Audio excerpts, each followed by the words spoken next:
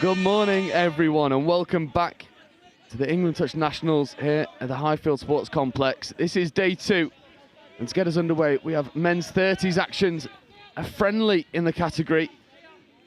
Midlands Tigers versus Scotland. Scotland in defence, with McDougall looking to rip that pill into the link channel. Well crowded out by Scotland in the end, and you might be thinking, hang about, feels a little bit unfair. Country playing region, well, Scotland, Ireland, Wales and France all sending teams to the Nationals to play friendlies to warm themselves up ahead of the European Championships in Vichy.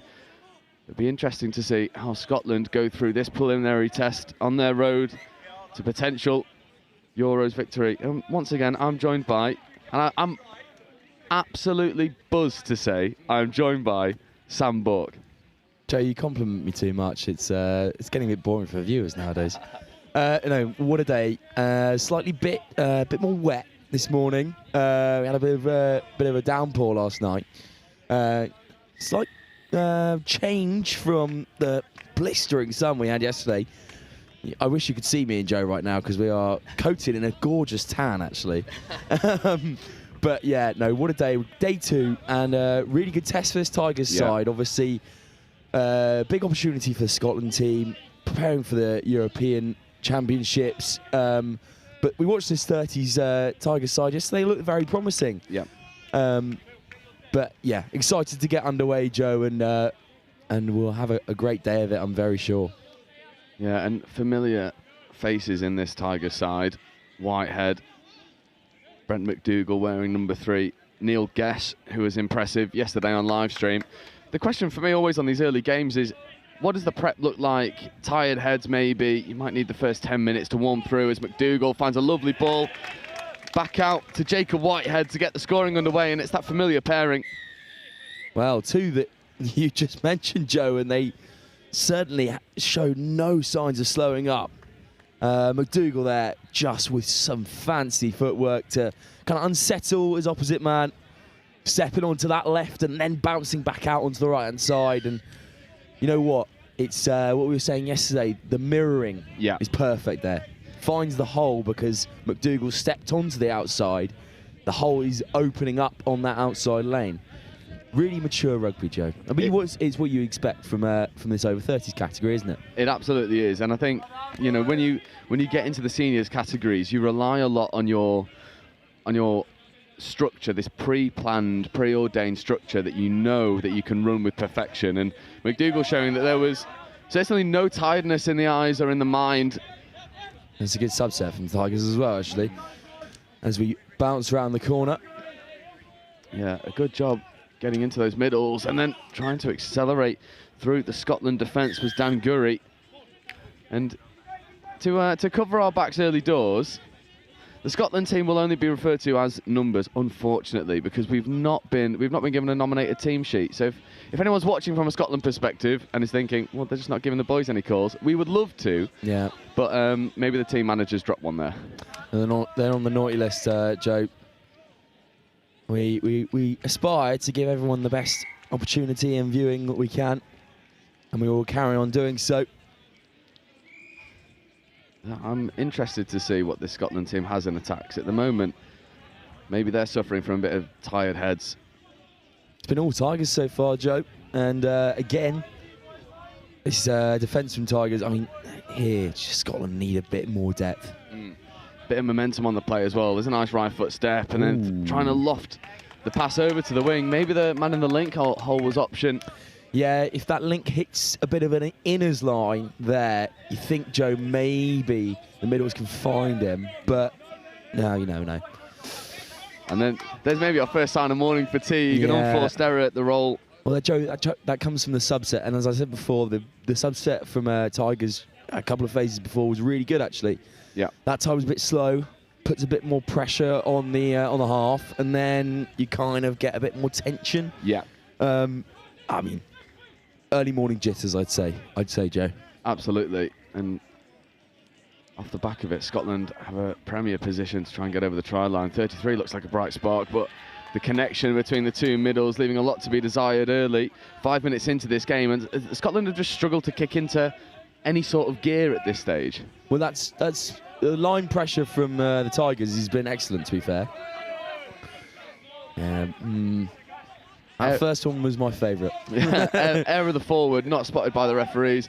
That's a really good platform there. And now Midlands Tigers purring. There's no winger available. They've got the numbers wrong on the subset. So a little bit of magic needing to be conjured from nowhere with that 6-touch and turnover. And there's a bit of a, well, it was a logistical error that undid the Tigers there. Yeah, definitely so. McLaughlin at link is one of their more important players, and he's quick. He is quick, and he scored a few tries here yesterday. And you just need a quick roll ball, and then you need your middles to really release him. And they didn't there. He's caught static, Joe. He was. Scotland find their way on 5th touch, but again, there's another unforced error. You can see that's Josiah Ewan wearing the lovely yellow top today. Got a big up Joe, ex-teammate, brilliant coach, came up and did some commentary with me as well. Brilliant referee. So you'll know any of the calls that he gives today are firmly reliable. Here go the Tigers. Phil Shire is on now. Another speedy player for this Tigers team. Shire will play half. Yeah, this is dangerous. This is dangerous. It's a nice gather. Ooh. Good left-handed pick up. That pass just 6 of one, half dozen of the other. Never really picking an option. Yeah, that line from Whitehead in the link, it's got to be a bit tighter. It's got to be run with a bit more conviction, Joe, for me. But, you know, I'm not down there. No, I completely agree. I completely agree. And sometimes those best lines that you'll see from that link position, you actually start really wide and sort of J your way through those gaps. I wonder if there'll be a bit of disguise put on this line attack set from the Midlands Tigers. Yeah, definitely so. And we'll see them slow down the ball now. There's a nice sweeper platform, then just pulling out. Not happy with the advancement of the Scotland defence was Dan Gurry. Here is Gurry. Open side quickie for Gurry. Picking up, coming back against the grain. That's Whitehead nice. stepping. Whitehead gets a brace. That's really nice. That's good play from the Tigers. I mean, maybe Scotland will watch a bit of film, maybe something like that. But they're man marking Shire out on the right hand side, yeah. And that means that there's so much space for Whitehead at middles to kind of cut back in there, and he uses really good footwork and a nice finish to go with it as well, Joe. Yeah, and as a general defensive policy, you'll see a lot of teams defend really tight and leave the wings alone, but you're exactly right, Sam. They are man-marking Phil Shire out on this left-hand edge, something that's definitely got to change. I mean, even if they haven't watched any film, I think you kind of go off characteristics. He looks fast, doesn't he, Joe? He looks like a big bloke as well, and that's the scary thing. You've got acceleration and mass. You see Scotland looking to conjure something, and then just throws a bit of a hopeful out the back pass. Look at the speed at turnover for this Midlands Tigers team, rolling into their subset, Shire in at half. And then moving up into the midfield, Whitehead with a lovely bit of a go forward through the midfield. McLaughlin.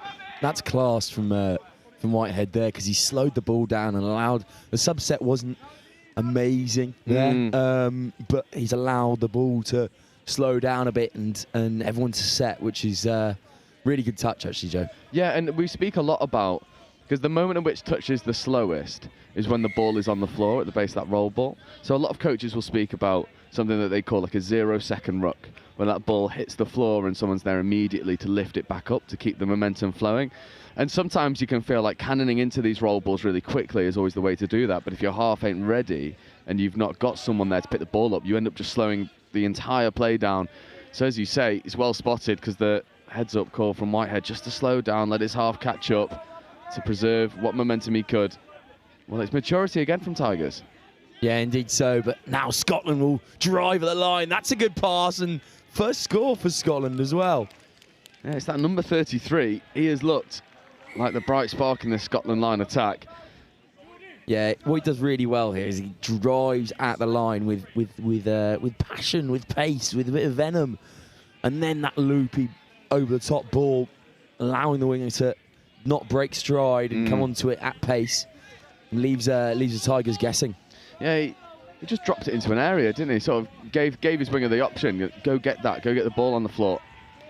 It was well executed from Scotland, but once again, Tigers come into their attack. And then maybe the dew on the ball just undoing George Bunt. Yeah, so we spoke about this morning, Joe, and I kind of went, well, dewy ball, it's a tough one. I mean, I've experienced it before. I have to say, these balls that we use here at England Touch, they are really nice, and they're really nice to pass. But I would expect that it's a bit difficult to keep a hold of them, especially when they're just a tad dewy.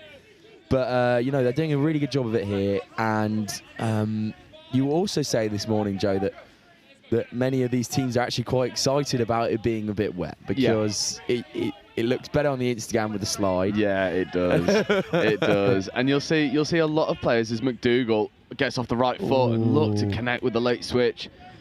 Not quite there. But you'll see a lot of teams on live stream today. They'll change their game plan a little bit and they'll look to play a little bit tighter and just dive at the feet of oncoming defenders. And this sort of slightly damp pitch really caters to that style of play. And the teams, like a lot of Midlands teams actually, that's a bit of their DNA of what they play in the club teams. So it'd be interesting to see if it gives the Midlands Tigers teams a bit of an edge. Oh, that's a good play from the 33 again. It's on out wide.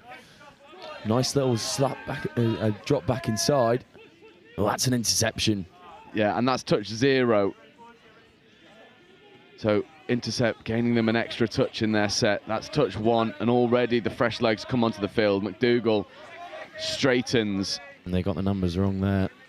Yeah, it's just a little bit slow getting the fresh legs on, but McLaughlin adding a bit of pace. This is 4th, 5th coming. They might want to go one more. There you go. That's where you want them. Oh!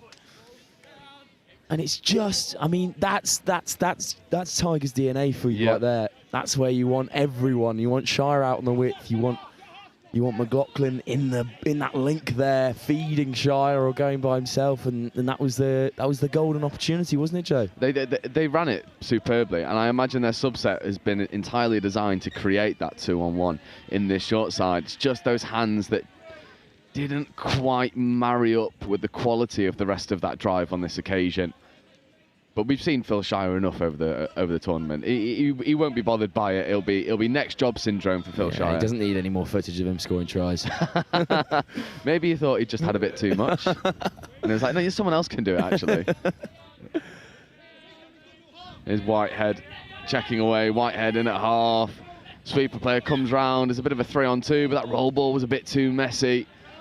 Yeah, referee not happy with it there. Just showing some authority early on here today.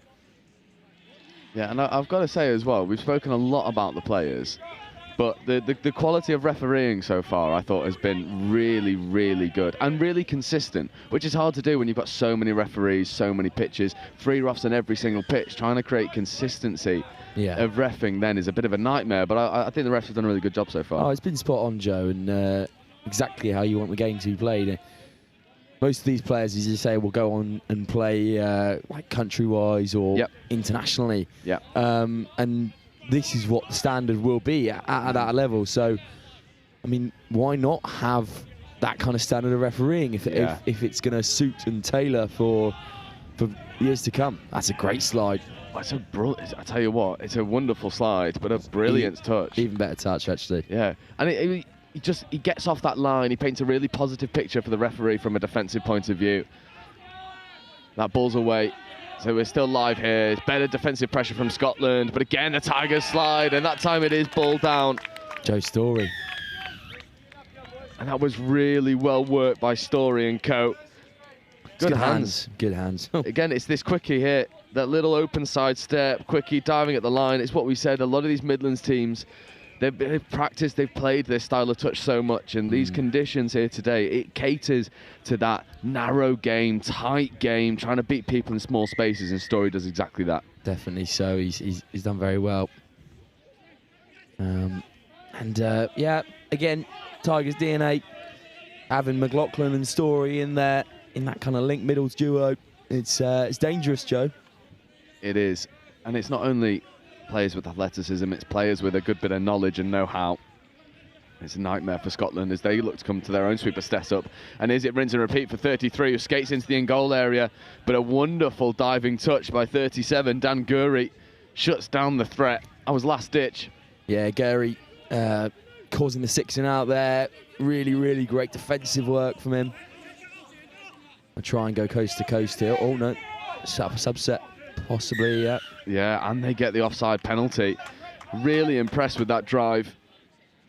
Touches 1 and 2 were really purposeful. Got them out of dodge very well, actually. Yeah. And I mean, that touch from Guri starts it all off, but then to kind of be able to work their way up the pitch with 1 and 2, and then they were looking like they probably would have got over the half with 3. So, and now again, positive play. His guess off to McDougall. Here he is.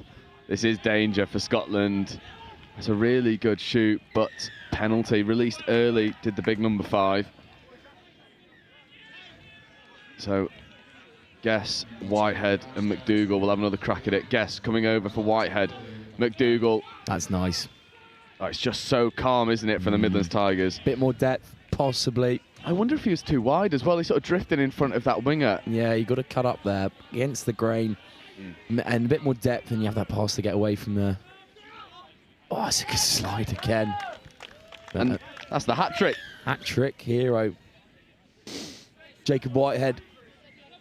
Take a bow, son. First game here on pitch 1. Nice little quickie, and you see McDougall coming around on that loop line. Yeah, sweeper. Sweeper line. Sorry. You see that, and then just makes the defence a bit more honest. Yeah. Which gives that little sunshine open opportunity for Jacob Whitehead to slide in and get another score. Yeah, and Scotland coming back over to this sweep play with a half picks and drives at the line. That's a lovely rip, but just falls in the half space between both of the players. But it's the first time we've really seen Scotland go long, and they've certainly got the calibre to do it. Yeah, he's got a hell of a hook off the right. McLaughlin. Shire at half. Here's the try scorer, Whitehead. Shire at half again. Yeah, this is dangerous. Or at least it was. It was threatening to be. George Bunn set a good platform. Not picked up by Dan Guri on this occasion. And Scotland, but they get a really good platform to launch in the midfield. Their first touch was a little bit static. And now they move it over towards the box side. That's a bit better. Number 4 is impressive ball player, playing late, playing around wingers. That's great momentum carried as well. So this is really, well, it was developing into a bit of a star-studded opportunity for Scotland, but just the catch pass at the moment is undoing the Scotland team. You know what, Joe? You saved yourself there. I was going to have to check your temperature early on today. Early doors is crazy. 20 minutes into the day is wild. Yeah, but I mean, Scotland will look really promising there. It's the catch pass that lets them down once again. Good subset from Tigers, slowing the ball down, allowing men to get onto the field. Here's Guess. Off to McDougall. Back inside to Guess. McDougall at half. Oh, danger. Oh, he's got a touch in. That's a really fantastic touch. Oh, my word. There's no way that Can we get a replay of? Yeah, look at this by Brent McDougall. That is nasty. He's got a family, Brent. There's no way that a man that large should be able to do that. That was absolute filth. Yeah. I mean, if that's what he can do in the wet, imagine what he could do in the dry. Well, he performed admirably yesterday, but I didn't see any of that, Joe. Maybe he was leaving it in the locker for when he needed it, when the game's when he's playing against a country. Yeah, definitely. Gets fired up a bit more. Instagram highlights, all that kind of stuff. Yeah, he's been seeing in the social media that England Touch have been putting out, and he's like, I want a bit of that. Yeah, definitely so. But maybe he gives the pass a bit too late, or maybe the man outside him should have been on the way down probably earlier. Well, do you remember yesterday we were talking about a lot of coaches encouraging when you're passing at the line now, you pass low. Lower, yeah. I think that was what was needed there. The pass was sort of shoulder height. It asks a lot of that link. That lower pass probably the recipe for success there. As we see a bit of a double take at the roll ball, and the referees do spot it. And Goose comes out early there. Bit early for that, mate. Come on. Yeah, we want no hamstring tears, do we? Yeah, mate. Well, yeah, a 9 o'clock goose step is maybe a recipe for a hamstring gone. I've got all the physio for it, as I said yesterday. Bit of RDLs, feed the chickens. Magic sponge and you're all good. Yeah. Guri checking over to Bun. Bun just carrying. This is the booter. And they launch a lovely ball. We spoke about it yesterday, the buzzer beater. It was almost there. That devil on your shoulder, Joe, it lights up when you hear that buzzer sound. I tell you what, if the interception came off the back of it, he best be running. He best be trying to take that back. Yeah, definitely so. What a way to finish the half. Midlands Tigers 4, Scotland 1. I mean, Midlands Tigers in cruise control right now. Yeah, definitely, Joe. Really playing mature touch rugby and a lot of it through their links, who have been fantastic. And the two middles have been really great as well. There hasn't been much action on the width, to be honest, and they don't need to. Yeah. For me, they don't need to change it. I think McDougall and Whitehead in a link and middle are doing really, really fantastic work. And they're just dictating this play, and they swing back and forth. Subsets have been great. Yeah. Each pod have really given us what we need to see as well. So not much to change for the Tigers. And then on Scotland's behalf, it's a bit one of those, I mean, they haven't had the ball much, Joe. There's been a lot of handling errors in that kind of final third on the 4 and 5. Maybe 3 and 4, actually. Get that ball into that 33's hands. Yeah. Get that ball into his hands. He's the magic man. Absolutely. And I think for Scotland, it's just, you got to be tighter in defence, and you got to cut out the unforced errors. You got to secure this catch pass. But we're going to take a very quick break as we get into half-time. We'll have the second half of our first game coming up for you in just a moment, where the Midlands Tigers take a commanding 4-1 lead over Scotland. As always, we ask that any litter you create, whether it's your sub boxes or around your team's area, that you do place it as been provided.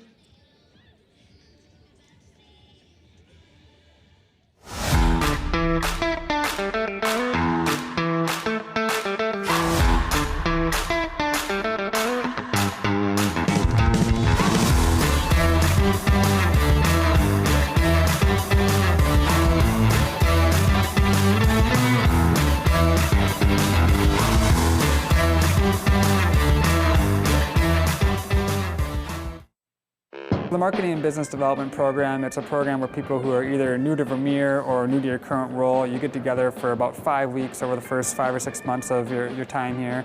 And you really get to start learning about the people, the products, the culture, and it really equips you to be successful in your role. Some people are coming into Vermeer not knowing anything, so it's meeting people and getting opportunities and getting your face exposure and getting their exposure to you so you know everyone already. And it kind of creates a more effective worker because they have that base knowledge of everyone that they're going to be working around and with. In my position with training, it exposed me to other areas of thought that I wouldn't originally include in my training exercises or in the way that I go about building those and routing those exercises. Vermeer is a huge worldwide manufacturer, over 3,000 team members. There's a lot that goes on here. So this program does a good job of boiling down how our products are manufactured, to how we distribute them through our dealer network, and then just connecting you with different people all across the Vermeer mile so you can do your job. I've always been operations side, so this one showed me the other side of the company, and I have no idea when it comes to sales. So this has really kind of showed me using some of my engineering background and stuff about the product that I already know. Now I get to use it and learn about the sales and how we forecast and how we should sell it and how do we market it the right way. And so now I feel more equipped to be in my position than with my just engineering degree in general. My favorite part of the program was not only making friends in the group, because you kind of bond with the people in the group, and there was about 8 of us in there, and they're still my friends to this day, but my favorite part was also making contacts with the people and the presenters. In my position, there's a lot of times where someone will say, hey, reach out to this person, and you've never actually met that person before. So now actually meeting that person and putting a face with the name, it makes my job a lot easier. My favorite part was getting to meet with executives. We get a couple one-on-one sessions where they share kind of their whole career story, and you get a chance to ask them questions too about your own development at Vermeer. So you get to connect with them on a personal level, which is something you don't get a chance to do at a lot of other companies. So I think that was a really unique opportunity. I just graduated, and I know that working at a company like Vermeer, I'm cared for, and they want to push me to be the best person I can. And as a young professional, it gives me a heightened sense of value in me as an employee, that the company cares enough to build me and my character. And that's Officials, stand by.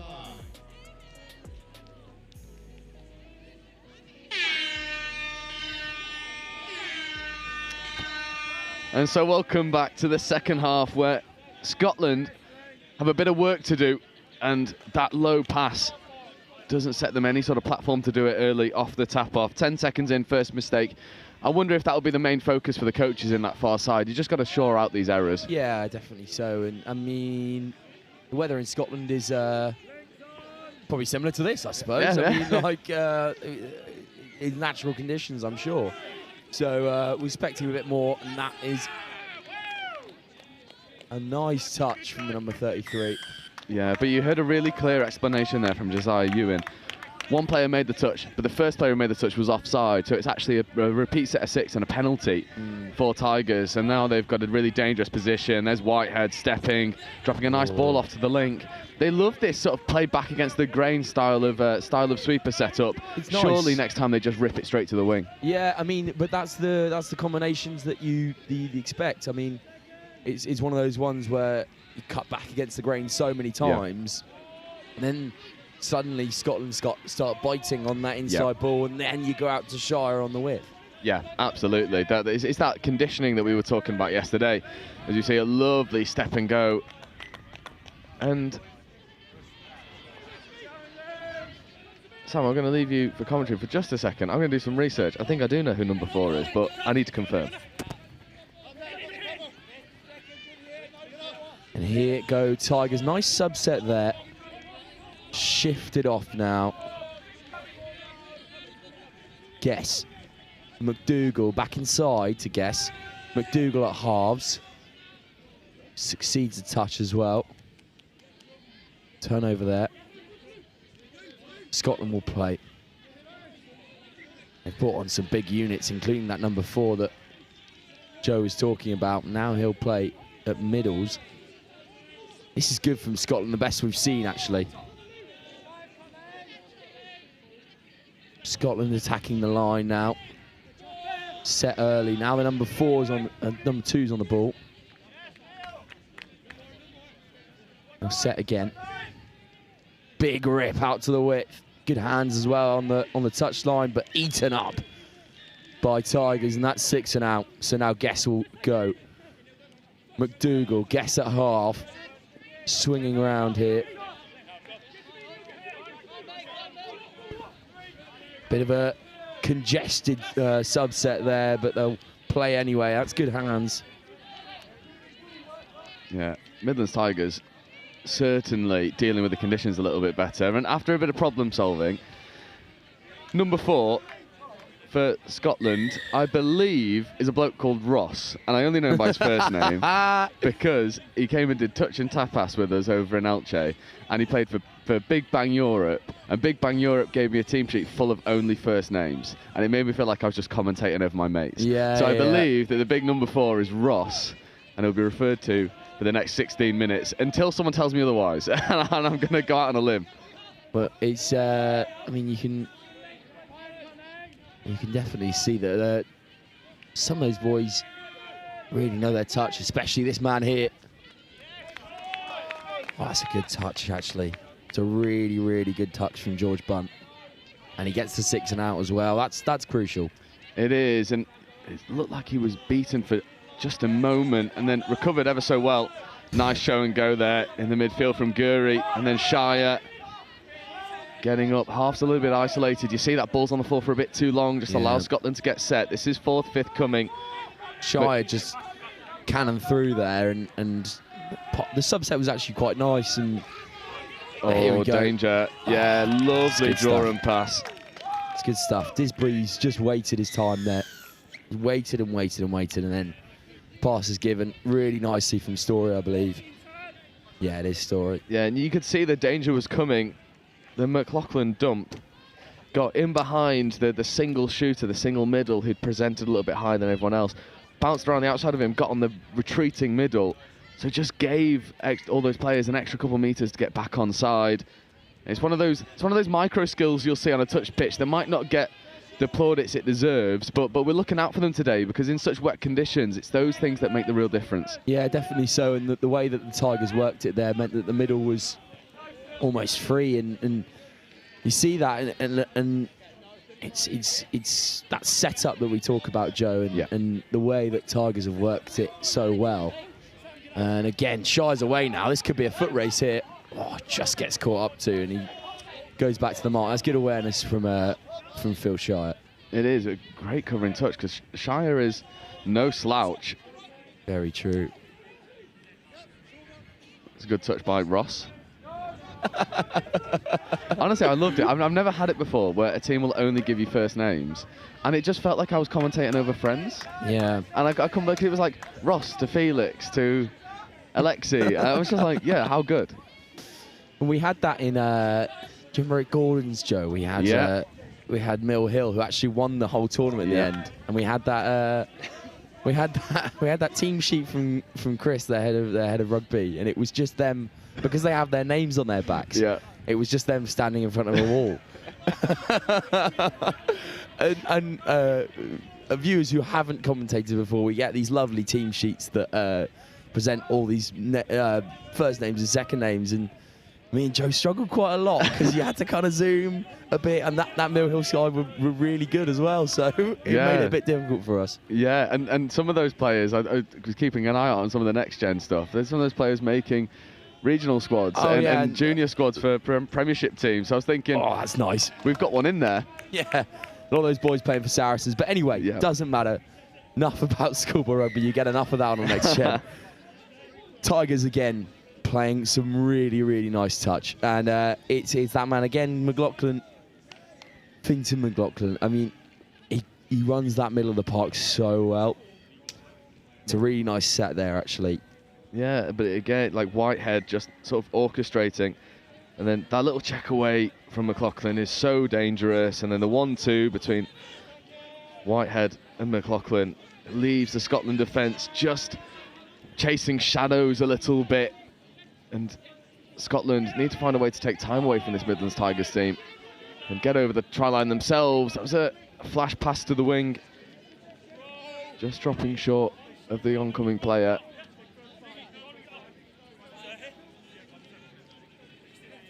And just taking a moment to listen into this Tigers sub-box. The level of organisation in this sub-box is so impressive. They always know who's going on the field. They know what order in which they're doing. Yes, they slipped up earlier, but I think that sort of put a fire in the belly to make sure that there's no more logistical errors as Shire makes so many metres, but just gets caught off the mark. And the referee just reminding the Scotland middle, I know how to ref. I don't need your input. Yeah, ref showing authority there, but it's one of those ones, Joe, and one I would probably fall guilty to if I was a touch player. It is like when you're kind of a bit overzealous on your touch, and you just have to bring yourself back, take your ego down a bit more, and go, you know what, actually, I think I probably got touched back there, but yeah, Shire, he's probably a lot quicker than I am, and it's probably a lot harder to slow down. Yeah, it's definitely a hard skill, as we see. Here's the big man, Ross. Open side quickie for Ross. Ross, keep an eye out for the long ball pill. Coming back over into this channel. Now back into the middles, coming open side. The extra pass to the wing. Wanted to go, but it doesn't need to. Scotland get on the board. It gets underneath the retreating Phil Shire to double their tally into 2. Yeah, that defensive set was a bit odd there from Tigers, actually. They pulled up a bit early, I think. Shire a bit guilty of being a bit over enthusiastic on the touch, and gets a bit caught guilty there. Absolutely, just retreating beyond the try line for a moment, giving himself extra work to do. But Midlands Tigers won't mind too much. They've got Story and Whitehead. Story diving, Story scoring. And for Story, this second half has reaped rewards for him. This combination with, well, I mean, Whitehead is just stitching together plays for his teammates now and letting the outside players on the link channels do the damage. Yeah, Whitehead, he's a very intelligent player, and he allows the pace of the men outside him at link and middle to really do the damage. And what I really appreciate is the timing of pass, Joe. It's bang on, and it's what you'd really look for possibly in a fly half, in a kind of rugby union sense. The timing of that little little lift is so important. Absolutely, and timing and touch is so crucial as Scotland look to go over. It was just a drop ball in that far corner. It had cannoned off the back of that far wing. I think it's Daniel Kirk over there. Just cannoned off the back of him, ended up drifting forward. Refs were happy, but not quite reeled in off the roll ball error. Scotland will get a fresh set of 6, and they'll look to just chip away at this deficit and maybe make something happen late in this game. But they'll need to do it now as they come back to the quickie platform. But McDougall just lines up so well. Yeah, he keeps his hits where them McDougall, and I mean, it's good defence once again. Now they're chasing a bit of shadows, but luckily they put the press on early. McDougall off to guess. Yeah, they transition this ball across the face of the defence so well. And Shire, bit of footwork, gets them up towards the halfway line. Getting up to that 10 on a 2 is really, really special, and something that this Tigers team do really well. Yeah, and the interplay as well, just getting around that shooter superbly. A bit of miss of communication at the roll ball. Just undid that momentum. That interplay to get over that single shooter was so good from the Tigers. Yeah, it was really nice from George Bunn, actually, who might be a bit cold this morning, I'm guessing. But yeah, he's gone with the vest again, but he wears it well, and nice interplay in the middle of the field with him at middle and link, and yeah, Tigers doing really well in that middle of the park. They get out of dodge quite well, Joe, and kind of save themselves. It's something you probably don't see a lot of in the older categories. Yeah. With teams being able to counter out of their own half after a fresh 6. Well, I mean, this is a perfect example. This is 5th touch here. McLaughlin just guilty of overstepping the mark and having to come back. So no touches remaining. However, you give it to Whitehead. You ask Whitehead to do something special, and he just can't quite combine with Phil Shire. But Whitehead, I mean, he's just showing his class out there at the moment. He is indeed, and possibly a bit guilty there from Phil Shire. He's got to read the play a bit better. Once your man's cut across you, it's go time. Get on your horse, run that switch line. I mean, he was always shaping for it. So Phil Shire maybe just dusting off some cobwebs in this first game. There's a nice scoop from half from Scotland, then coming over to that short side at 6 and change. So Scotland doing a better job at completing their sets in this second half, but not quite finding the cutting edge off the back of them. Here's another one. Tigers looking for the subset. They roll round nice. Shire at half. Off to guess now. McLaughlin. Not McLaughlin. McDougall. There's so many mucks. Could be a Scotland team itself, I suppose. Here's McDougall. Oh, that's a fairly loose one. Uncharacteristic from Brent McDougall. Maybe just a little bit, dare I say, complacent in throwing that pass for a moment. He's got a lovely, lovely left to right zip, actually, Joe, on him. And they probably just maybe wanted to show it off. He's already got one highlight out of this game, but maybe wanted another one. It would not surprise me. There's a 2-on-1 here if they want to take it. Scotland not quite doing it. And now setting lovely footwork. Speak of the left to right whack. And then can they finish in the corner? Phil Shire makes a good defensive touch, but Scotland in moments really showing what they can do. Yeah, number 2 there. That was a really nice unbalancing step coming off that left-hand foot. We spoke about Kalen Ponga actually. Yeah, we were. I mean, that was reminiscent of the young Australian. Do you think maybe we should start like a Kalen Ponga Step of the Tournament award? Oh, that's dangerous. That's dangerous, that, because there's so many. Maybe it can just be like a common theme between us, and just behind the scenes we'll pick a Step of the Tournament, and it's got to be good because McDougall is set his stall out early for that award. Yeah, there were a couple yesterday. I can't remember the names, but yeah, McDougall's definitely top of the list at the moment. Scotland now. This is a dangerous pod. There's Ross straightening, driving at the line, diving. That's ball down, and he glides his way over. Bunn just going beyond the try line, not painting a good picture to the referee, and Ross takes full advantage. Yeah, Bunn was a bit late there to react, and the way that Scotland have worked that into Ross, it's quite fun, isn't it? I actually love it. Yeah, he's slid in very well there, and just again kept that Tigers defence honest, and means that he has the space and time to do that. Here goes McLaughlin at middle. That's a nice lift. Another one for Story. Did he get it? Yeah, I think he's going to give the touch. Collapsing defender, just flicking a finger out. I think the referee was happy. There was an extra pass option there, back to McLaughlin, not taken by Story, but they'll have one more to have a play with. There's Whitehead platforms for Story to Whitehead. Quick hands to the wing. Whitehead, well, he's pulling strings at the moment. Yeah, there's not much. I can't really speak about it anymore. It's the timing of pass from Whitehead is fairly superior to anything we've seen so far today. Holds his feet very well, timing of pass, and also depth. You see how he holds his feet here? Oh, we're not going to get it, unfortunately. Just the replay on the referees letting them know that they actually scored the try.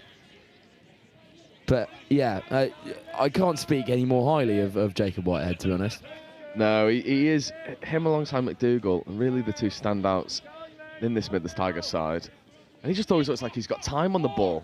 Well, that's a magic thing, Joe, and it comes from being able to hold your feet and be patient.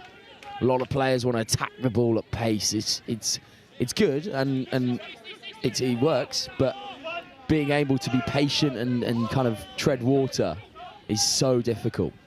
It's almost like playing a game of chicken with the defence. Yeah. You're waiting for them to move first so you can react to what they're presenting to you. And it's not only the patience, it's just the IQ to be able to execute that. I mean, he's got it in spades. Now, Joe, I'm just going to do something here. You've got a bit of grass in your beard. I'm just going to pick it out like this.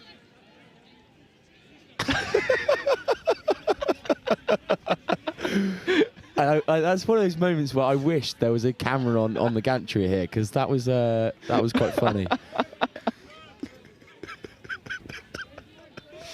Oh boy, that does feel. Yeah, I'm finished. I'm grateful that there's not a camera up here. Actually, now that you've said that. Oh, it's good pace from Scotland. Tigers got the touch in though, so that'll be another 6. Joe's kind of stunned into silence here. It's going to go down in like next gen folklore. If that starts the trend of getting a camera up in the comms box, I won't be happy about it. Oh dear. Enough said about that. Yeah. Back to the rugby.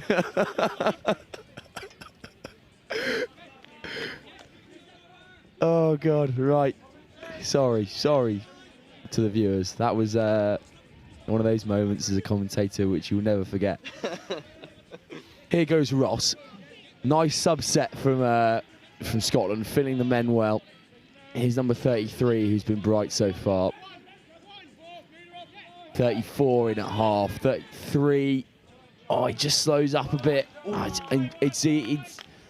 And that's a nice bit of touch from the Midlands Tigers, isn't it? And something we saw yesterday as well, Joe, is those small victories being celebrated on the subs bench is so important. Yeah, I mean, it's always really good when you're a player. I think back to when I was playing for Northwest, and loud sub boxes are there's so much of a boon when you're on the pitch, because when you're subbing, you sort of know exactly where your teammates are, and then anything that gets celebrated, it gives you that extra bit of energy when you really need it. So yeah, definitely.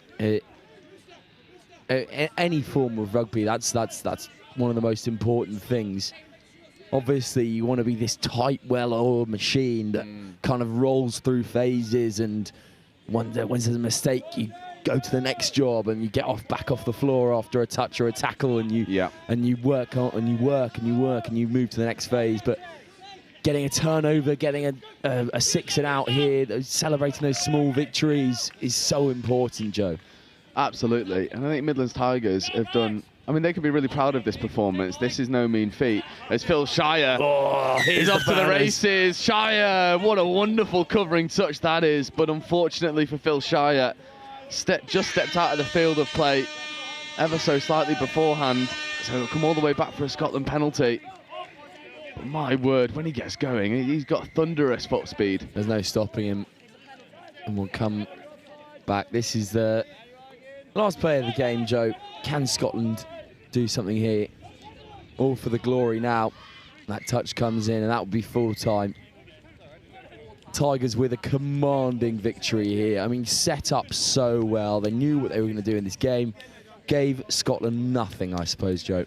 Yeah, they were just, they were superior from minute 1 to minute 40. And there was moments of magic coming in from Scotland, but never quite capitalising on the momentum that they'd built. But from the Midlands Tigers, it was a bit of cruise control in the opening game. And it sets us up very nicely for another friendly, this time in the Women's Open category. It is the South East Sharks, the reigning champs of the Women's Open, with some of the most prestigious touch players England has ever produced, coming up against the French Women's Open side, who are always athletic and extremely passionate bunch. It sets up to be a very interesting game, and that'll be right with you in about 4 minutes' time. I'm Mark Aldous, England Men's Open head coach. My name's Martin Wright, and I'm the head of the women's programme for England Touch. Hi, I'm Tim Osborne. I'm the England Mixed Open coach. Across the regions and the grassroots development, Chris, it's super exciting to see how we've grown over the past 14 years with the nationals. This time of year is pretty important for the elite end of the game because we get to see our open squad players perform in tough environments. And that helps us with selection through to the next international tournament. Nationals is super important for us. It's the one point in the year where the whole country comes together, all the different regions competing really hard, playing amazing touch, but also great to see the community all together for this weekend. It's a really important weekend for us. This, whilst we see the players at camps, you get to see them in a live environment here. So very, very important. We have 2 objectives. First of all, we're looking for talent identification. So we're looking for the players in England that can come up to make up part of the open squads. But we're also looking for the players that are within our squad selection for Euro Championships this summer. Same things we look for in all of our teams in terms of good core skills done well, fast, accurately, at speed, strength of character, resilience, teamwork, all of those core important attributes that we look for in our elite players. Clearly, we're going to see some interesting stuff on day 3. Day 1, everyone's looking pretty fresh. There's some tired faces towards the end now, but day 3 is where it's at. So those semi-finals and finals on Monday are really important. We have a 3-year cycle through the World Cup. This first year is all about building the foundations of our team. The boys in the Men's Open squad have come together really nicely, built a great connection, and building through to the World Cup in 2028. I think it's about the speed that the juniors come through. So our junior program is really churning out good athletes at the moment from the age of sort of 15 to 18. And I can see a number of them in this Opens Nationals tournament at the moment. And it's about how quickly they come through and challenge for places in 2028. It was Asia Pacific Opens Cup last weekend in Australia. What have you seen from that tournament that you're going to go as almost like as an early pointer towards New Zealand 28? Going to keep that to myself, mate. We're going to look at that, scrutinise it with the other Opens coaches, and tactically, strategically plan for 2028. Touch is touch, and coaching is coaching, and both are really rewarding. I'd say it's slightly different coaching the women. It's a very rewarding experience. They've been really open in listening to what I'm trying to bring to the program. They're quite studious. They like to learn. They like to seek feedback. It's a real pleasurable place to coach. I was Women's Opens head coach before that as well, Chris, for 4 years, and it's not a big adaptation, to be honest. It's about problem solving and figuring out what are the key problems to fix for the individuals, the team, and the squad. So yeah, not a big change, to be honest, whatsoever. Still the same game. Mate, I'm loving it. I absolutely love it. The talent, the quality of the players in our open squads is fantastic. I think it's a real honour and a privilege to get to coach them. And the effort that they put into being the best they can be to improving themselves and each other, it's pretty inspiring.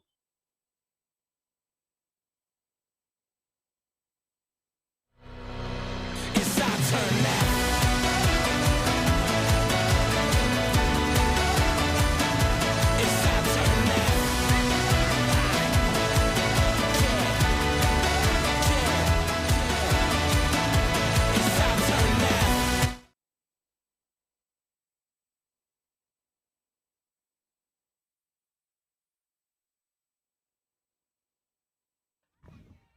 So welcome back to our second game of the day, where it is the France Women's Open, playing the South East Sharks in a Women's Open friendly. And France with the ball, Mathilde Henry in one. Not quite connecting at first time of asking with Leah Martin. And the first opportunity to have a look at the South East Sharks Women's Open side. There's Irons carrying, setting the tone on the subset. Pyrgos in an acting half. That's Heather Richardson. Straightens. And a powerful subset comes to a bit of a halt.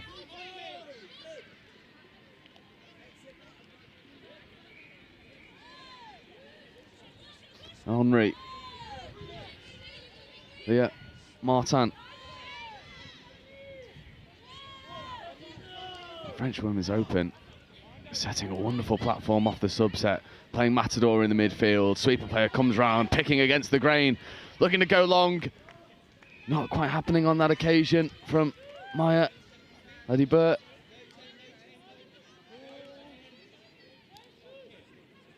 But French Women's Open looking strong early doors. There's Heather Richardson.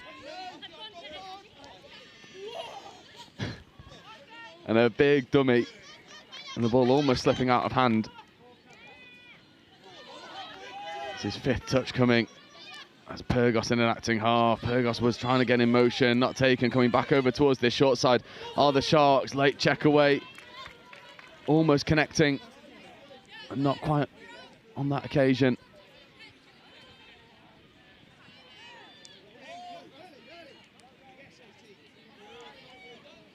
And then an unforced error creeping in.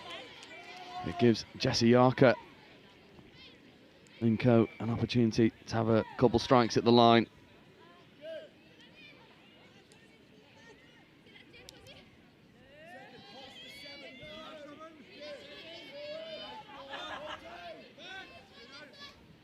Yarker sweeping. Here is Yarker.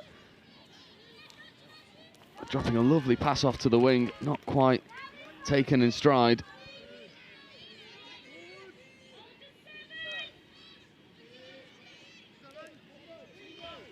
Now picking and driving, scooping at the line. She's half. Can she find a spare player? Yes, she can. And it's a wonderful opener for the South East Sharks.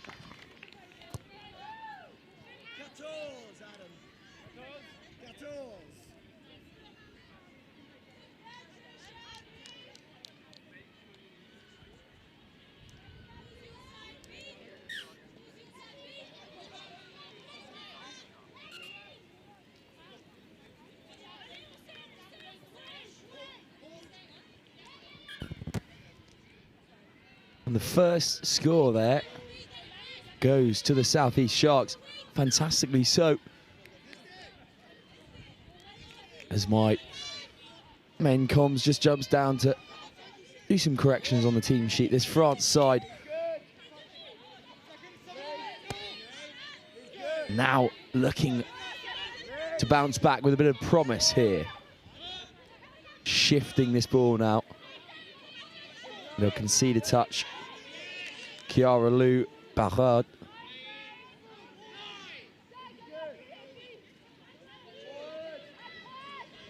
Now swinging back onto the left-hand side.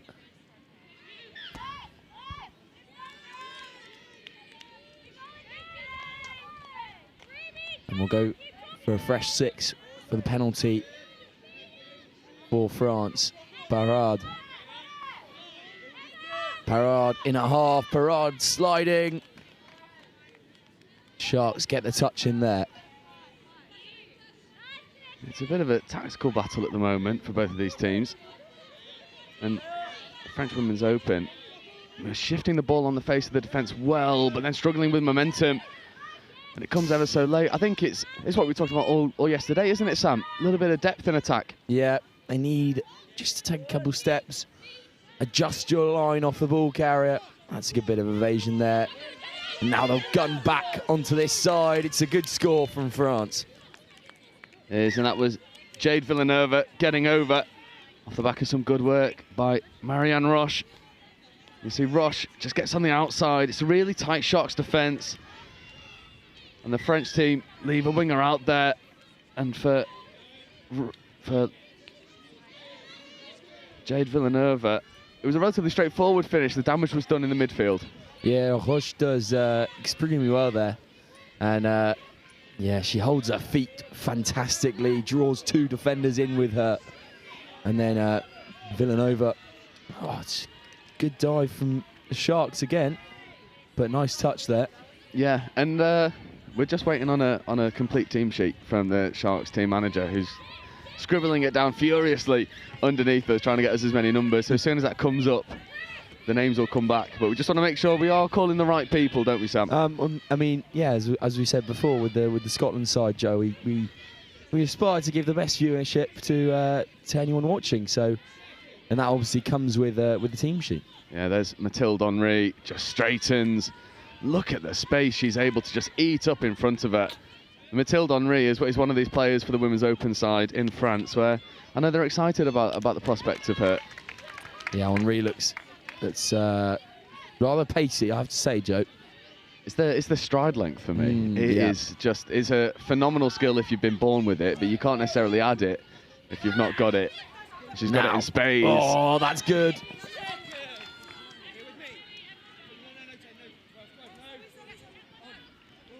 Really, really good from Millie Holly Hammond, who invents the space really well there. Now the Sharks will bounce back on the outside. Yeah, Jessie Yarker working in the midfield with Zan Hudson. Hudson in motion, but bouncing away from the oncoming defender was Abby Johnston, who was the Women's Open Division winner in drop-off last year. It's a really nice touch from Maya Lidburl there. Is the Women's Open side from France come marching up the field. It's all a little bit congested at the moment, and now they look to shift the emphasis, but that's a dominant touch that comes in. They do need some depth here. That's really good footwork, though. They swing back onto the other side. That's a bit of a loose pass, Joe. Yeah, Abby Johnston having 2 moments to remember there. Really just commanded that roll ball area. Didn't allow France any easy platform on 5th. It's a wonderful defensive play there from the Sharks middle. And now combining with Heather Richardson and Zan Hudson to get her team off the pitch and get the fresh legs on. But that ball just not quite on the same wavelength in that subset. Yeah, they got the subset a bit wrong there, unfortunately. And no joy this time. Set comes to a bit of a anticlimactic end as France. Ooh, bit of a slow one there. They need to fill the field a bit more. Here comes Henry. Yeah. Henry again at half. This is Leah Martin. And Martin, an exciting young player as Henry picks. Henry gets into the in-goal area. Magic that. But shut down by B. Graham. Yeah, it's actually a really, really well-timed touch. Graham manages to get her fingertips on Henry, and that brings it back. But bit of a mishap, bit of a coach killer in their own half, in their own territory. This seems like a dangerous pod. There's Martin, Henry, back to Martin. Martin trying to get over, opts to keep the ball in hand. They've got a fresh set of 6 to work with, so that's only touch 2. There's Martin and Henry try and unlock the door. There's Roche. Roche trying to get on the link quickly. Is it rinse and repeat to the opening score? The pass just a little bit too low. You see Roche is trying to put that ball at the feet of Juliette Dessous. Juliette Dessous. That double L turns into a Y. Thank you, thank you. Dessous. I had the Italian pronunciation yesterday. You've got the French pronunciation today. I'm blessed with a French-speaking mother. Oh, so, how good. I know. It's good in some situations, although sometimes not so great. I'm kind of bullied into learning French when I was younger. You must. You must. Yes, indeed. Anyway, French come marching on. Yeah. There's a couple players in this French Women's Open team that are definitely worth just singling out. Leah Martin, first was able to commentate over in the Atlantic Youth Cup here about 4 years ago, and has gone strength to strength, is so young, and playing in the Women's Open for France is no mean feat at someone her age, and a phenomenal player as the Sharks look to get beyond Mathilde Henry, but Henry stays strong in defence. Yeah, squares her hips well, Henry there. And gets a vital touch to bring the Sharks back. Yeah, and there's a feeling of inevitability about this set here for the Sharks as Fagan carries. And then there was an opportunity to go long for Millie Haley-Hammond, but not taken on this occasion. This is fifth touch. Hudson picks up, rips long, drops it into a lovely area, unable to connect initially with Matilda Tinker, but there's a lovely shape on that pass from Hudson. Yeah, nice rip on the right from Hudson. Tinker's probably got to read it a bit better. Wonder whether she can connect without breaking stride. Yeah. It's one of those ones where you kind of go, it's 50-50 on the passer and the passee, Joe. Absolutely, absolutely. You need that wing just to be always anticipating something, right? When you've got quality in the midfield, that ball can come to you at any moment. So you've got to be on the balls of your feet, ready to explode forward. And I wonder if this game was played in the afternoon, whether Tinker is just, well, that connection between Hudson and Tinker is just ironed out a little bit more. Maybe that pass gets connected. Not on this occasion, though, as Richardson works in the midfield with Abby Johnston. Johnston back to Richardson. Has a nice pick-up. Oh, it's a lovely coming up back against the grain, gets into the in-goal area. There's that ball down. Really nice try. Oh, it's touch in the corner. There's a covering touch on the winger. I wonder. Sharks wingers in disbelief, but the referees, after a bit of a chat, are happy. And on that occasion, Abby Johnston just lets the ball drop a bit loose. But Abby Johnston is starting to impose her will on this game so far. Yeah, she is, and doing great work in that link and middle kind of area. That's a really nice ball roll from France. And they surge through, get into Sharks territory on 3.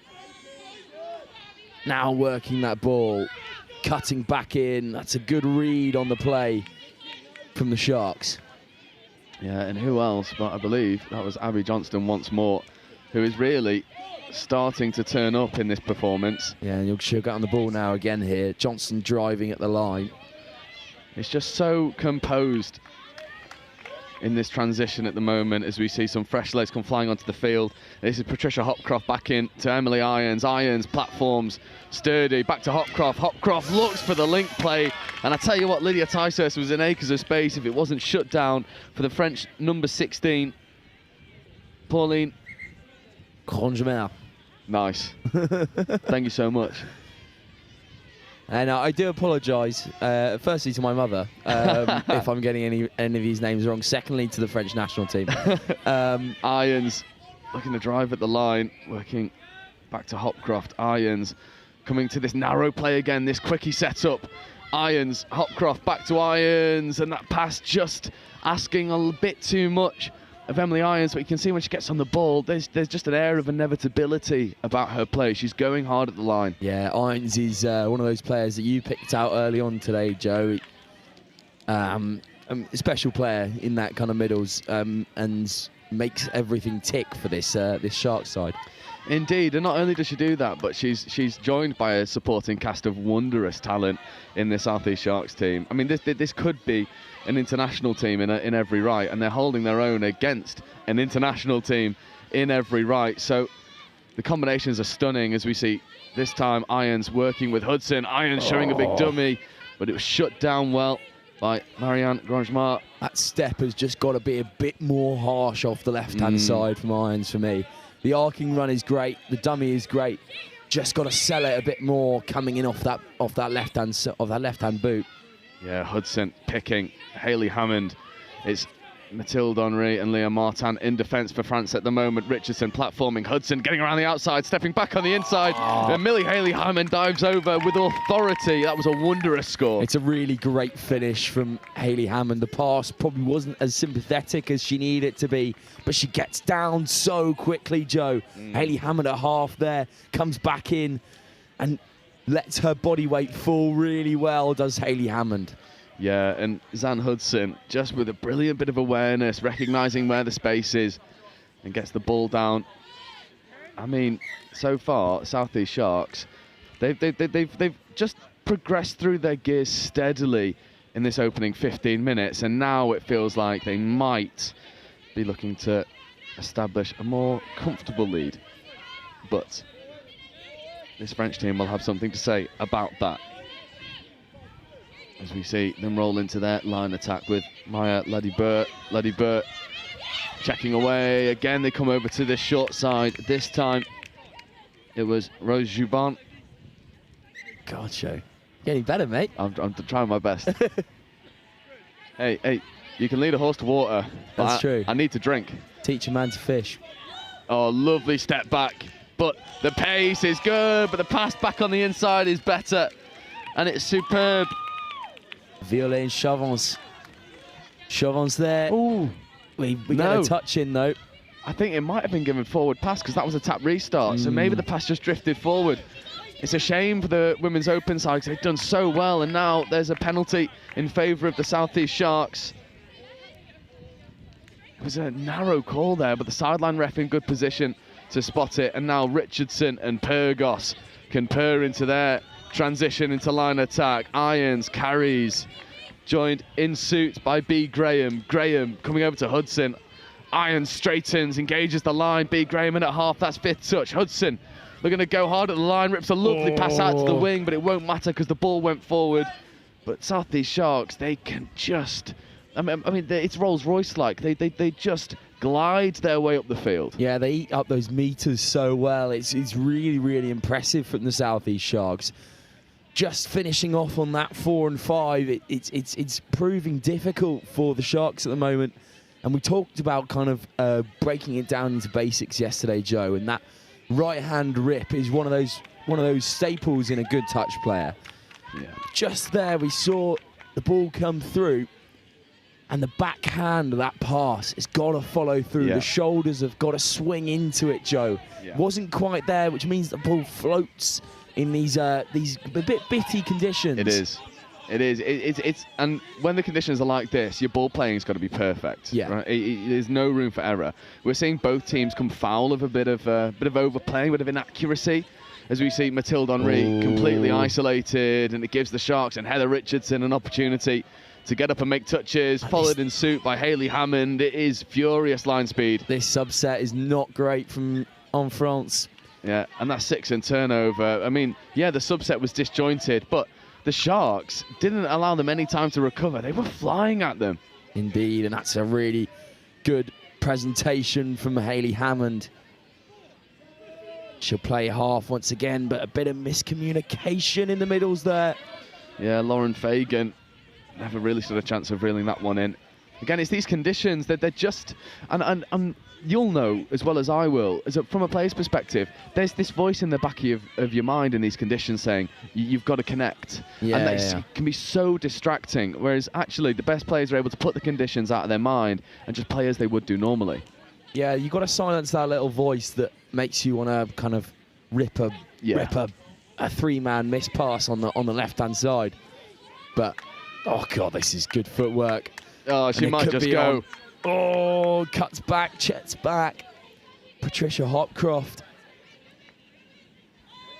Tell you what, it sets the tone, doesn't it? And now the fresh legs can come flying on. Yeah. Hudson in at half, and she's had a phenomenal game of it so far. And so is Johnston, who's on the ball now. Yeah, Abby Johnston picking, dummying, coming back over. Can Abby Johnston find the wing? She skates into the in-goal area, does connect to Grace Pyrgos, and Abby Johnston is having a game of it so far. She's having one hell of a half at the moment. Abby Johnston, you just see here, sides through at half, doesn't get caught, evades the potential touch from the number 2, Maya Ladibert, and sides through that defence and then finds the winger really, really well. Keeps her composure, Joe. Yeah.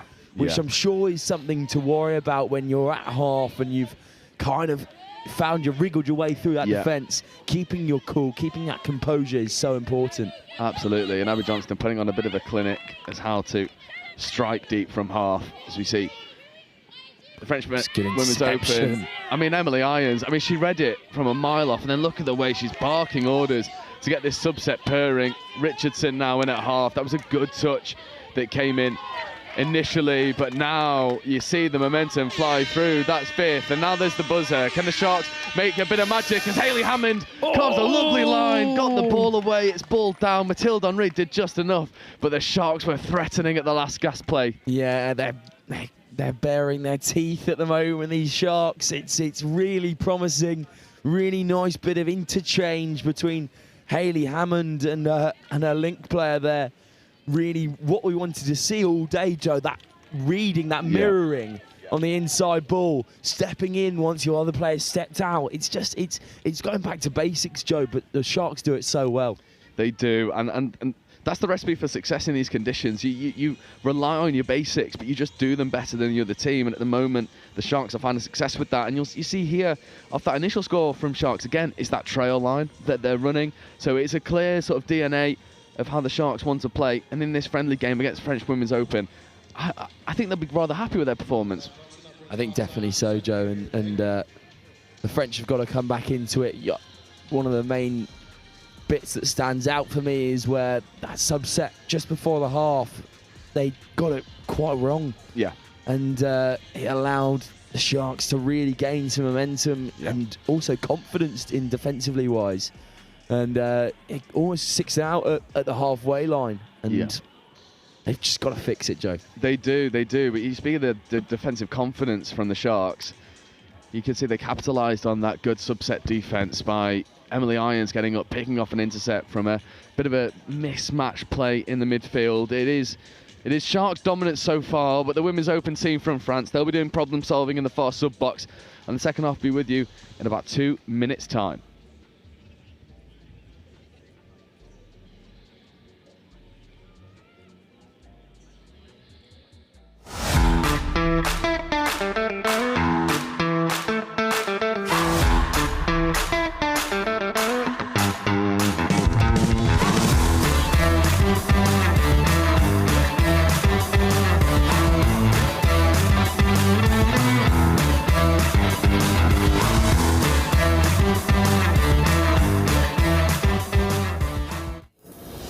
There's work to be done, timelines to be met, results to be delivered.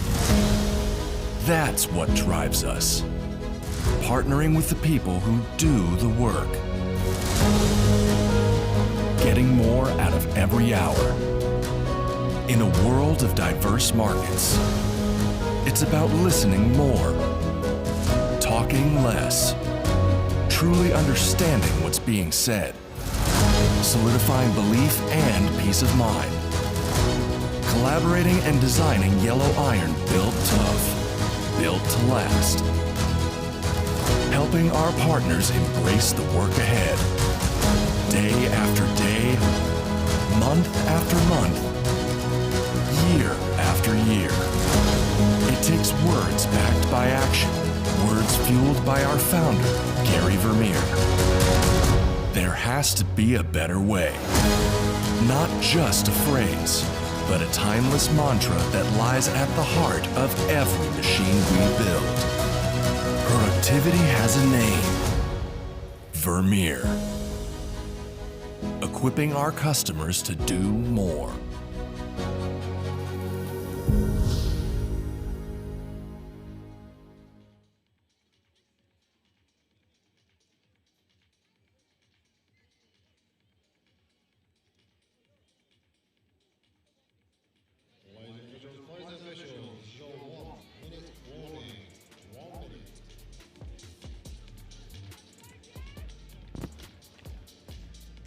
And so welcome back. The hooter will get us underway in just a moment. And the South East Sharks have a 2-try lead over the French Women's Open side. And Sam, do you think it'll be more of the same from a Sharks perspective? Do you think that's the chat that's coming from the coaches in the subs box? Yeah, I definitely believe so. The subsets have been really great. Depth has been fantastic. Playing through Johnson in middles has been, I mean, one of their strong points. She's found a lot of space on that 4 and 5. But I mean, Joe, you can't put down this French national side. Équipe de France, they are très bien always, and they will carry on doing that. And with the players like Henri, they will look to her in that middle section to really conjure up something great and be better than the first half. Absolutely, and I think as well, her combination with Leah Martin, that's an important one for France. As early doors, the Sharks leave a French player on the floor, and now you see them inject a little bit of pace. Patricia Hopcroft wearing 14, straightening. There's Abby Johnston, but that pass from Jessie Yarker just falling short. So it's those little moments where it almost becomes a bit worrying for the French Women's Open, because if the Sharks are able to connect on those unforced errors that they've had a few of, this scoreline could look really different in favour of the Sharks. Yeah, and again, that defensive confidence comes in from the Sharks as well, as they get a lovely fresh six there after a strong touch and a loss of control from Equipe de France. Yeah, this is worrying. Zan Hudson, Abby Johnson. Hudson coming back over, then stepping off the right and dropping a lovely pass into the link. Jessie Yarker gets touched on that outside edge. It's an important touch from Benavu, but that's a really good D set there from. Yeah, they're keeping them out. They're keeping them out. That's obviously something they talked about in the huddle at half-time, Joe. Stopping this momentum from the Sharks. As we see Henri, that long stride, Joe, just cannon through the ball roll. Yeah, this is a much better subset from France. They've really problem solved it. That's fifth touch. Can they create something here? Showing a dummy trying to go through a gap was the number 2, Maya Ladibeur. It's well defended by Sharks. Indeed, Ladibeur's had a lot of influence on this French side so far, but just coming to a bit of an anti-climax there. Sharks now rolling with the subset, streaming through the phases. Here's Holly Hammond. Hammond at half again, just loses the ball a bit, loss of control. That roll ball just maybe a bit too cagey at the moment for the Sharks. Yeah, I think it's a case of the conditions maybe playing a bit of a factor. You saw her absolutely fly through that roll ball, and then just a bit of separation between ball and hand as the ball comes into contact with the ground. It's a difficult skill to execute as well as they can in the wet, but they'll be looking to problem solve and also set their standards out early. They won't want to have to compromise on their accuracy. Indeed, we spoke about it yesterday, Joe. That 3-point cushion is something that this Shark side will definitely be looking for. They've got to get that quickly as possible to kill any bit of confidence that this French side have, because they do have some absolute weapons on the pitch. Yeah, here's Emily Irons. Irons stepping off the right foot, trying to drop a lovely ball off to B. Graham. That combination of Irons and B. Graham just stuttering for a moment there, but once more you see the quality of player on the pitch for the Sharks. And it's just these little moments where the ball playing just leaves a little bit to be desired, and maybe in the dry you're able to sort of make up for that with the hands, but in the wet it's uncompromising. As Leah Martin platforms for Mathilde Henri. Mathilde Henri accelerating, straightens, bounces around one, gets touched by another, and Mathilde Henri just frustrated by the Sharks' defence. Yeah, once again, Henri finding a bit of gaps as she kind of goes from 2 to 5, and the gear shift from those long legs is very impressive and hard to stop. But again, there's a bit of miscommunication in the roll ball from France, and Sharks have it back. Yeah, and Emily Irons just using all of her maturity to get a no-touch penalty. So French Women's Open rolling the ball without being touched is illegal. So it'll be turnover penalty, and look at this subset. It is monstrous when it gets going as Richardson plays to Johnston. Johnston once more to Yarker, and then Abby Johnston picks up from half and accelerates over to that short side, but Mathilde Henri just eats up the ground in front of Abby Johnston. Yeah, Henri there. She's been ever impressive so far today. Making a few little errors in the first half, but you've got to get that mentality right, and I think she has, and fixed it at half-time. As you say, Joe, ate up the meters there to shut down Johnston. Yeah, it's impressive. The acceleration and stride length. But offside penalty for the South East Sharks gives French a good platform to launch. But that's third touch, only just getting up over the 10-meter line. That's fourth. So they've got one more to defend, do the Sharks. This is dangerous. Laddie Burr in at half. Laddie Burr picking, stepping off the left foot, checking a lovely ball back on the inside, but not quite connecting with her middle partner. Yeah, Chavance there needs to do a bit better for me. She's needs to kind of get in quicker from the middles channel, help her half outs so that it can be a bit quicker. Agreed. Hudson barking orders, and Hudson. Oh, they wanted to run a sneaky little play up the box side, not taken. So this is fifth. And Hayley Hammond just accelerates through the gap and hooks a pass into Zan Hudson's arms, and Hudson not able to connect with Lauren Fagan. But again, from absolute nothing, Hayley Hammond is able to create an opportunity. Yeah, Hayley Hammond is one of those players in at length that acceleration is 1 to 100, and really knows what her job is and doesn't try to overcomplicate it. Yeah, and then again the defensive turnover for the Sharks gives them another fresh set of 6. And here is Millie Hayley Hammond working over there with Fagan. Fagan to Hopcroft. Hopcroft platforming. Hayley Hammond in motion. Hammond stepping. Hammond diving. That looks like a good touch was made on the line. Just.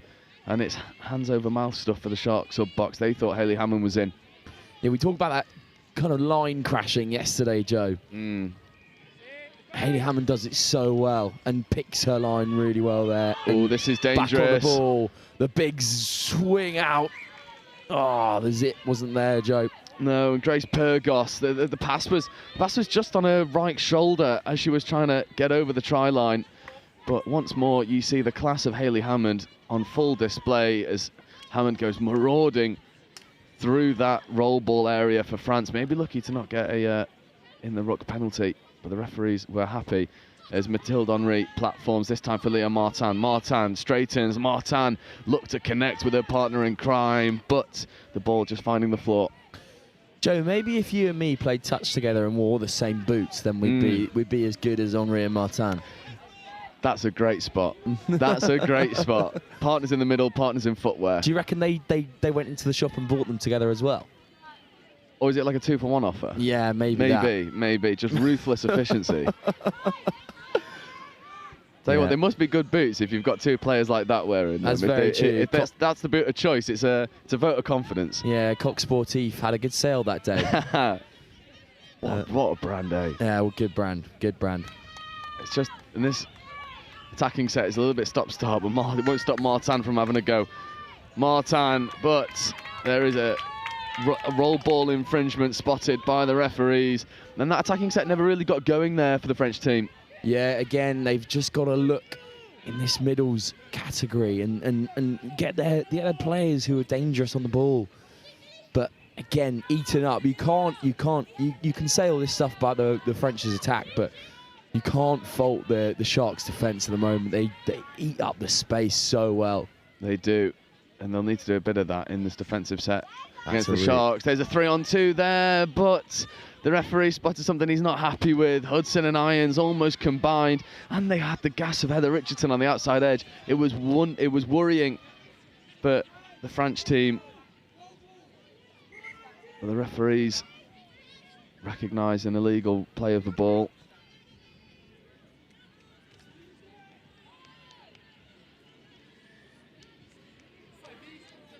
And this game just sort of bubbling down a little bit. The boil has gone back to a simmer. Both of these teams maybe just taking a big gulp of air, ready to go again. It's the French attacking set with Laddie Burr. Need France to step up here. Here's Rush. Laddie Burr at half. Back to Rush. Rush dives. I'll bring back for the touch. Rush with hands on ball. Laddie Burr. Rush. Surrenders the touch. Laddie Burr. Once again, looking for the pass. Rush is on the inside. Oh, it's good. That's a really nice try. The two, the half and the middle combining fantastically there, Joe. And patient is the word. It is. It's there again. It's just being able to identify that inside ball. We've seen it now for on both sides of the attacking play. Sharks initially, and now for the French team, that inside pass is unlocking the defences at the moment. And such as just how tight these defences are, it's a really good weapon to use if you can execute it effectively. And French on that occasion are able to do it, and they bring this game back to a one try deficit. Yeah, and this is dangerous now because you kind of go that weak. Well, I wouldn't say weaker pot because there's definitely a lot of good players in there. But then you score one, and then you shuffle the pack, and you bring Martin and Henri back on. And if they can stop this Sharks set, which they have now, Martin, Henri on the ball. I mean, we'll see what happens here, but interesting stuff. Henri. Yeah, just purrs through that roll ball area. That's a little bit messy, and the referees might see it. They do. You just saw that ball squirt loose. Loss of control just there, Joe. Yeah, it was a little bit messy. The optics weren't good from that roll ball, and referees spot it. We like an aesthetically pleasing roll ball. Thank you very much. But here's the foot race on the outside. Surrenders the touch. The subset is rolling through. Yeah. Hayley Hammond on the ball. Yeah, this is danger now. Hudson over, and Hudson back to Hayley Hammond. Hayley Hammond diving at the line. Hayley Hammond gets over, and that combination, I mean, at the moment, Hayley Hammond is unplayable. But what about Zan Hudson having a hand in almost every score here for the South East Sharks, just facilitating her middle pairings. This time, Hayley Hammond just sees the space, gets over easy. Good score, Sharks. Yeah, really nice score from the Sharks. And Hayley Hammond once again getting over that whitewash. Really, really fantastic play from her. And combining, as you say, Joe, with her link, Zan Hudson. Yeah, it's such a good combination.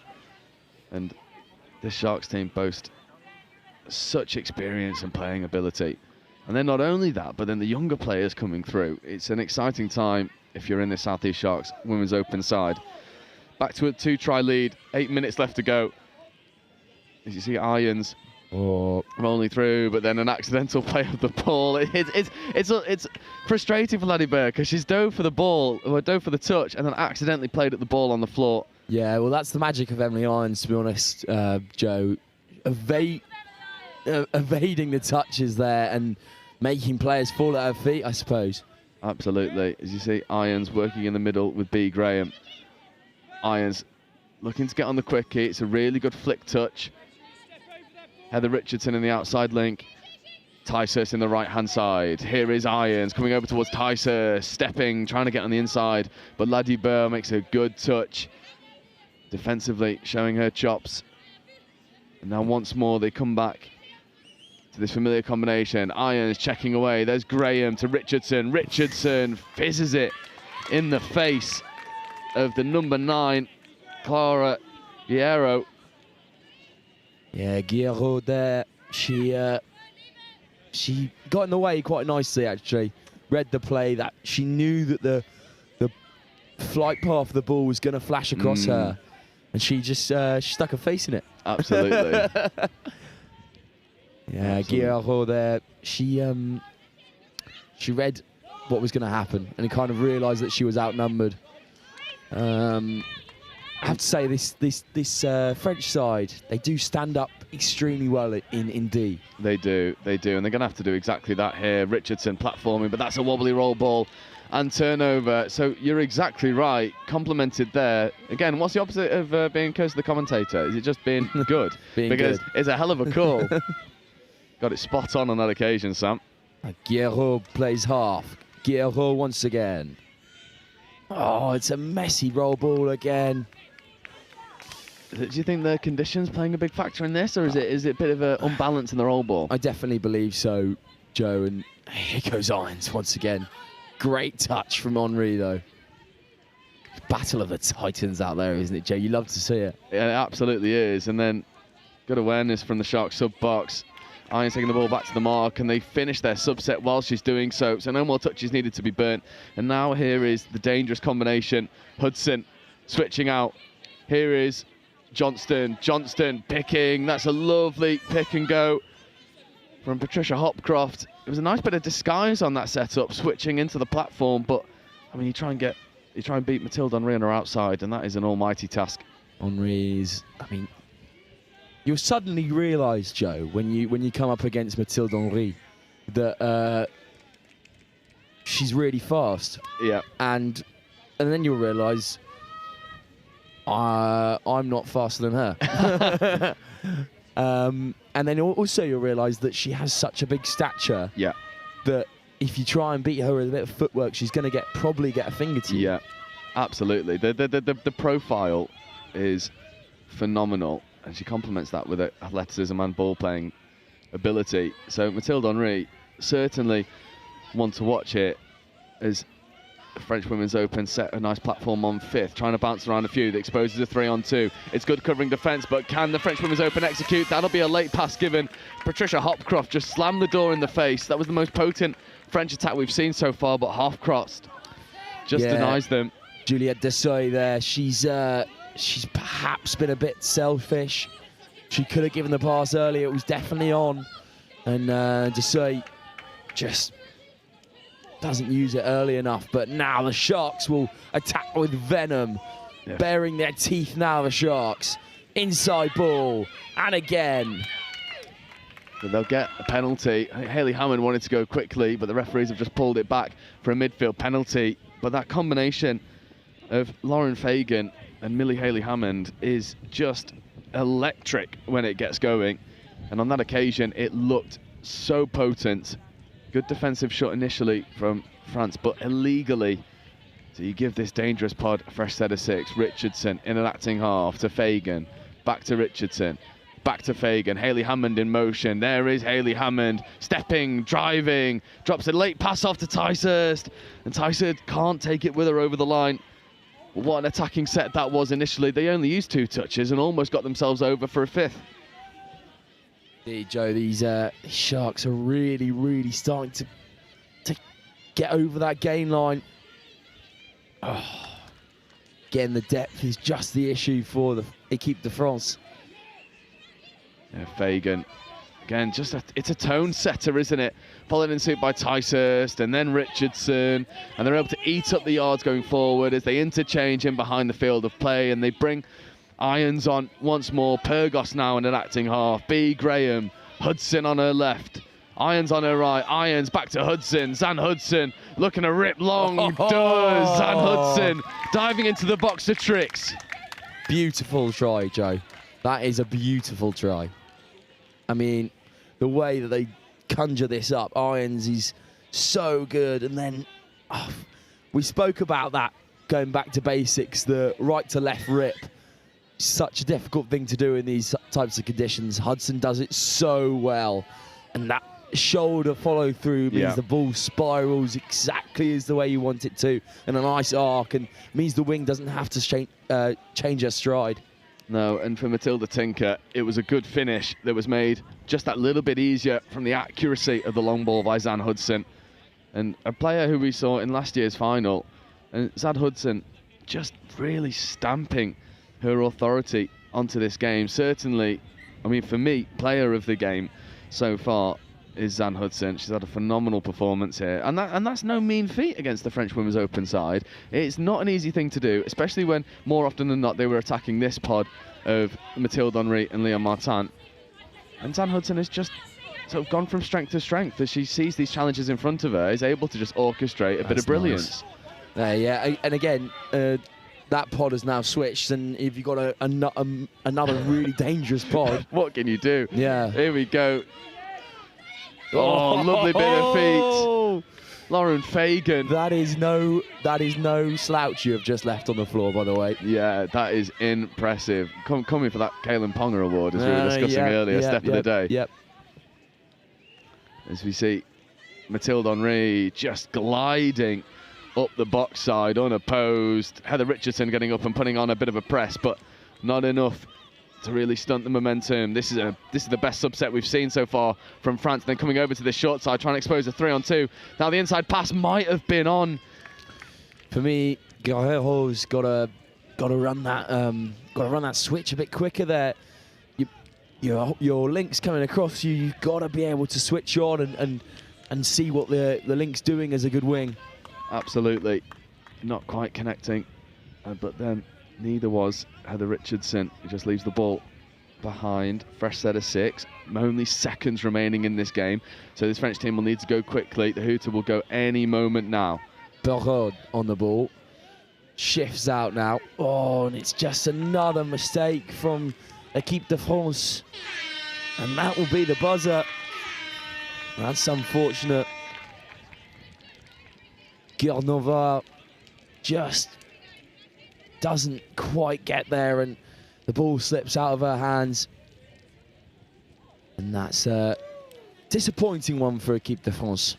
Yeah, not really taking their opportunities when they presented themselves to them. But what about that South East Sharks performance? I think that was as complete a performance we've seen from any side so far. Yeah, I mean, it's shaping up to be a fantastic day 2 and 3 with this Sharks side, and the Tigers as well look very promising. But also you can't count out the others, Joe.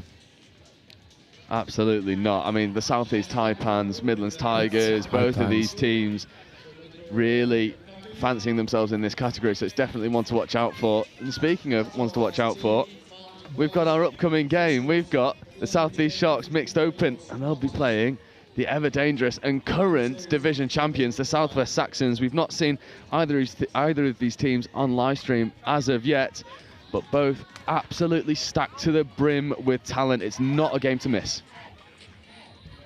On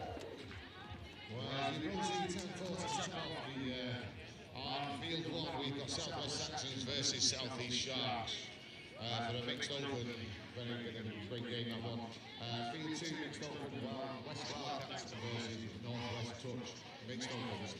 Field 3, we have men's 50s, West Wildcats versus Midlands Tigers. Field 4, men's 50s, South East Sharks versus Southwest Touch. Field 5, we've got West Midlands versus... I'm Mark Aldous, England Men's Open head coach. My name's Martin Wright, and I'm the head of the women's programme for England Touch. Hi, I'm Tim Osborne. I'm the England Mixed Open coach. Across the regions and the grassroots development, Chris, it's super exciting to see how we've grown over the past 14 years with the nationals. This time of year is pretty important for the elite end of the game because we get to see our open squad players perform in tough environments, and that helps us with selection through to the next international tournament. Nationals is super important for us. It's the one point in the year where the whole country comes together, all the different regions competing really hard, playing amazing touch, but also great to see the community all together for this weekend. It's a really important weekend for us. This, whilst we see the players at camps, you get to see them in a live environment here. So very, very important. We have 2 objectives. First of all, we're looking for talent identification. So we're looking for the players in England that can come up to make up part of the open squads. But we're also looking for the players that are within our squad selection for Euro Championships this summer. Same things we look for in all of our teams in terms of good core skills done well, fast, accurately, at speed, strength of character, resilience, teamwork, all of those core important attributes that we look for in our elite players. Clearly we're going to see some interesting stuff on day 3. Day 1, everyone's looking pretty fresh. There's some tired faces towards the end now, but day 3 is where it's at. So those semi-finals and finals on Monday are really important. We have a 3-year cycle through the World Cup. This first year is all about building the foundations of our team. The boys in the men's open squad have come together really nicely, built a great connection, and building through to the World Cup in 2028. I think it's about the speed that the juniors come through. So our junior program is really churning out good athletes at the moment from the age of sort of 15 to 18. And I can see a number of them in this Opens Nationals tournament at the moment. And it's about how quickly they come through and challenge for places in 2028. It was Asia Pacific Opens Cup last weekend in Australia. What have you seen from that tournament that you're going to go as almost like as an early pointer towards New Zealand 28?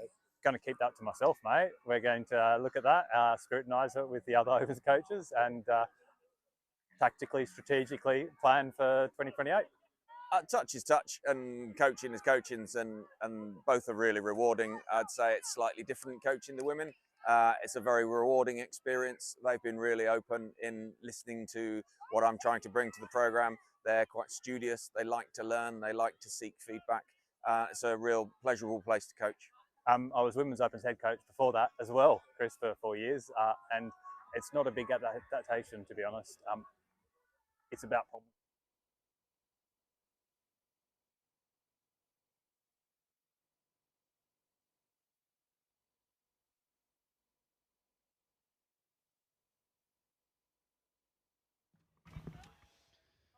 So here we go. Mixed open action. Southeast Sharks versus the Southwest Saxons. Franco Perticaro in the middle, working alongside Harry Hardman and Oscar Davies. This is a dangerous Southeast pod, and a replay of the final last year as Hardman gets in motion. Harry Hardman stepping, ripping to Oscar Davies. Davies wanted to go quickly, but Hardman not quite on the same page. Here is Davies. Back to Hardman. Harry Hardman getting on the open side quickly. Davies flashes a ball to Franco Perticaro. Perticaro accelerates through, but a diving touch comes in at the last moment. Southwest Saxons withstand the first onslaught from the Sharks. Yeah, that was really, two really good touches from Lydia Mills there. Two, I suppose, point-saving touches from Mills. And Perticaro just gets in there, and he's so hard to stop with that low centre of gravity. He is indeed, but now this is danger. A fifth touch coming, but that is as messy a roll ball as you will ever see. Will Lewis flying through the covering touch of Katie Thompson, but penalty given. So now you give Lewis and number 16, Ryan Atwood, working alongside Marcus Evans, an opportunity to strike at the line, and this is danger signs. Watch out for Marcus Evans on this little counties plate. This time he steps to the short side, but roll ball penalty. So no good opportunity there for the Saxons. Sharks standing tall in defence. Yeah, Sharks there were really tuned into it, Joe, and that, I just want to see this first subset from the Sharks. Bit slow. They fill the field quite well, though. They do, but keep an eye out for these two. This is a dangerous combination. And bouncing around from a couple initially. It's a really nice pick up there from Ed Day. Was trying to set on fifth, but miscounted the subset. And keep an eye out for that combination, 19-15, Ed Day and Teddy Brooks. Teddy Brooks coming back into the mixed open, a very prestigious player playing for England. So certainly one to keep an eye out for. And this mixed open division is as open as it could possibly be. 5 teams. Is what it says on the tin, Joe, isn't it? It is. It's 5 teams all vying for this top 4 spot to make a semi-final. Saxons, Sharks, Taipans, Northwest and Northeast all vying for a top 4 spot. Northwest coming out on top against this Shark side yesterday. Northwest then losing to Saxons. The division, it seems like everyone's beating each other and no one's quite coming out on top yet. I know the Sharks will be fired up coming into this one, and they've seemed to start the brighter so far. Here's Armin switching with Jackson Chan. No, he's not. He's working the ball over to the open side, this time in front of Stephen Frank. Frank picking and accelerating, getting the offside penalty at the expense of Danny Ticehurst. Yeah, it was a really clever play from Frank there. Accelerated, went from 2nd to 5th gear so quickly, and I don't think a frame like that should be able to move that quickly. It's worrying, isn't it? And certainly if that was approaching me, I'd be a bit anxious. Absolutely. You got to keep an eye out for this long rip here. There's another roll ball, but then just a break in play for a bit of a shoelace situation for Marcus Arman. He'll just slow things down. Here's Jackson Chan. Chan dummying. Chan stepping open side. Arman to Frank. Frank wanted to get the ball down quickly. If Arman can rip to the wing, it's try time. They do, but there's an illegal play at the roll ball. It's criminal. It was a golden opportunity on that far side. The ball was lovely, but the ball playing on the floor, leaving a lot to be desired. Yeah, definitely so, Joe. We know this about this tournament. The presentation and roll ball has got to be spot on, or the ref's going to ping you straight away. And speaking of exactly that, there's another infringement, leaving Frank, Chan and Arman another opportunity to go at the line. I wonder if they'll sub or if they'll look to have another strike. No, they're coming over to the sub box. Can they do this efficiently to not waste too many touches? Chan with a nice stutter step. And now Perticaro, Davies and Hardman join the fray. Perticaro wanted that open side quickie. No half was available to him. And then there's just a bit of a lapse of concentration there. It's uncharacteristic from Franco Perticaro. Surrenders possession back to the Saxons. Absolute coach killer there. The communication's just broken down. This well-oiled Sharks machine is just stuttering and spurting at the moment. But Saxons won't mind it as they staunch through the phases. Yeah, Sophie Southgate making Another good little- yards. Another little flick up. It's a trademark move from Ryan Atwood there in the middles. Little flick up dummy. It looks cool. I'll give him that. It's certainly something to keep an eye out for. This combination. There's another.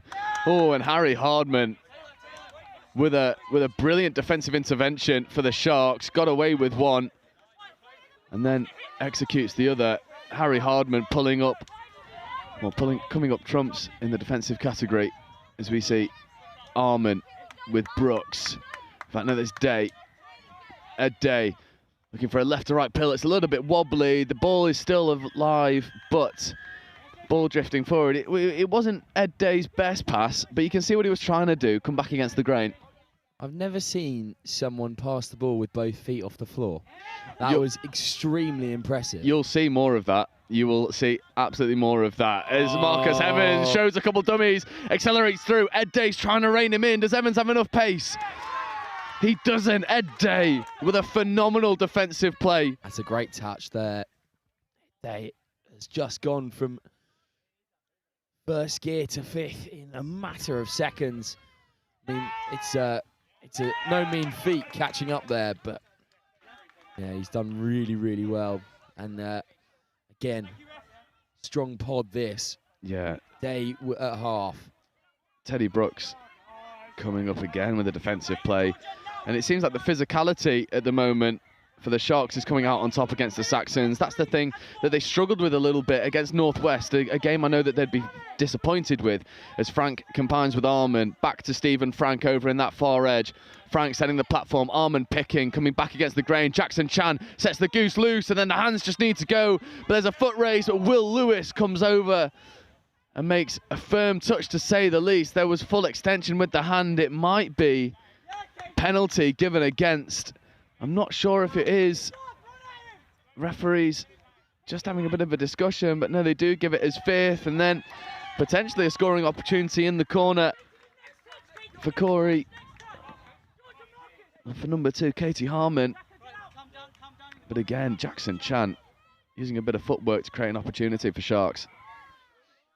Yeah, that whole move. I'm just watching Jackson Chan in the middles. He's really, really electrifying. And that whole move came through him. And just watch him. And his athleticism just carries him through the whole time. He's so light on his feet. He is. There's a 6 more. Stephen Frank getting the hand up in the passing lane, knocking the ball away. And you give very talented pod, spearheaded by Sam Lawton-Davies, an opportunity to go hard at the line. Lawton-Davies are working alongside Lister and Chris Wade. Here is Lister. Wade in at half. Lawton-Davies in motion. Lawton-Davies fins an absolute rocket. Katrina Cotty. And not a lot of sympathy on that pass. Maybe just needs to take a bit off it. Yeah, I mean, the link, you've got to be a bit more sympathetic there for your wing. And just wasn't there for me. Oh, this is an interesting bit of play from Sharks. Yeah, Wade wants to go quickly. Wade does roll it quickly over to Lawton-Davies. And the covering defence is getting there, but it was nervous for just a moment. And now the pod of Perticaro, Hardman and Davies finds themselves in defence. Lawton-Davies picks, comes back against the grain. Floats a lovely pass into the link channel, but it's well shut down by Shark 17. Jocelyn Assitis, as the cameramen come and deliver some coffee. Yeah. And I had to say, my co-commentator Joe Wright is currently fighting through the walls here. He had some hot liquid spilled in his wrist yesterday, and has a bit of an injury show from it, but he soldiers on.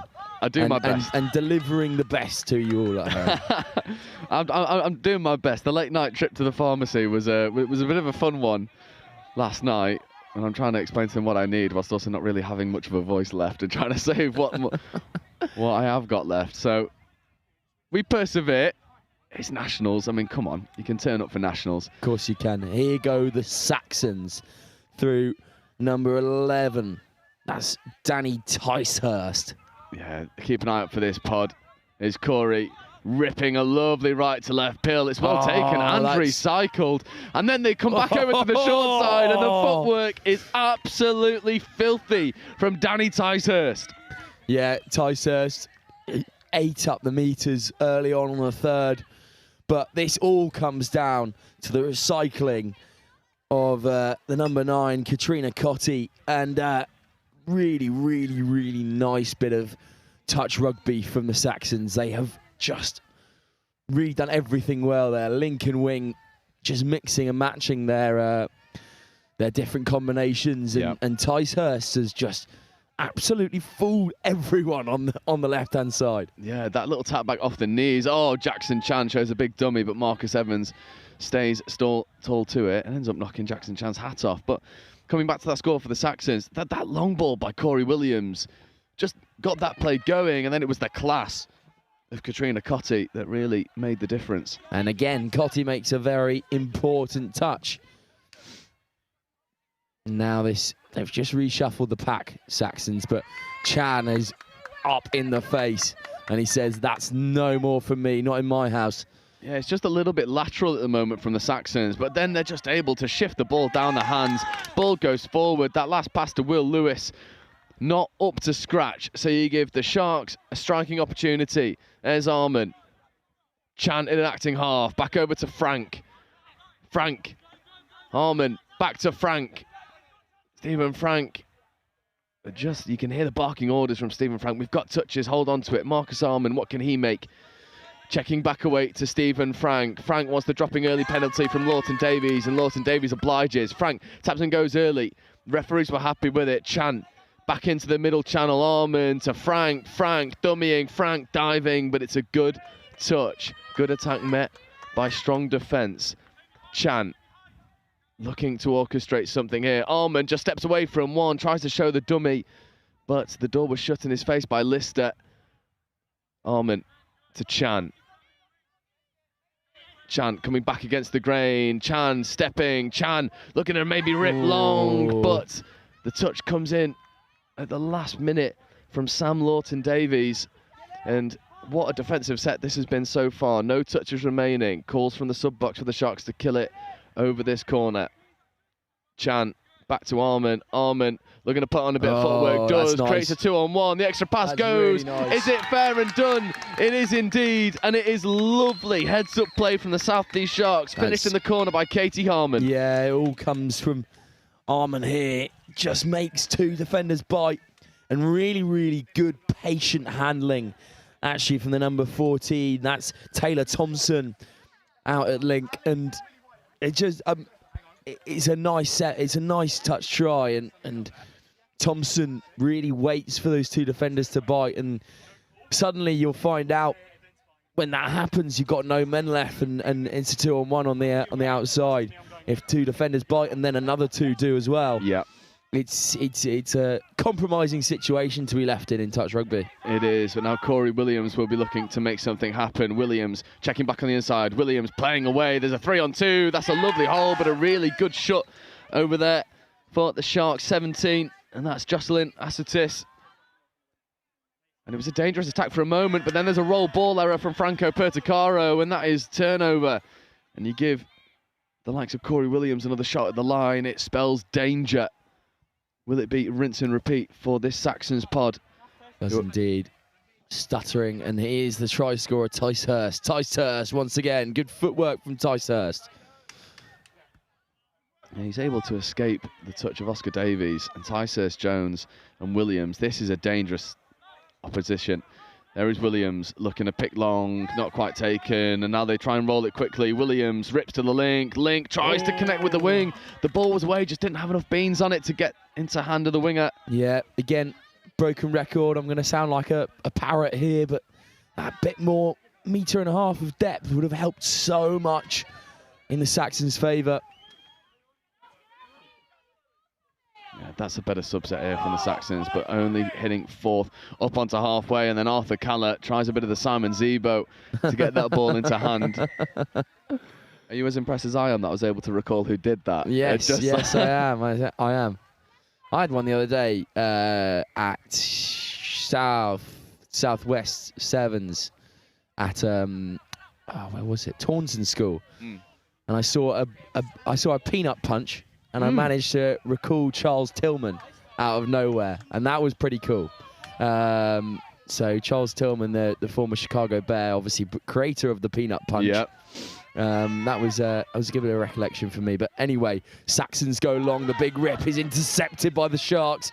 Sharks can gun at the line, and Day has his hands on the ball at half, but he's brought back. He is, but it all comes from Jocelyn Asatis making the interception, and now Teddy Brooks looks to set the tone on this transition. It's a strong touch coming in from Will Lewis. There's Ed Day, but there's just, again, a bit of a messy roll ball. It's these core skills at the moment. The ruck is just, well, it's not falling favourably for South East Sharks right now. They were definitely the more dominant side earlier in this game, but as the second half has progressed now, Saxons, well, they're starting to come into life and find some success. Yeah, definitely so. Saxons just purring at the moment. This 1-1 deficit is, well, it's not really a deficit, is it? And yeah, they're going to stride in and try and make something happen. Oh, Marcus Evans, that is absolutely disgusting. That might be try of the day so far. I mean, look at this. Picks, rips, you give it to him in space, he beats Armin, he then beats Chan, little pirouette on top. And he knows it's good. Stands there with a bit of a swagger. And that is Marcus Evans. That's vintage Marcus Evans. Yeah. I mean, I did say at the start, might have the best hands on the pitch. Not only that, but the feet. Best footwork as well, it seems, at the moment. Evans has helped his side hold the cards at the moment here. That's a good touch coming in from the Saxons once again. Again, this game definitely worthy of a final. It's the replay of last year's, Joe. It is. And, yeah, two sides just gunning for the title here. Absolutely, and two sides that maybe feel like they've not put together their best touch so far. So this is a really good tester of what they're capable of doing. And now there's a bit of space on this short side. Saxon's going for the away set to make some meters. And now Lawton Davies will just straighten and cannon into Franco Perticaro. Got a lot of space if he swing back here. And that's what they're going to try and do if the fresh legs can get on efficiently. That is really well worked there from Saxons 13, Annie Ainscough. And now platforming in the midfield. That is a big touch coming in by Hardman. I think it's play on ball. And now there's just a good bit of pace. And the 2-on-1, it's not quite finished on this occasion. It was so close for the Saxons and number 9, Katrina Cotti. Yeah, Reece Jones in at link there. Just possibly not as sympathetic as you'd like. We talk about that a lot, that connection between the link and the wing. It's really important, and especially here with Reece Jones, it's you got a man over. Absolutely. And you've got a 2-on-1. You've done all the hard work. The pass has got to be sympathetic. Absolutely. And now you've got the Saxons and Corey Williams bearing down at your line. Williams in at half, feeds away. There's a good bit of pace and acceleration on display from the Saxons 14. And that is Reece Jones. And Jones, we're looking to feed back into Williams. Williams just sort of taking a settler. Ticehurst now. Williams, Jones. Jones looks back for Williams. Not there at half. He's a very explosive player, Jones, but a bit rash for me at the moment. Maybe he's kind of in his own head after that little pass off to his wing.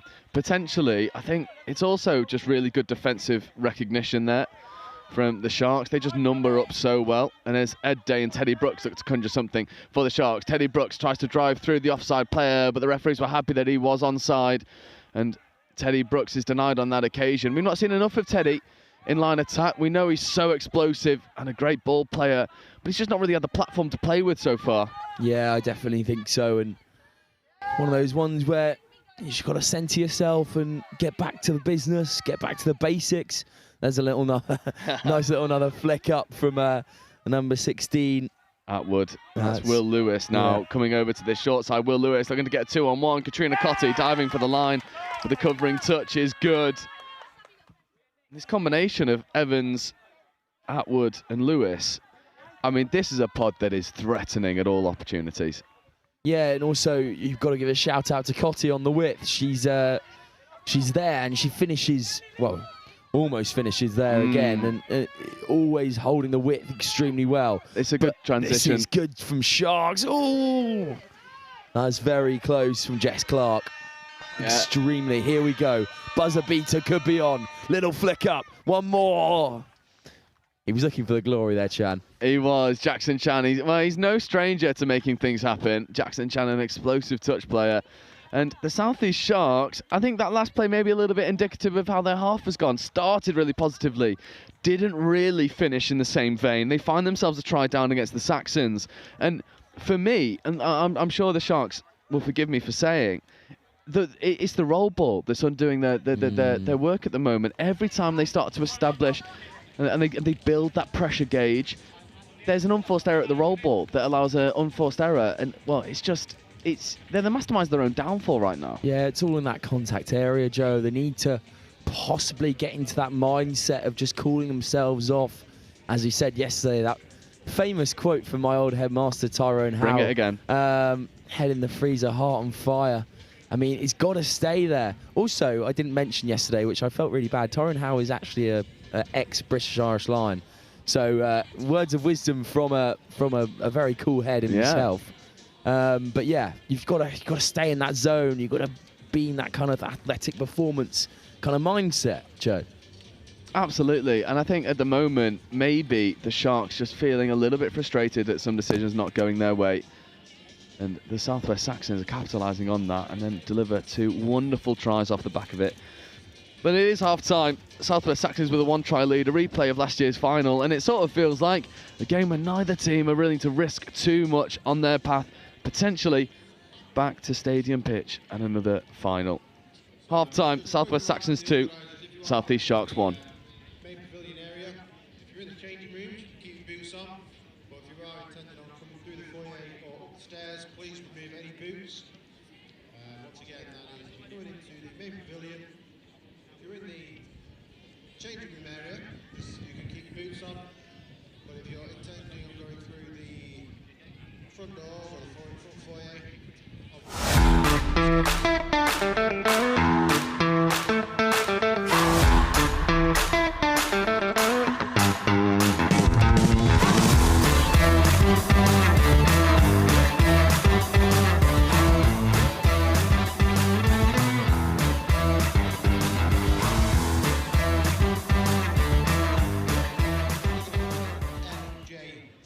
The Marketing and Business Development Program, it's a program where people who are either new to Vermeer or new to your current role, you get together for about 5 weeks over the first 5 or 6 months of your time here. And you really get to start learning about the people, the products, the culture, and it really equips you to be successful in your role. Some people are coming into Vermeer not knowing anything, so it's meeting people and getting opportunities and getting your face exposure and getting their exposure to you so you know everyone already. And it kind of creates a more effective worker because they have that base knowledge of everyone that they're going to be working around and with. In my position with training, it exposed me to other areas of thought that I wouldn't originally include in my training exercises or in the way that I go about building those and routing those exercises. Vermeer is a huge worldwide manufacturer, over 3,000 team members. There's a lot that goes on here. So this program does a good job of boiling down how our products are manufactured, to how we distribute them through our dealer network, and then just connecting you with different people all across the Vermeer miles so you can do your job. I've always been operations side, so this one showed me the other side of the company, and I have no idea when it comes to sales. So this has really kind of shown me using some of my engineering background and stuff about the product that I already know. Now I get to use it and learn about the sales and how we forecast and how we should sell it and how do we market it the right way. And so now I feel more equipped to be in my position than with my just engineering degree in general. My favorite part of the program was not only making friends in the group, because you kind of bond with the people in the group, and there was about 8 of us in there, and they're still my friends to this day, but my favorite part was also making contacts with the people and the presenters. In my position, there's a lot of times where someone will say, hey, reach out to this person, and you've never actually met that person before. So now actually meeting that person and putting a face with the name, makes my job a lot easier. My favorite part was getting to meet with executives. We get a couple one-on-one sessions where they share kind of their whole career story, and you get a chance to ask them questions too about your own development at Vermeer. So you get to connect with them on a personal level, which is something you don't get a chance to do at a lot of other companies. So I think that was a really unique opportunity. So welcome back to the second half, where we have the Southwest Saxons with tap and in the ascendancy, leading by 1 try over the Southeast Sharks.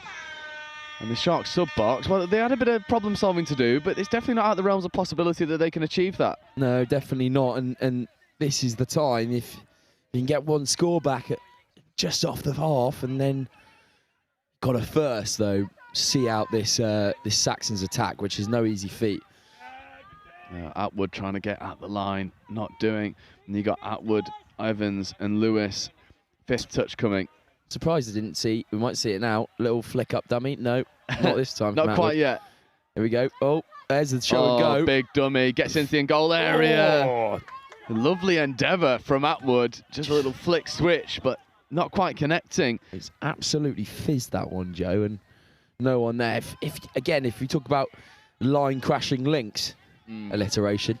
I love it. Then you need that, whoever's playing link on that left-hand side, just crashing into the box. Absolutely, and this is a much better, and I'm coming down with something. So I was about to say, it's much better protection of the ball from Southeast Sharks. And then Harry Hardman takes the words out of my mouth and throws them on the floor.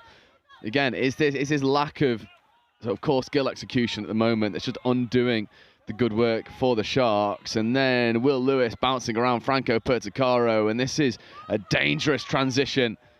This is forthcoming, 5th now. What can they conjure? Williams in at half. There is Corey Williams feeding back on the inside to Jones and then playing away, and they do get the not advancing penalty, and that was absolutely textbook from the Saxons. Ticehurst to Jones, Williams in motion. There is Corey Williams feeding away to Ticehurst, going quickly. Williams feeding out, and then one more to Jones, and that is an absolutely stunning really nice score. try. Finished by Katrina Cotti. That's a very important score for the Saxons, given that 6 early on. Ticehurst with a strong pod as well. And then Jones, he must have been listening. He must have been listening. Yeah. Said at half-time, got to be more sympathetic with the passing at link. Yeah. And then he just absolutely floats one off to Cotti, who is able to fall onto it without breaking stride. Jones doing exactly what we advised in the first half. They had a couple of opportunities in that similar vein, and it was just simple. You go back to basics, that kind of catch pass, and then Jones has put his wing in Cotti. Absolutely, and now is Armin trying to have a go, and then stepping away is good. Armin comes back over to the short side, winds up right to left, and then goes left to right, but it's picked off and intercepted. So once more, the Sharks frustrated by a very staunch Saxons defence. Indeed. Saxons once again. Arman's just looking for it. Maybe, again, I'm going to sound like a broken record, but a little bit more depth could have been helpful there for the Sharks. There he is. That's what we want to see. Yeah, a little flick switch, and then Atwood in at half. Will Lewis trying to accelerate away, but they're never really finding much momentum. And then there's an offside penalty, and the Sharks are frustrated. So Will Lewis will have a tap penalty, and this is danger. Marcus Evans wearing 10, the big ball player. Evans picking, stepping, feeding to Lewis. Lewis getting around Frank, and Will Lewis getting that ball down, and it's wonderful execution from the Sharks. Yeah. Sharks have done... the Saxons, sorry. Saxons done really well there. Just again to get in. I thought that might have been a touch there, but fizzed out well by both middles, and then gets in there. Tell you what, it's close, isn't it? It is close. It is close, but the Saxons pushing that cushion ever more, and now they've got a three-point cushion in there, Joe. It's dangerous, and you wouldn't want to be a Shark at the moment. They've got to get out of dodge now. Ed Day. That looked pretty good, but he's given loss of control over the line. I wonder, because that was as close as it could possibly be from Ed Day. And we'll bring it up here on the replay. Did he lose control? Because it looked pretty good. Day got onto the quickie, stepped, nice little quickie. and then, I tell you what, That's that final little bit. It just squirms out of his fingertips, but he's got another opportunity now, Ed Day.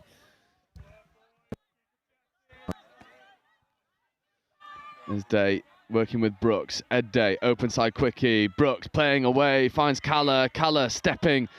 Arthur Calla not able to go through that gap there. And here is Teddy Brooks. Arman. What is Day? Here is Ed Day. Back to Brooks, back to Calla. Calla! I mean, that's what Arthur Calla can do. He gets into gaps. He runs lovely lines. We've seen it all season. And he's doing it here at Nationals. Arthur Calla goes through a gap. Yeah, Day with a nice quickie and then reverts back. Squares his hips up, actually, so then shifts the other way. And then Calla gets into a real pocket of space. And again, a really nice finish. He's falling onto it, Joe, as we said yesterday. Yeah, and it's something we've come to expect from Arthur Calla. Just runs lovely lines out there at link, picks his spot well, and then accelerates through the gap, brings the deficit back down to a 2-try game. Sharks will need more of that, but they've got to defend this set. There's Wade, Lawton Davies straightening. Lawton Davies throwing a lovely ball out to the link, but a brilliant shot coming in from the Sharks. That was designed beautifully by the Saxons. Yeah, it's a nice touch, but Saxons will come at it again. Oh, Wade's in gone. Goal area. Can he find anyone? That's ball down. And score. And Chris Wade, I mean, he just picked his spot so beautifully, recognised where the space was. This is a captain's contribution, gets into the in-goal area. There's a Saxon-on-Saxon collision there between Lawton Davies and his compatriot, but doesn't matter because Wade finds the support and re-establishes that crucial 3-try lead. Yeah, Wade with acceleration for the best there, doing his namesake counterpart, Christian Wade. A good little bit of rugby nous there. He'll love that, by the way. What a comparison that is. Doing his namesake proud. Oh, Will Lewis might be gone. He's no slouch as Will Lewis, but it's a good covering touch there from Taylor Thompson. And now there's Will Lewis and Atwood. Atwood, however,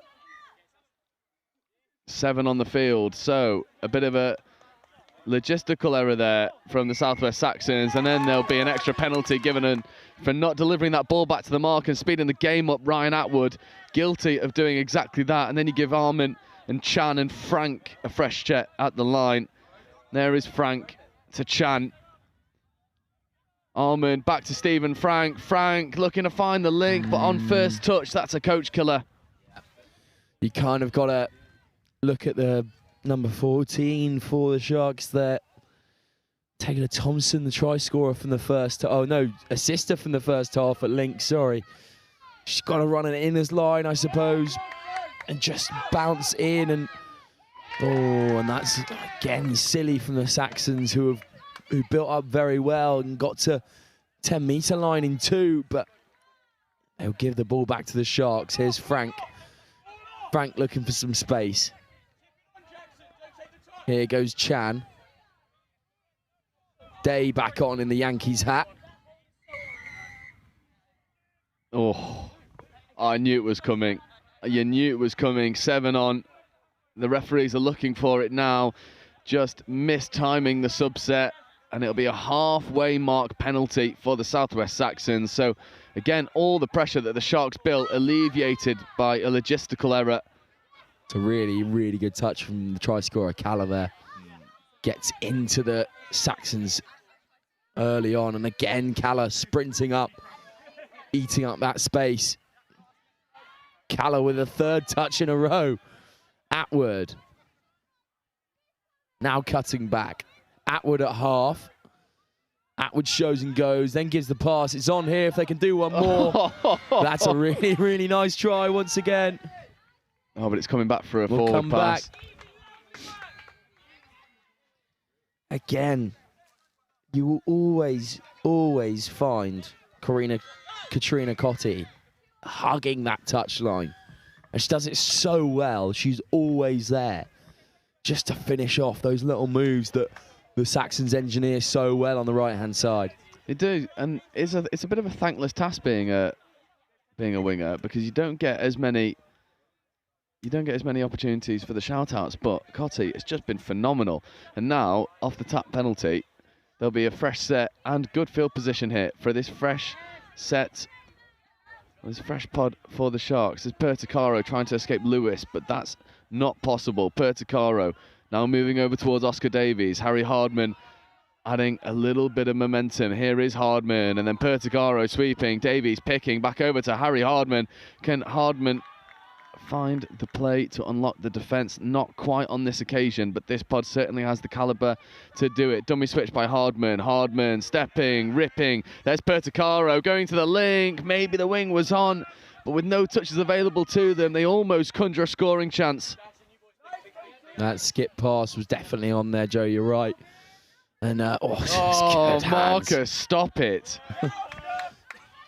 He's so good. Just the composure, selling dummies left, right and centre. And I mean, for the South East Sharks, you've got to think, I mean, if you can shut down Marcus Evans, it's sort of half the battle right now, because he's got the ball on a string. Yeah, he's such a big unit as well that it's kind of hard to... He fills so much of the field when he's getting touched that it's a difficult task, isn't it?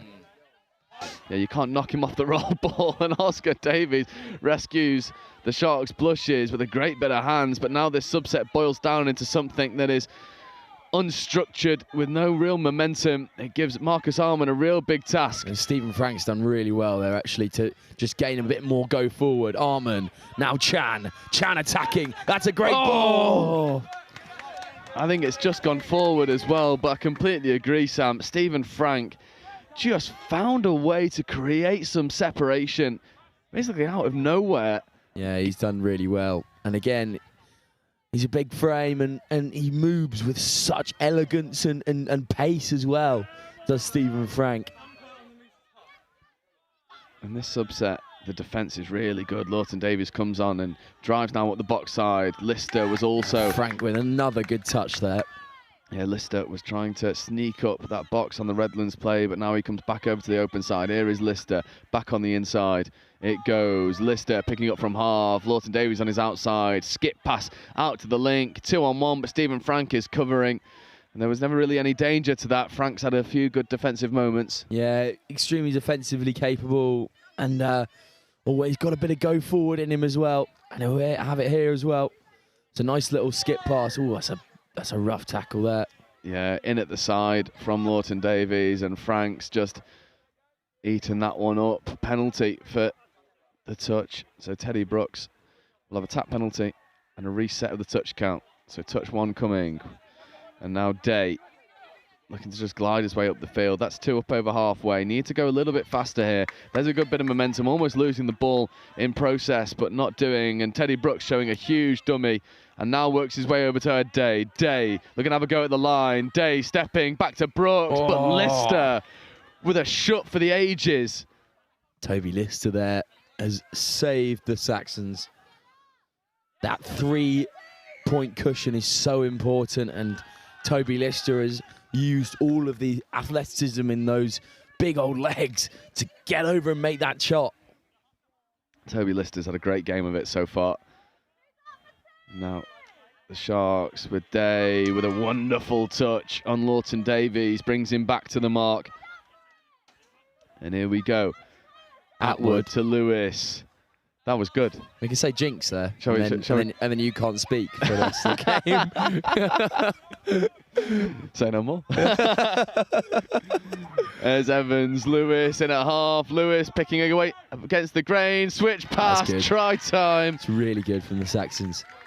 They found the keys in this game, Joe. Unfortunately for the Sharks, they found the way with that quick attacking pace through the 2 and 3. And they get over that halfway line so well. And then in the 4 and 5, they're just, the middles and links are combining so well. It's almost unplayable because you can come back on side with the links and the quickies, and then you've also got Katrina Cotty on the outside, who's always hugging the touchline. But the Sharks will try and find something here. They spin it. Now it's on. Surely try time. Oh, how has Harry Hardman got through that gap? This is Unbelievable from Hardman. Just evades 2, 3, then rips a ball, and then Oscar Davies puts it on a plate for the far winger. Sharks 17, Jocelyn Assetis. And I mean, he was dancing around in a phone booth there, was Harry Hardman. Yeah, Hardman could definitely just step out of one phone box and into another, and then out of that one. And then straight into Strictly Come Dancing as well. Yeah, very good play, but here go the Saxons once more. This is going to be a basketball score. If we could let these two play all day, it would just be tit for tat, wouldn't it, Joe? It would be. They're so very evenly matched, but the Saxons have just found that extra bit of cutting edge so far. 4 minutes left to go in this game. If Sharks go quickly, they'll need a score out of this set, that's for certain. And history tells us that it's this subbing pattern that has caused them a bit of issues so far. That's third touch. Now half is completely isolated. Marcus Arman needs to try and save something. Instead, cannons up the box. This is fifth coming now. Ed Day looking to set a platform. Now feeding over to Brooks. Brooks moving over towards Calla. Now setting for Day. Day takes him one way. Comes back against the grain to another. Teddy Brooks shows a dummy. Doesn't give the pass. And Lister with a flick touch. You feel like the Sharks needed to score off that step to stay in it. Yeah, that was an important visit to the red zone for the Sharks. They needed to come out with some success, and they didn't there, which is a shame. And now it gives Saxons, who are on 2 and approaching the halfway line, over the 10. 3 coming here. Can they get over that halfway? Oh. It's good dummy. 3 on the halfway here. Atwood spins off. Marcus Evans. One more. Here we go. And that's the big right-hand hook inside once more for the Saxons. Oh, I mean, that was such a fluid attack, Joe. It really, really... I mean, it's the enjoyment of watching touch, isn't it? And that was really nice. Especially when a team is playing with such confidence as the Southwest Saxons team are. You got Evans looking to rip long balls, tap backs to Jess Clark. I mean, this performance from Saxons, it's a champion's performance. You can see why they won this division last year. They've sort of come through all challenges relatively unscathed. And you see here now just getting caught behind the gain line of the Sharks. The defensive press is so good from the Saxons. Yeah, it is. That was Evans, then Atwood straight away. Both of them just making an absolute meal of it for the Sharks. It's very annoying as the rain starts coming down. Me and Joe are going to get our big coats on in a second. Absolutely. There was one point yesterday where I don't know, I looked like... Conor McGregor, was it? Did he say? It was something. That's for certain. In my big fur coat with my shorts on, I looked like I was about to step out and into the Pentagon and fight. But yeah. Hopefully, no fighting needed. But I'll tell you what, at least you look the part. Indeed. But we'll head back now. Saxons once more.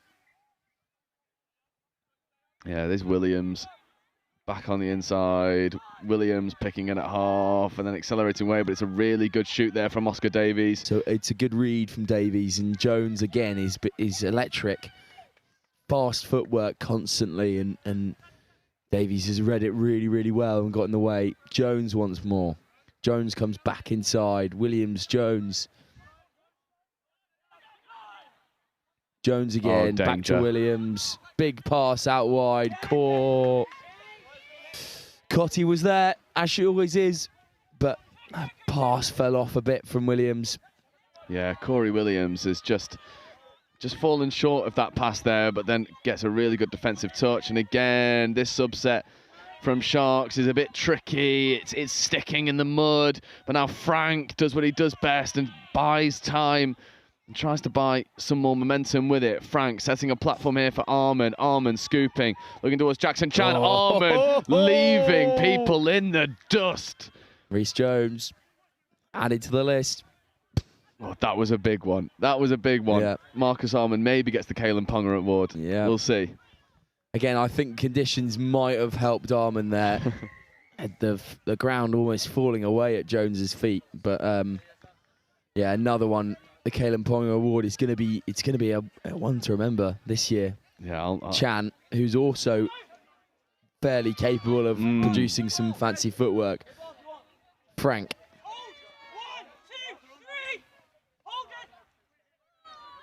That's a better subset, actually. It is. And Buying a bit more time. you heard the barking from Harry Hardman as Day goes to Brooks, and Brooks tries to step, and Calla again was carving a line, not taken, and Teddy Brooks doesn't get the ball down cleanly enough. So this is fifth touch with nothing remaining.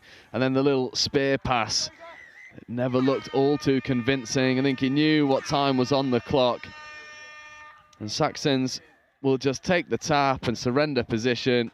The referees are just going to make sure the tap's taken from the right place, and then Lister just carries up and brings this game to a close where the Saxons, I mean, that was a champion's performance. Yeah, it was really, really good performance. I felt like every pod for this Saxon side had something special about them. Even when they would switch and shuffle the pack, it was really special from this Southwest side. Absolutely, and that brings us into our next game of the day. Well, me and Sam are going to take a quick break, maybe get a coat on, and get a little bit warmer, because the next game is certainly going to bring the heat. It's men's open action, and it's once again Midlands Tigers, who fell just short of taking on and coming out victors against Northwest yesterday in our opener, and they'll be up against the West Wildcats, and that'll be with you at 11:30.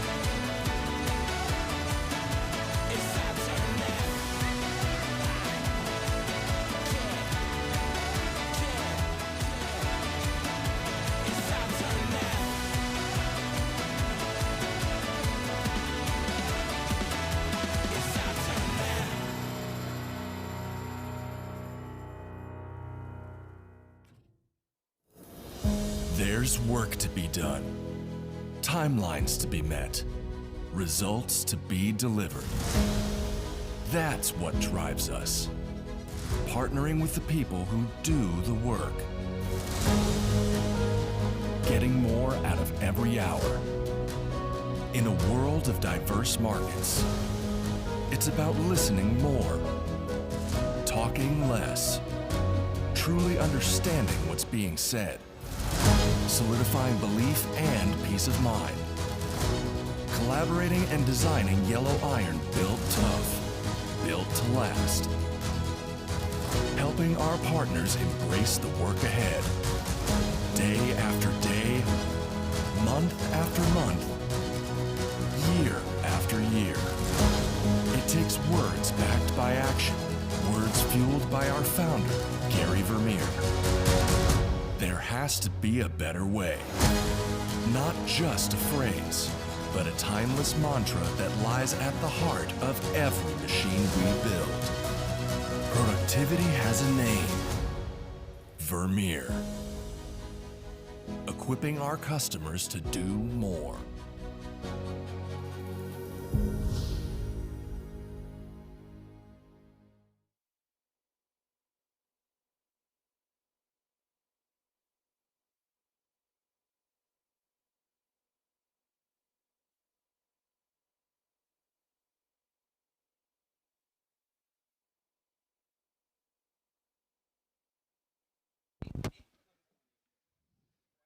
Welcome back here to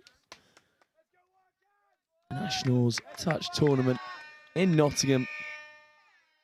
The rain has just started pouring, but this will be a very exciting game, providing the heat, as my co-commentator said. We have the West Wildcats taking on the Midlands Tigers.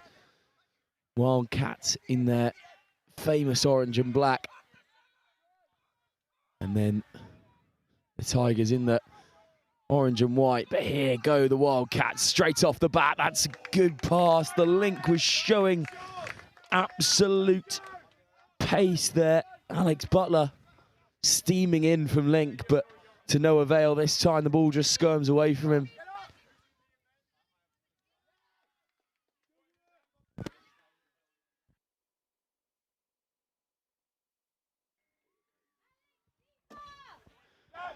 Jens, can you pass that coat down? So once again, Wildcats with potential striking opportunity just surrendered in the end. Now Dan Powell and Ollie Simon will set the tone, and you heard Dan Powell barking orders. Telling to get off the 7, but then another turnover surrenders possession back to the West Wildcats. Me and Joe are doing a kind of one-on-one off at the moment. Just returned from the bathroom. Now I've given him his coat, so we'll, it's a bit like the Chuckle Brothers up here. To me, to you. Anyway, Wildcats continuing their hot streak off the bat. That's number 8, Ethan Gallagher, providing the pace, and Gallagher will play half now. Big swing was on out to the right-hand side. Here's number 4, Benjamin McInnes. Yeah, keep Gallagher. an eye out. 15, Pollard. Danger. Driving. Oh, this is a young team here for the West Wildcats. We spoke about it in the preview. It is quite young. So these players need time to come together. So day 2, this is where you start to piece together some of the things that got you unstuck in day 1. And as we know, Sam, this was our opening game yesterday, Midlands Tigers versus Northwest. This Tigers transition is ferocious when it works, and Trigo de Castro setting a good tone. Referees are happy. West Wildcats wanted the turnover, but denied by the refs, and also told to just bring the volume level down a touch. And this is a really good transition. Simon scooping from half, avoiding a few, and then going over to the link, back out to the wing. Trying to recycle the play, but it's crowded out well by the Wildcats. Yeah, you've got to watch Will Stockdale in at link for the Tigers. He's such a live wire. But here go the Wildcats. Can they get out of dodge here? That's 3 on the 10. Gallagher makes it 4. This is interesting. Can the Wildcats make something happen here? Good footwork from the number 12. Xavier Conahan, Ziggy. Oh, we got 2 number 12s. Okay. I think that, yes. Yes. We'll have to do some problem solving with that. I believe, Joe, that your mind is probably right. I think that, I think that's Xavier. Definitely the right call. I'm just looking down on the bench if I can see another number 12, but I can't actually. So we'll say for now that's Xavier Conahan. Yeah, I reckon so. Brother playing for Southwest Saxons, Seb Conahan. It's a prestigious family, and he'll be looking to demonstrate just what he can do. Fortunate there for Louis Stival. Yeah, really good interplay and interchange there between Powell and then Mello and Oxford. And again, this subset started to become something menacing, and then the ball squirts loose. And it's just coming unstuck a little bit here for the Midlands Tigers, and it gives the West Wildcats a good platform to take the lead in this game. Line speed on offer there from Tigers.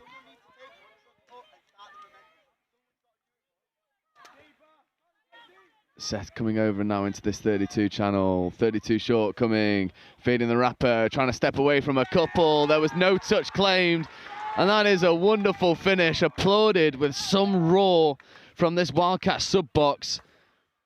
And he skates his way underneath. I've no idea how he makes it happen. Absolutely glorious finish, Joe. just airborne, basically from 2 meters out. I've no idea the athleticism, involved in that kind of move. It is phenomenal, and I was just waiting to see the number. Stockdale will go the line.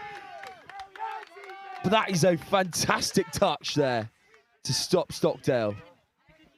Unfortunately, I think that was number 16 who got the ball down, and we've not got a 16 on the team sheet. So, Jake Rugby, I'll be coming to have words with you. As Ollie Simons diving, Ollie Simons scoring. That is just textbook. And Will Stockdale went so close, then that combination of Stockdale, Mellor, and ending with Simon. I mean, what can you do? Look at this. How low does he get? That is nasty stuff from Ollie Simon. Indeed it is, and it unfortunately brings it back level for this enthusiastic Wildcats subs bench.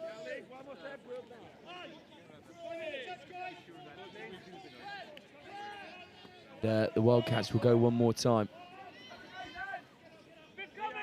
Good recycling there, and then tracking over into the link channel. Back into the middle, Xavier Connahan with a good bit of interplay. There's Connahan going hard at the line. Connahan rips a lovely ball into the link, and Xavier Connahan puts something on a plate for his link. That is phenomenal stuff from the Wildcats. Yeah, Connahan just making something out of nothing here. Really good recycling. And Connahan's ripping one in there. Number 16. We don't have one on the... We do, it's Dan Brown. Oh, Dan Brown. Dan Brown getting over the whitewash this time. And the Wildcats restore their lead, but the Tigers will come straight back at them. Basketball passing in the middle between the middle and the half. Yeah, this is good. This is Ollie Maynard. Maynard, Trigo de Castro. Stockdale in motion. Stockdale with the extra pass. It started with one Maynard, ended with another, and Stockdale stitched it together himself. That is a wonderful score for Midlands Tigers. Yeah, definitely. I believe Stockdale gives off, and that is Ollie. Ollie Maynard goes over the whitewash, but then Matt Maynard starts off the whole move. Both of them supplying the goods for the Tigers at the moment. This is a really exciting game, Joe. Both teams going tit for tat. Indeed, and Midlands Tigers lost all three of their games yesterday, but all three only by one score. And the West Wildcats will think that there's an opportunity here to capitalise on maybe some frustration for the Midlands Tigers. But conversely, there's an extra bit of motivation, right, for the Midlands Tigers. You lose every game, but only by one, and some of those were absolute nail-biters on the hooter. So lots of positives and a bit of a point to prove here on day two. Yeah, definitely. You've got combinations like Simon and Stockdale and Maynard. It's all of them combining, and you've just got to get those pods right, I suppose. It's good gas again, but caught up to by the number 40, Alex Butler, for the Wildcats, and that's 6 and out. Indeed, Wildcats going a little bit lateral in their transition. It's good line speed from Midlands Tigers. This is 3, and that's just a ball down and turnover. Nothing doing there from the refs. Maynard and Hobson, well, they'll be looking to work together. And once more, I've just realised that we've got 2 number 11s out there, so I know who Oliver Maynard is, and he'll be getting the benefit of the doubt. Is Hobson coming over towards Stockdale. Hobson picking, ripping to the mystery man. The mystery man is so good. It's got to be, right? Stockdale to Hobson. Stockdale in motion. There is Will Stockdale accelerating to the line, but a brilliant touch comes in by Josh Harrop to shut down Will Stockdale, and that's easier said than done.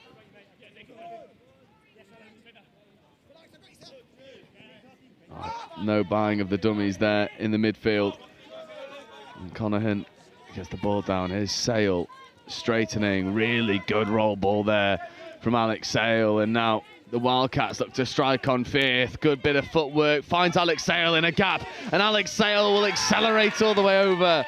And what a wonderful combination that was between Ethan Gallagher and Alex Sale. Sale at link is so dangerous, and he just accelerates on this outers line here. Really, really good pass. And then the burners come on from Sale, and it's so good. And what a Wildcat score that is. It brings them back into the lead. And this team, well, it's just building in confidence. They're playing with a bit of belief. And executing when they need to, really taking it to this Midlands Tigers team. As you see, Trigo de Castro just take an extra touch. Trigo de Castro feeding away to Isaac Oxford. Oxford rips long. It's well taken because it was a bit unforgiving, that long pass out to the wing, working its way back into the midfield now. De Castro picking up from half, feeding Maynard. Maynard diving, and that is so good from Matthew Maynard. Yeah, Matt Maynard, both Maynard brothers have really put their stamp on this game. This is really good touch from the Tigers. They are really playing with some panache now. They've got brought it back to 3-3. This is such an interesting game, Joe, because both sides really want this. Obviously, a lot of good teams in this men's open division. This is another good game to test out all of the different combinations that you can have in the midfield. Absolutely, and Midlands Tigers, they'll be looking to really re-establish themselves in this men's open division with a good win here. Is it Ollie Simon? Just good momentum, but that ball to Will Stockdale not gathered cleanly. Surrenders a repeat position for the likes of Xavier Conahan. Working with Dan Brown. Brown coming over towards the box side. Here is Xavier. Conahan just surrenders the touch. Brown comes in at acting half. Harrop on his left, Brown on his right. Comes over towards Harrop. Back to Conahan. They want to get it on Ollie Simon. Harrop injects a bit of pace. Back to Conahan with a flick pass that just goes forward. It was audacious, but almost unpicked the lock. That would have been really cool from Conahan there. I think that would have been really cool. I think that's the best adjective to use there as well. It just would have been really cool. It would have been. That's a cool guy. Unfortunately, not coming off for Conahan there. So now Tigers will bring it back through Stockdale. Stockdale in the middles now, carries the ball up. Let's see this subset. Yeah, nice. Oh, here we go. What a bit of momentum that is. Carrying the ball with such great... Oh, how has he done that? There's no way. That pass wasn't needed. Now the foot race is on. Play. That's very honest. That's very honest from Louis Stival. Oh, I was thinking there. I was like, refs, let it play. There might be a full lengther on go. Yeah, Stival comes back, feels the touch on his ankle. It's a really good touch actually from Simon, but at the same time, and I believe Stival's been on for the whole game here. He's not taking a break, doesn't want it. Yeah, he'll be on there. There's Gallagher fizzing and just not quite taken cleanly. But I just want to talk about something that goes a bit underappreciated in the touch game. Both Clark Hobson and Adam Sale, really good examples of what this latch does off the transition. This play here, injecting so much pace and go forward. Trigo de Castro following in suit, and that ball has just been played at, so it'll be a repeat set of 6, but both teams demonstrating just how important that fourth touch is on transition. If you get that good punch up the middle, you set a platform for your dangerous strike players. And speaking of, here's one in motion now. Stockdale moving, bouncing. It's a good covering touch, and Will Stockdale is certainly the weapon they're trying to unleash here. There's Powell with a bit of a low pass gathered well by Maynard. Stockdale in motion again. Powell picking back up against the grain, finding Maynard, but it's well crowded out once more. This time Adam Sale for the Wildcats. Maynard, Trigo de Castro, Stockdale on his right. Doesn't use him. Stockdale's in motion. Maynard pulling out and trying to get over onto the short side. Just executes the 2-on-1. And Matthew Maynard orchestrating that score for the Tigers. Yeah, Matt Maynard supplying really good link play here. Drifts out from middles into link and then really, it's just such a sympathetic pass. Allows number 14, Guy Stewart, to just get in without breaking stride. And a really good bit of touch from the Maynard co again. Yeah, and a name that's been around in touch for so long now are these Maynard brothers. They just won't stop playing, and you can sort of see why they're always picked for these teams, right? They glue this side together. Yeah, they really do, and both of them in that kind of middle link combination is so dangerous.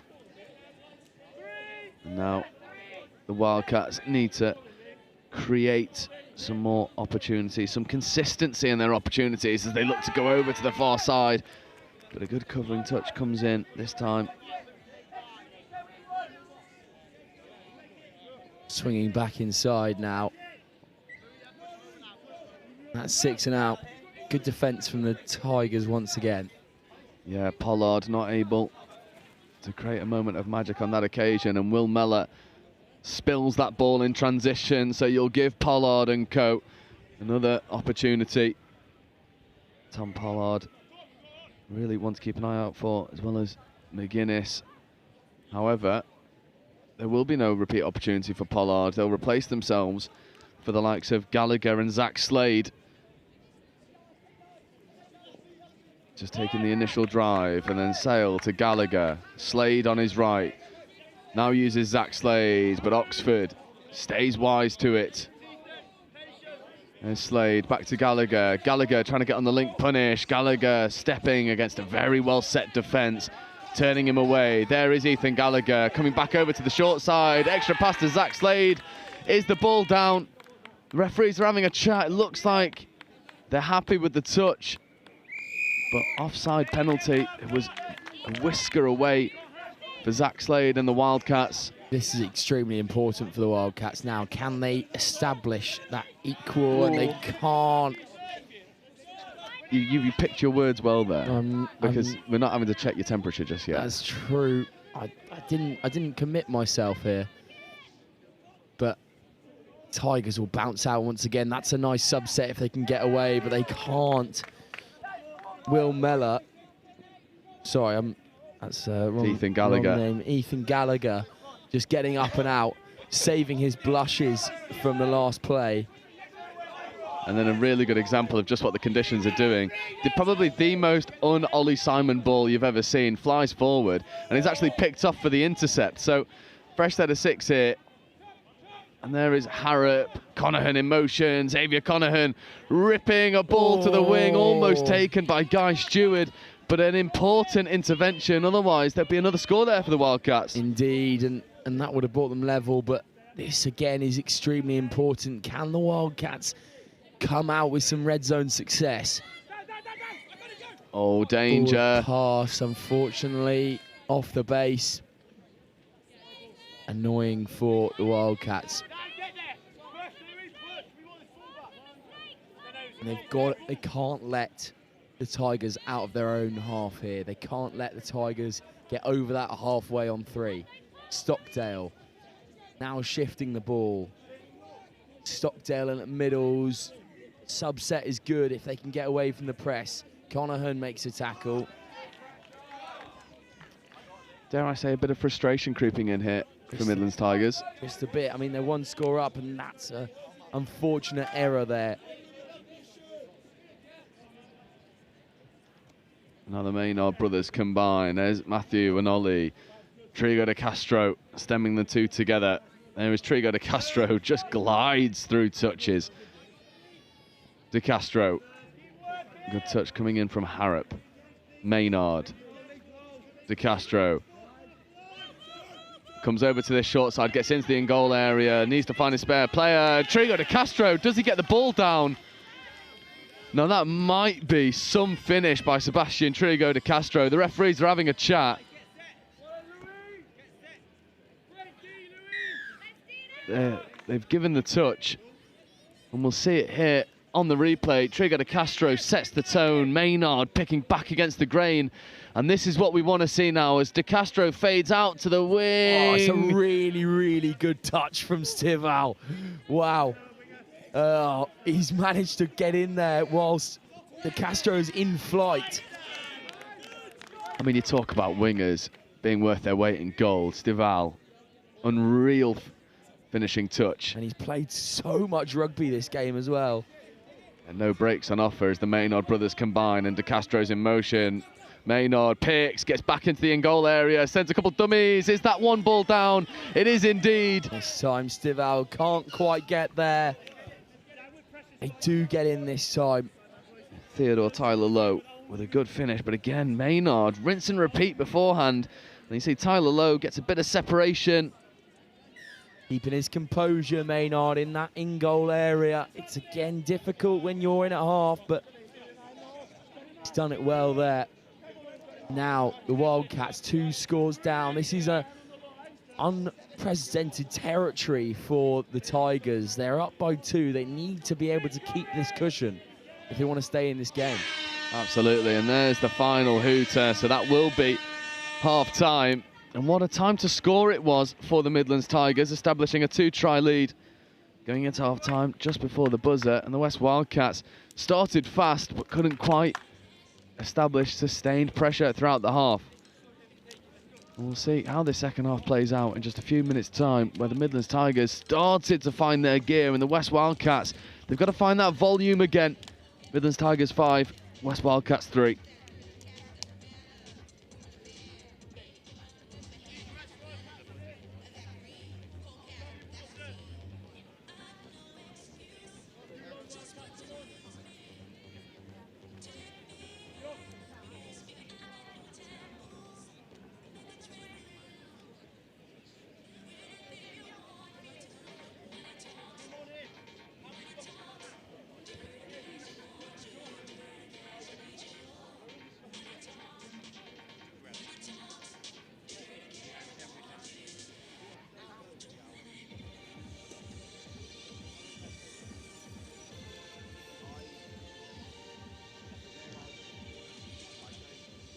So at 2 o'clock and 2:05, at 2 o'clock we've got a captain's photo, and at 2:05 we'll have the regional leads photo, so we'll keep reminding you through the day.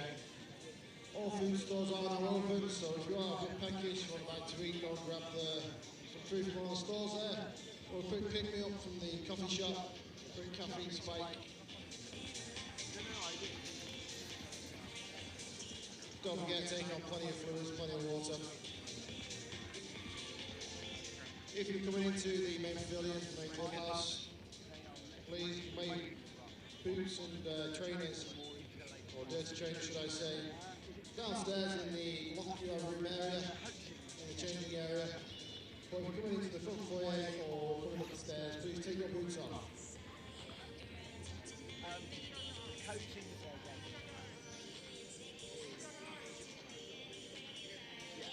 As always, please remove any litter or rubbish that you produce, place it in the bin, keep hold of it until you find one. Physios are still available, they've been quiet today they say, so they're asking for more people to come and see them. Get yourself strapped up, get yourself a massage, ready for the next game.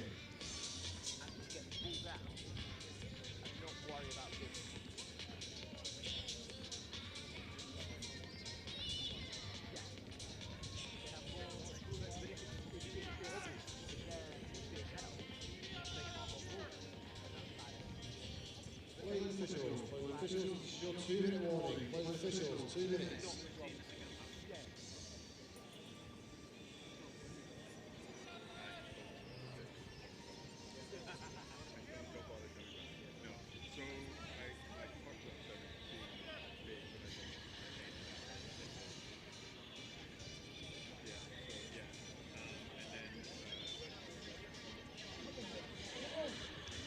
So once again, this is a call for LJ Hockler, or Hockler, or Hockler, can't quite make that letter out.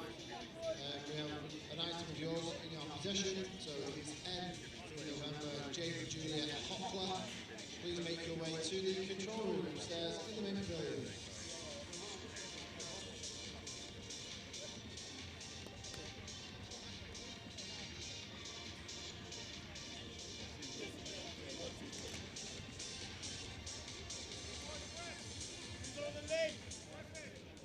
Officials, 1 minute warning. Players officials, 1 minute.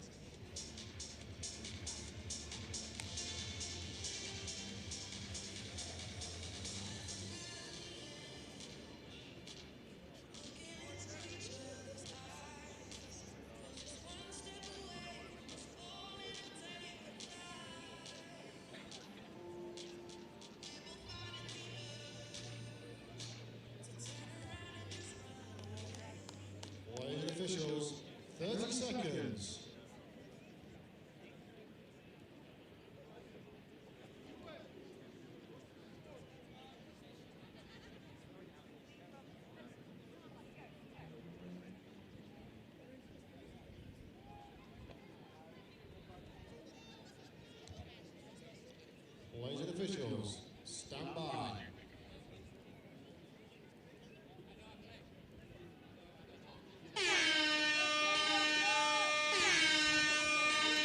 So welcome back to the second half, where the conditions play a factor once more. Early mistake there between Simon and Will Mellor, and that gives the West Wildcats a good opportunity to have a go in the second half. And Sam, they've got to do exactly that, because they started well but just faded in the end of that first half.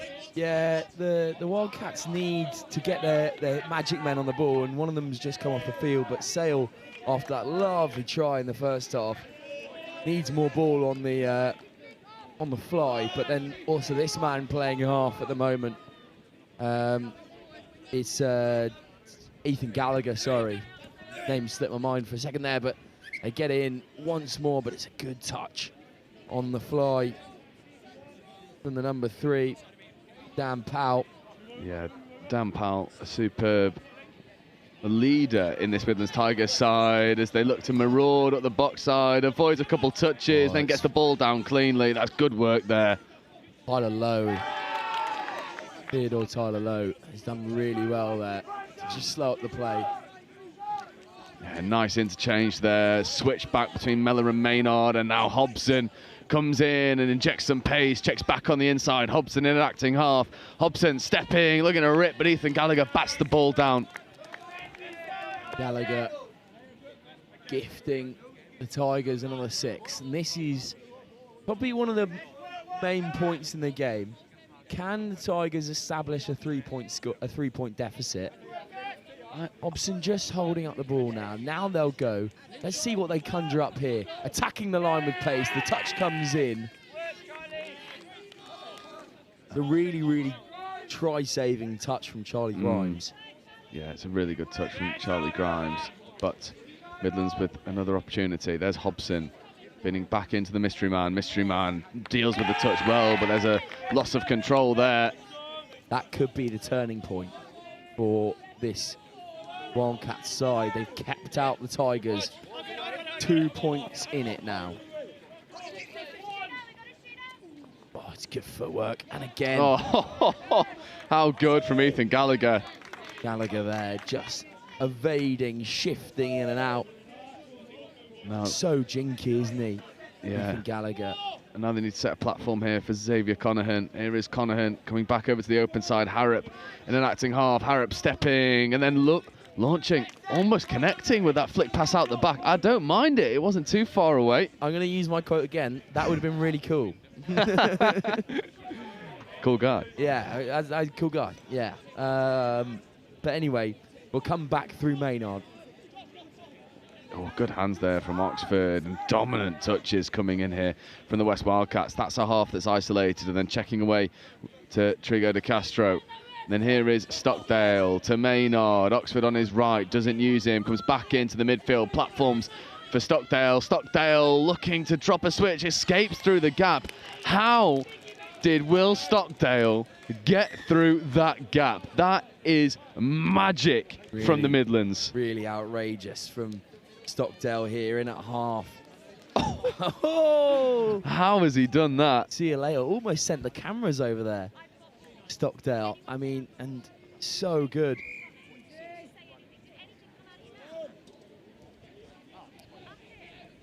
So good from Stockdale. But here goes Ethan Gallagher. Gallagher then slows, succeeds the touch. Gallagher once more.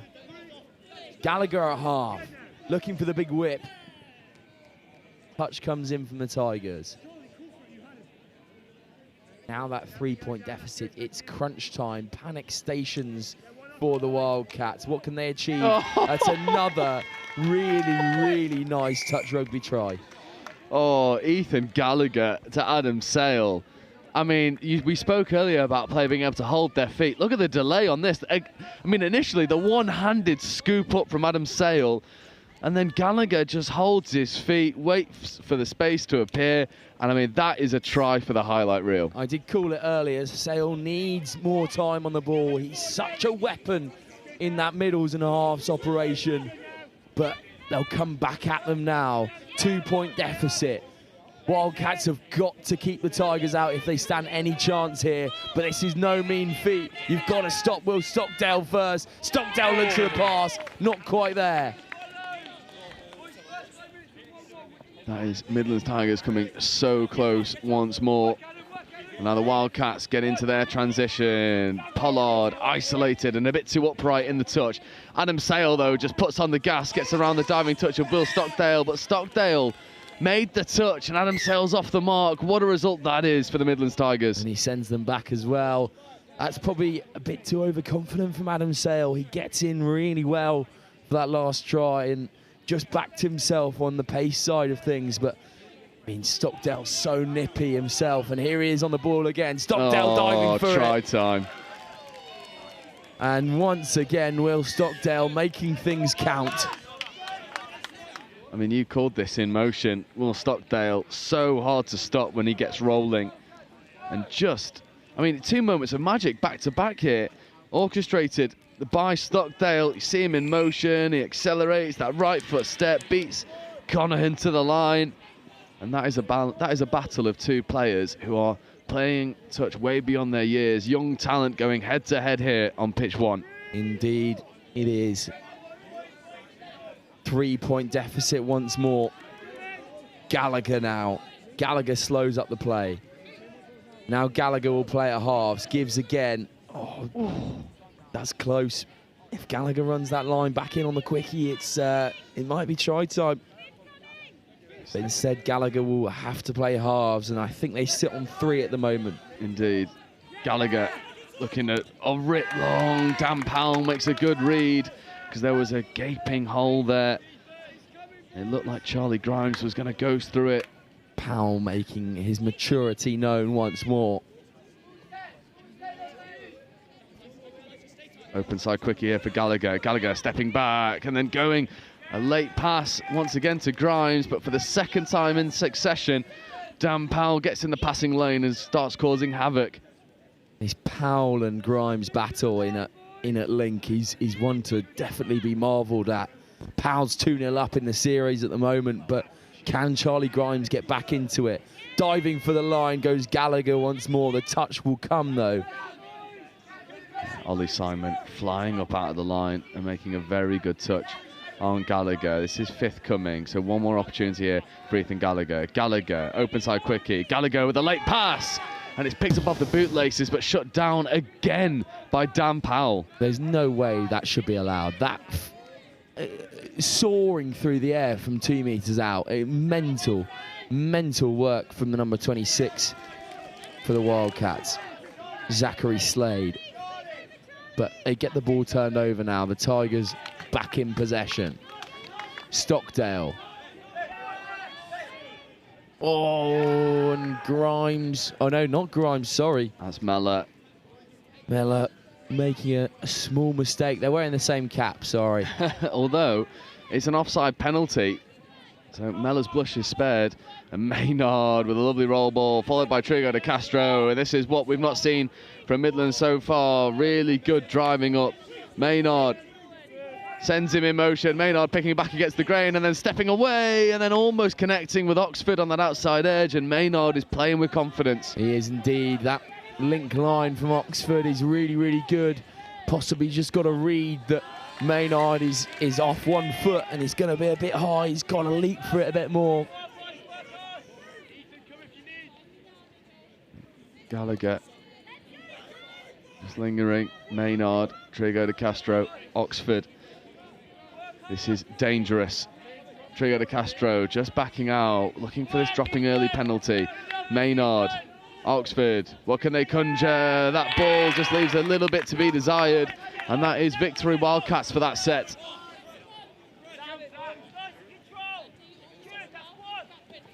Gallagher off to Stival. Footwork comes in for the number 24.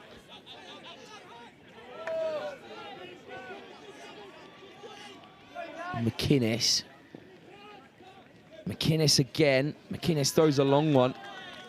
Yeah, late pass given though, so penalty turnover there. Midlands Tigers. It's just been a little bit. It's been a little bit spluttery for the West Wildcats in this 2nd half so far. We're halfway through. They've just not quite found their groove. It's very true. As soon as they get over that halfway on the 3rd and 4th, it's kind of enters a territory they're not really familiar with, and they need to kind of get past that 2nd phase and get into the red zone on 4 and 5. Oh, Hobson just using all of his maturity to set a good platform here for Will Stockdale. Stockdale checking away, and is that ball down? Not quite on that occasion, unfortunately.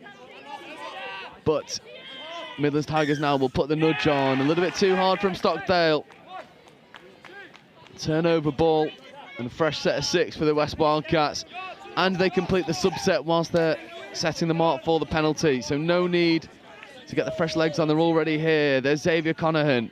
Harrop on his inside. Skips Harrop and goes to Sale. Sale bounces away from Stockdale.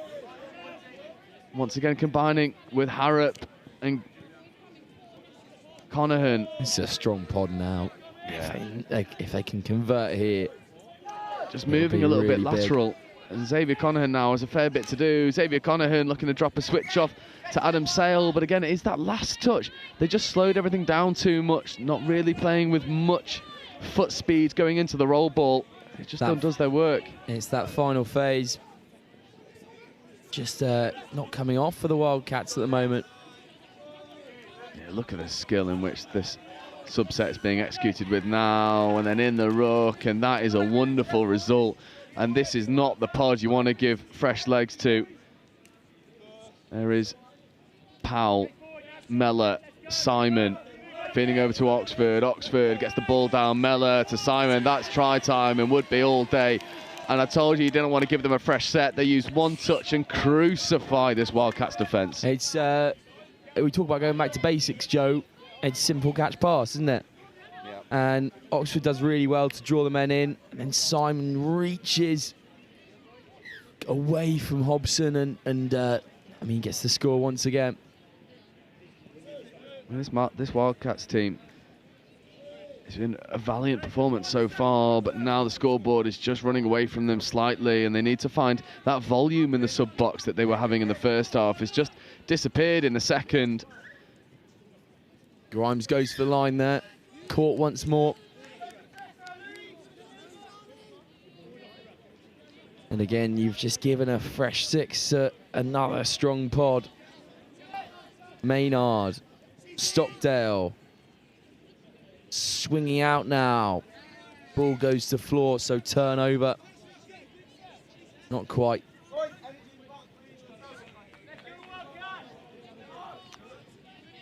Hobson. Hobson once again.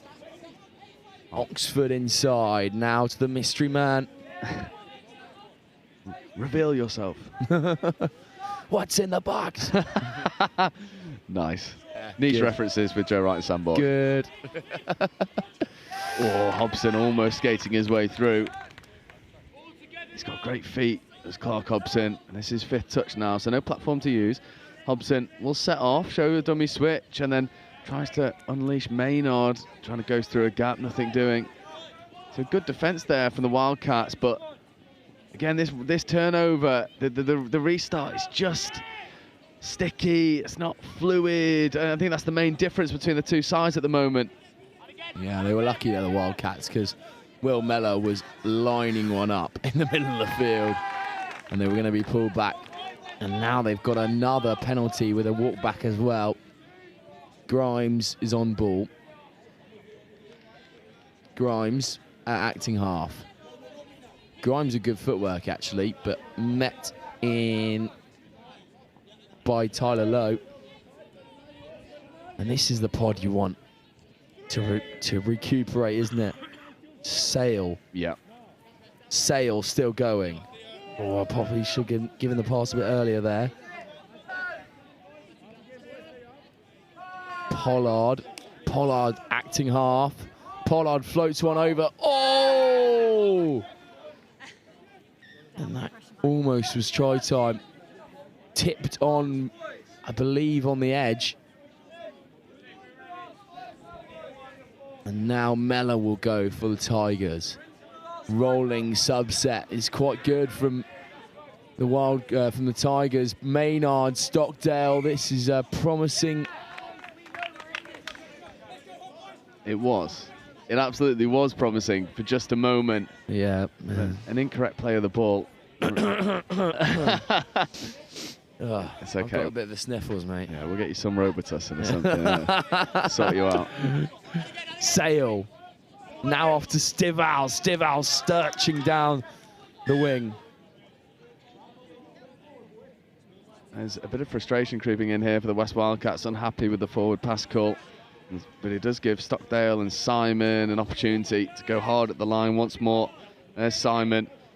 Maynard dummying, coming back in towards Simon. Stockdale in motion, you know what's coming. There he is, sweeping round. Stockdale gets around Harrop. Harrop's offside, and Will Stockdale just beats his opposite man oh so easily. It's the way that Will Stockdale swings his hips here. He does it on occasion a lot. But look there. Just as he's on the dive, he swings his hips to the left-hand side. So the outreaching hand of Harrop gets nowhere near him. Yeah, I mean, it's these sort of those little touch-specific skill sets that you'll see on display. Stockdale, he's got one weapon that's better than almost anyone else in the country. It's that sweeper play and diving at the line, and he is putting it or using it to perfection here on live stream as the Wildcats look to potentially get something back. A bit of a stop-start link punish play there as Gallagher checking away to Slade. Slade shows a dummy, and there's no supporting play available to him, so Slade comes back over to this side, and then Stockdale, or Gallagher, sorry, tries to make something happen once more, but then a touch and pass given, and frustration starting to build for the Wildcats. Indeed, and Grimes and Gallagher trying to make things happen in the middle there. Grimes at link is feeling fairly battered and bruised after that series of battles on the outside against his opposite link. Yeah, this is worrying now. There's Hobson platforming and then picking through and accelerating, finding the spare player. I mean, it's 11-11. It's the mystery man to Maynard. It's a bunch of M's, and the Midlands Tigers are enjoying themselves here on live stream. They are in dreamland. There's these mystery Tigers, Midland Tigers. Could be the mystery Tigers, to be fair. But Maynard is just doing so well, and the mystery man ghosts in. Yeah, I suppose so. And the Tigers just doing everything right.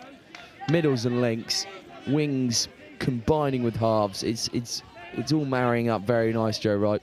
It is. They're just the Midlands Tigers are able to just overcome the challenges that the Wildcats have presented to them.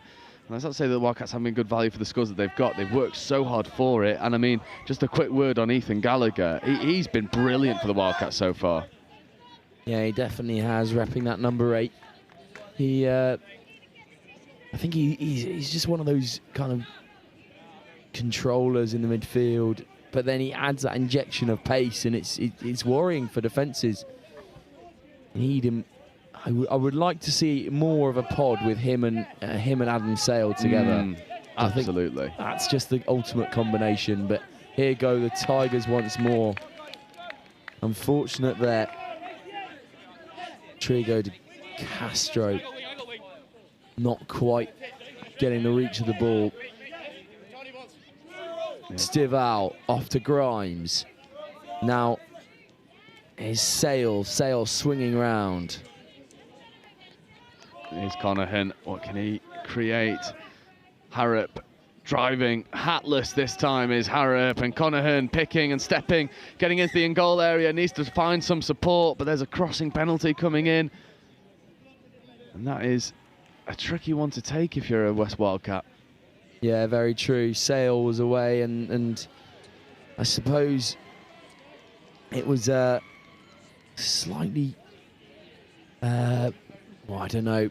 It's a tough call on Xavier Conahan, but he did have Sale earlier on, and he probably could have used him instead of that crossing play, but you never know. Oxford, Harrop. Now, that is a great touch from Xavier Conahan. I mean, Sale off to Grimes, now Stivall on the width. Grimes at acting half. Sale And that will be it. Midlands Tigers once again victorious. Really, really outstanding performances from Will Stockdale and co. Oh, it was phenomenal from Stockdale as well. Ollie Simon, Dan Powell having a defensive game of it. The Maynard brothers, Trigo de Castro, you could go all the way through. And Midlands Tigers do get their victory. And very well deserved, 10 tries to 4. And for the West Wildcats, you can tell that they're a bit of a young team. And there's a lot of promise in the youngsters for the West, isn't there? There is indeed. And yeah, I'd like to see a lot more of as I said, that little link up. Maybe you have Gallagher and also Conahan and Sale all in the same pod. I mean, that would be my kind of thing that I'd work on, trying to get those three boys all working around each other, because it adds a lot of good characteristics working with and around. Do you know what I mean, Joe? Absolutely. Yeah, they complement each other so well, and I think there was moments where we saw them come together, but it just wasn't quite enough to truly threaten this Midlands Tigers team that really did put together their best performance of the tournament so far. But we come into the afternoon games now, 12:20, the next slot, and it's our first look at the senior women's category, women's 30s, and it is the South East Taipans versus Southwest Saxons. That'll be with you in 4 minutes' time.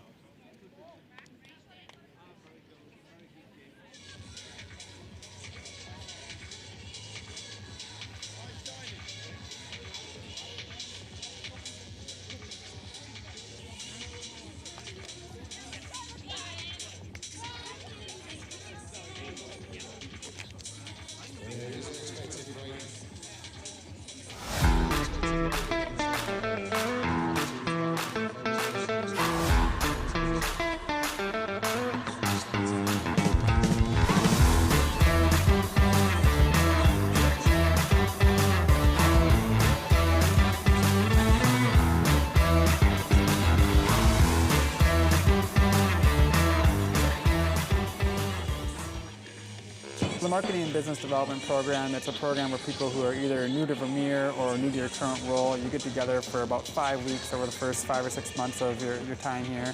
And you really get to start learning about the people, the products, the culture, and it really equips you to be successful in your role. Some people are coming into Vermeer not knowing anything, so it's meeting people and getting opportunities and getting your face exposure and getting their exposure to you so you know everyone already. And it kind of creates a more effective worker because they have that base knowledge of everyone that they're going to be working around and with.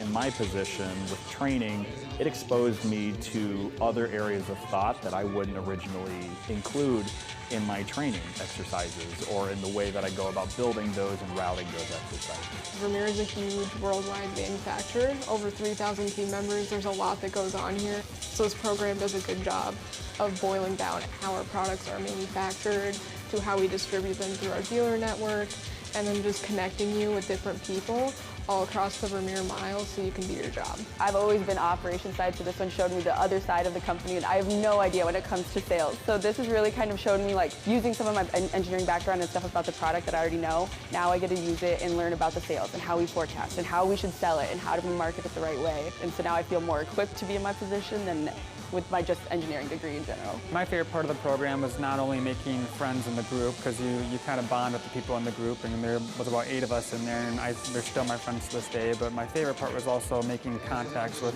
the people and the presenters. In my position, there's a lot of times where someone will say, hey, reach out to this person, and you've never actually met that person before. So now actually meeting that person and putting a face with the name, it makes my job a lot easier.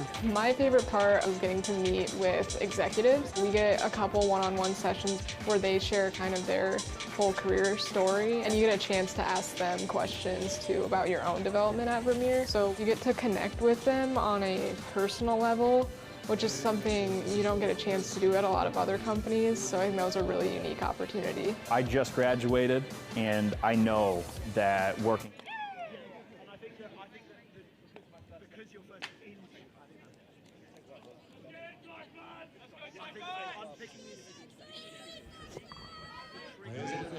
Welcome back here to this Nationals England Touch tournament in Nottingham at the Highland Sports Grounds.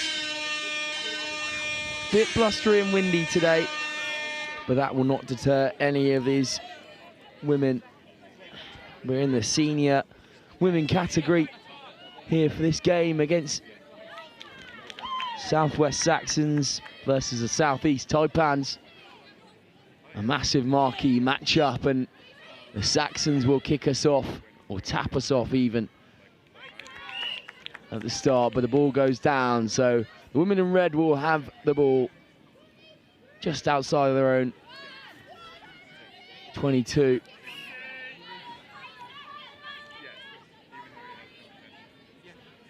The Saxons will have it back now.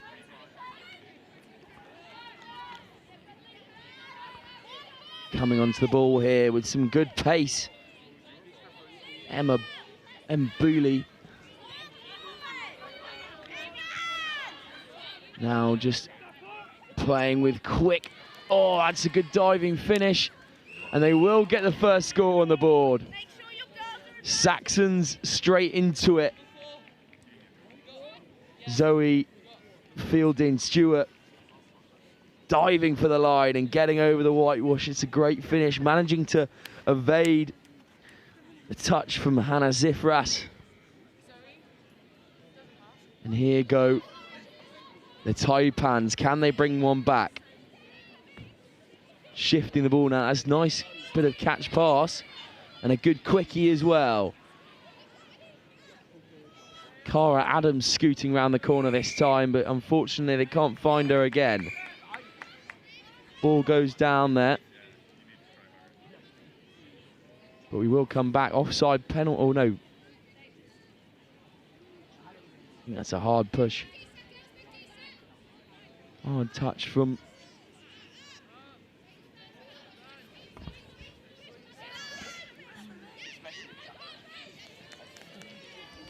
And now, once again, Taipans. Can they come out of the red zone with a score on the board? Come back inside. Now swinging round on that sweeper line. Fantastic try from Cara Adams. Nice little quickie, and the sweeper swings round, and Adams is the one to take the ball over the whitewash. Really great finish from the number 8. She swung round in that middles section of the park and finished off, bringing the score back to 1-1. Saxons will play though. Good zip on the ball from the Saxons.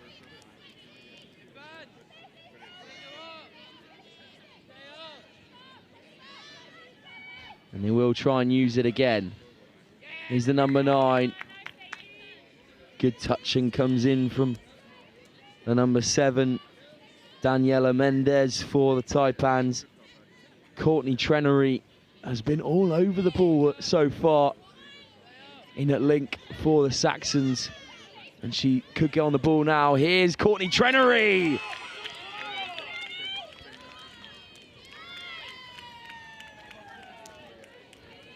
Trenery goes over once more, putting the Saxons 2-1. And it's a fantastic line from the left link. So see here, the ball swings back. And Trenery, who has been fantastic so far, manages to get over the line.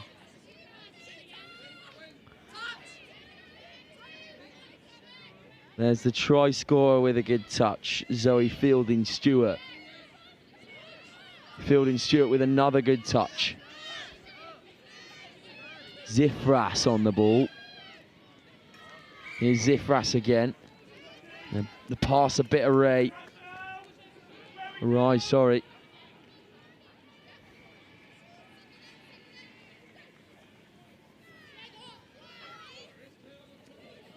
Here goes Saxons. Fielding Stewart once again making some good meters, and she could go all the way here. That's a fantastic step. How she got out of that gap. Try time for Saxons once again. And that's a brace for the number 4. Fielding Stewart goes the length from the half.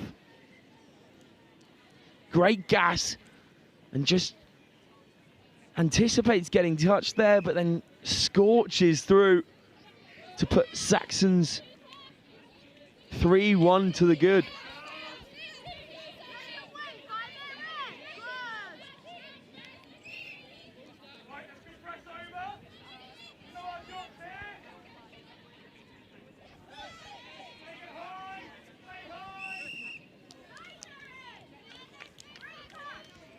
A good touch there from the Taipans, Erin Baylock. Saxons again using the ball. The subset is rolling round quickly. They fill the field. Lizzie Grayshon slowing the ball up, but then the pass could be on, now out wide.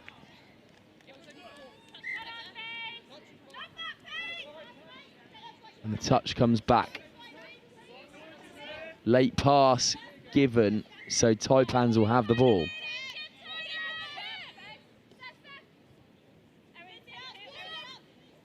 Now they'll swing out to the right. Loss of control in the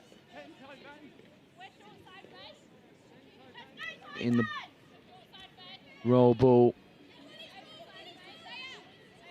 Lizzie Grayshon will slow up once more. Stephanie Thomas now on the ball.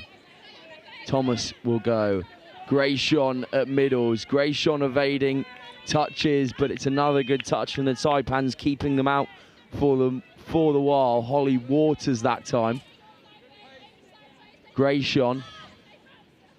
Now Stephanie Thomas will be brought back once more. This is stand-up defence from the Taipans. Thomas, swinging ball, that right to left rip doesn't quite come off for the number 19. Taipans need to get out of dodge now. There's one. The ball just lost forward there. Saxons once again. Grayshon, Thomas. Now shifting out to Steph Tucker. Thomas. The subset is a bit disorganised and they're screaming down on the Taipans touchline to go and kill the space.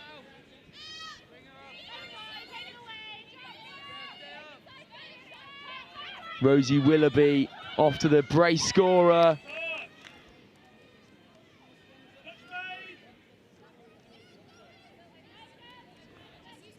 And that was Fielding Stewart once again, who's already had a break, only has 2 to her name. Willoughby off to Fielding Stewart once more, and that's grounded. Fielding Stewart scores a hat-trick in the first half. Such a fantastic effort from the number 4. Combining with the captain, Rose Willoughby, Zoe Fielding Stewart gets her 3rd of the day here on pitch 1. And the Taipans sunned into silence so far. Saxons really having a day of it. Can they grab some more momentum here?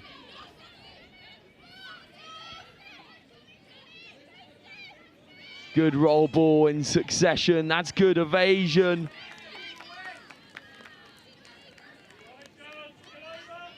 And that's 6 and out, unfortunately, for the Taipans. Heavy touch coming in from Daniela Mendez.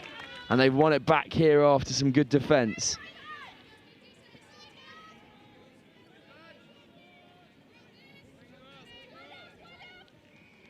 Stacey Coffin. And again, the Taipans will be brought back. Becky Clark. Oh, that's a good ball if they can rein it in, but not quite there for the Taipans, so the woman in red will come back for it. Offside penalty is called.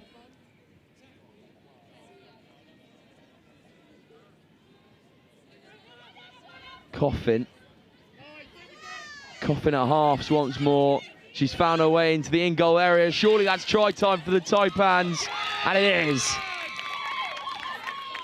Rachel Bateman this time for the Southeast Taipans. Really, really exciting work from Stacey Coffin to get into the end goal area. She got caught at half, so then she had to find Rachel Bateman on the outside, who was hugging the touchline, but then just crept in. And that brings the game back to 4-2.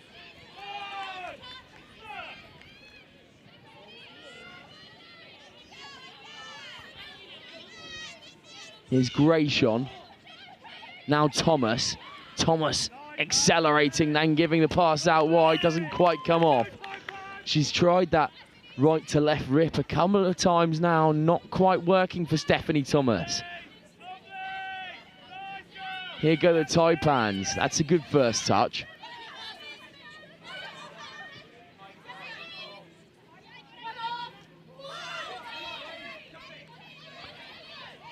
Taipans slithering into enemy territory here. Now given off to Daniela Mendez, but unfortunately isn't quite. Grayshon with a good dummy off to Stephanie Thomas. Grayshon at half. Now Thomas at half off to Grayshon. These two working in sync at the moment.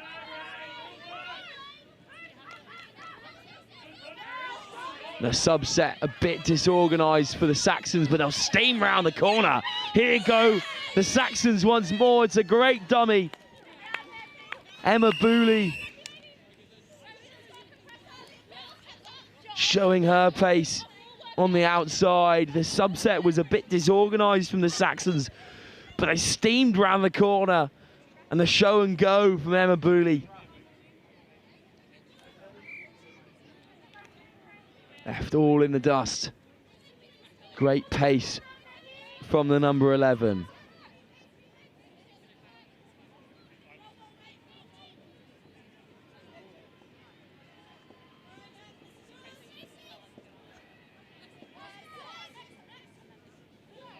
Trenery once more the try scorer. Now shifting out, the Saxons still applying all of the pressure. Trenery at half, zips the ball out onto the left.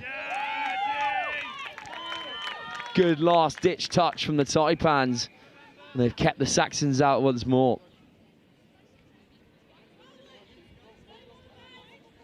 Trenery. Good footwork from the number 9. Now she's got men outside. And it's another try. Again, made by Courtney Trenery. And Ella Forsyth this time is on the end of a sympathetic Trenery pass. She's absolutely tearing up Courtney Trenery in this link play. And the Taipans don't have a lot of ways to stop her at the moment.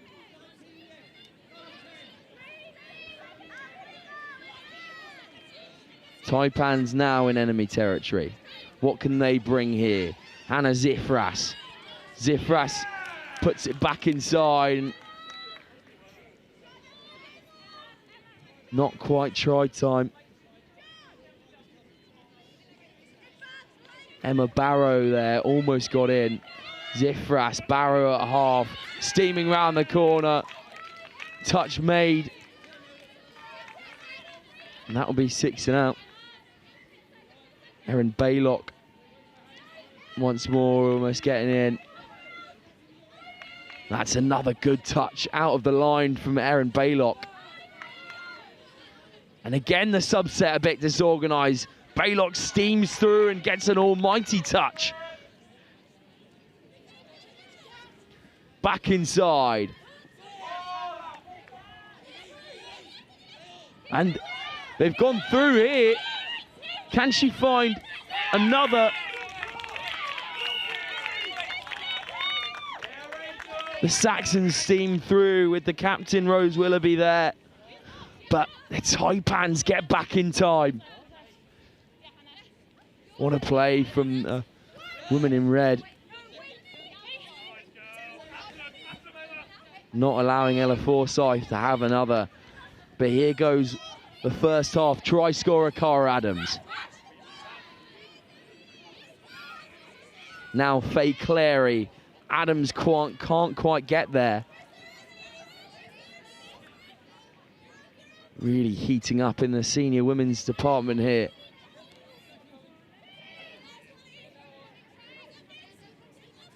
Here's the double try scorer, Fielding Stewart. Now off to Trenery. Trenery zips one back on the inside. Here's Trenery once again. Gosh, great footwork from the Saxons here. Ball just lost. The roll ball maybe a bit tricky to pick up there.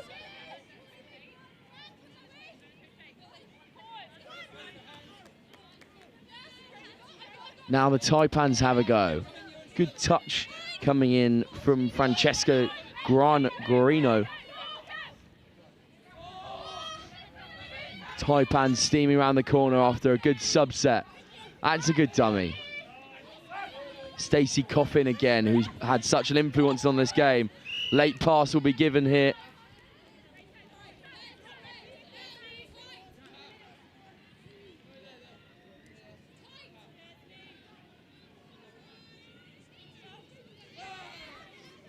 Again, it's into the hands of Becky Clark and more miscommunication. So Taipans have the ball back. Stacey Coffin. Coffin once more in the middles. Georgia Jones now. It's just slowing up a bit. Coffin acting half. Oh, it's really, really good. The Taipans are jumping for joy, as they should be. Alina Brown this time puts them back into contention for this game. Brown shifting her hips and escaping, avoiding that touch. Here's Gratian Thomas. Gratian once again, now into the hands of Jenny Huang. Huang on the left. Thomas in the left middle.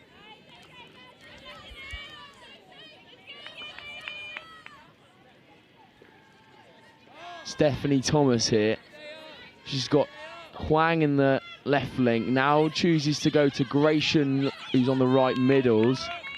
Gratian dives for it, but another good touch comes in from the Taipans, who are really growing into this game now and being able to stop this Saxons attack. Stephanie Thomas will go with pace and another good touch. Zifras this time.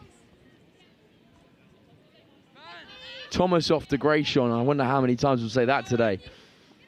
Here's Stephanie Thomas looking at the big one. Has that gone forward though?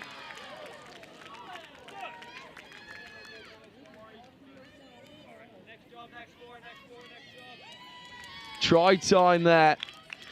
Stephanie Thomas with a big right to left zip.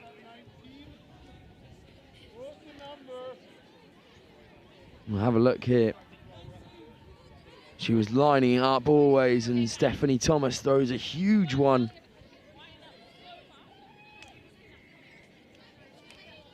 And Lexi Williams this time gets on the end of it. And as she's falling, she manages to touch the ball down.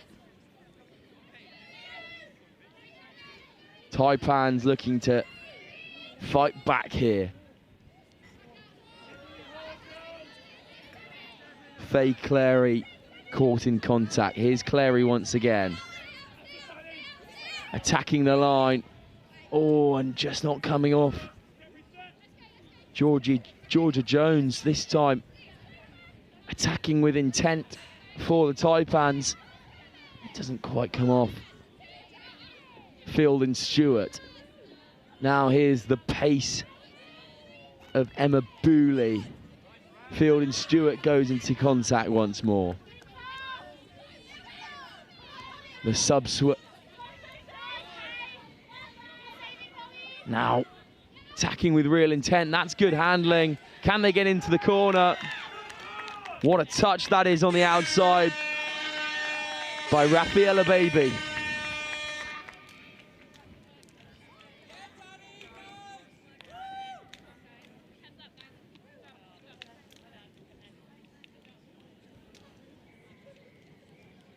And Baby finishes off the half excellently well, stopping the Saxons once again. And that will be half-time. Saxons really starting off the game well. 2 quick tries from Zoe Field and Stewart. But the Taipans have never been out of this. Constant defensive anarchy, causing panic and frustration for the Saxons on many occasions. The Saxons have taken their chances very well, but this game still hangs in the balance. Half time here, South East Taipans 3, Southwest Saxons 7. Quite far to go, you would have just finished the game, but please get yourself over as quickly as you can.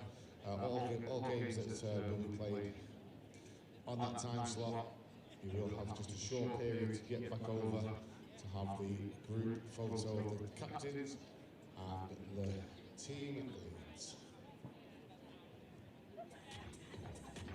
I'm Mark Aldous, England Men's Open head coach. My name's Martin Wright, and I'm the head of the women's programme for England Touch. Hi, I'm Tim Osborne. I'm the England Mixed Open coach. Across the regions and the grassroots development, Chris, it's super exciting to see how we've grown over the past 14 years with the nationals. This time of year is pretty important for the elite end of the game because we get to see our open squad players perform in tough environments, and that helps us with selection through to the next international tournament. Nationals is super important for us. It's the one point in the year where the whole country comes together, all the different regions competing really hard, playing amazing touch, but also great to see the community all together for this weekend. It's a really important weekend for us. This, whilst we see the players at camps, you get to see them in a live environment here. So very, very important. We have 2 objectives.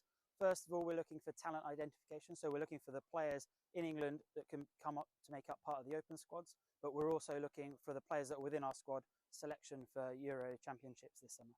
Same things we look for in all of our teams in terms of good core skills done well, fast, accurately, at speed, strength of character, resilience, teamwork, all of those core important attributes that we look for in our elite players. Clearly we're going to see some interesting stuff on day 3. Day 1, everyone's looking pretty fresh.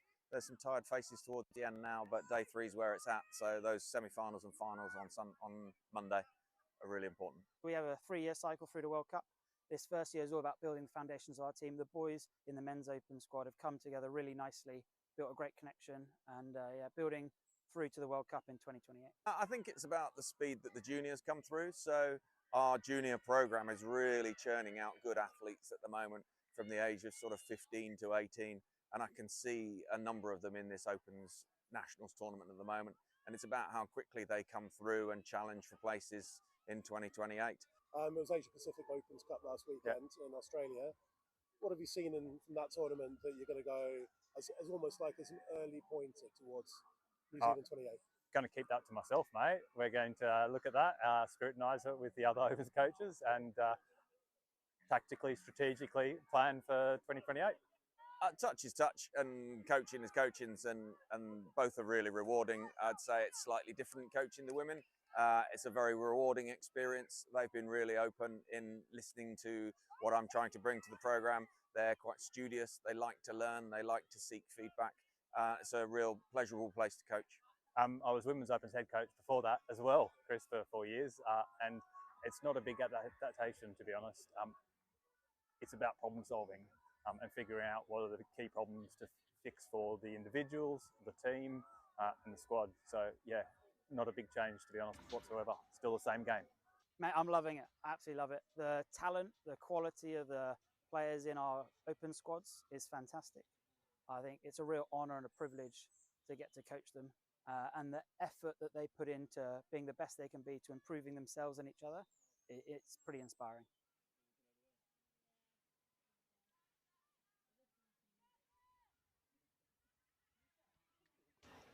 Well, we descend onto a game that is probably not relative to the scoreline. Both sides having a lot of positives here. Taipans against the Saxons in the senior women's comp. Both sides absolutely pushing on and playing some absolute fantastic touch rugby. Taipans will kick us off here. Moving that ball, what a pass that is! Wow, wow, wow. And the nonchalant celebration. Take a bow, Emma Barrow. This was excellent. Looking for the touch and then fakes it, goes out wide to Rafaela Baby. What an assist that is. There's no way anyone saw that coming. And made even better by the nonchalant celebration as well. But the Saxons will come straight back at them. 3-point cushion now, but Taipans have won it back. Referee just calling them back to their mark.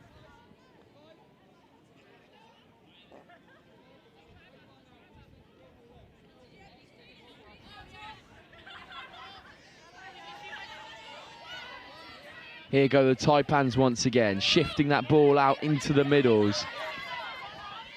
Cara Adams, the try scorer from the first half. The subset is rolling on. Good handling. Becky Clark that time. Clark off to Rafaela Baby. Here's Baby once more. And that's 6 and out.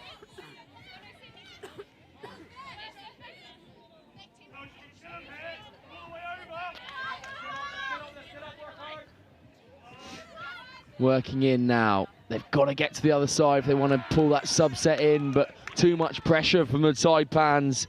Georgia Jones and co.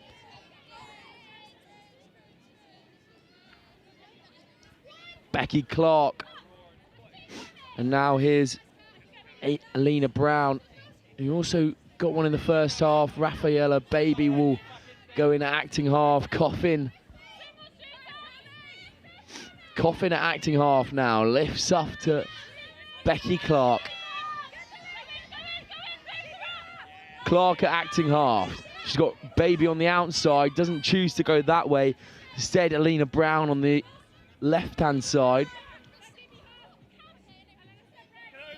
Clark at acting half once more. Brown skips in and out of tackles. That's 6 and out. Saxons again will have a go. There's the double try scorer from the first game, and the wheels also of Emma Booley. But again, the Taipans forcing the Saxons into some mistakes. Looking very promising here. Taipans will retain possession. Coffin acting half. Shifts off now to Brown. Now here's Georgia Jones. This is really good touch rugby from the Taipans. Shifting on now, they've got a 2-on-1. Can it be used? Surely try time. Rachel Bateman at the double here.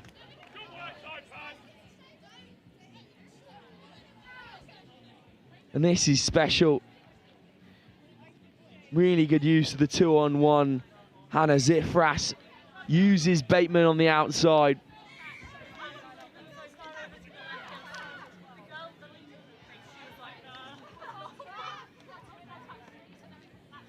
And really, really good work from Hannah Zifras in the link, giving that 2-on-1. And now Taipans have the ball again through Cara Adams. Adams once more.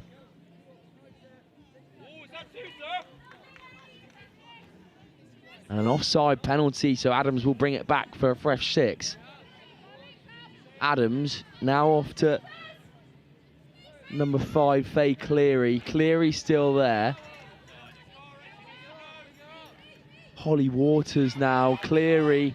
Waters once again spins it into Faye Cleary.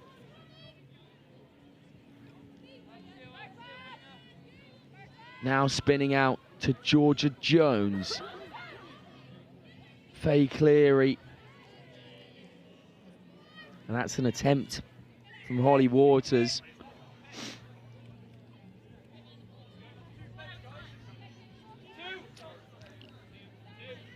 And a third penalty will result.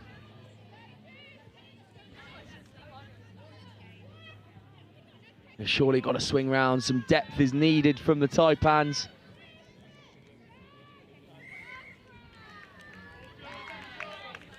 And the ball goes the other way. Forward pass. So the Saxons will have the ball back. And the sub set to roll on. Taking the ball at pace. He's the captain, Rose Willoughby. Off into the arms of Zoe Fielding-Stewart, but unfortunately that ball is just a bit awry. The roll ball wasn't the greatest, and Fielding-Stewart tries to pick up on the run. She gets a good touch in there, Fielding-Stewart. Taipans can work this ball now. Cara Adams, Rafaela Baby at acting half. Baby again at acting half, working that ball round. Coffin off to Clark. Here goes Coffin. Coffin with a pass, but communication once again just breaks down between Coffin and Erin Baylock. The middle and the link out on this right-hand side.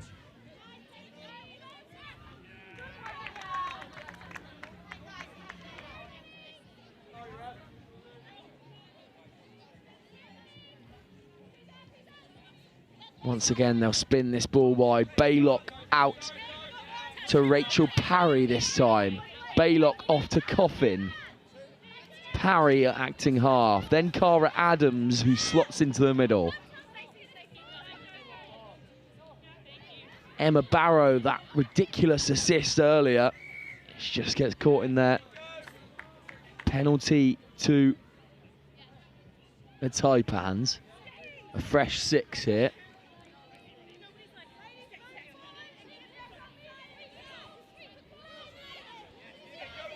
Adams off to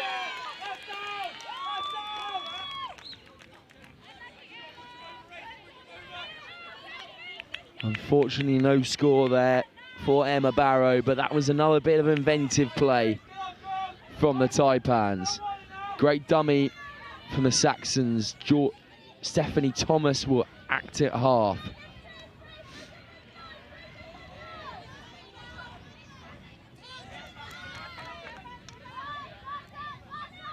Oh, good footwork in the middle, Alyssa Grant-Walker. And the pressure from the Taipans. They are definitely still in this game. Only a 2-point deficit. Emma Barrow once again. Off to Alina Brown. Oh, it's really, really good hands. Rachel Parry is now away. Hannah Zifras acting half, comes back to Parry. And that's 6 and out, and Courtney Trenery will take the ball. Trenery at half, gives off to another Saxon. Trenery looping round on that sweeper line.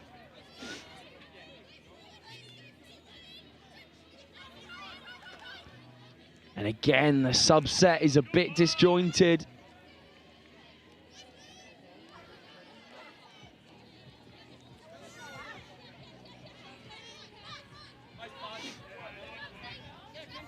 Baby acting half. And a harsh touch comes in from Fielding-Stewart. With number 13, Holly Waters. Now Coffin in at left link. Picks up. And here go the Taipans. Can they be in once more? Unfortunately, Baby can't quite reel it in.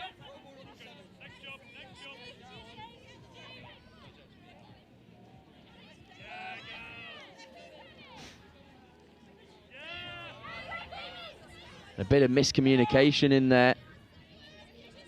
Willoughby will get it away, the captain. Willoughby again.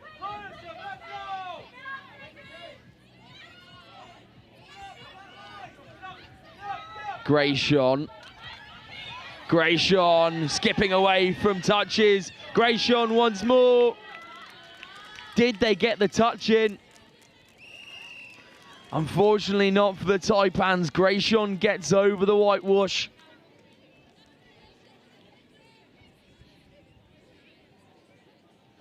And that's just shifting gears from Lizzie Grayson. Manages to escape and evade all the touches from the Taipans, giving them that 3-point cushion back in.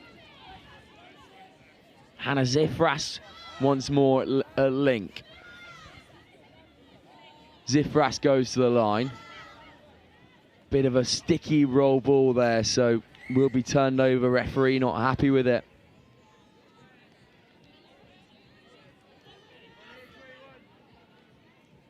Now the Saxons will come back at the Taipans.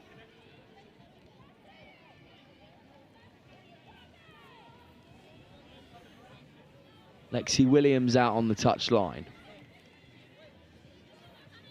Williams at acting half. Here's the captain, Willoughby. Now here's the double try scorer. Unfortunately, no cigar that time. Field and Stewart tried to give the pass off. Taipans attacking with venom here. Baylock. Now into the hands of Faye Cleary.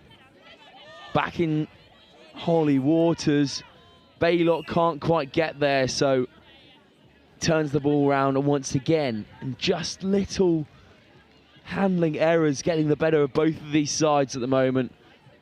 Taipan's more guilty of it recently, but Saxons have been guilty of it as well. Is Booley.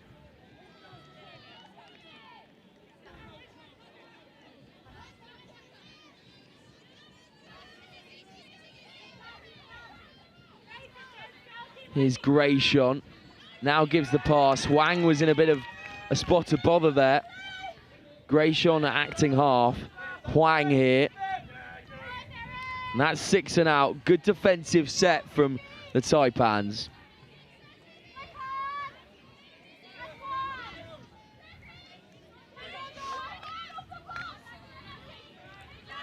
Unfortunate pass there from Georgia Jones.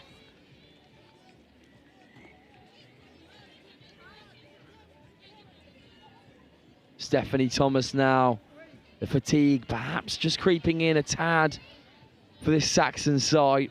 Still have a 3-point deficit over the Taipans. Trannery will play acting half. And then the vice-captain, Alyssa Grant-Walker, trying to find that little link inside hard line, but didn't come to any avail. Trannery will make the touch.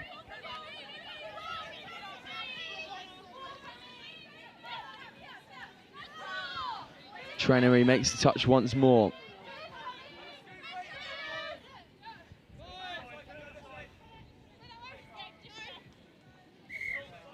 Cara Adams once more, and that'll be 6 and out. And they've got to kill that ball here to stop the Saxons getting over for their subset. But that'll be a brand new 6 for the Saxons.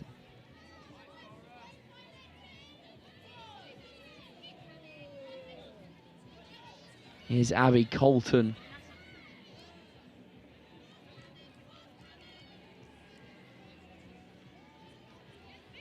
Good bit of illusion now from Emma Booley again. Here's Zoe Field and Stewart. Now attacking with pace. Field and Stewart dives to the line. And there's another try. The hat trick for the number 4. Field and Stewart finds a way once more. A nice little quickie And Field and Stewart manages to get over the line. Really good roll ball from the number 4. She manages to off-balance her opposition in that middles. Taipans come back at them though. 5 minutes left to play. Emma Barrow after the assist of the century early on in the game. Barrow.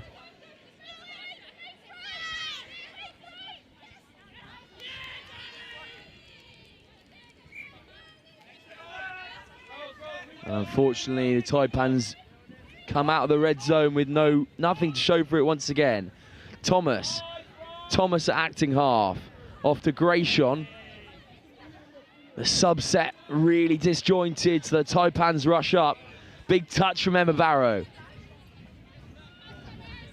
Trenery. Now off to Abby Colton. Colton's still not touched. Trenery acting half. Trenery with a bit of footwork. Trenery for the line here. And she does find someone.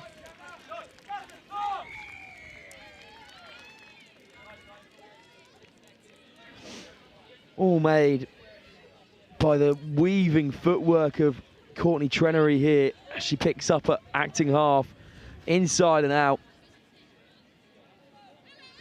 And then she has to find someone. And this time it's Abby Colton who manages to dot down, much to the dismay of Emma Barrow.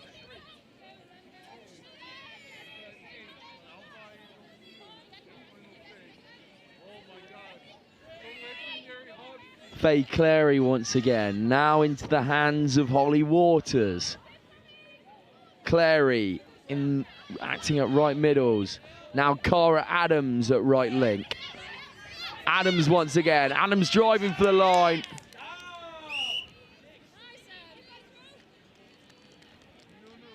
Unfortunately, no score for the Taipans once again.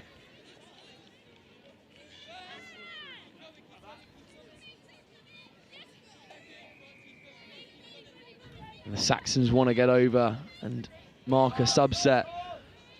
Willoughby. Now Lexi Williams. Now Huang is met hard by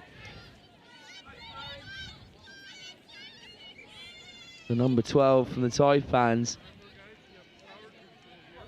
Rachel Parry, that is. Cara Adams here, who has carried on fighting this whole game. Faye Clary. Parry with a lovely little scoop out through the legs. Now finds Lena Brown. Coffin. Baylock. Becky Clark for the line. Just touched in there by Grayson before she can get the ball down.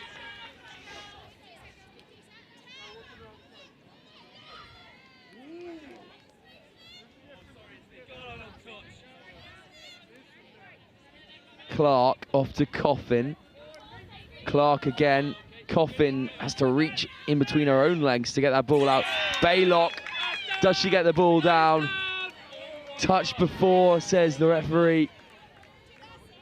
Great touch there from Jenny Huang.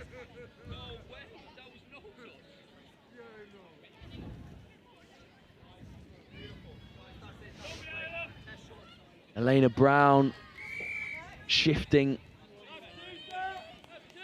That's 2 penalties. A third will result in a caution.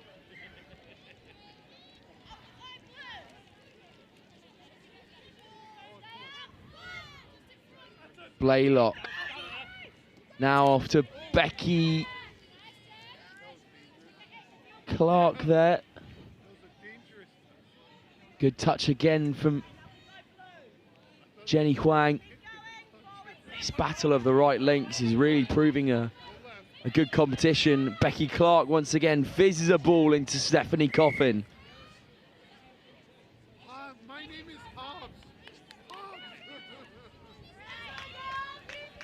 Coffin. Got Blaylock at left link. Blaylock will now play acting half. Becky Clark will drive for the line and try and slide in there. Stephanie Thomas makes the touch. This is last chance for Saloon for the Taipans. They throw a big miss pass on the right-hand side. Blaylock, unfortunate this time. The Saxons will win it. And a really, really well contested affair between these two sides in the senior women's category. Great performances from Zoe Field and Stewart, who scored a hat-trick. And there's the first. That diving ball is so effective when you are that quick. Great performances from her. Also Courtney Trenery. But also a lot of good performances from the Taipan side of things. Cara Adams with her hands all over the ball, and also Stephanie Coffin, who ran the show in the middle of the park. That will be full time though here. And we'll catch you in a few moments for the next game here on pitch 1. Southeast Taipans 5, Southwest Saxons 10.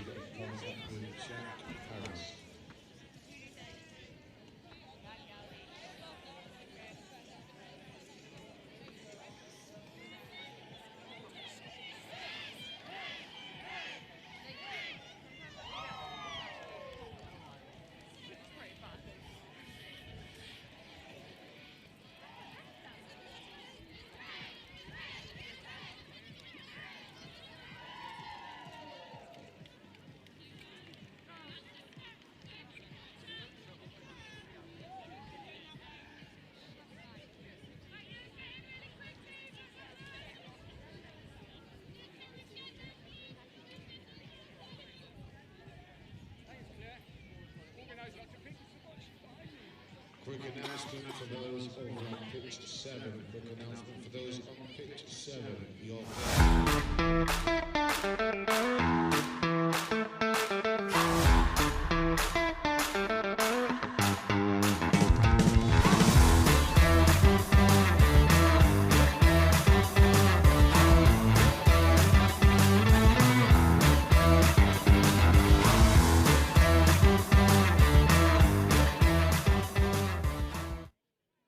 The Marketing and Business Development Program, it's a program where people who are either new to Vermeer or new to your current role, you get together for about 5 weeks over the first 5 or 6 months of your time here.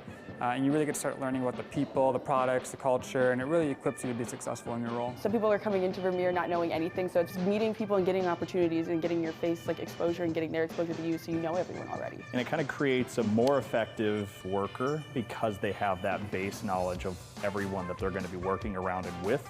In my position with training, it exposed me to other areas of thought that I wouldn't originally include in my training exercises or in the way that I go about building those and routing those exercises. Vermeer is a huge worldwide manufacturer, over 3,000 team members. There's a lot that goes on here. So this program does a good job of boiling down how our products are manufactured to how we distribute them through our dealer network, and then just connecting you with different people all across the Vermeer miles so you can do your job. I've always been operations side, so this one showed me the other side of the company, and I have no idea when it comes to sales. So this has really kind of shown me using some of my engineering background and stuff about the product that I already know. Now I get to use it and learn about the sales and how we forecast and how we should sell it and how do we market it the right way. And so now I feel more equipped to be in my position than with my just engineering degree in general. My favorite part of the program was not only making friends in the group, because you kind of bond with the people in the group, and there was about 8 of us in there, and they're still my friends to this day, but my favorite part was also making contacts with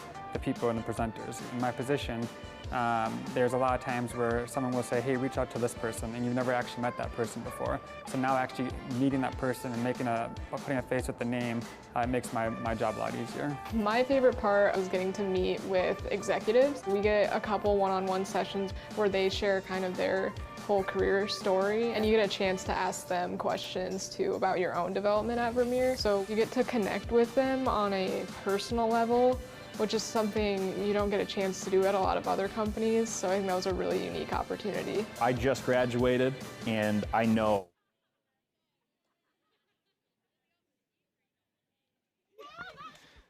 And so, welcome back. And it's women's open action. It is Midlands Tigers versus Northwest Touch. And for long-time watchers and listeners, this is a familiar combo up here in the comms box. I'm joined by Dan Powell, Midlands Tigers Men's Open player. Dan, I mean, these are your girls, right? Hello. Yeah, they are. Yeah, looking forward to this. Yeah, so Midlands Women's Open. I am a little bit of a homer. They are my team, so forgive me in advance if the commentary is, let's call it lopsided. Yeah. But there's a lot of really good players in this Northwest team, so I'm really looking forward to this game. Absolutely, and it'd be a good test for this Northwest team that have just they've stuttered over the week, not quite finding their flow as we know that they can. But this is a nice driving set, fifth touch, but well marshalled in the midfield there by Lottie Saunders. And yesterday, Dan, me and Sam were singing the praises of the likes of, well, it's the familiar names, isn't it? It's Alice Summers and Simons, but also the work of some of the young players coming through this Tigers Women's Open team, such as, well, Ruby O'Dell. She was formerly one of the players that we picked out to watch. Yeah, so Ruby is on her second nationals this year. So she made a debut in the Women's Open last year. You can really see her confidence growing. She's turning into a really good player, and she's a proper line threat as we see M. Simon go through there. But yeah, she's really good. One to watch. So in terms of other names, Ella Dean, the number 3, is an absolutely superb player. She's having a really good nationals. Number 15 there as well. Is really good. As we see M. Simon look quickie. That's well good. Defended. Yeah, it's good covering touch that comes in from Joe Devine, one of the more experienced players in this Northwest Women's Open team. And we'll see the Midlands Tigers just shift the focus of attack over onto that far side, looking to get both Midland link up. Pick from half, late pass, and almost tapped on lovely to M. Simon. Not quite connecting, but it's the first real warning shots by Midlands Tigers. Yeah, got a repeat set there. They asked a couple of questions. Yeah, splitting the ball wide, looking into 32 channels. Northwest were more than equal to it, as you see them look at. As Daniel Evans here. They're going to drive the ball hard. This Northwest team. It's going to be a bit of a grind. It is, and it's a bit of a DNA of this team. That's a really nice platform on 5th. And now, what can Northwest conjure? Crosley was picking and going and looking for a late drop pass to Stafford. And for Midlands Tigers, I suppose one of the people to really try and shut down is Anna Crosley. Yeah, she's a wonderful player. So she's in the Women's Open setup this year. But heaps of experience. She's a real danger lady in there, but really well driven as well by M. Kelly there, the number 5. Set that platform really well, and yeah, it's exactly what you want. A good flow from Northwest. Yeah, Northwest setting these Pistons out early, trying to put the pressure on, but then a skip pass to the wing gives a little bit of space, but it's a good covering touch that comes in from Chelsea Chung. Yeah, having a bit of joy coming out here, Midlands. They're getting around the corner here and making a lot of yards on touches 1 and 2. Just need to hold that momentum and convert that into momentum on 4 and 5 as we see. Good pace. Oh, what a touch there from Anna. Great recovery. Yeah, that was last-ditch stuff there from Anna Crosley, and it was well invented, that striking platform. It looked a bit static. That one little bit of interplay, providing momentum for the Midlands Tigers. And one thing that me and Sam were commenting on yesterday is it seems like there's a real DNA through the Opens categories for the Midlands Tigers. Does that just come from training and playing together? Yeah, so this team's been together for a few years now. They're from all over the region, but there's a lot of Nottingham players in here. They train together every week, so they're really well connected. They've been together a little while. And it's really, really exciting to see how they're playing. They're a brilliant team. A lot of these girls here went and played women's NTS 2 weeks ago and went and won the whole thing against Scorp. So they are playing with such confidence, and you can see it, and that's made a big difference.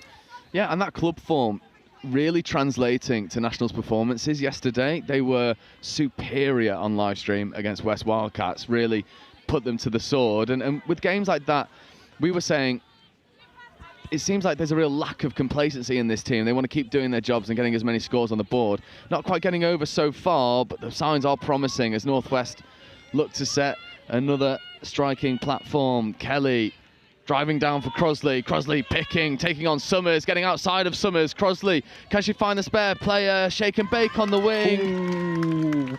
Very good touch there from Freya Betts on the wing. Yeah, it looks like this is the danger pod, doesn't it? M. Kelly doing a really good job there, setting for Anna Crosley. They can't be complacent here. That was a really good job. Midlands have got to be on their best behaviour to keep them out. Absolutely, and we'll see this transition start rolling through. Stuttered for a moment there on touch 3, and then M. Simon just comes and cannons up the box side. Held up in a touch there by Chelsea Chung. But then 5th touch coming. There's a good platform set. Ball to the wing is on, but just falls short ever so slightly. Yeah, the Midlands have been really, really good on touches 1 and 2, and they're not converting that into momentum on 3rd and 4th. I think that'll be where the Midlands coaches are looking to adjust here. If they can hold that momentum, then they will. Then they're going to cause a lot of problems as we see a turnover here. Yeah, this is danger. And quick There's ball space as well. Alarm bells on. Let's see what M. Simon's got on the line. She'll be pulling the strings here. Yeah, it was just steady set-up play there from M. Simon. It looks like it's a quickie for Abby Wolf, and in for the first score. She's so good at that. And that combination of Wolf and Rance feels all too familiar if you watch yesterday. Abby Wolf and Rance in the acting half, feeding back, and then the winger shuts in, tries to make a good read, but the hands are good enough. Midlands Tigers were good value for their first score. That's it. A little bit of a Singapore connection there between Sophia and Abby. They're both from over there, but yeah, really good score. Did a good job. And now the impetus is on Northwest to come back and get another score on the board. There's Crosley, the familiar number 7, working with Chelsea Chung. Extra wrap to Crosley, back on the inside, finds its way to Isabel Hobson, and now back over to Crosley. Good roll ball there, picking up, driving at the line, and Hobson was in a space. That's a really good flow from Northwest there. They've been lucky to get to not get a score out of it. That was really good little 32 platform and really good there. It was. And then Midlands Tigers just with a good bit of go forward, splitting the pistons of Northwest and then feeding it to the outside edge. I mean, they move the ball so well in this women's open side for the Tigers. That'll be a loss of control error. But their ball skills are just superb in this category. Yeah, it's really good to see. When they're playing confident, it's great. Again, we're just having a little bit of trouble coming to the box, a little bit too lateral, I think. But yeah, I'm sure they'll figure that out and fix it. One person that never has any roll ball issues is Danielle Evans. There's a wonderful roll ball there.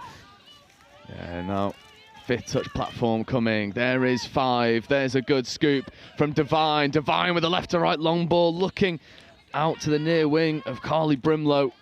And that ball just drifting forward, but Jo Devine trying to influence this game a little bit more. Yeah, you can't switch off. You can't switch off against Northwest. They've got pace all over the pitch. Jo Devine has got speed to burn, and as do many out there. The warning signs there, and that's going to be a turnover there.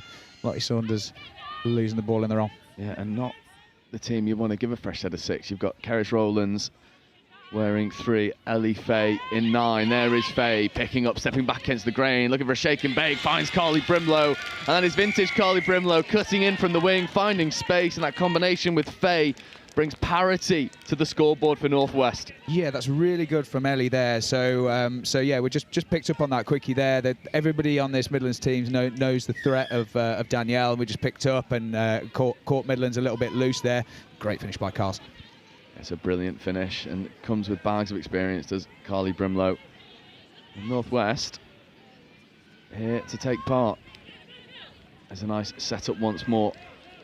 And just steadying the ship at the moment. Ella Dean wearing 3 might be in motion. So I'm going to come back over towards Ella Dean. Dean, that's ball down. Yeah, really good score. Great stuff, girls. That was great from Ella Loveridge, just pulling the strings out there, showing her experience. Really good stuff and a great finish by Ella. Yeah, it's that Loveridge connection. Ella to Imogen, and then into the hands of Ella Dean. And you could sort of see Dean lurking in the backfield, ready to release and crash through that line. And Tigers, well, they respond on the first opportunity to the Northwest score. Yeah, they'll be happy with that. It's one of those games you can't let Northwest keep scoring on you. Can't let this game get away. Otherwise, it's otherwise it's going to be tough to get back. So I'm sure they'll be really happy to restore their lead. Yeah, and they'll feel good value for it as Northwest guilty of a bit of overplaying. As the wind picks up and the gusts swirl here at Highfields, this is the same national stream you're watching than yesterday. Yesterday it was classic British summer, and I suppose today is also classic British summer, and there's everything classic about this drive from Midlands. They are finding their feet, and good take there. Yeah, that's 4th touch on the 7. They've found their flow. That was, okay, so we've turned the ball over, but that's they found their flow there. That was absolutely superb from, who was it? I've completely forgotten who was on the pitch. Sophia Rance was punching up for that last touch, and then Summers just denied that striking opportunity that we're so familiar with for Alice Summers. Yeah, she's having a great comp, Alice is. She looks really confident. She's got the best goosey in England. Oh, we've seen it already as well. She's always looking to use it as Crossley goes to Chung. Chung can't quite reel that one in. But I'm liking the endeavour from this Northwest team, just not quite finding the connections with the hands reliably. Yeah, what I really like from this pod is that they're looking to move the ball around. So nobody here is scared to move the ball. So we've got Isabel Hobson on instead of M. Kelly, but we're still looking to move the ball around and keep Midlands moving, which is really good. They're asking the right questions.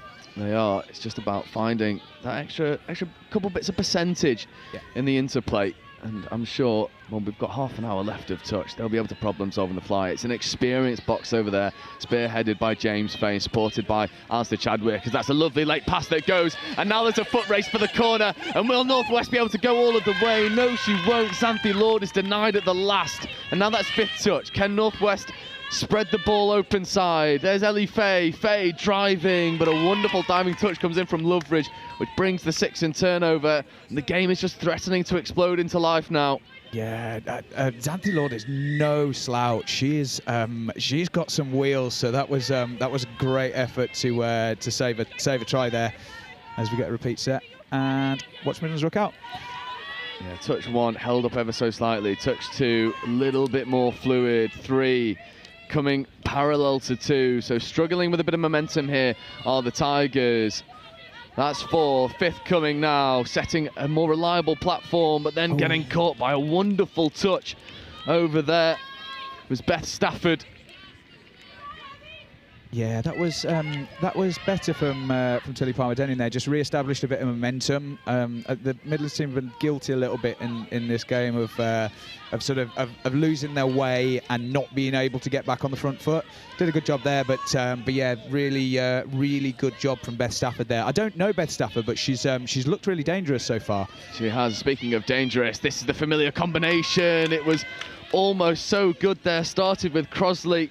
Kelly was stitching it together and almost found Joe Devine in that far link channel. Not quite, and now Tigers, let's go for a bit of an away set. It's slightly disjointed, but now they work it back over towards the box. Summers was here lurking, and now here is Alice Summers. Looking to buy some time for the fresh legs to get on the field, but again, losing a bit of momentum here. Good hands. Oh. Just overplaying. They were on a really good away set there, and they were allowed to escape all the way to the box, but just sort of ran out of steam a little bit. I think Midlands are just crying out for somebody to wrestle control of this a little bit. Well, we've seen they certainly have the personnel to do it, and there's a ball down turnover. So Tigers with another opportunity as Northwest look to organise their Pistons defence. Stafford getting up, making a good touch. Ellie Fay in the chase. Here is Summers, carrying well, checking away late, this time connecting with Lottie Saunders. There's a nice show and go. Again, this time from Anna Goddard. And here is Ella Dean, try scorer Ella Dean, feeding it over to Loveridge. Loveridge in at half, Loveridge dummying, coming back over towards Ella Dean. This time getting into the in-goal area and does connect with Ella Dean. It's that familiar combination, isn't it? Loveridge to Dean, you highlighted earlier. Ella Dean, maybe the pick of the bunch so far. Yeah, she's a really good finisher, but yeah, Imogen Loveridge all the way there, just waited, was patient, waited for it all to open up in front of her and got the job done. The good players make things look simple, but yeah, fantastic score. Yeah, and I think there's certainly something to be said for this Midlands Tigers side, probably playing beyond their years at the moment. I'm correct in saying it's quite a young team here. Yeah, so both of those players that we just mentioned are under 18. They're both inside of the junior setup. But they've been playing together for a long while. So they've come through the junior ranks, started in mixed 15s and all the way up. I couldn't even tell you which squads they're in. I think women's 20s this year. And both have been in and around the women's open setup. So that, you know, they're really good players, but they're young, and it's the same goes for a lot of players. You know, Ruby O'Dell that we just mentioned there, Abby Wolf, all still juniors, but they're really good. What an exciting time it is to be a women's open player in the Midlands Tigers, because this team, if it stays together, well, will certainly be a force to be reckoned with. And this is a much better transition, fixing the momentum issues as Summers looks to carry, takes it down for a good platform, and now there's a bit of a foot race on that far-hand side, but the one player you might not win that foot race against is Joe Devine, but it won't matter because an offside penalty comes in. It gives Lottie Saunders another crack at the line. Yeah, fantastic flow there. That was all Alice keeping the pressure on as we get into a 32 short. Summers trying to combine with that familiar 38 Ruby O'Dell. There is O'Dell going over for a link setup. Punish option is here, foot race to the line, but was well marshalled initially, and then the stutter step seemed good. I'm with you, I looked like ball down to me, but the referee spotted an infringement, so an offside penalty, fresh set of 6. Yeah, good recovery there by the link, but yeah, you can't give Sophia Rance time there. That was she's lethal as we get back into that punish platform. O'Dell and go away. Oi. Summers just taking some time, bit of a ball spin, playing with confidence. There is Alice Summers getting the ball back, but an illegal play of the ball. Yeah. And we've seen this all tournament actually. The referee's being really hot on not stepping over that ball. Yeah. Yeah, you could see Alice was off balance into that ruck and almost rolled it sideways. You know, the refs are always going to be hot on that stuff. It's a bit of a coach killer. You know, we get into a good position to strike. And yeah, you know we know the refs are going to watch it. It's the same with the forward off the ruck, seeing it a lot. Yeah, Chelsea Chung with a good bit of interplay, setting a good platform here as you see Crosley stepping, trying to get around Summers. Easier said than done, but Crosley does a good job, and that's a 6 more penalty. And I tell you what, Anna Crosley, well, she had the ball on a string there. She had Alice Summers on a string there. That was, she's got scary feet. Yeah, Crosley is certainly one to watch here in this Northwest setup. Crosley on this occasion working with Isabel Hobson. Hobson, open side quickie, gets the ball back from Crosley. Hobson, that looked to be pretty good, but Summers onside. I think the referees might call her offside.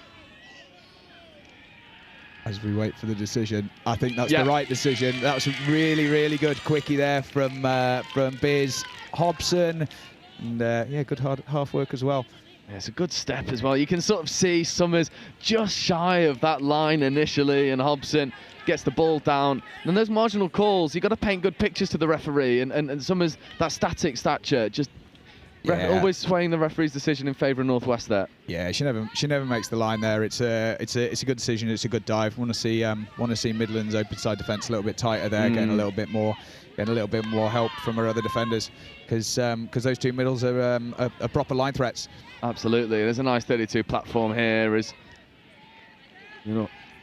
Loveridge and Dean recycle the play. There is Dean back to Loveridge. What brilliant interplay that is. Now Dean's in motion, 32 short, ball goes to the wing. I mean, that is absolutely textbook for the Midlands Tigers. It's Dean to Loveridge, and then Freya Betts finishes in the corner. Dan, I mean, that's a classic. These two look really sharp, don't they? And that's a wonderful right to left. Just caught the winger in 2 minds there, and a great finish by Freya Betts.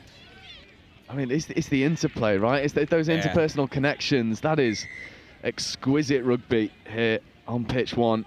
And I think the thing that's a bit of a differentiator that is they can both go. So they're both really talented ball players. So they're happy to play off of both edges, and it makes them so dangerous. What a combination that is to have someone to be able to strike from both sides. And I've got to say as well, this Midlands Tigers team, it feels like they've got those combinations down to a fine art. Their pod work is just incredible. Yeah, so I happen to have had a few conversations with their head coach.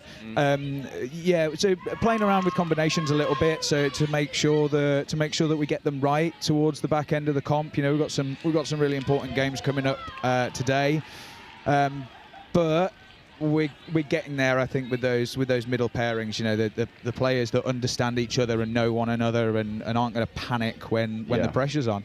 It seems like Dean and Loveridge have established themselves as the pairing not to be removed. There's a nice fly play, comes round from Northwest. That's a good roll ball, and it gives Ellie Fay an opportunity to make something happen as the buzzer goes, and it goes to Xanthi Lord, and Ellie Fay produces a wonderful score.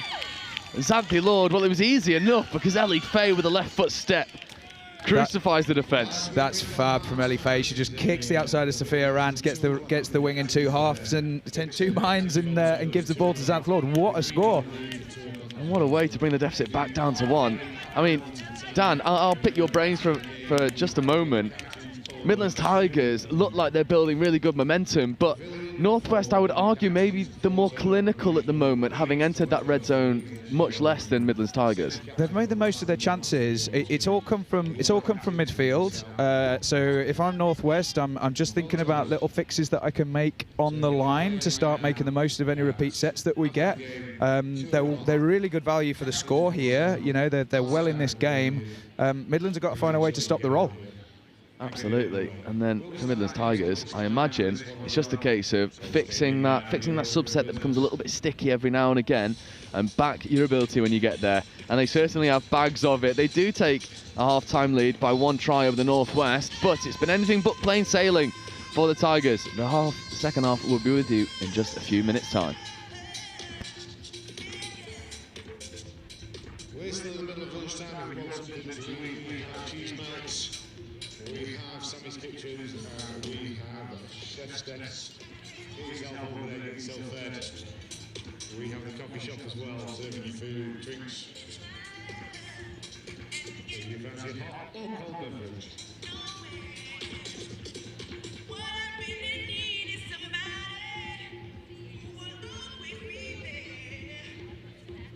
The Marketing and Business Development Program, it's a program where people who are either new to Vermeer or new to your current role, you get together for about 5 weeks over the first 5 or 6 months of your time here.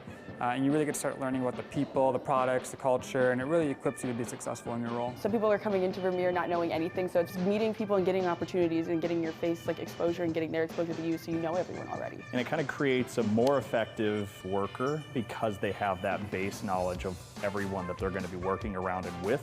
In my position with training, it exposed me to other areas of thought that I wouldn't originally include in my training exercises or in the way that I go about building those and routing those exercises. Vermeer is a huge worldwide manufacturer, over 3,000 team members. There's a lot that goes on here. So this program does a good job of boiling down how our products are manufactured to how we distribute them through our dealer network, and then just connecting you with different people all across the Vermeer mile so you can do your job. I've always been operations side, so this one showed me the other side of the company, and I have no idea when it comes to sales. So this has really kind of showed me using some of my engineering background and stuff about the product that I already know. Now I get to use it and learn about the sales and how we forecast and how we should sell it and how do we market it the right way. And so now I feel more equipped to be in my position than with my just engineering degree in general. My favorite part of the program was not only making friends in the group, because you kind of bond with the people in the group, and there was about 8 of us in there, and they're still my friends to this day, but my favorite part was also making contacts with the people and the presenters. In my position, there's a lot of times where someone will say, hey, reach out to this person, and you've never actually met that person before. So now actually meeting that person and putting a face with the name, it makes my job a lot easier. My favorite part was getting to meet with executives. We get a couple one-on-one sessions where they share kind of their whole career story, and you get a chance to ask them questions too about your own development at Vermeer. So you get to connect with them on a personal level, which is something you don't get a chance to do at a lot of other companies. So I think that was a really unique opportunity. I just graduated, and I know that working at a company like Vermeer, I'm cared for, and they want to push me to be the best person I can.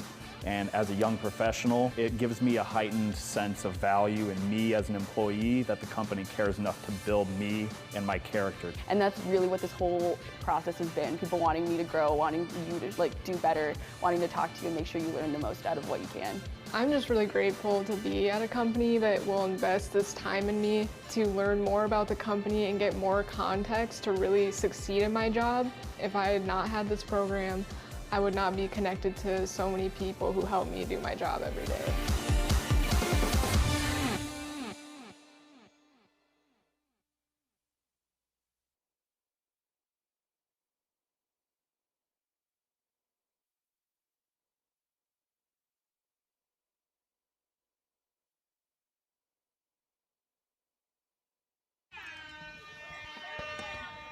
So the second half is underway. Northwest with a tap. Chelsea Chung feeding off to Anna Crosley. And will it be more of the same as we approach a bit of a nail biter at second half? Only one try in it. Northwest being rather clinical when they get into the red zone. Now trying to run open side. Stafford not able to escape the touch. So now fifth. No opportunities there, and it's a relatively straightforward defensive set for Tigers. Yeah, well defended. They look to get over into the 32 channel. That's the Northwest danger pod, and I think Midlands will be happy to go and get the stop there. Let's see whether they come out, whether they can get a fix here in midfield. And this is going to come back. Somebody's lost a shoe. This is going to come back for forward pass. It is, and it's Stafford's a bit shoeless at the moment. And quickly runs off the side of the pitch and that far sub box. I mean, it's refreshing to see the Northwest team. They seem really cool under pressure at the moment, and I think it's these more experienced players that are just setting the tone. Yeah, they look confident. I mean, look, there's absolutely heaps of England Opens caps on the pitch right now for Northwest. They should feel confident, and they look it. Yeah, they look a really well-drilled side as well. It's been impressive so far, but the Midlands Tigers not quite able to fix the stickiness of this subset right now. That's a little bit better. Reshaping the focus up to the short side, and now here comes the threat. Summers in an acting half, but that's a messy roll ball, unfortunately. They're doing it. They're doing everything right. Lottie Saunders there just lost the ball in the ruck. She's just trying to find the perfect setup. When actually, if she just drives hard and gives Alice a platform, they're exactly where they need to be. So. Yeah, they've definitely, you can see that they're looking for tips around coming into 3, and it looks like it's working. We've just got to see 4 and 5 get better now. Absolutely, as we see Northwest hit their 5, and Hobson picking, going. Look for the late switch to Ellie Fay, but nothing doing, and now Summers and Co can set the tempo for this subset, and Summers just looks to cannon up towards Joe Devine. Palmer Denning with good hands and a good roll ball. Here we go. I don't think these two will find a problem getting a platform as both middles in the touch. Oh. That's going to be offside, and that's going to be a try. Fantastic. And who else but Ella Dean carving an amazing hole. And you see it here, and a little bit of a celebration. Ella Dean just gets on the outside, well, gets on the inside of Ellie Fay, finds the extra pass, connecting to Ella Lovebridge, and celebrations in the Tigers sub box. They loved that transition. They did. And that's exactly what we're talking about on that last set. We're driving really hard. We've got both middles up, and we're just able to scoop through the middle. It was all made by Emma Lovebridge there. Now Northwest in a familiar position in this game, find themselves 2 tries down, but this might be the pod as Stafford puts a good bit of hands on display, but then gets caught backwards in the touch. She's a real live wire, isn't she, Stafford? Well, one to keep an eye out for is Crossley in an acting half. Looks to go back to the quickie setup. That is easy money for the Northwest, and they do reply well. Yeah, really, really good. It's the first time we've seen that quickie fed to Danielle Evans there, but she's so good at that. Midlands just get caught up in the touch, can't get online. Oh, absolutely, and there's good value for it, and it's that combination of Evans and Crosley that is causing all sorts of issues. But Northwest have found themselves again in this situation all too many times today. 1 try down, not able to sort of bring parity as of yet. They need to defend this set first. That's a nice pick up there, but then got the stop. That's what they needed. They needed to go and get this stop here, and now they can drive out. And yeah, they just need that score. They're well and truly in this game here. 15 minutes is a long time. Absolutely. There's a good tone setter as well. Hobson and Co rolling through. Carly Brimlow orchestrating that subset, and then Evans trucks up, good foot speed into the ruck. Ellie Fay gets caught by Summers, 5th touch. Joe Devine picking, coming back over towards Ellie Fay.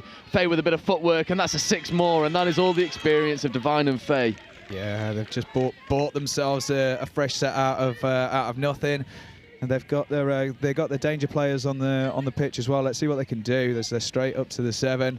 Danielle Evans is going to look for another quickie.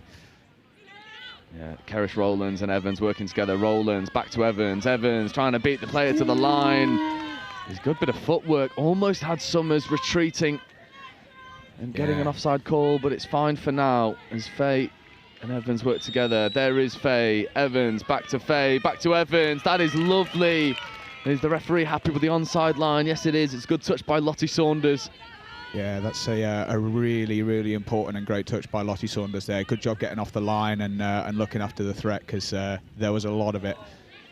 It's a nice ball. Midlands escape there. That was a really dangerous set. I think they'll be happy to have to escape here.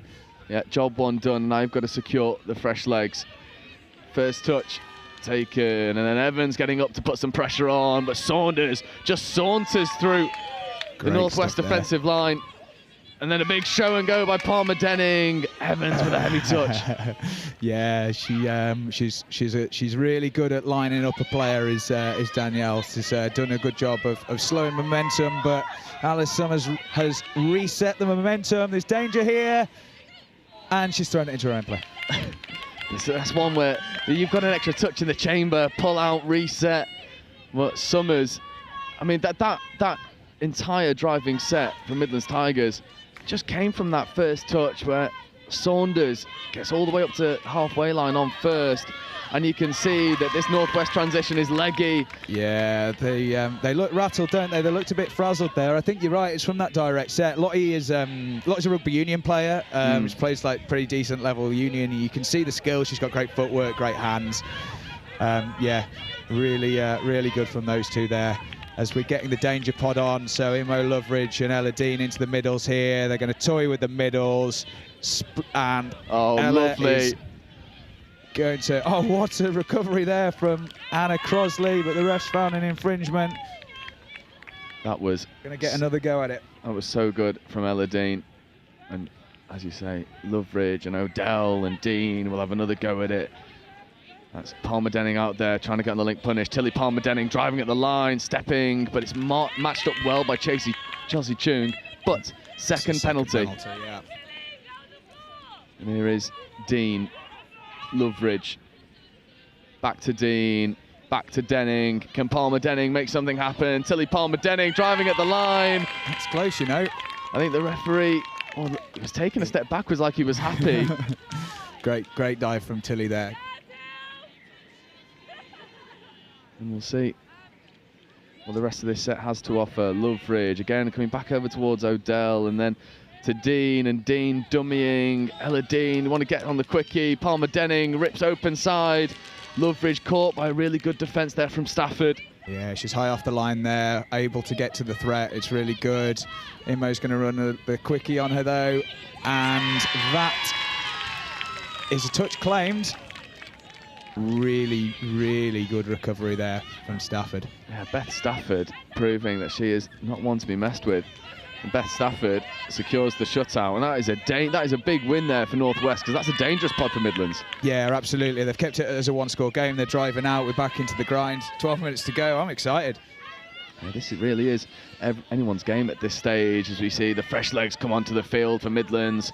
Well, for the Northwest, and they drive up towards the Midlands 10-metre line. Evans checking back on the inside. Now Evans with 6 touches, scoops through, offside player and Ella Dean. Can she find the supporting cast? Pops one to Hobson, but Loveridge stays aware and shuts it out, and this game really is bursting into life now. What a chance that was. It's so good from Danielle. She's able to just drive through the offside player. It's a hard thing to do. She gets through. And what about Carly Brimlow just absolutely busting into the in-goal area? Yeah, Simon fixes and dishes, and Wolf wanted to go long.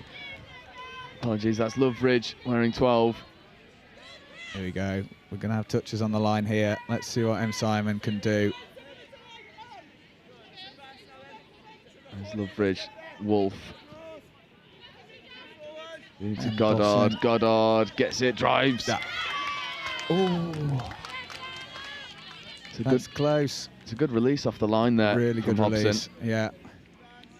Doing a good job getting under. This is going to be a pickup from 32. Oh, well defended there from Northwest. She made them throw the hardest pass to throw, and yeah, they live to fight another day. Absolutely, and it's a really good work at the moment. I think Northwest defensive spacing is really good. Yeah. They are just leaving that long ball option always on, and then Midlands certainly have the players to do so, but it is the hardest option, especially when it's been raining all morning. Yeah, absolutely. I think yeah, Northwest have shown that they, after struggling a little bit in the first half, they're equal to Midlands' line attack. It'll be interesting to see whether we see any adjustments from Sadie and Izzy in the box in the next 10 minutes. Yeah, and they've certainly got the calibre of coaching staff to be able to do it, as we see sweeper player in motion. That's a really strong touch, though, from Anna Crosley, who just dominates that roll ball area. And now Goddard feeding out to Simon. Long. Simon wants to go long, doesn't go Ball to the down. wing. That's Abigail Wolf, and that's a covering touch of miraculous proportions there by who else but Beth Stafford. She's having an absolute stormer of a game, isn't she? So it was a really, really good touch from her. Interesting to see Midlands go to the long. They certainly got into a scoring position there. It was really good. But yeah, still just can't get through the Northwest wall. Yeah, and it's an imperious wall at the moment. And I mean, it's manned by Stafford. Stafford is not relenting. That's a really good transition set here. Chung checking away. Straightens now. Here's Hobson. Hobson driving. A little bit of afters in the midfield. Nothing doing. Kelly needs to get up. Not doing. And that is, although sideline ref has a chat. Yeah, I think the refs are going to have a little bit of a chat here. So M. Kelly's gone down injured there. The refs really should have stopped play and gone back to the previous touch. That was certainly why Isabel Hobson stopped. And yeah, I think have we got this right? Unsure. But yeah, that's why everybody looked a little bit confused. Let's see what we managed, what we ended up managing to find.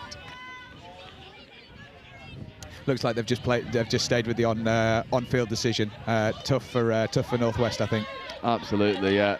And they need to put that in the back of their minds now. Focus on the job in hand. That's a really clean subset. Numbers getting onto the field efficiency.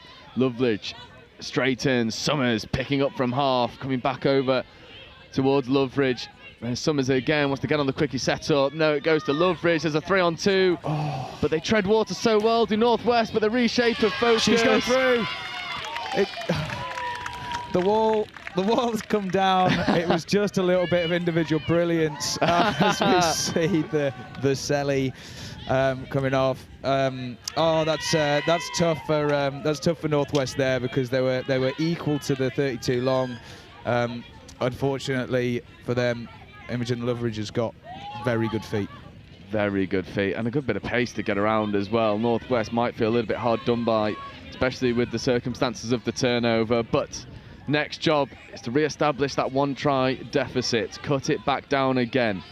Yeah. Crosley checking away. Crosley and Evans back on the pitch. These are the players that you want on for to get a score, as the roll ball is a little bit scorchy. And that's half court.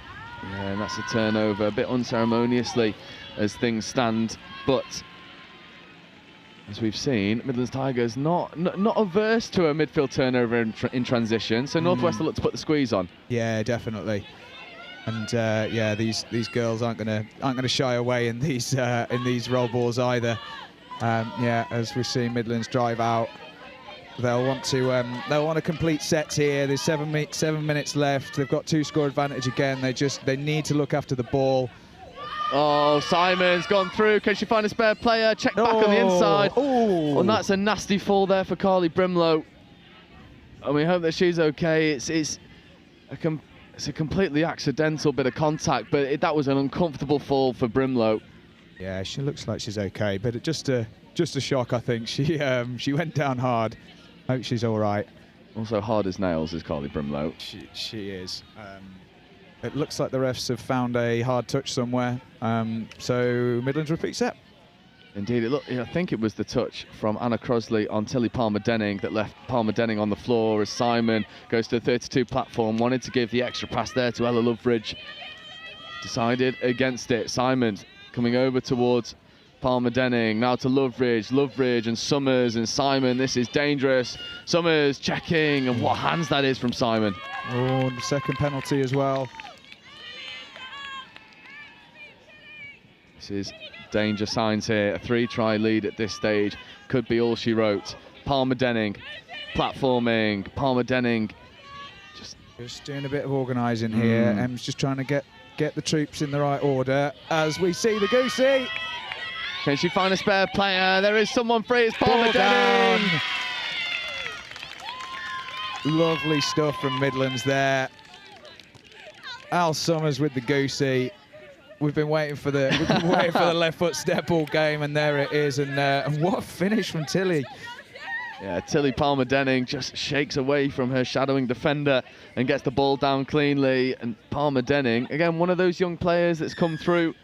Yeah, she is at university here, so she's originally from down, I think, near Surrey way. I'm probably wrong on that. I'll give you a good bit of insight. Yeah, plays at Horsham with myself. There we go. Lovely stuff. So yeah, she's in her first year up in Nottingham here. I played a little bit of social league with her. She's a really good player. She's playing junior rep touch for England, and so yeah, in her first year for Midlands and having a great tournament.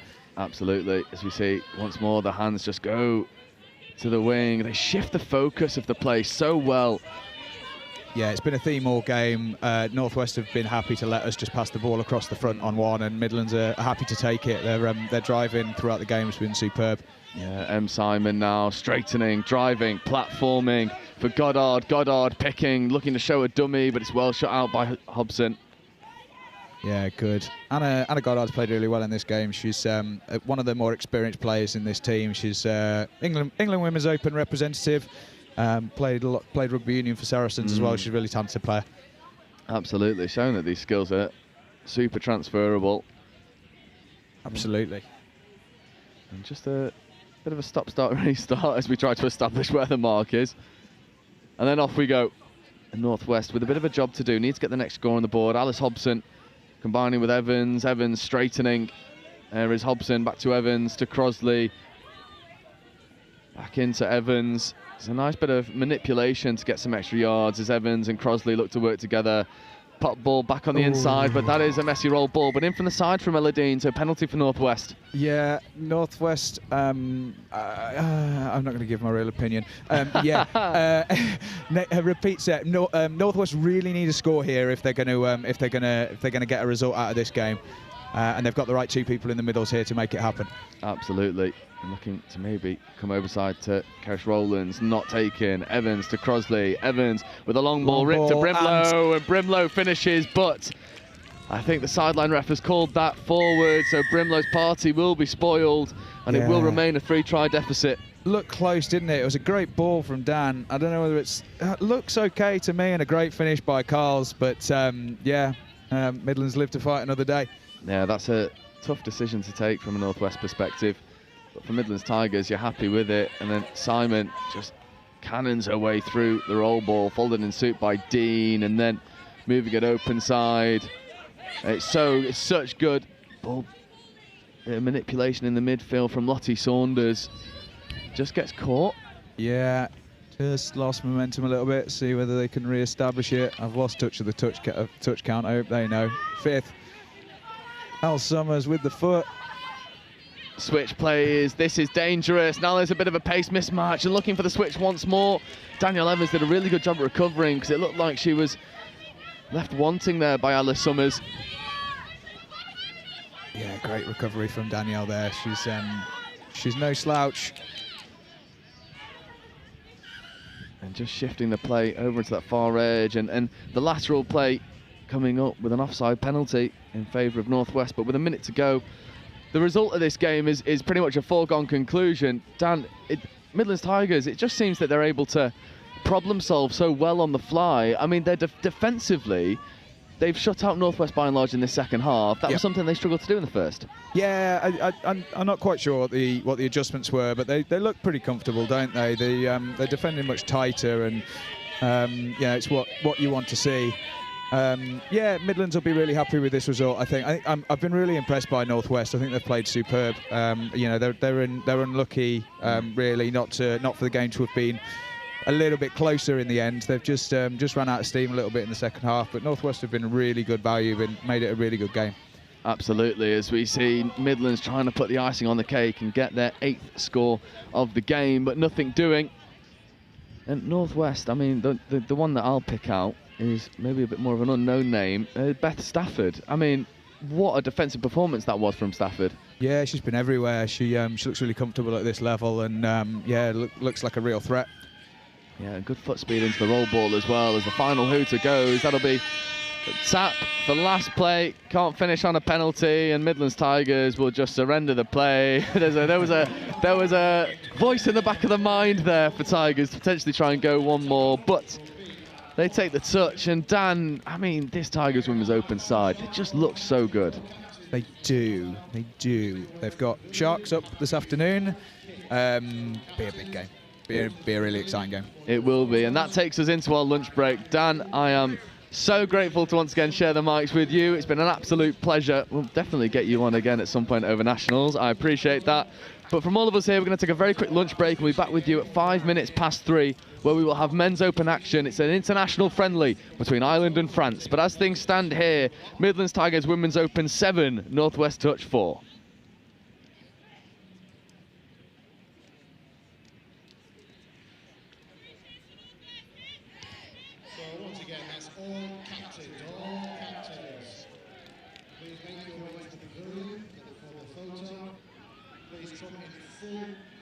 So all captains in full kit make your way to the pavilion for the photo shoot.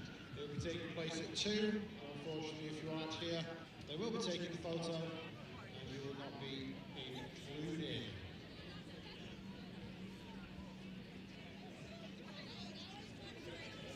Once again, all captains finish the game. Over on field 2, 3, 4, 5, 6. You've just played, the captains of those teams make their way to the pavilion, because in less than 3 minutes we're going to do the captain's photo. Please come in full kit, so in your team's kit. If you come in anything else, they will turn you away. So once again, I will keep saying it until 2 o'clock. All captains, please make your way to the pavilion in full kit for the captain's photo.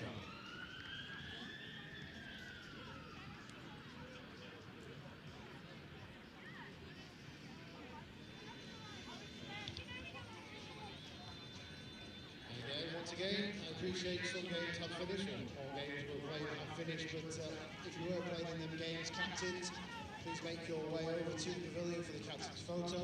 This will be taking place in just over 2 minutes.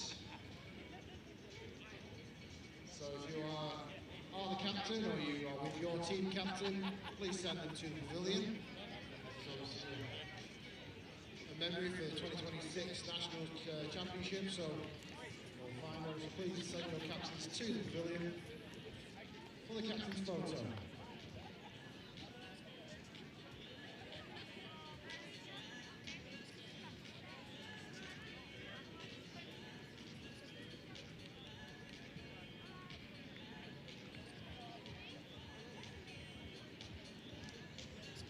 So once again, in a little over 1 minute's time, we will be taking the captain's photo. I appreciate you keep hearing me say it.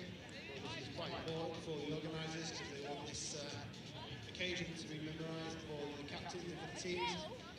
So please, all captains of the teams make their way to the pavilion for the captain's photo. Please come in full kit. So there's captains in full kit. Please make your way to the pavilion for the captain's photo, which will be taking place in around about a minute's time.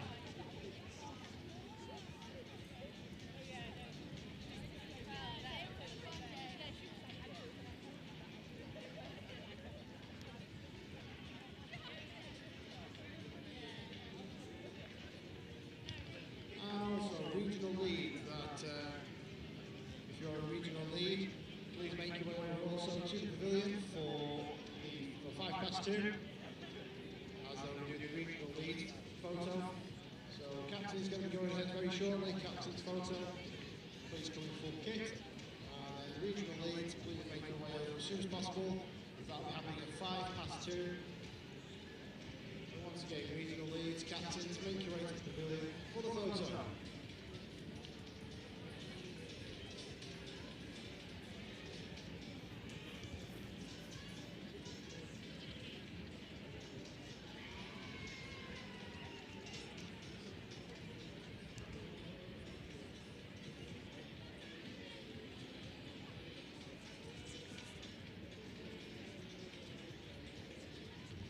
So this is the last call now for captains. If you're here, please make double time. Last call for captains, for the captain's photo. Full kit, please. Make your way to the pavilion steps. You can see him just pitch one. Lawrence's brother is in high with orange. He's the identifying feature there. So once again, last call for captains, captains, captains. Please make your way to the pavilion for the captain's photo, which is taking place now. So double hop, double hop. And then directly after the regional leads, you'll be having your photo. So regional leads, please make your way to the pavilion steps for your photo. Approximately 2:05. Once again, team captains, please keep making your way. 4 captains are here, fantastic. If not, okay, still shout it. So again, team captains to the pavilion. Team leads, regional leads to the pavilion, please.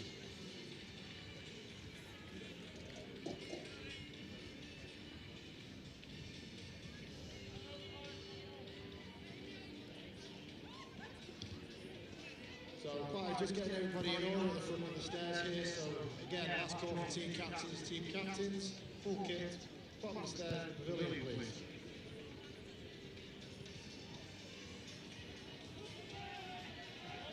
One more clap, one more. Coming in, gyms and drags teams, come on. Now nearly 2 minutes past 2.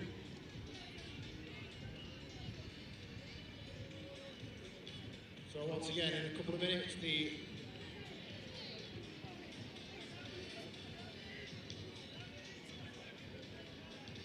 So also been asked by Chris here for team coaches. So team coaches, team leads, please make your way to the pavilion. I know you're probably sick of my voice now, but this is quite important to the event. So team coaches, team leads. Team coaches and regional leads, please make your way to the pavilion for your photos.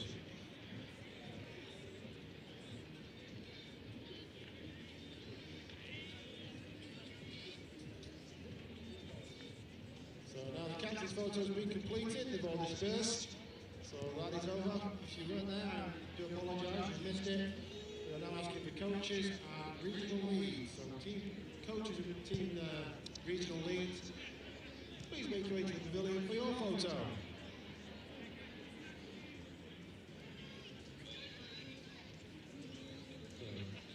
A little over 13 minutes now till the next tap off.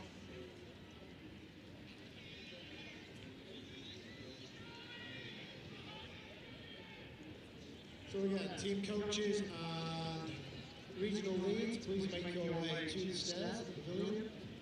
Players did a fantastic job corralling everybody coming in.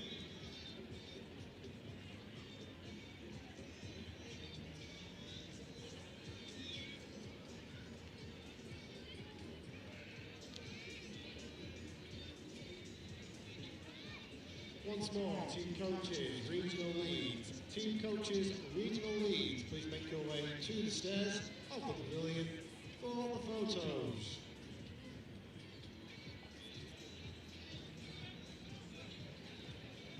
That photo will take shortly around 2:05. So team coaches and regional leads, team coaches and regional leads to the stairs, please.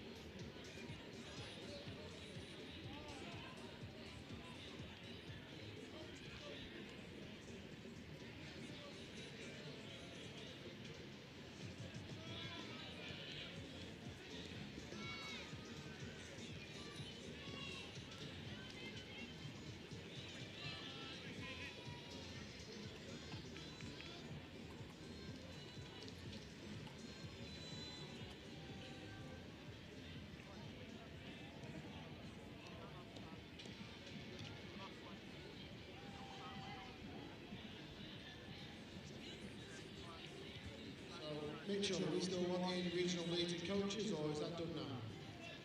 Just right there.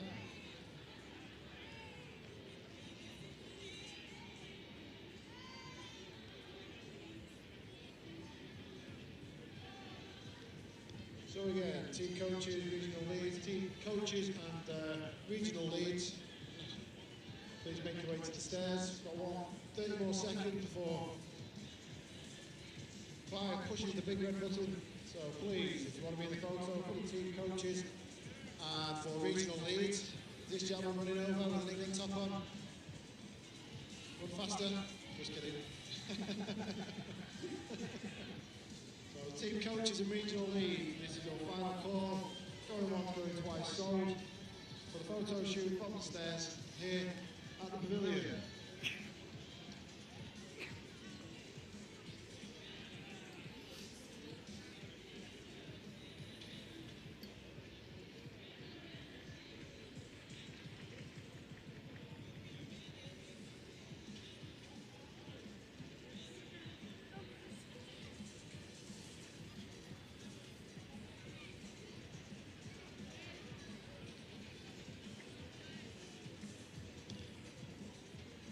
Okay, last call for regional leads. If you are a regional lead, I personally do not know what this is, but you do. A regional lead, if you are wanting to be in the photo, please make your way to the pavilion stairs. So if you are a regional lead and you want to be in the photo, this is your final call. Final call off there, more. Clive's ready to press his button for the final time.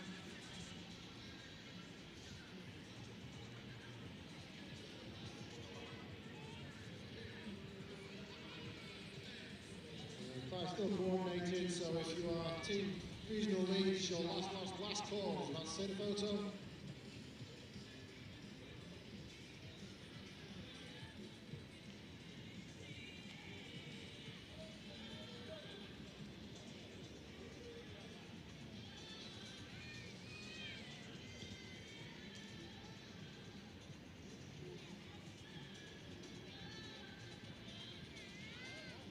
So we have a little over 8 minutes till the next tap off. So a little over 8 minutes, quarter past 2. So if you aren't already on your field of play or heading towards them to warm up, please do so now.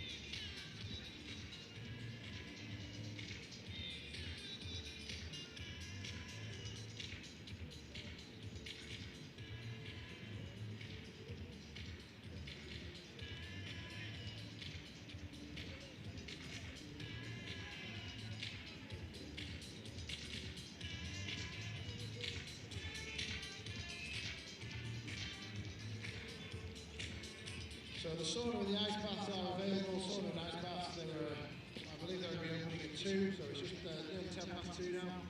So the sauna and the ice baths are available today. Coffee shops are still open, the food outlets are still open, so please do frequent them. As always, please tidy up any litter that you create, whether it's in the sub boxes, your team areas, or around the grounds. It doesn't have to be your litter. You can see something that's been accidentally dropped or disposed of. Please pick it up, put it in a bin.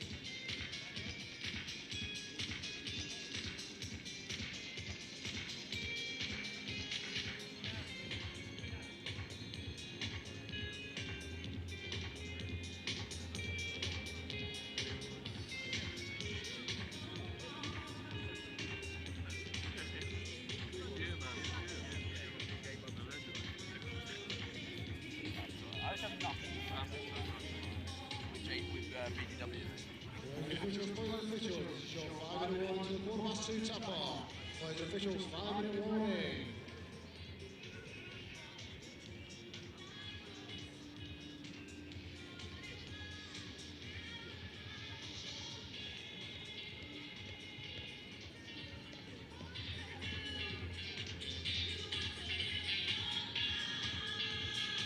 So once again, the 5-minute warning just went there, so if you are on your field or heading towards your field of play, please do so.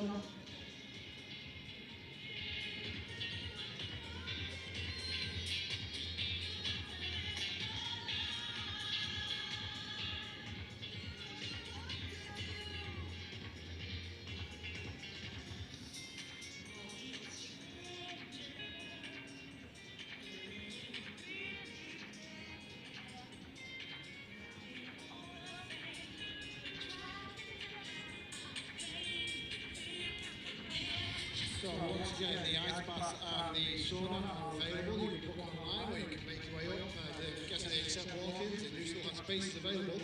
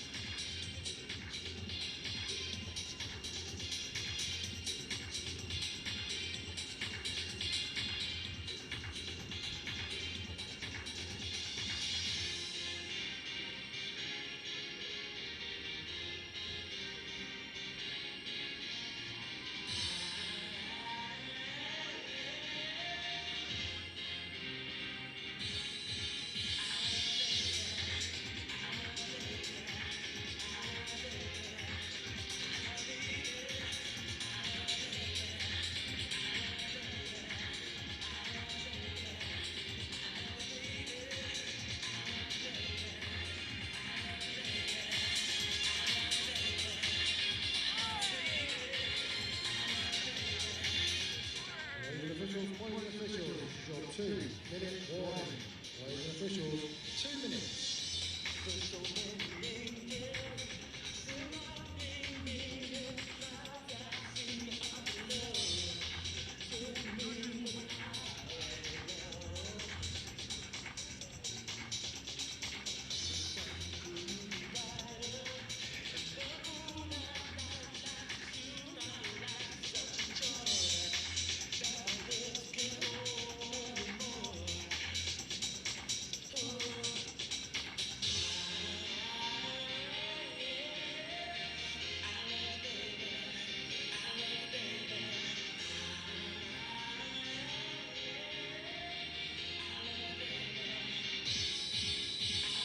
Mark Aldous, England men's open football.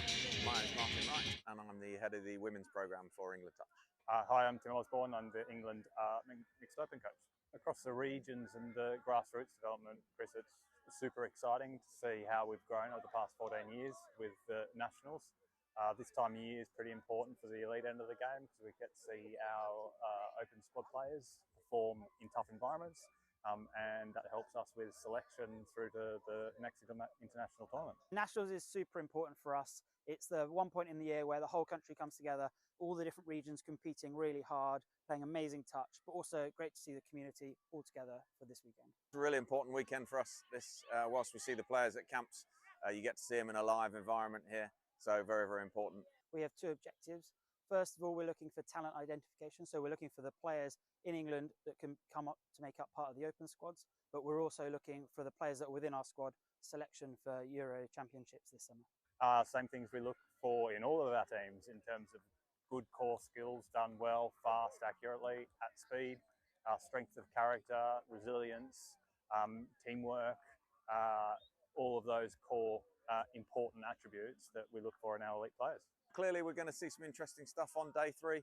Day 1, everyone's looking pretty fresh. There's some tired faces towards the end now, but day 3 is where it's at. So those semi-finals and finals on Monday are really important. We have a 3-year cycle through the World Cup. This first year is all about building the foundations of our team. The boys in the men's open squad have come together really nicely, built a great connection, and building through to the World Cup in 2028. I think it's about the speed that the juniors come through. So our junior program is really churning out good athletes at the moment from the age of sort of 15 to 18. And I can see a number of them in this Opens Nationals tournament at the moment. And it's about how quickly they come through and challenge for places in 2028. It was Asia Pacific Opens Cup last weekend in Australia. What have you seen from that tournament that you're going to go as almost like as an early pointer towards New Zealand 28? Going to keep that to myself, mate. We're going to look at that, scrutinise it with the other Opens coaches, and tactically, strategically plan for 2028. Touch is touch and coaching is coaching, and both are really rewarding. I'd say it's slightly different coaching the women. It's a very rewarding experience. They've been really open in listening to what I'm trying to bring to the program. They're quite studious. They like to learn. They like to seek feedback. It's a real pleasurable place to coach.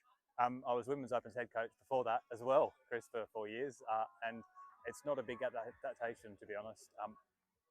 It's about problem solving and figuring out what are the key problems to fix for the individuals, the team, and the squad. So yeah, not a big change, to be honest, whatsoever. Still the same game. Mate, I'm loving it. I absolutely love it. The talent, the quality of the players in our open squads is fantastic. I think it's a real honour and a privilege to get to coach them, and the effort that they put into being the best they can be to improving themselves and each other, it's pretty inspiring.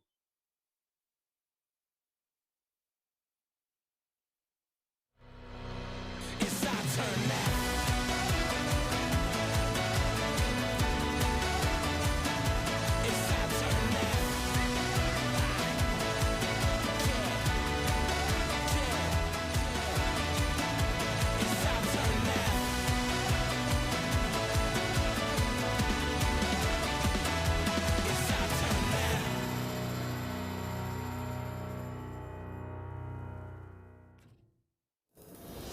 There's work to be done, timelines to be met, results to be delivered. That's what drives us. Partnering with the people who do the work. Getting more out of every hour. In a world of diverse markets, it's about listening more, talking less, truly understanding what's being said. Solidifying belief and peace of mind. Collaborating and designing yellow iron built tough, built to last. Helping our partners embrace the work ahead. Day after day, month after month, year after year. It takes words backed by action, words fueled by our founder, Gary Vermeer. There has to be a better way. Not just a phrase, but a timeless mantra that lies at the heart of every machine we build. Productivity has a name. Vermeer. Equipping our customers to do more.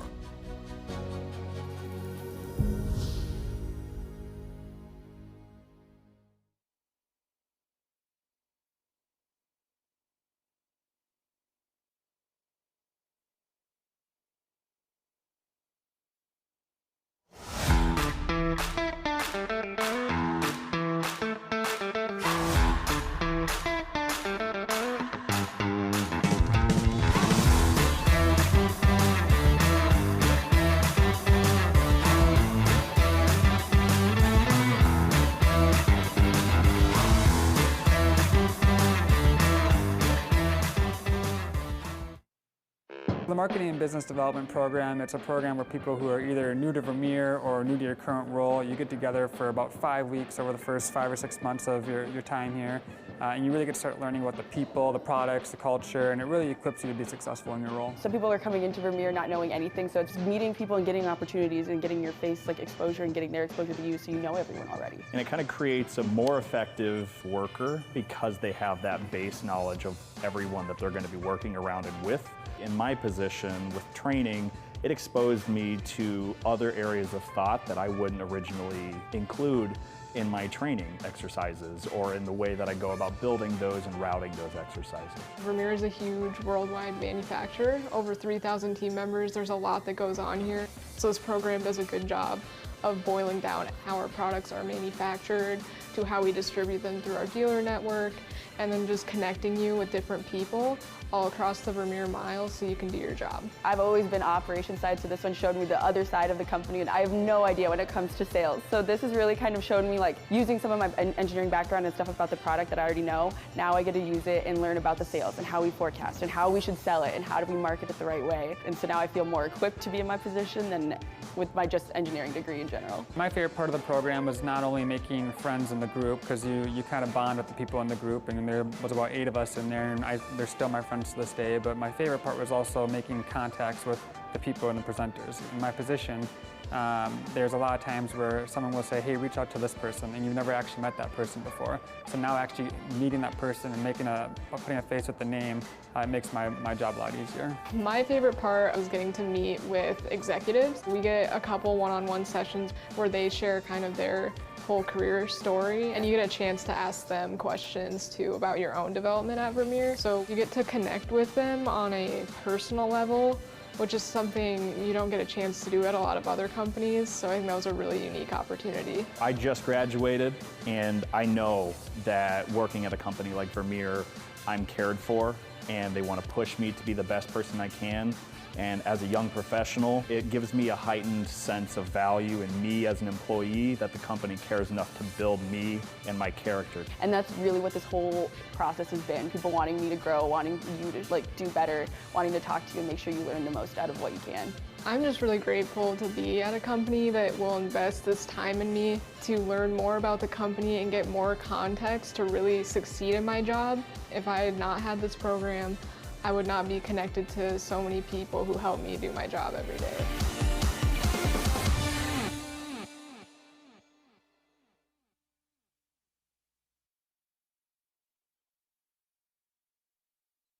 Hi, I'm Mark Aldous, England Men's Open head coach. My name's Martin Wright, and I'm the head of the women's program for England Touch. Hi, I'm Tim Osborne. I'm the England Mixed Open coach. Across the regions and the grassroots development, Chris, it's super exciting to see how we've grown over the past 14 years with the nationals. This time of year is pretty important for the elite end of the game because we get to see our open squad players perform in tough environments, and that helps us with selection through to the next international tournament. Nationals is super important for us. It's the one point in the year where the whole country comes together, all the different regions competing really hard, playing amazing touch, but also great to see the community all together for this weekend. It's a really important weekend for us. This, whilst we see the players at camps, you get to see them in a live environment here. So very, very important. We have 2 objectives. First of all, we're looking for talent identification. So we're looking for the players in England that can come up to make up part of the open squads, but we're also looking for the players that are within our squad selection for Euro Championships this summer. Same things we look for in all of our teams in terms of good core skills done well, fast, accurately, at speed, strength of character, resilience, teamwork, all of those core important attributes that we look for in our elite players. Clearly, we're going to see some interesting stuff on day 3. Day 1, everyone's looking pretty fresh. There's some tired faces towards the end now, but day 3 is where it's at. So those semi-finals and finals on Monday are really important. We have a 3-year cycle through the World Cup. This first year is all about building the foundations of our team. The boys in the men's open squad have come together really nicely, built a great connection, and building through to the World Cup in 2028. I think it's about the speed that the juniors come through. So our junior program is really churning out good athletes at the moment from the age of sort of 15 to 18. And I can see a number of them in this Opens Nationals tournament at the moment. And it's about how quickly they come through and challenge for places in 2028. It was Asia Pacific Opens Cup last weekend in Australia. What have you seen from that tournament that you're going to go as almost like as an early pointer towards New Zealand 28? Going to keep that to myself, mate. We're going to look at that, scrutinise it with the other Opens coaches, and tactically, strategically plan for 2028. Touch is touch and coaching is coaching, and both are really rewarding. I'd say it's slightly different coaching the women. It's a very rewarding experience. They've been really open in listening to what I'm trying to bring to the program. They're quite studious. They like to learn. They like to seek feedback. It's a real pleasurable place to coach. I was Women's Opens head coach before that as well, Chris, for 4 years, and it's not a big adaptation, to be honest. It's about problem solving and figuring out what are the key problems to fix for the individuals, the team, and the squad. So yeah, not a big change, to be honest, whatsoever. Still the same game. Mate, I'm loving it. I absolutely love it. The talent, the quality of the players in our open squads is fantastic. I think it's a real honour and a privilege to get to coach them, and the effort that they put into being the best they can be to improving themselves and each other, it's pretty inspiring.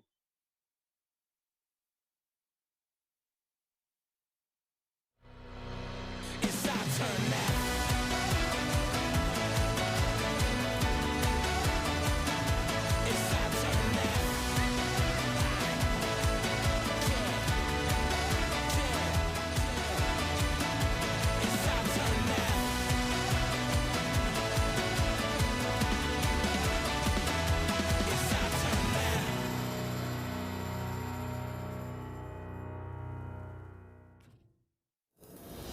There's work to be done, timelines to be met, results to be delivered.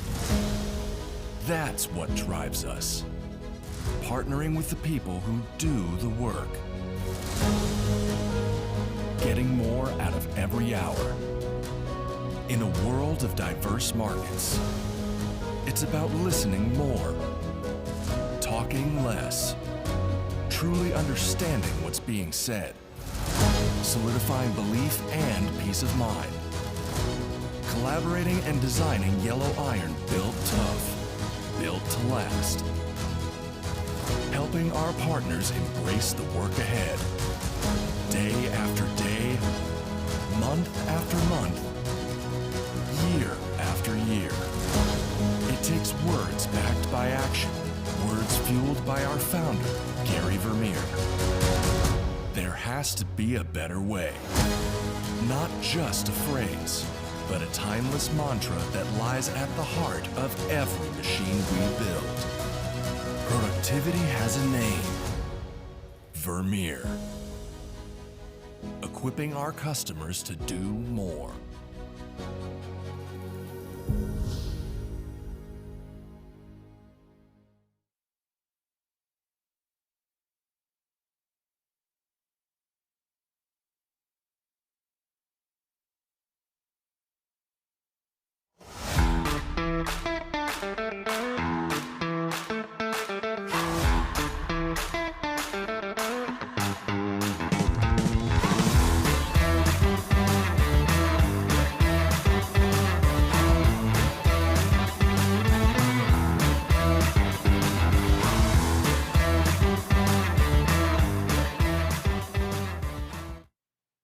The Marketing and Business Development Program, it's a program where people who are either new to Vermeer or new to your current role, you get together for about 5 weeks over the first 5 or 6 months of your time here. And you really get to start learning about the people, the products, the culture, and it really equips you to be successful in your role. Some people are coming into Vermeer not knowing anything, so it's meeting people and getting opportunities and getting your face exposure and getting their exposure to you so you know everyone already. And it kind of creates a more effective worker because they have that base knowledge of everyone that they're going to be working around and with.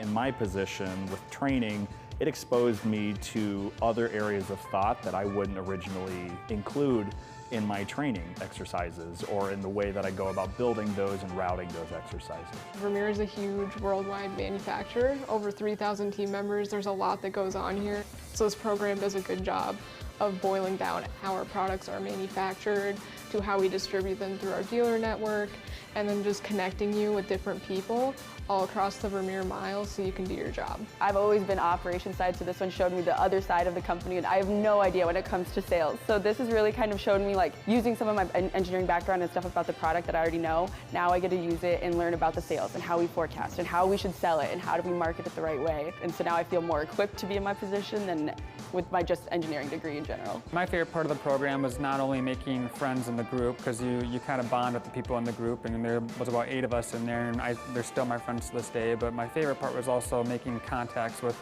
the people and the presenters. In my position, there's a lot of times where someone will say, hey, reach out to this person, and you've never actually met that person before. So now actually meeting that person and putting a face with the name, it makes my job a lot easier. My favorite part was getting to meet with executives. We get a couple one-on-one sessions where they share kind of their whole career story, and you get a chance to ask them questions too about your own development at Vermeer. So you get to connect with them on a personal level, which is something you don't get a chance to do at a lot of other companies. So I think that was a really unique opportunity. I just graduated, and I know that working at a company like Vermeer, I'm cared for, and they want to push me to be the best person I can.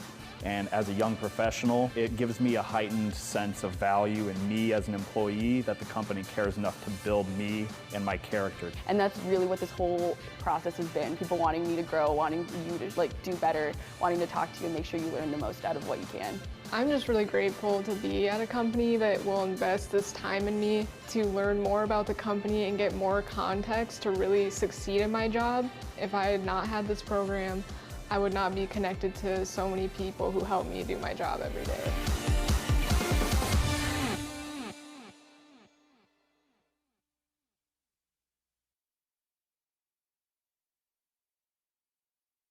Hi, I'm Mark Aldous, England Men's Open head coach. My name's Martin Wright, and I'm the head of the women's programme for England Touch. Hi, I'm Tim Osborne. I'm the England Mixed Open coach. Across the regions and the grassroots development, Chris, it's super exciting to see how we've grown over the past 14 years with the nationals. This time of year is pretty important for the elite end of the game because we get to see our open squad players perform in tough environments, and that helps us with selection through to the next international tournament. Nationals is super important for us. It's the one point in the year where the whole country comes together, all the different regions competing really hard, playing amazing touch, but also great to see the community all together for this weekend. It's a really important weekend for us. This, whilst we see the players at camps, you get to see them in a live environment here. So very, very important. We have 2 objectives. First of all, we're looking for talent identification. So we're looking for the players in England that can come up to make up part of the open squads, but we're also looking for the players that are within our squad selection for Euro Championships this summer. Same things we look for in all of our teams in terms of good core skills done well, fast, accurately, at speed, strength of character, resilience, teamwork, all of those core important attributes that we look for in our elite players. Clearly we're going to see some interesting stuff on day 3. Day 1, everyone's looking pretty fresh. There's some tired faces towards the end now, but day 3 is where it's at. So those semi-finals and finals on Monday are really important. We have a 3-year cycle through the World Cup. This first year is all about building the foundations of our team. The boys in the men's open squad have come together really nicely, built a great connection, and building through to the World Cup in 2028. I think it's about the speed that the juniors come through. So our junior program is really churning out good athletes at the moment from the age of sort of 15 to 18. And I can see a number of them in this Opens Nationals tournament at the moment. And it's about how quickly they come through and challenge for places in 2028. It was Asia Pacific Opens Cup last weekend in Australia. What have you seen from that tournament that you're going to go as almost like as an early pointer towards New Zealand 28? Going to keep that to myself, mate. We're going to look at that, scrutinise it with the other Opens coaches, and tactically, strategically plan for 2028. Touch is touch, and coaching is coaching, and both are really rewarding. I'd say it's slightly different coaching the women. It's a very rewarding experience. They've been really open in listening to what I'm trying to bring to the program. They're quite studious. They like to learn. They like to seek feedback. It's a real pleasurable place to coach. I was Women's Opens head coach before that as well, Chris, for 4 years, and it's not a big adaptation, to be honest. It's about problem solving. and figuring out what are the key problems to fix for the individuals, the team, and the squad. So yeah, not a big change to be honest whatsoever. Still the same game. Mate, I'm loving it. I absolutely love it. The talent, the quality of the players in our open squads is fantastic. I think it's a real honour and a privilege to get to coach them. And the effort that they put into being the best they can be to improving themselves and each other, it's pretty inspiring.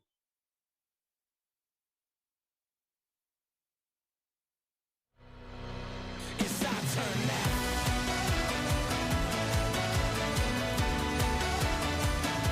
It's our turn now.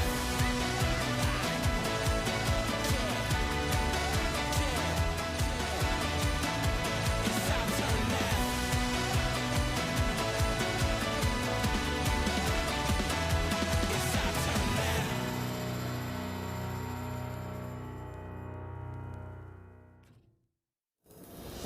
There's work to be done, timelines to be met, results to be delivered.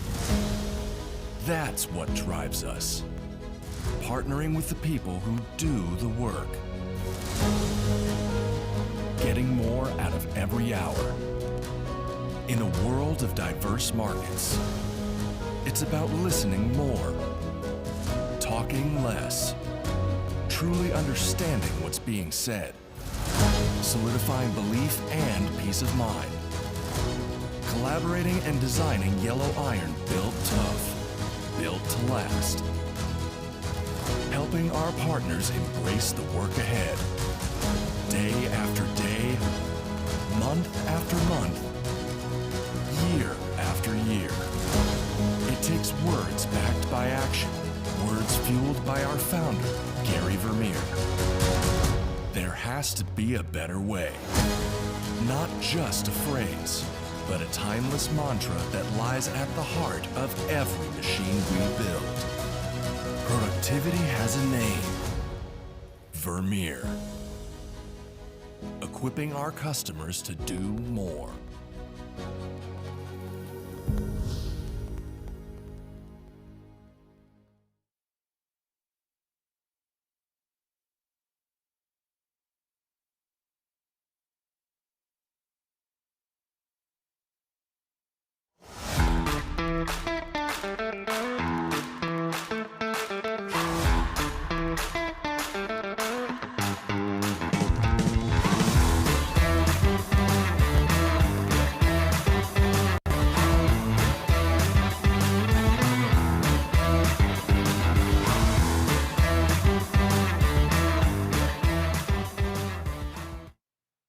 The Marketing and Business Development Program, it's a program where people who are either new to Vermeer or new to your current role, you get together for about 5 weeks over the first 5 or 6 months of your time here. And you really get to start learning about the people, the products, the culture, and it really equips you to be successful in your role. Some people are coming into Vermeer not knowing anything, so it's meeting people and getting opportunities and getting your face exposure and getting their exposure to you so you know everyone already. And it kind of creates a more effective worker because they have that base knowledge of everyone that they're going to be working around and with.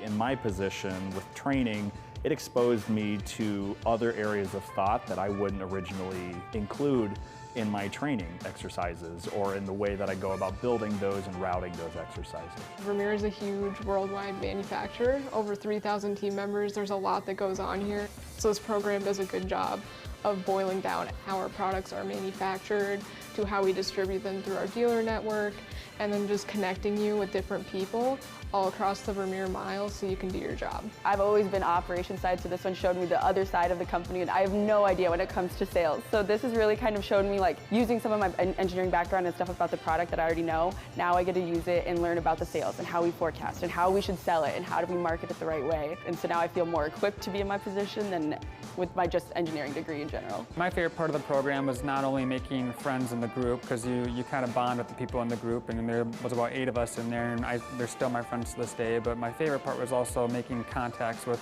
the people and the presenters. In my position, there's a lot of times where someone will say, hey, reach out to this person, and you've never actually met that person before. So now actually meeting that person and putting a face with the name, it makes my job a lot easier. My favorite part was getting to meet with executives. We get a couple one-on-one sessions where they share kind of their whole career story, and you get a chance to ask them questions too about your own development at Vermeer. So you get to connect with them on a personal level, which is something you don't get a chance to do at a lot of other companies. So I think that was a really unique opportunity. I just graduated, and I know that working at a company like Vermeer, I'm cared for, and they want to push me to be the best person I can. And as a young professional, it gives me a heightened sense of value in me as an employee, that the company cares enough to build me and my character. And that's really what this whole process has been. People wanting me to grow, wanting you to do better, wanting to talk to you and make sure you learn the most out of what you can. I'm just really grateful to be at a company that will invest this time in me to learn more about the company and get more context to really succeed in my job. If I had not had this program, I would not be connected to so many people who help me do my job every day.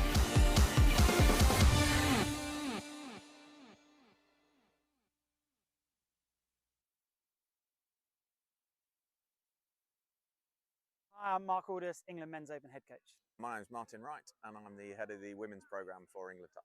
Hi, I'm Tim Osborne. I'm the England Mixed Open coach. Across the regions and the grassroots development, Chris, it's super exciting to see how we've grown over the past 14 years with the nationals. This time of year is pretty important for the elite end of the game because we get to see our open squad players perform in tough environments, and that helps us with selection through to the next international tournament. Nationals is super important for us. It's the one point in the year where the whole country comes together, all the different regions competing really hard, playing amazing touch, but also great to see the community all together for this weekend. It's a really important weekend for us. This, whilst we see the players at camps, you get to see them in a live environment here. So very, very important. We have two objectives. First of all, we're looking for talent identification. So we're looking for the players in England that can come up to make up part of the open squads, but we're also looking for the players that are within our squad selection for Euro Championships this summer. Same things we look for in all of our teams in terms of good core skills done well, fast, accurately, at speed, strength of character, resilience, teamwork, all of those core important attributes that we look for in our elite players. Clearly, we're going to see some interesting stuff on day three. Day one, everyone's looking pretty fresh. There's some tired faces towards the end now, but day three is where it's at. So those semi-finals and finals on Monday are really important. We have a 3-year cycle through the World Cup. This first year is all about building the foundations of our team. The boys in the men's open squad have come together really nicely, built a great connection, and building through to the World Cup in 2028. I think it's about the speed that the juniors come through. So our junior program is really churning out good athletes at the moment from the age of sort of 15 to 18. And I can see a number of them in this Opens Nationals tournament at the moment. And it's about how quickly they come through and challenge for places in 2028. It was Asia Pacific Opens Cup last weekend in Australia. What have you seen from that tournament that you're going to go as almost like as an early pointer towards New Zealand 28? Going to keep that to myself, mate. We're going to look at that, scrutinise it with the other Opens coaches, and tactically, strategically plan for 2028. Touch is touch, and coaching is coaching, and both are really rewarding. I'd say it's slightly different coaching the women. It's a very rewarding experience. They've been really open in listening to what I'm trying to bring to the program. They're quite studious. They like to learn. They like to seek feedback. It's a real pleasurable place to coach. I was Women's Opens head coach before that as well, Chris, for 4 years, and it's not a big adaptation, to be honest. It's about problem solving and figuring out what are the key problems to fix for the individuals, the team, and the squad. So yeah, not a big change, to be honest, whatsoever. Still the same game. Mate, I'm loving it. I absolutely love it. The talent, the quality of the players in our open squads is fantastic. I think it's a real honour and a privilege to get to coach them. And the effort that they put into being the best they can be to improving themselves and each other, it's pretty inspiring.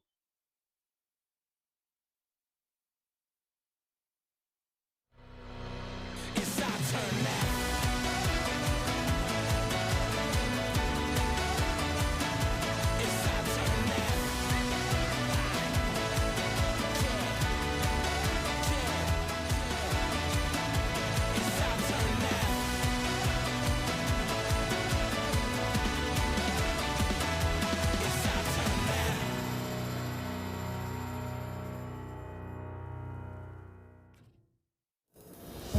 There's There's work to be done, timelines to be met, results to be delivered. That's what drives us. Partnering with the people who do the work. Getting more out of every hour. In a world of diverse markets, it's about listening more, talking less, truly understanding what's being said, solidifying belief and peace of mind, collaborating and designing yellow iron built tough, built to last, helping our partners embrace the work ahead, day after day, month after month, year after year. It takes words backed by action, words fueled by our founder, Gary Vermeer. There has to be a better way. Not just a phrase, but a timeless mantra that lies at the heart of every machine we build. Productivity has a name. Vermeer. Equipping our customers to do more.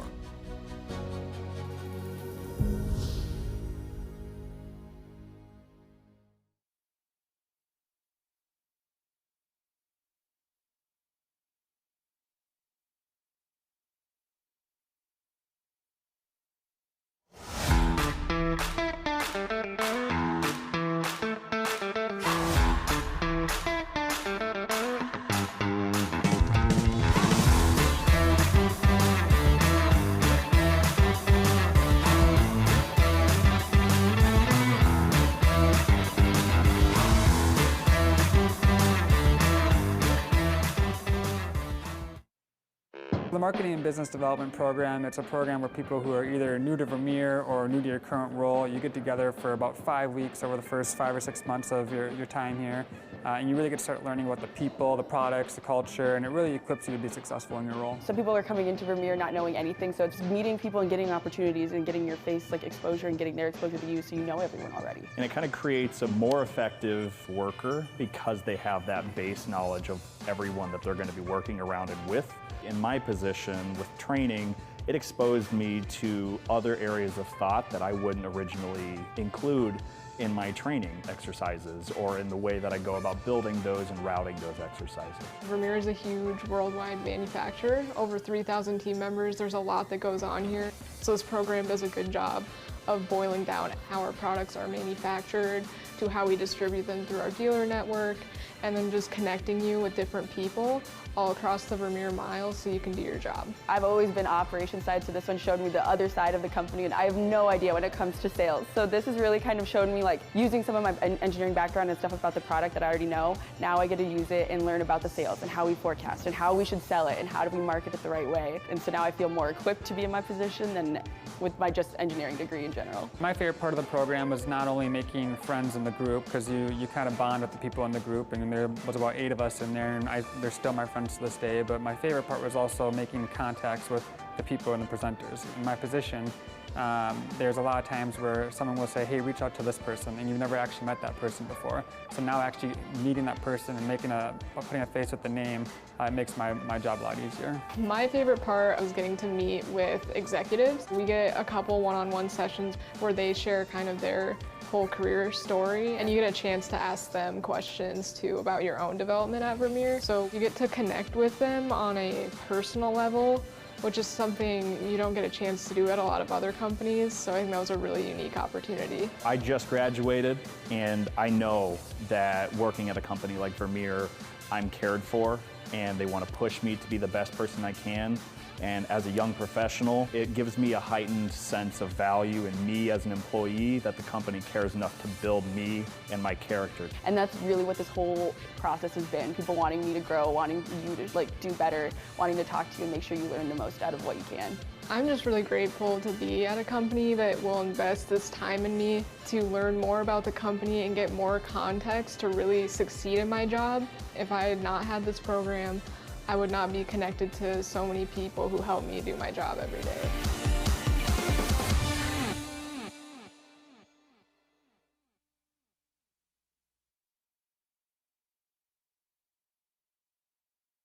I'm Mark Aldous, England Men's Open head coach. My name's Martin Wright, and I'm the head of the women's programme for England Touch.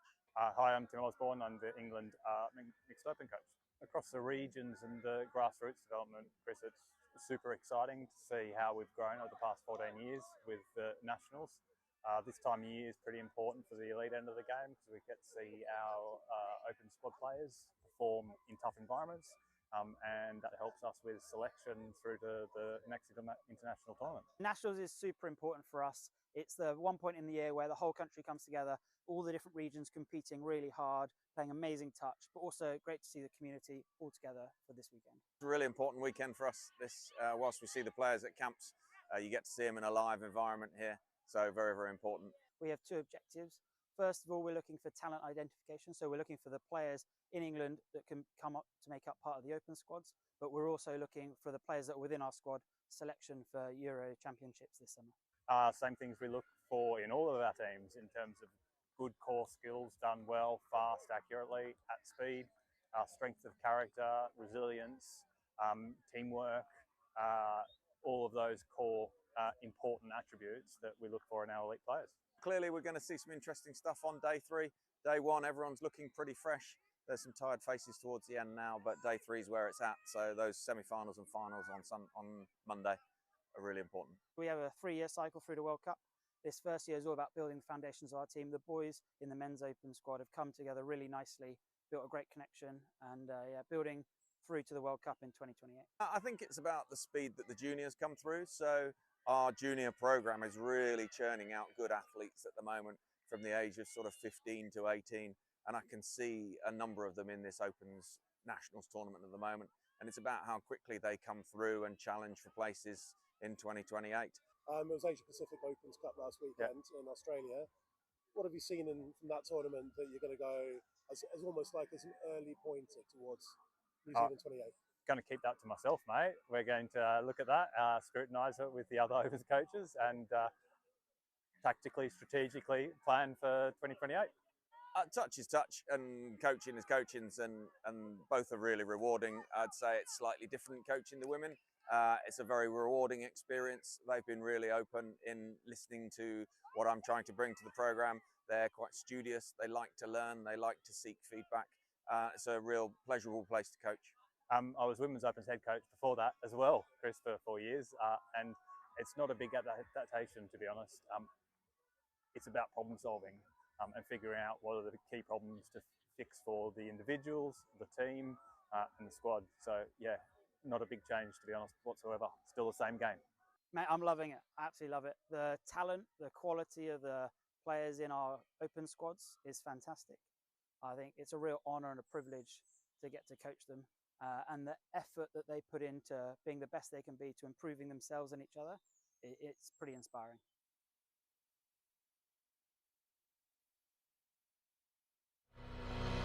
It's our turn now.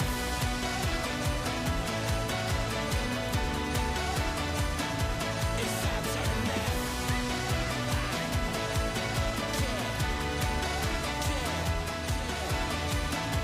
It's our turn now.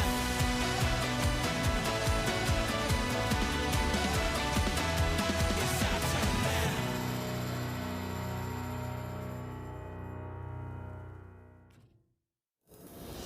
There's work to be done, timelines to be met, results to be delivered. That's what drives us. Partnering with the people who do the work. Getting more out of every hour. In a world of diverse markets, it's about listening more, talking less, truly understanding what's being said, solidifying belief and peace of mind, collaborating and designing yellow iron built tough, built to last, helping our partners embrace the work ahead, day after day, month after month, year after year. It takes words backed by action, words fueled by our founder, Gary Vermeer.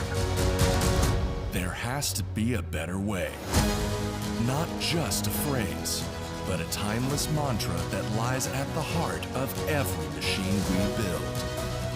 Productivity has a name: Vermeer. Equipping our customers to do more.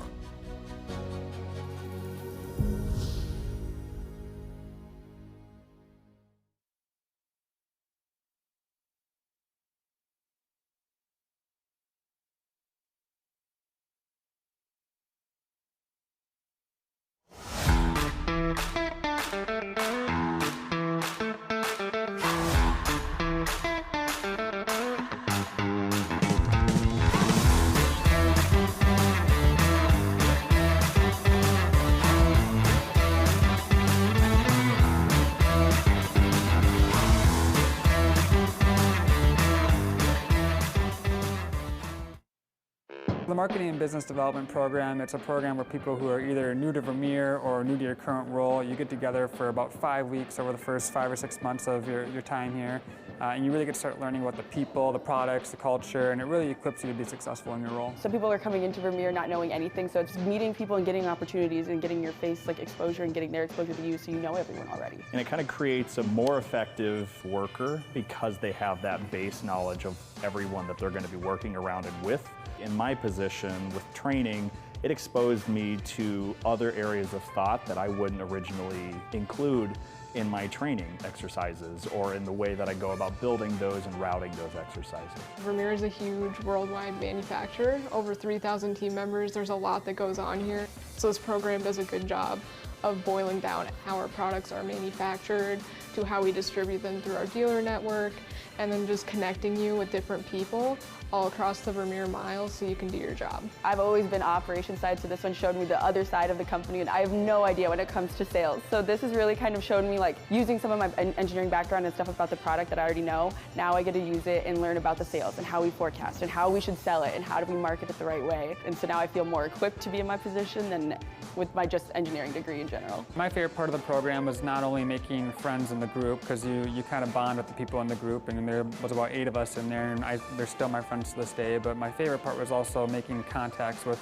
the people and the presenters. In my position, there's a lot of times where someone will say, hey, reach out to this person, and you've never actually met that person before. So now actually meeting that person and putting a face with the name, it makes my job a lot easier. My favorite part was getting to meet with executives. We get a couple one-on-one sessions where they share kind of their whole career story, and you get a chance to ask them questions too about your own development at Vermeer. So you get to connect with them on a personal level, which is something you don't get a chance to do at a lot of other companies. So I think that was a really unique opportunity. I just graduated, and I know that working at a company like Vermeer, I'm cared for, and they want to push me to be the best person I can. And as a young professional, it gives me a heightened sense of value in me as an employee, that the company cares enough to build me and my character. And that's really what this whole process has been. People wanting me to grow, wanting you to do better, wanting to talk to you and make sure you learn the most out of what you can. I'm just really grateful to be at a company that will invest this time in me to learn more about the company and get more context to really succeed in my job. If I had not had this program, I would not be connected to so many people who help me do my job every day.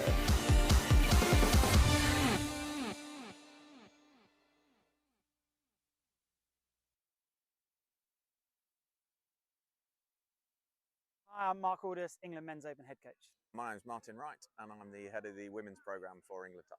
Hi, I'm Tim Osborne. I'm the England Mixed Open coach. Across the regions and the grassroots development, Chris, it's super exciting to see how we've grown over the past 14 years with the nationals.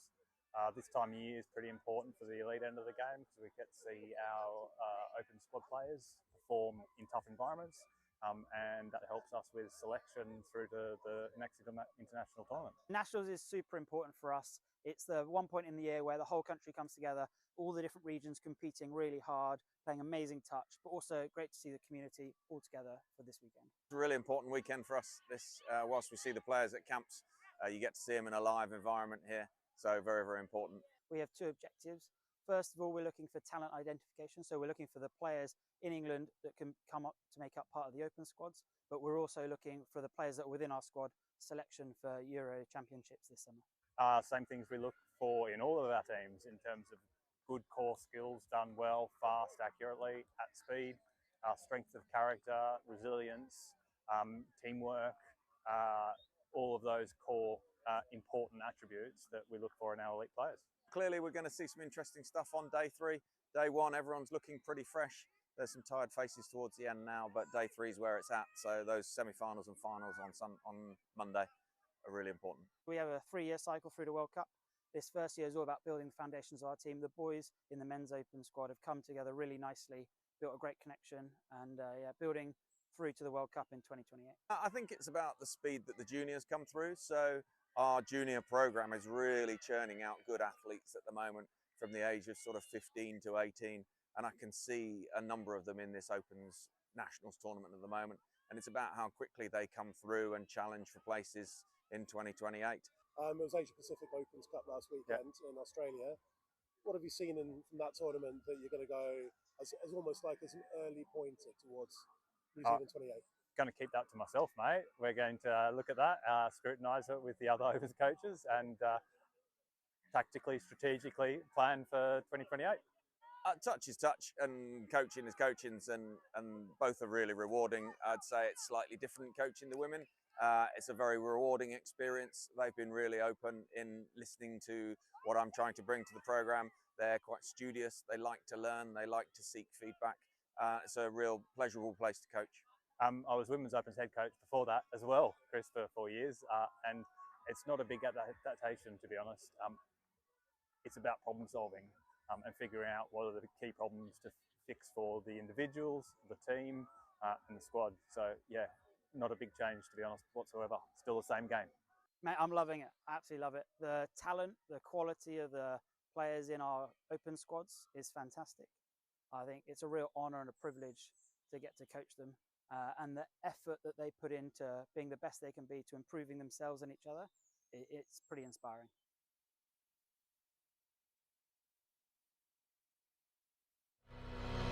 It's our turn now.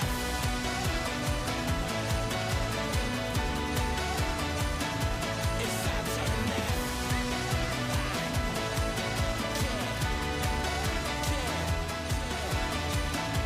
It's our turn now.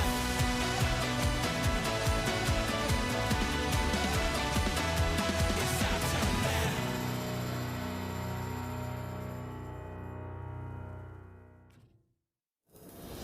There's work to be done, timelines to be met, results to be delivered. That's what drives us. Partnering with the people who do the work. Getting more out of every hour. In a world of diverse markets, it's about listening more, talking less, truly understanding what's being said, solidifying belief and peace of mind, collaborating and designing yellow iron built tough, built to last, helping our partners embrace the work ahead, day after day, month after month, year after year. It takes words backed by action, words fueled by our founder, Gary Vermeer. There has to be a better way. Not just a phrase, but a timeless mantra that lies at the heart of every machine we build. Productivity has a name. Vermeer. Equipping our customers to do more.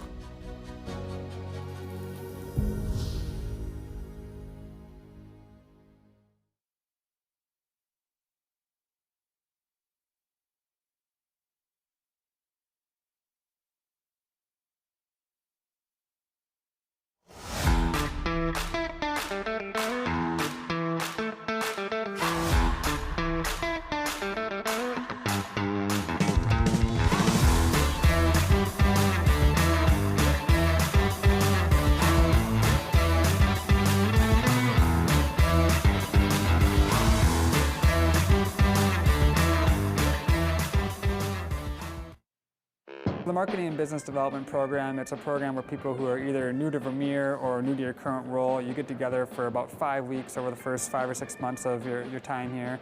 And you really get to start learning about the people, the products, the culture, and it really equips you to be successful in your role. Some people are coming into Vermeer not knowing anything, so it's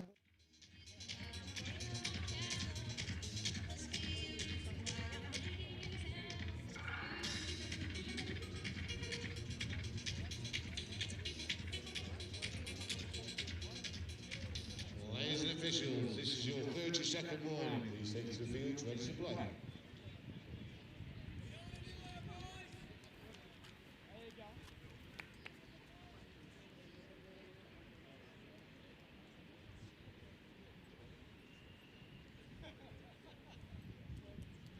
Players and officials, stand by.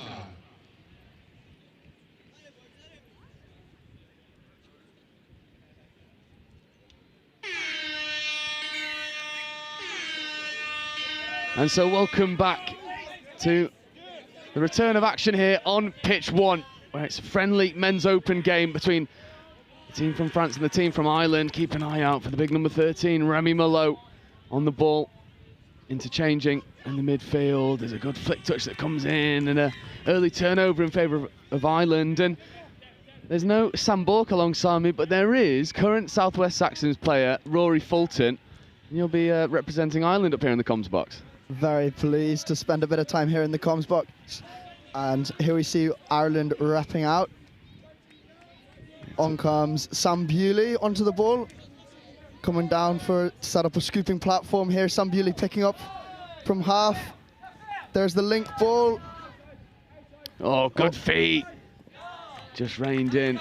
Is this a bit of a DNA of this Ireland team? They're looking to set those scooping platforms. Absolutely. Let those links pick up and rip long. Some of the ball speed out of the hands is unbelievable. And here we go. Ireland going to get a strike at the line here. Tiger on the ball. Down for the 32. And we're looking, here we go. We're going to set up Sam Bewley. Oh, it's a wonderful opener. There we go. Ball down. Try to Ireland. What an open side quickie this was on the replay. I mean, it's textbook. Both middles in the touch, and then it's a foot race, and it's a wonderful dive. Conditions helping him out. Nice and slippy out there. And it's a fast start here from Ireland. You see Malot interchanging with Martin Rawhurst. Back to Rawhurst. Malot. Just taking a settler on Rawhurst and Malone. Malone's in motion, familiar sweeper set up. Rawhurst picking back against the grain. Left to right long ball, just dies short, unfortunately. The number 2, Mathis Fleury. And Ireland are doing a good job at seeing out these sets so far. And here we see Ireland back on the ball down, just out in front of Benji. And here comes France with going to get a chance to strike at the line. Just trying to set it up now. Yeah, this is a dangerous pairing here in the midfield. Quentin Mochard and Remy Malot, but there was nothing vintage about that French set, surrendering possession over. Yeah, just a bit of an unforced error there. And now we see Ireland rocking off. Here they go, subbing off the pitch through Luke, subbing in, and then on comes Sam Bewley in the number 1 shirt. That's good foot speed into the roll ball, and Bewley picks up from half and looks for the skip pass out to the link. Not quite connecting, but Bewley looks to be a live wire. Yeah, it's just that passing ability. He can hit hole 1, hit link, hit wing. Really difficult to defend. Absolutely, and now the French organise the troops to set the tone on their subset, and there's a good roll ball coming in from Louis Roux and Malot following in suit, and now the pace is injected. 4th, 5th coming. Can they set a reliable platform to have a go? And there is a nice flick touch that comes in that just stunts the progression of Arthur Ferry. Here is Ferry. Hands to the wing is good, but just falling short. The defensive spacing from Ireland is pretty good so far. Yeah, they're looking really comfortable out there in defence so far. And so here we see Ireland on the attack again. Ooh. To be fair, the ball is seriously greasy out there today, and we're seeing a fair amount of drop balls across the games. Yeah, across every category as well. As Ferry dives at the line, is Ferry in? Big touch coming in from Killian Daly. I think he thought he was in there. Yeah, Ferry trying to get down at the line.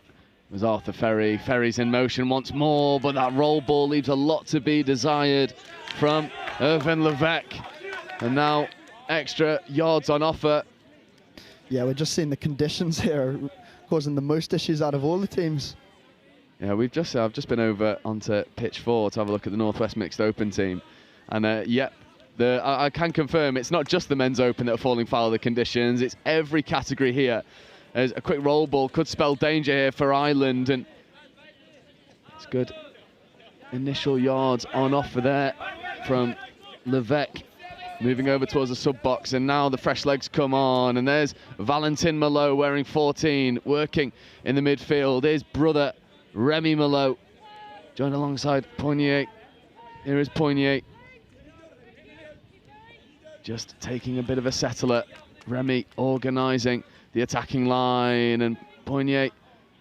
Remy wants the splitter. Remy Malo gets the splitter. Left-hand long ball is taken, and it's recycled well, and Malo might have an opportunity over on the short side, getting down for Roux. Louis Roux with a left-to-right rip. Not quite taken. Again, it's well defended by Ireland, but you started to see what France can do when it clicks together.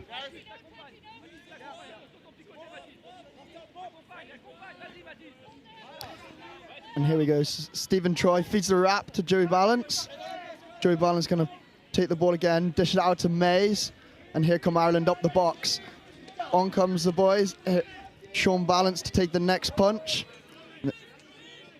Coming down, Sean Balance picking up out of half. And they've bought themselves an offside penalty. Yeah, it was really good work there, attacking the offside player. Louis Roux it was, not getting back onside. And this Irish pod will look to do the damage and double their advantage, taking Louis Roux out wide. All right, now we see Benji O'Connell on the ball, looking to set something up. This to Sean Balance. Sean Balance for the link quickie. Is he going to hit the floor? Ooh, good touch. Touch made. So we should see one more strike at the line here from Ireland. What are you putting your money on to see here? I would love to see a long ball here. Ball down, lift it up for Sean Balance. Splitter, one. That looks like 5th touch there. Yeah, Remy Malo makes a very good touch. Now it's his 5th and final. Might look to just kill it over the short side. They do. And now France need to find a way to build a bit of momentum and some pressure on this Irish line. Ireland have looked relatively comfortable so far as Malo just fizzes one out to the wing. And a good bit of evasion, and Malo cruises through the touches and checks away once more. That was good interchange and interplay between him and Cedric Bassart. And now setting for a 5th scoop platform. That's a good bit of footwork that unfortunately only does himself, but there's an offside penalty. Never retreated back the full set of 7. And now we're going to get to see France have a set of 6 on the line. See what can they do with their strikes. It's Ferry and Mockard working alongside Rawhurst. There's Ferry, Mockard, Rawhurst. Going back to Ferry. And Ferry just testing what the referees are happy with. There's Mockard. Rawhurst just getting caught behind the gain line now. Good line speed there from Ireland. Rawhurst picks it up off the bootlaces, come down for Mockard. Ferry's in motion. Ferry splitting. Ferry ripping straight into the face of Rawhurst. And it was a bit unceremonious there from France. Oh, how gutting to get the ball in your face. And now here we see Ireland rucking off the pitch. This is what Ireland love to do. Run hard, run straight. It's good foot speed into the roll ball as well. That one's a little bit messy. Referees just took a second to come to the conclusion. This roll ball infringement gives France premier position. We'll see if they'll stay. That first touch is a little bit stop-start. Valentin Malo comes in at acting half. There's Remy Malo. Malo gets caught behind the gain line. It's a little bit stop-start. Malo looking for support, not seeing it. 3 touches taken in the space of 5 meters. Need to get a little bit of go forward. There's Levesque joining the fray. Coming down now, Remy Malo in at half. Levesque looking to rip long, but just accelerates through the gap. It's a brilliant covering touch, though. Ireland putting it all on the line. Yeah, we see another diving touch from Killian Daly to save a try. And here we go, Ireland in their familiar subbing pattern, heading up the box. This will be third coming, and on come the fresh set of players. And this is where I think Ireland are just coming out on top at the moment. This subset is so well worked, and their physicality is on display, and they're moving players left, right, and centre. They were looking for the extra push, but engaging the touch with an offside defender is its turnover and ball down. Yeah, ref's just saying touch and pass there. So I think, and on come the fresh players for France. So we're going to see, can France make it right up to the line? Yeah, Remy feeding over once more, and Merlot does a really good job at orchestrating this subset, and there's a good bit of physicality coming in here. Louis Roux trying to match up to it, but it's ball down and turnover, so Ireland winning the physical battle. Yeah, big shot from Andrew Mays, and we're just seeing ball down there from France. Here we see Stephen Troy on the ball. Ireland just trying to drive up to the 7, and then we'll see them set a strike. Here we go, watch that man in 15, Joey Balance will be the strike player. Coming round on the sweeper. Unbelievable defence from France. No options on. It's really well fronted up by Poignet. He just holds his feet, squares the hips, and shuts down any attacking opportunity for Ireland. And now Louis Roux cannoning through, setting a good tempo here for the subset is the French. That's third touch just up to halfway, and Merlot purring through the gears. And this is a lovely drive from France. They're going to get to roll into fifth touch. Yeah, Rawhurst setting a 32 platform. Merlot picking up. Merlot escaping a touch. Did he? No. What a last gasp effort that is. That's fingertips from Stephen Troy.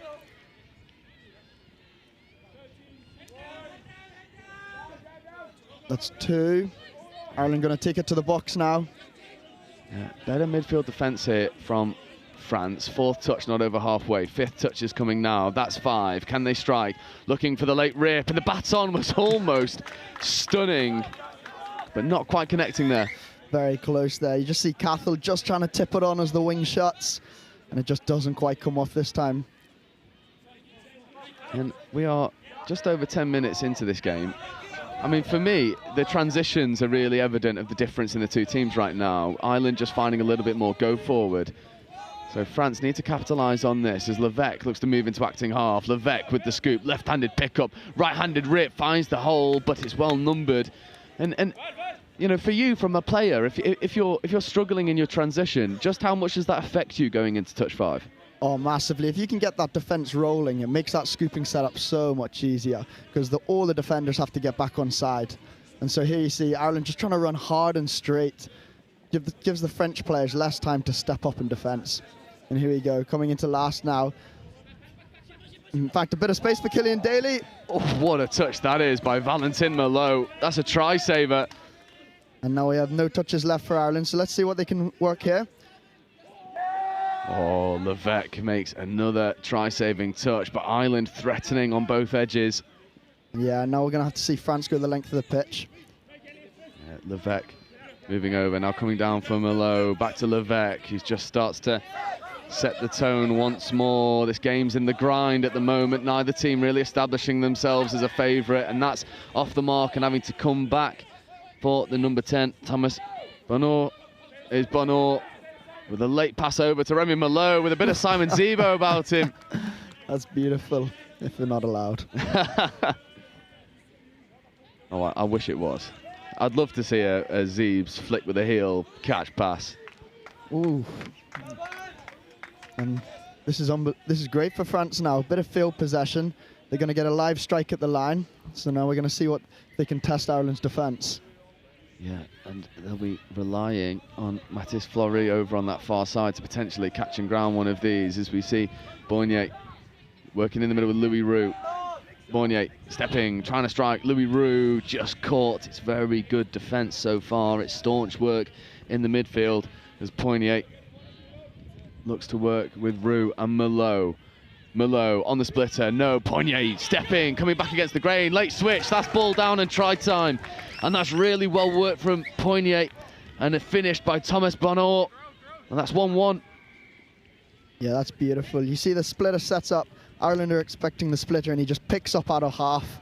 He's got all the wheels to get over the line. Yeah, good awareness as well. And something that's maybe a little bit more touch niche is a lot of players in that instance, their instinct is to carry themselves right into that in-goal area, but you can score on the line, and Bonneau just hugs that try line. Finds himself in acres of space to get the ball down. Luke Dorenzi dumping. In comes Sean Balance through the splitter. Ooh, was there there's a limping Ireland player in the midfield. We hope that's nothing serious. And they come straight over to him, so it can't be anything too serious. And then there's a splitter play. Long ball, rib. Oh, that's stunning. What a ball that is. Look at the speed on that pass. Here we see Sean Balance coming through the splitter and then just ripping that link hole for Cathal. That's really hard defence. Yeah, Balance with the keys to unlock the French defence. That was a stunning splitter play, and delivers the ball on a dime to re-establish a one-try lead for Ireland, as we see France look to come back, look to reply with a bit of a wing tap back. It was a good ball initially coming from Arthur Ferry, not executed over on that far side, but France won't mind that. What they will mind is the momentum that Ireland are able to manufacture in this transition. This is dangerous. Fifth coming now, getting up into the red zone. Dumping for Joey Balance, picking up 4 and 3. And France do a good job of shutting that down. Is there 2 Balances? Yes, Joey Balance here wearing the number 15 is actually the younger brother of Sean Balance, who threw that splitter pass for the second try. Unreal. And here we see link quickie for Joey Balance. Feeds the wing. Bit of invention. And now sweeper set up. Balance going hard at the line, ripping a lovely ball. And that is touch made, but penalty for offside. So Ireland are going to get another fresh set of 6 here. This is as even a game as possible right now between France and Ireland. Maybe lucky to get away with that. I wonder if he did tap the ball or just fed it back into the midfield. Either way, caught him unawares. The refs are happy, and here we see another link quickie. Can Joey Balance get on the outside? Steps back. Oh, even the ref slipped over. Yeah, if you want an example of what the conditions look like, there you go. As Balance tries to go over. A little bit of a botch splitter play, very congested now. Balance, though, looking to go around to the link. Almost look for that late pop to the wing, but Clive looks pretty happy. There's another penalty coming in. Yeah, that's our second offside penalty there. But the wing made a good read to make the touch there. Otherwise, I think that could have been a try. And Balance will have yet another tap. Stephen Troy just in the middle there. We go down for another link quickie. Dive short side. Touch made. Yeah, grounded on the foot of Arthur Ferry. And let's see if Balance and Troy can conjure a winning recipe to get over this try line. Troy to Balance. Balance accelerating, ripping a lovely left-to-right long ball, but it's well crowded out in the end by France. Yeah, and I think Ireland are going to get one more strike at the line here. We'll see, can they make the most of it? Coming down for 32. And that's good defence from France. They've had to defend a lot of touches there on the line. Their mids are definitely tired, and they'll be pleased to get off the pitch here. Yeah, just holding space really well in the midfield. That's a bit of a wobbly roll ball. Doesn't mind. Arthur Ferry cannons in, makes the touch. Referees are happy. And now Bonneau straightens. Malo entering the field of play, looking for the late release to Roux, not taken. And now here is Louis Roux, but can't take the ball with him. There's a bit of chat happening. The referees are happy. And Louis Roux might feel a little bit hard done by in that instance, as we see a wing interchange and Valentin Malo enters the field of play for France. So Ireland take it to the box, and here we have Dorenzi subbing on. Off to Benji Connell, dishes it to Sean Balance. Oh, just fingertip touch there. And now we're going to see, can Ireland set a strike here? Yeah, Balance in motion. You know where this is going. Balance stepping off the right foot, finds a lovely hole in the link. Valentin Malo doesn't make the touch, and that is a stunning finish. And once again, Ireland find incision in that link channel. Yeah, we see Sean Balance looks open side, just steps back, feeds that dumping middle again. And that's twice now. Balance is hit that same hole. It's a problem area for France right now. There's a nice check back on the inside. And what can Rawhurst create? They're just taking a settler now. Ferry in motion. There is Ferry. Ferry looking to drop a late pass off. There's a bit of contact in there. Nothing doing for the referees. It's frustrating work for France. Yeah, the referee's happy with the contact level there. And now Ireland are going to try and get off here with a come on an away set. Killian Daly picking up at half. And he nearly got away there. That is incredible work rate in there by Martin Rawhurst. Rawhurst saving a try-scoring opportunity as the two Malot brothers combined in the midfield for a roll ball. Here is Remy Malot. Levesque avoiding the touch, a little bit static, not a good platform to strike from. Levesque, Malot, scooping, ripping a lovely ball into the link channel, but just ever so slightly behind the oncoming Quinton Mockard. But Malot will have another go. Late switch to Mockard, ball to into the link channel. Looked like a good idea, just not on the same page. Where's the number 18? Clement Perkastang. And there we see half-time, 3-1 to Ireland. And yeah, I think that game was won in the midfield. Absolutely. I think for France, it was a case of just not quite clicking together with that transition, leaving themselves a lot of work to do when they get down the bottom end. But for Ireland, I mean, Rory, you can sum it up better than anyone else. What is it that's given them this platform that takes them into half-time with a 2-try lead? Yeah, I think they're getting more strikes at the line, and I think they're making them count. You see those boys picking up, looking long, and France are having to make reads, and the ball is just coming too fast into those holes. Absolutely, and it is half-time in this friendly invitational game. Ireland with a 2-try lead over France. France, good value for their one score, left a few out there. A bit of problem solving to do for the French, and we'll figure out if they can execute on the coaching tweaks in about 2 minutes' time.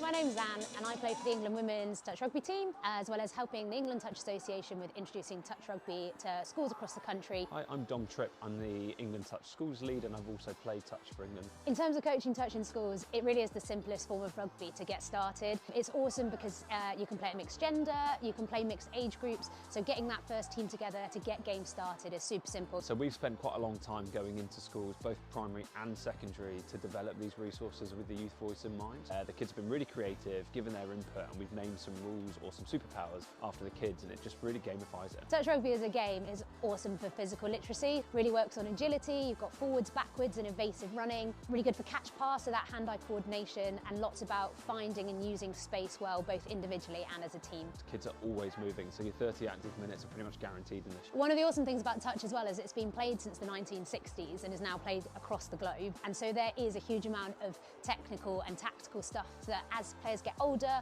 or more experienced, they can start to bring into the game and really test their learning and growth and development through the game. It really is for everyone, but then if schools really do enjoy it and they want to play, there's a whole competitive pathway where kids in their schools can go and play in regional rounds and make a national finals. Touch is really like a values-based game. Honesty is just so important. It's not really about winning or losing, it's about working together. Ultimately, touch is just really fun. It gets kids active, and it's all about learning through play. So with the resources, there's not only stuff for the teachers, but we've got a really strong young leaders program. Because it's so simple, we've had primary school kids being the young leaders to their fellow peers, and the sessions run brilliantly. Done and tested these resources and the game format.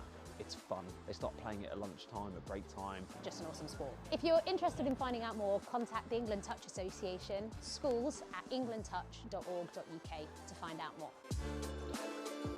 We actually looked to Warwick a few years ago when we came out of the pandemic for a potential venue for the Atlantic Cup. 2 years ago in England. So we already knew what the facilities were like.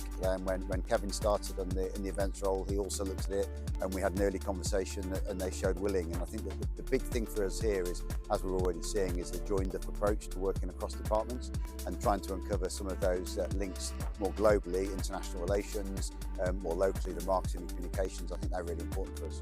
So, you know, we've got Warwick Touch celebrating their anniversary. We've got the Wildcats in the region, and University of Warwick with their 60th anniversary. So there's a whole load of stuff going on, and we're just going to capitalise on that. Really, feel-good factor of what's going to happen here in the summer. It's a great experience. Hopefully, it will be a successful tournament for England, and hopefully we can bring it home. So much being at home. Home crowd, there's going to be a lot more supporters this time, meaning we've got more support on the pitch, and so we're actually going to perform a lot better, I think. Hopefully it'll bring more people to touch, and especially to Warwick and the society in Warwick.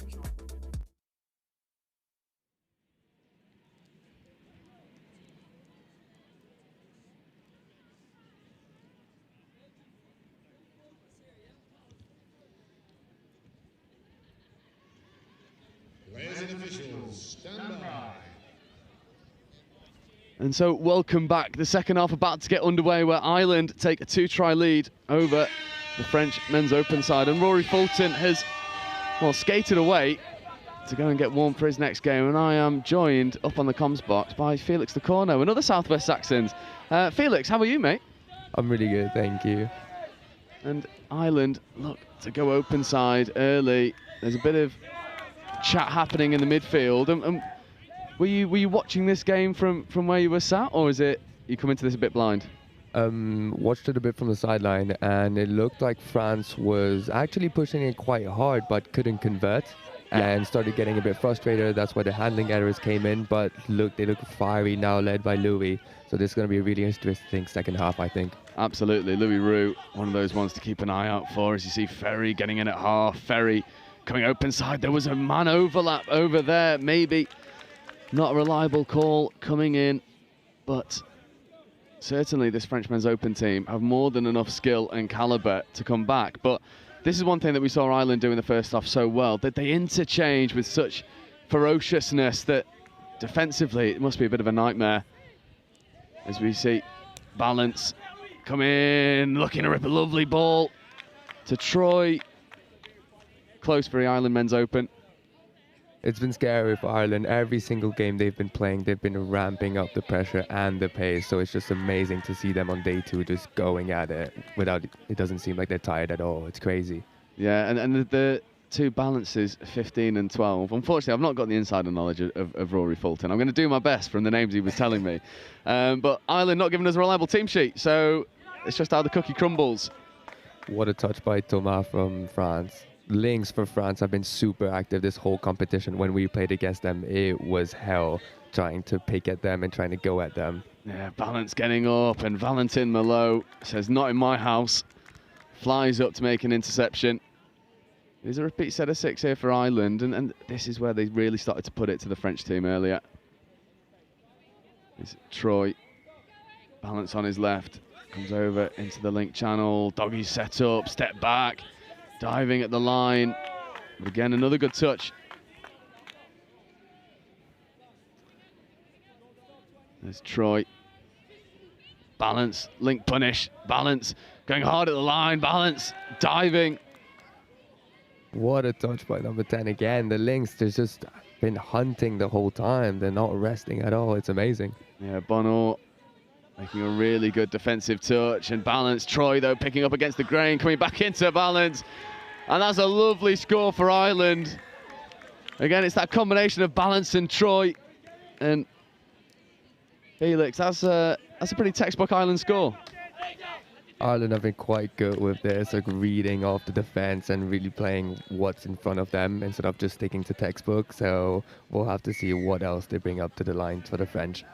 Yeah, now France are bringing their big guns out to play. Levesque, Malo. There's Levesque, Malo in motion. Looking for that 32 setup, nothing doing. Malo now in an acting half, feeding away, diving at the line. Is that ball down? It is. And what a wonderful score that is for Loic Bondon. And France reply almost immediately It's really amazing to see this French team come along to this tournament and perform, because it's such a youthful squad. They've changed everything into this team, and see them ripping like this into this weekend, it's giving them hopes for the 2028 World Cup. So it's great to see. Led by Louis as well and by Remy, they're shaping the youth for French touch. And it's just amazing. It'll be maybe more competition for England, who knows? Absolutely. I would absolutely say so. And, you know, for me, this French team has added a bit of bite to it. You know, there's a lot of passion out there, and they get physical in the touches as an Ireland player is left in the wake of that most recent roll ball. But I'm correct in saying you've spent some time in and amongst this French team. Yeah, quite interestingly, I did get invited to train with them, but when I was there, it was a completely different squad. So most of their players have shifted to men's 30s now. So I have played with some of the boys here, but most of them are quite new, especially from U18s and U20s. So a lot of new faces, but then obviously from Remy and Louis that I know the most, they've been leading the squad quite well. Absolutely, and you know, Remy Malot, very much the mainstay in this French Men's Open team. And it's always good to see the youth getting opportunities to shine. I mean, there's no shying away from it in England. We are blessed with a very talented youthful setup, and France following suit as we see Ferry platforming on 5th. In fact, this is now 5th, and Arthur Ferry looking to go long, trying to drop a ball to Louis Roux. He was lurking in that link hole, but Ireland had a double. And now 6 more for France. You can really see the youth for France stepping up in those crucial moments, which is lovely to see. Yeah, Ferry diving at the line. No, he gives it to Valentin Malot, but Malot can't take the ball with him, and there's a bit of contact out there. Balance getting over and crashing through Valentin Malot. Seems to be okay. You can see it here on the replay. It's really good work initially, and unfortunately for Valentin Malot, maybe the sight of the big Irishman bearing him down just took the eye off the ball for a moment. Can't quite take it with him, but it's positive signs for France. Better midfield D here as Troy comes up into the play. It's good foot speed into 5th touch, and now what can Balance do? Balance stepping 2-on-1, but as Arthur Ferry making a good defensive intervention. He's had great influence on both sides of the ball for France so far. Ireland are really pushing France to the breaking point in the midfield, but it's great to see that France are really not letting go and they're trying their best. Hopefully they'll see a momentum shift towards France, who knows. Yeah, his Balance looks to go to the link, and that extra play not quite taken. So then France want to go quickly, and if they do, unfortunately just having to slow down was Arthur Ferry for the referee's call, but there was an opportunity maybe to go quickly there. It's a well-orchestrated subset. Louis Roux flying through the gears. Followed in suit now. There's Levesque. Levesque scooping, stepping, switching with Remy Malot, but crowded out well. That combination of Levesque and Malot hasn't quite come to fruition yet, but they're always threatening that try line.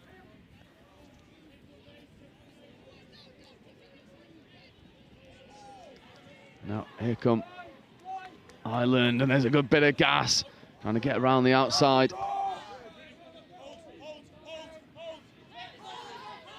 Is the danger man, number 1, looking to drop a nice late pass off. It was well crowded out. France got their defensive spacing really well there.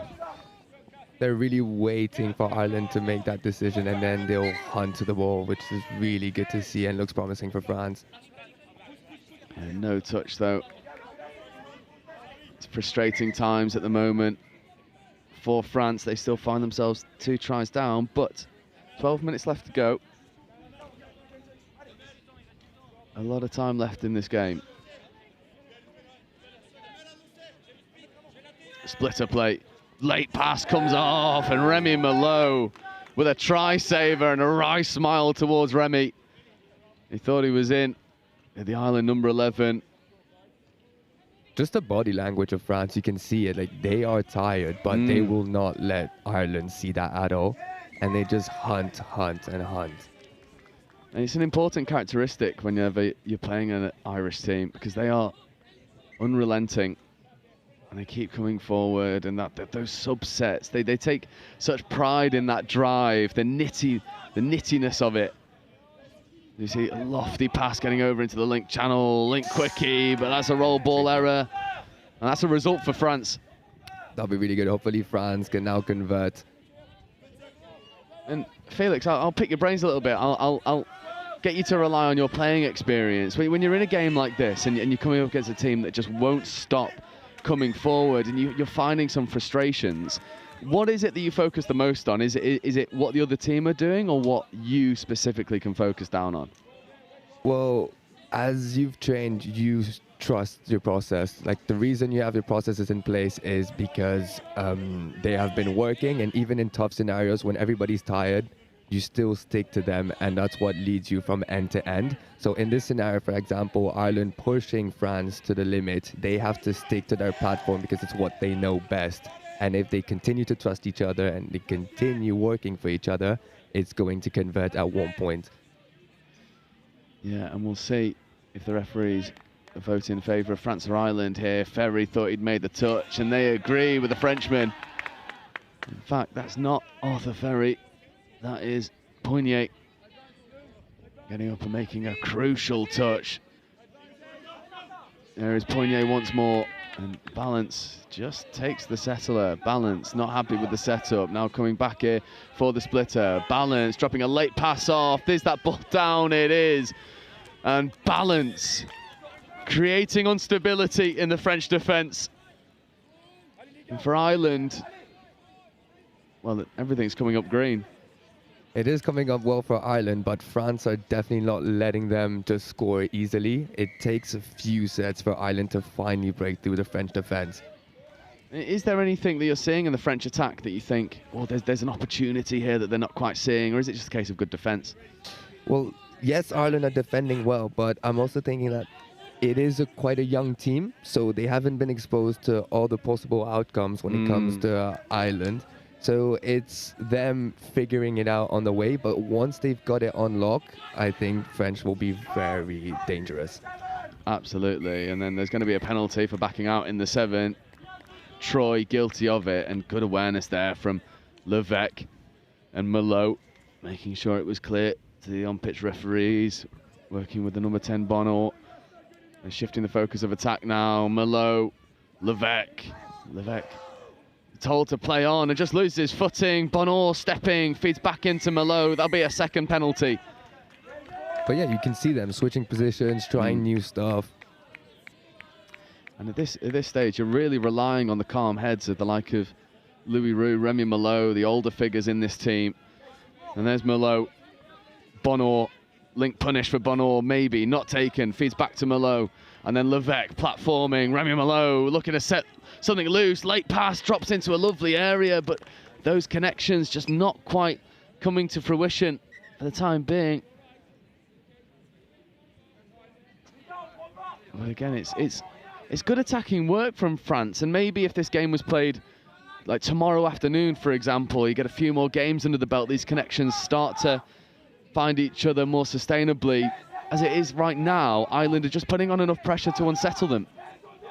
They are, and it's also some tricky conditions we're currently playing in. Oh, Balance with a nasty pick-up and then quick pass to the wing. I'll tell you what, that was warning signs there. A Balance for Ireland, making things happen. And now the French subset. There's Bonor.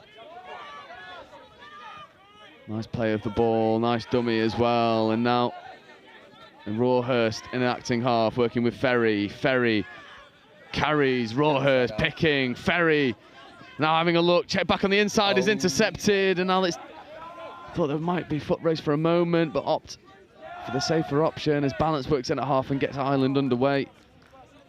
And offside penalty. It's frustrating work at the moment for France, isn't it, Felix? It's just they're going from end to end, but they cannot see themselves convert after touch 5. And after a certain point, when fatigue settles in, it does get frustrating, but then we'll have to see how they react off it.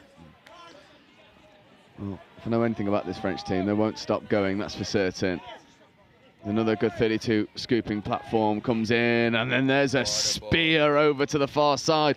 Not quite taken, and Valentin Malo wants to go quickly. It is a quick roll of the ball, and that might be what France need to just unsettle this Ireland defence. Nice late play back to Rawhurst, and then feeding over to the wing, and this is much more characteristic of the French men's open team, but an off-the-mark penalty undoes that work. Just unlucky from the French there on that one, yeah. 6 minutes left to go in this game, and Ireland in the ascendancy. 3 tries to the good. Then coming to this splitter. Oh, what a grab that is. That's phenomenal athleticism. And what about the hands in the wet? That was nasty.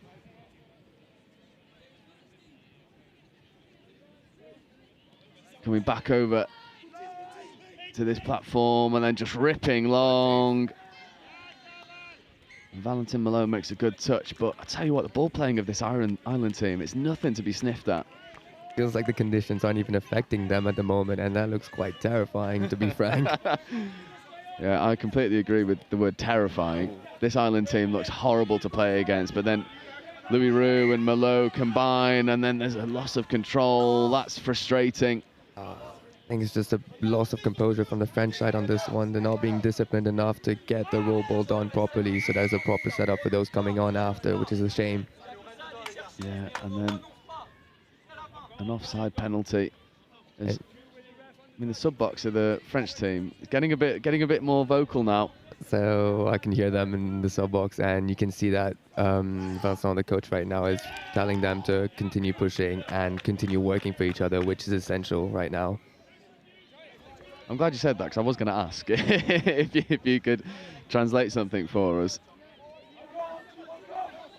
Ireland coming back over to this punish and balance. I mean, what is there to say about this Ireland team that isn't encapsulated by the big man in 15? Balance, plays with purpose, drives well. 5th touch though, and trying to skate through Levesque is much easier said than done. Malo in an acting half, and an early release there for Ireland has allowed them to set the pressure, and this pressure gauge has just been steadily increasing throughout the game, and now the physicality levels are creeping up with them as well. Held up in a touch, but gets the ball down somewhat cleanly. Rawhurst carrying in front of Remy Malo. Malo scooping, picking, asking for the offside. Remy Malo, a couple pumps of the ball, does get the offside penalty, and that's all the experience of Remy Malo on display there. Once France starts rolling, you can see that the experience starts kicking in and the frustration goes away, so they start trusting each other more, and hopefully on this one they get to pull the ball down behind the line. Yeah, it's an interesting thing at the moment where they've just played with a bit of momentum and they feel so much more confident. But trying to generate momentum against Ireland, well, that is certainly easier said than done. As Malo working with Mockard, Rawhurst in at link. Mockard platforming for Rawhurst, static plays, not engaging both middles at the moment of France, allowing one to drop early. Troy for Ireland is working so hard in that non-presenting middle. Link punish, they do get the penalty.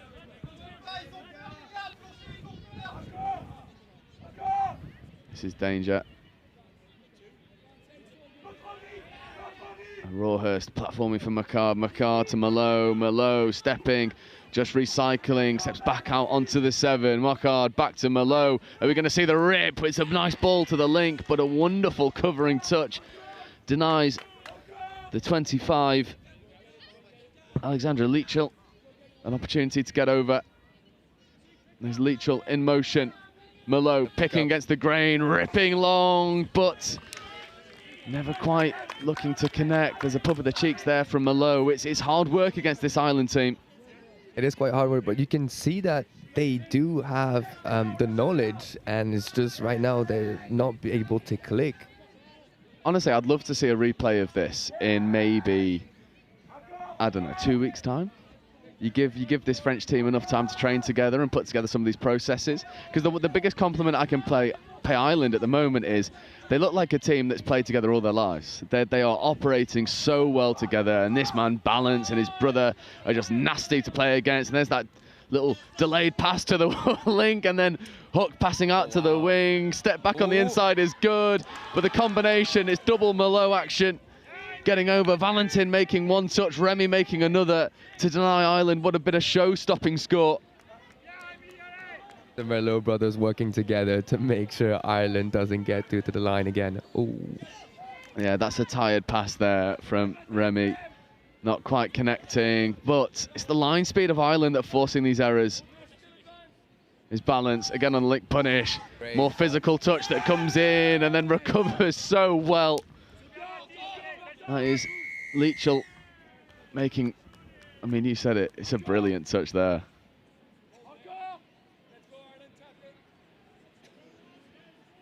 Balance, about a minute left to go. Balance will be looking to put the icing on the cake for Ireland. Step back, but illegal play of the ball.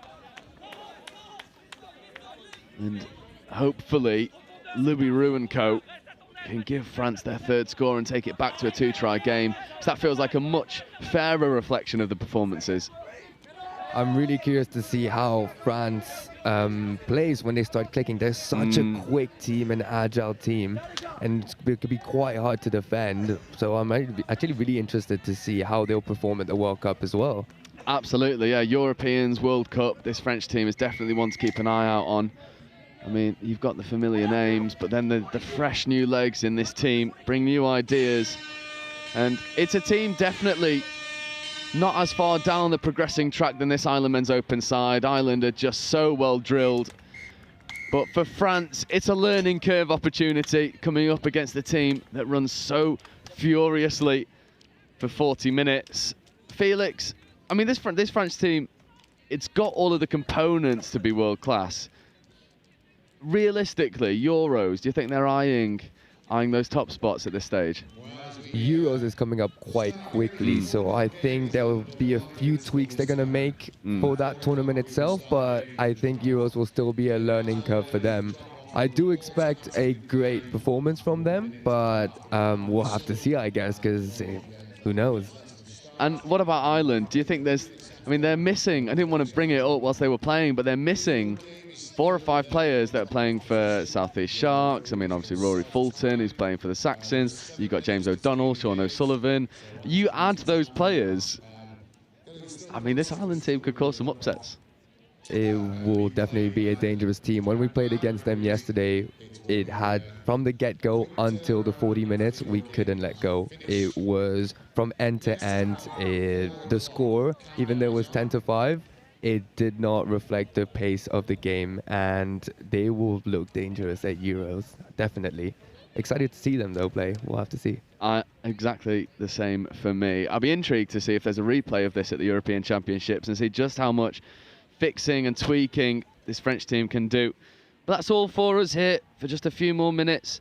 And then coming up for you at 4 o'clock, we have women's 40s, the senior women's actions. That is South East Sharks versus North East Raiders. To Rory Fulton and to Felix De Corno, thank you so much, and we'll be with you in 4 minutes' time.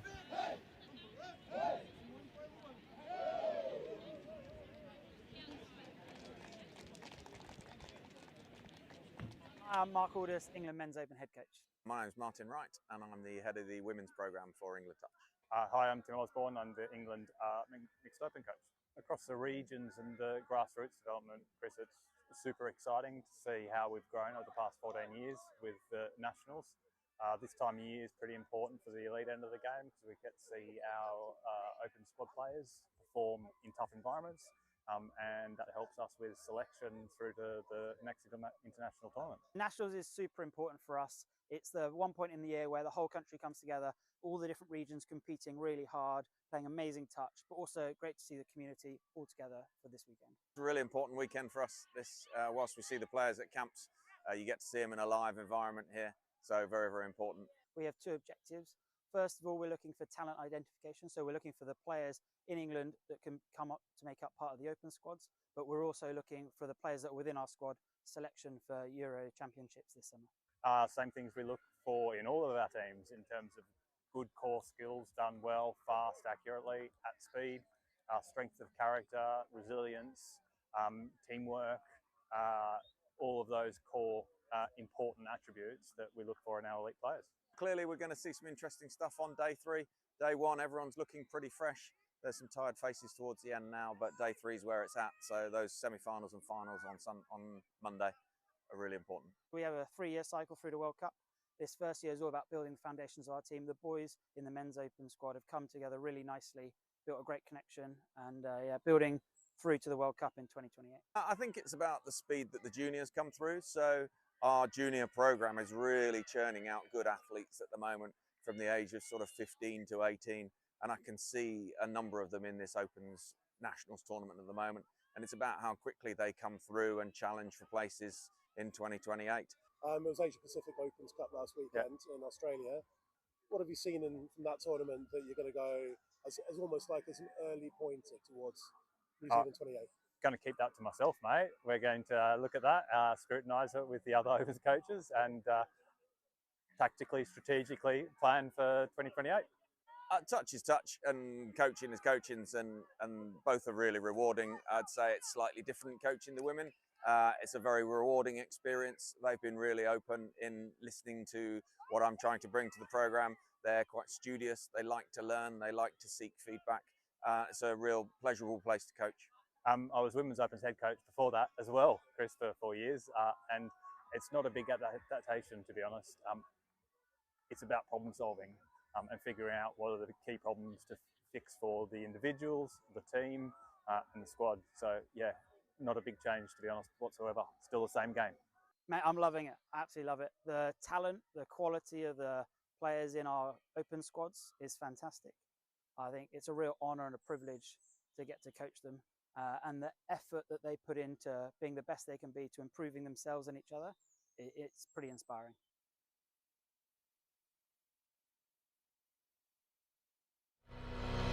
It's our turn now.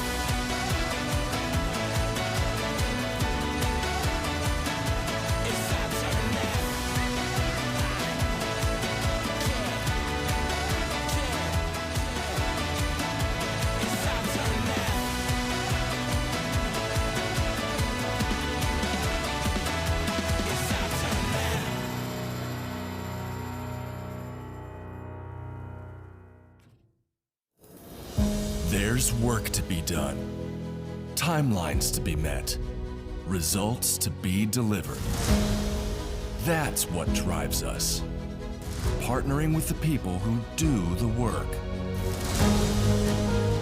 Getting more out of every hour. In a world of diverse markets, it's about listening more, talking less, truly understanding what's being said. Solidifying belief and peace of mind. Collaborating and designing yellow iron built tough, built to last. Helping our partners embrace the work ahead. Day after day, month after month, year after year. It takes words backed by action, words fueled by our founder, Gary Vermeer. There has to be a better way.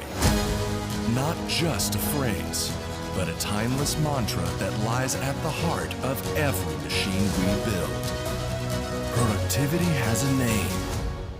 Vermeer. Equipping our customers to do more.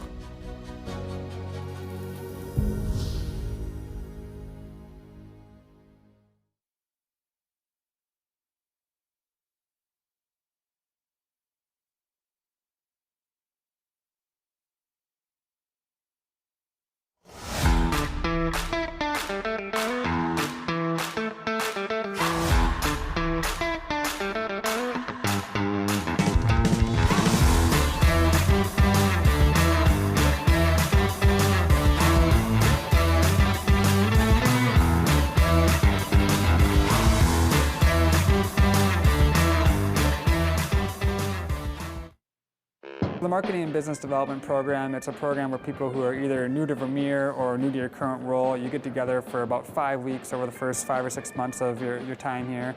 and you really get to start learning about the people, the products, the culture, and it really equips you to be successful in your role. Some people are coming into Vermeer not knowing anything, so it's meeting people and getting opportunities and getting your face like exposure and getting their exposure to you so you know everyone already. And it kind of creates a more effective worker because they have that base knowledge of everyone that they're going to be working around and with. In my position with training, it exposed me to other areas of thought that I wouldn't originally include in my training exercises or in the way that I go about building those and routing those exercises. Vermeer is a huge worldwide manufacturer, over 3,000 team members. There's a lot that goes on here. So this program does a good job of boiling down how our products are manufactured, to how we distribute them through our dealer network, and then just connecting you with different people all across the Vermeer mile so you can do your job. I've always been operations side, so this one showed me the other side of the company, and I have no idea when it comes to sales. So this has really kind of shown me like using some of my engineering background and stuff about the product that I already know. Now I get to use it and learn about the sales and how we forecast and how we should sell it and how do we market it the right way. And so now I feel more equipped to be in my position than with my just engineering degree in general. My favorite part of the program was not only making friends in the group, because you kind of bond with the people in the group, and there was about 8 of us in there, and they're still my friends to this day, but my favorite part was also making contacts with the people and the presenters. In my position, there's a lot of times where someone will say, hey, reach out to this person, and you've never actually met that person before. So now actually meeting that person and making Hello and welcome back to the National Touch Tournament here in Nottingham. We have your penultimate game of the day here, and I'm Sam Bork. I'll be running you through this one. Joe Wright is just taking a quick coffee break, but you'll be left in the capable hands of me for this next game in the senior women's competition. Women's 40s even. Southeast Sharks taking on Northeast Raiders. Raiders in that know so well blue and green, and the Sharks obviously in that fluorescent light blue and dark blue. Here go the Sharks. Sharks working it well around the corner. Big carry from Christine Johnson. Just loses the ball in the roll ball. Loss of control in there, so the Raiders will carry on playing. Just shifted out wide. And the sub set will come on for the Raiders. The ball turned over once more.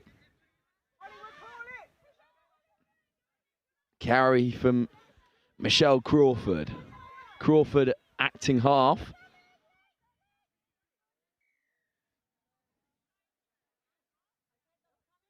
Loss of control there once more in the roll ball. So now the Sharks will have a good go at it. Great line there from Crystal Raven-Scott.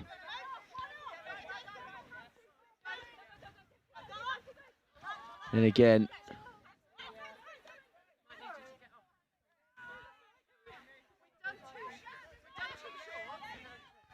now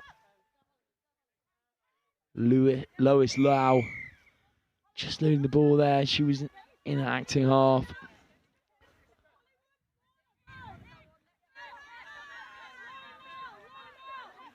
Nice little quickie there and marauding through.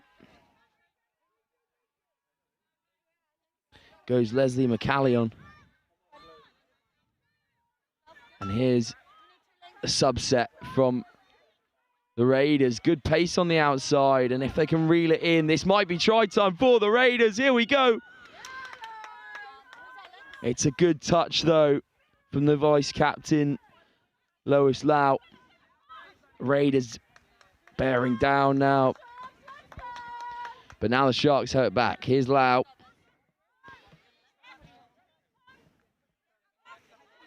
Lau acting half. The Sharks need to get some subset on.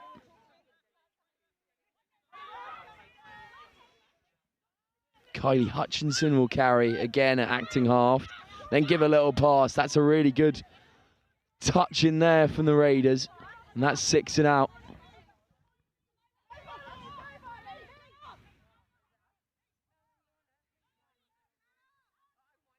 Spearheading this attack now, the Raiders. They give a little pop pass onto the outside. The subset comes on. They need a bit of depth here. It's a good little quickie as well. Shifting the ball once again. Claire Perry there. And just misses the mark on the outside. These Raiders not going down without a fight. The Sharks, ever present indeed.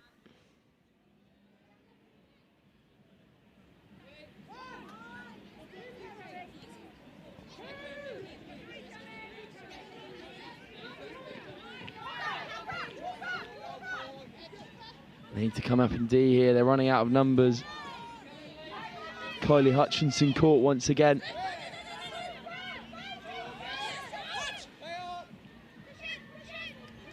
Julia Elmgreen there.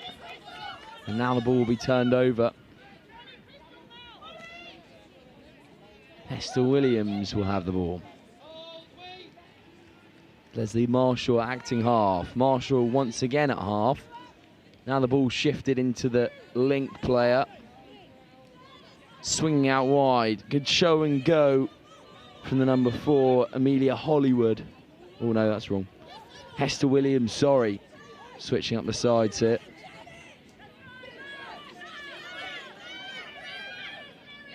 Show and go, and a really nicely weighted pass from Leslie McCallion.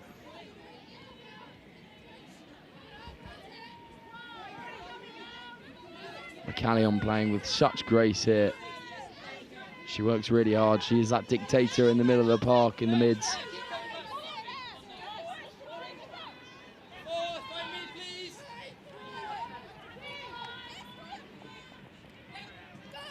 Here go the Sharks though. Could this be the first score of the game? And wandering through, they find themselves in the end zone. Do they get one down? They do.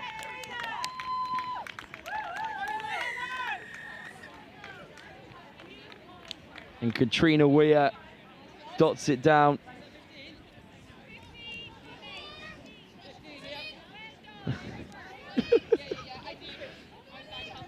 But this is a fantastic try. Vice captain Lois Lau combines with the number 15, Katrina Weir, who gets over the whitewash. Can the Raiders pull something, the magic out the hat once more? Shifted off now to Shanice Richardson. Richardson still waiting for the touch to come through, eating up a lot of meters. Ball tries to go back to Richardson, but no avail this time. So it will be Sharks ball once again.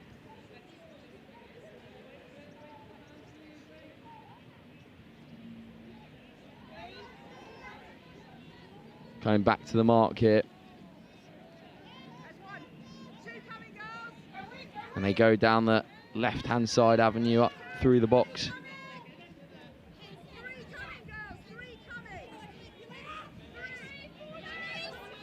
Again, shifting that ball. Looking for a subset now. There's number 13, Laura Balfour.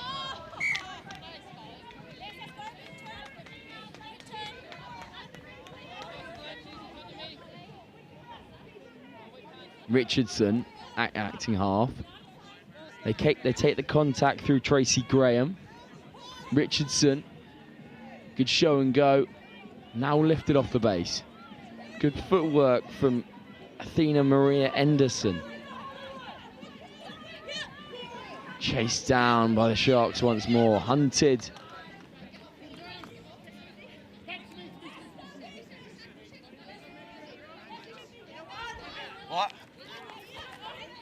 That subset just coming through a bit slowly. Lois Lau, the vice captain. And then again, Christine Johnson. And here's the try scorer, Katrina Weir. Weir will feed Lau, and Lau back to Weir. Lau acting half now. Can she find another pass? Weir tries to get onto it. And they go quickly, the Raiders, and now it's a foot race on the outside. This could be a fantastic try. They've got to cut back inside. Big loopy ball on the outside, but that showed some good promise from the Raiders. Amy Finley on the outside, showing some real pace. Here's Weir though, Lauer acting half.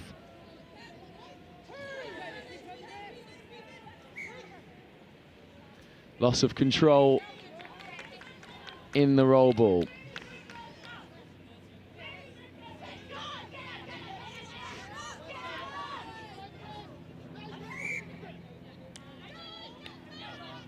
And again, not square with the roll ball, so will be Sharks ball once again.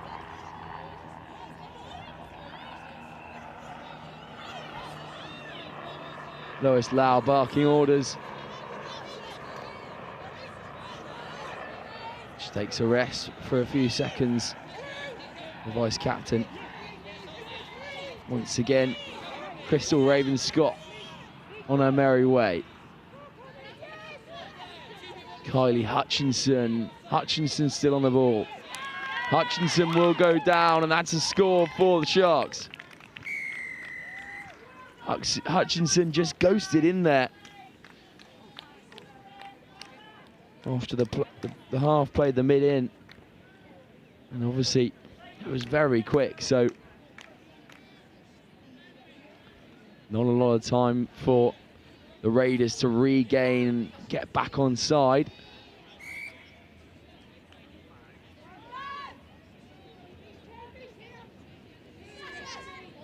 Richardson off to Tracy Graham. Now Richardson again. Touch there. Richardson floating out into the link, but chooses not to use her. The Sharks will go again. Good hands there.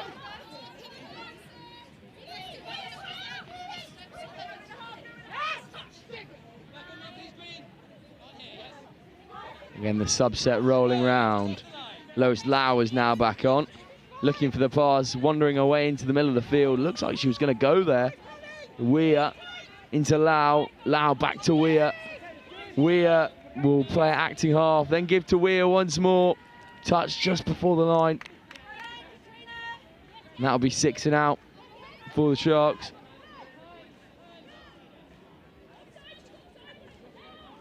Weir makes the touch. Richardson acting half. Spread out wide now.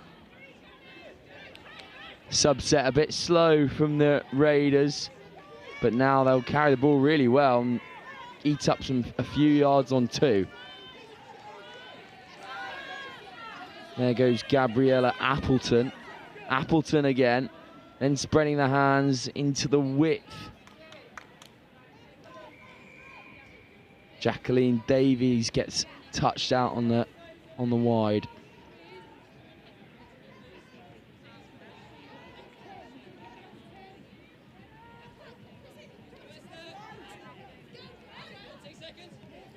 Here go the Sharks, running with pace. Weir, the try scorer.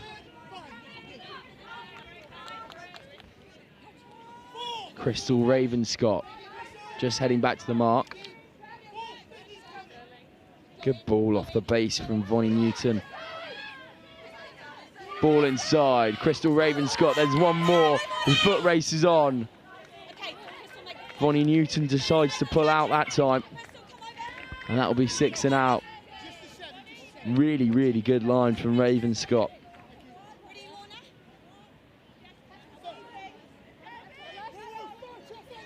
Oh, good to be able to keep it in the hands.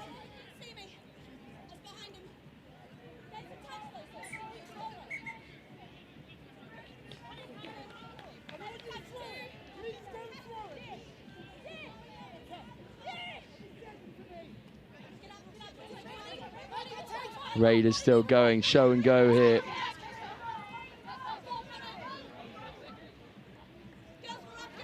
More good work from Gabriella Appleton as well. And the Sharks bring on the cavalry. And the referee brings it back to the mark. Amelia Hollywood.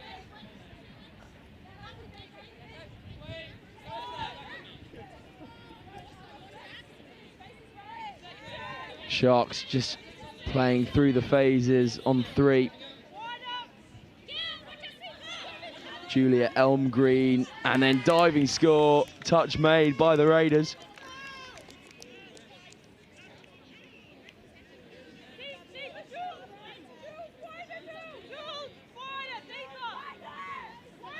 Elmgreen chooses to cut back inside.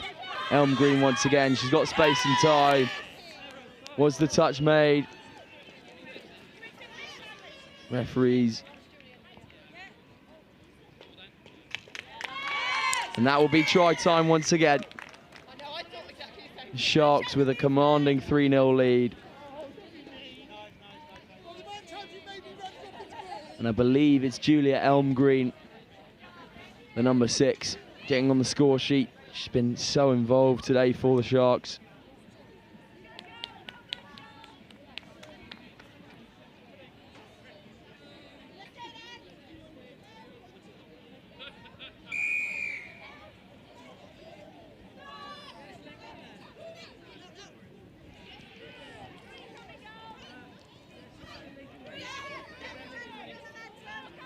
The Raiders still pushing on though.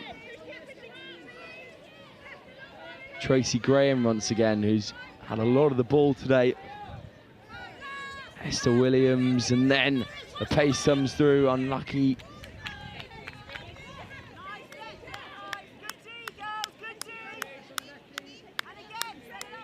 Just slipping away from Naveen Shaban. Now Lois Lau.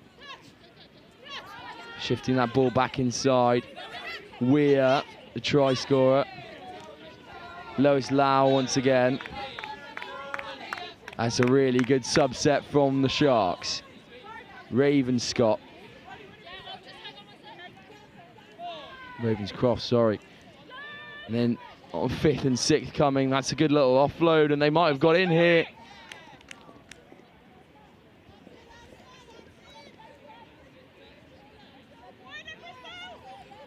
Reset of 6, and it's a good show and go. They find themselves in the try scoring zone, and that's another one for the Sharks.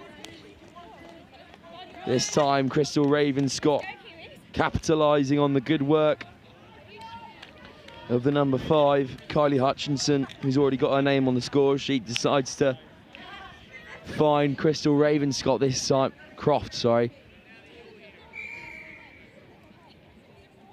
And Ravenscroft gets in for the Sharks, 4th of the afternoon.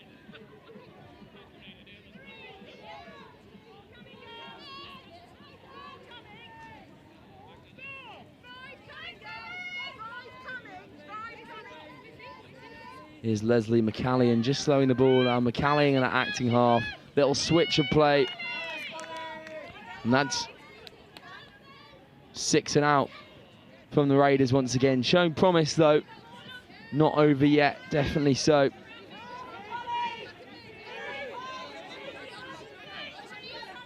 And they want to get a subset in here. Can they roll quickly enough? Lois Lau's back on. Lau will take the ball. Weir. Bit of miscommunication there between Lau and Weir.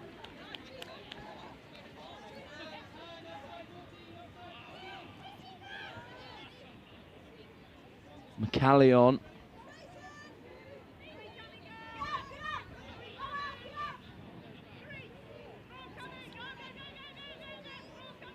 Can they shift the ball here? They've got space out wide. Christy Pryor is on the width. Here is Pryor, just a bit short on the pass.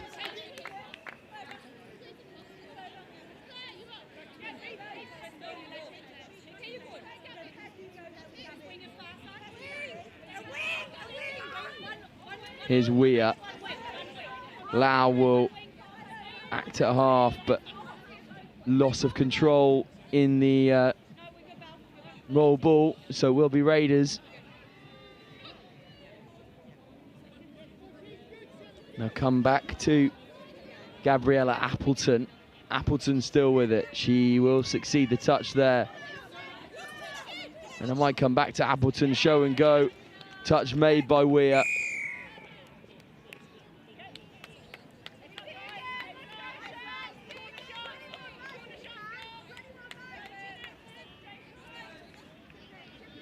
Appleton.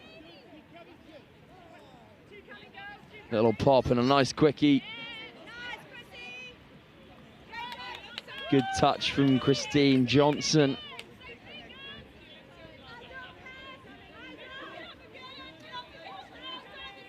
Appleton. Now in the hands of Hester Williams. Amy Finley on the inside, but she chooses her link, which will be Appleton. Williams.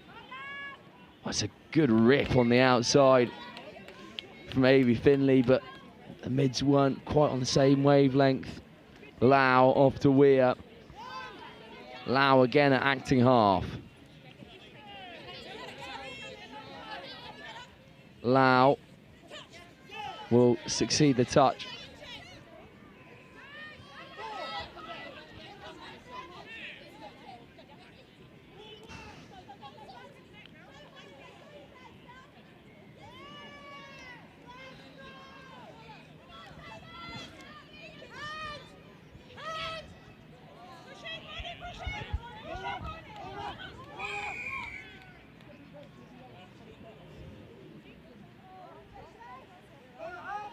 And here,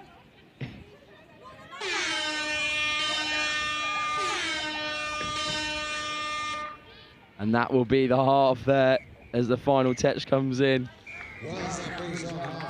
The Sharks in a dominating position so far. Special performances from Katrina Weir, Lois Lau, the VC, Kylie Hutchinson, and Crystal Ravenscroft, definitely. But that will leave us at half-time with the Sharks holding all the cards in a big marquee matchup in the women's 40s division. Join us in a few moments' time for the second half. Half-time here on pitch 1. Southeast Sharks 4, Northeast Raiders 0.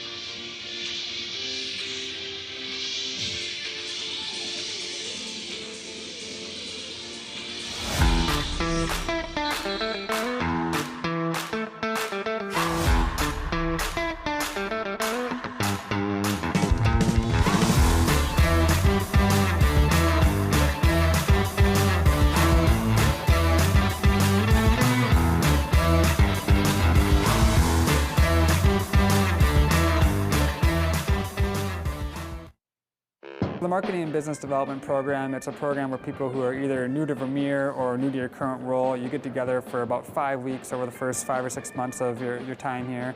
and you really get to start learning about the people, the products, the culture, and it really equips you to be successful in your role. Some people are coming into Vermeer not knowing anything, so it's meeting people and getting opportunities and getting your face like exposure and getting their exposure to you so you know everyone already. And it kind of creates a more effective worker because they have that base knowledge of everyone that they're going to be working around and with.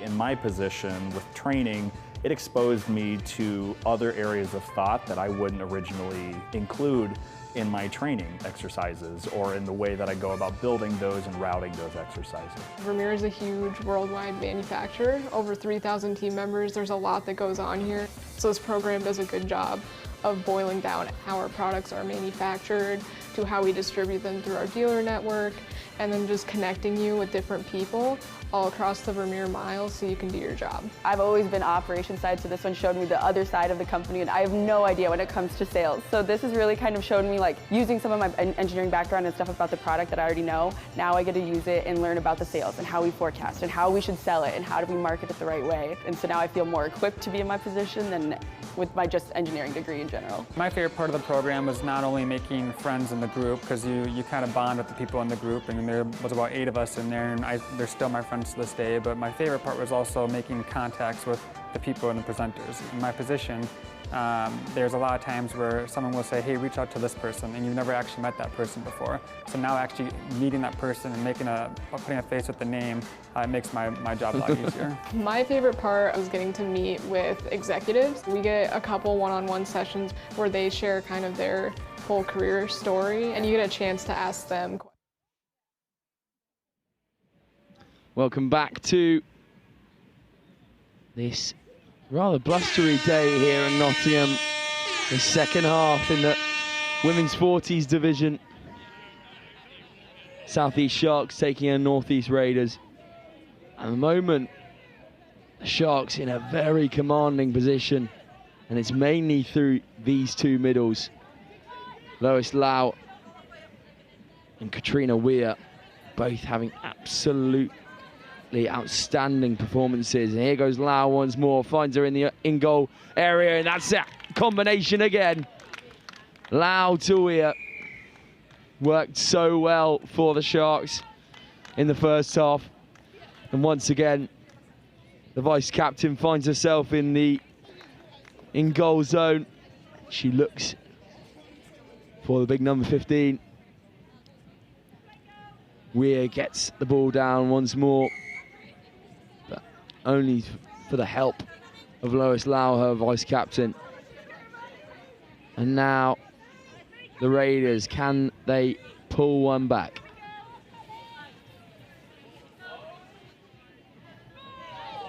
Richardson now into the arms of Athena Maria Enderstein. Richardson once more, pulls off to Richardson again. Touch made by Crystal Ravenscroft, and that will be 6 and out for the Raiders, so the Sharks will come straight back at them. And here's the one who made the try-saving touch, Crystal Ravenscroft, at acting half once again, and now the chase is on. And that's Amelia Hollywood once again. Michelle Hallett. Sharks moving the ball again. Popped off the deck. Little pop up as well.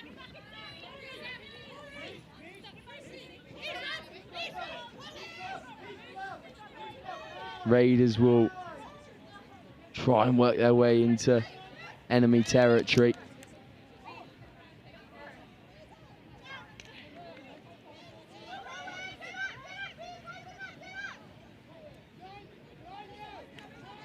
And here comes the gas, Amy Finley.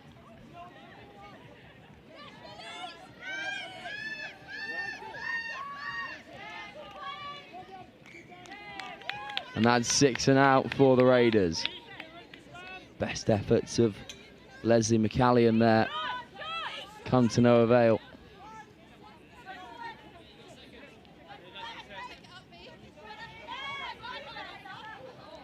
And ball just come out there.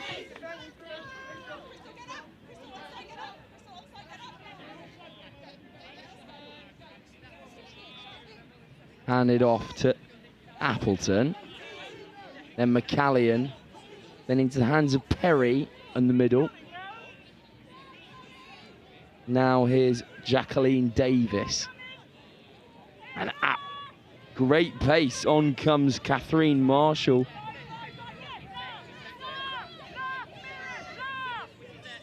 Can the Raiders get one back here? Touch made, 6 and out. Many unsuccessful visits into the red zone by the Raiders.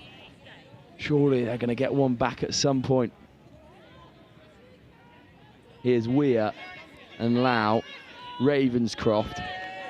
Weir acting half. Lau in the middles, then feeds her Link, who goes out to the wing. Lau with a nice line. Taking on her opposite number.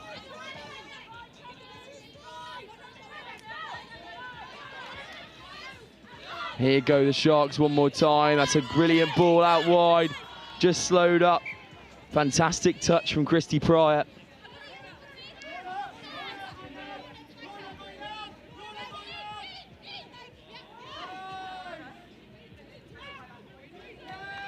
And there's good pressure once again from the Sharks.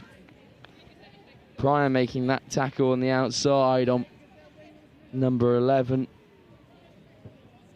Beatrix Schmidt. She tried to get on the outside. Showed very good pace actually on the outside, Schmidt did. Weaving in and out there. Kylie Hutchinson. And will be brought back.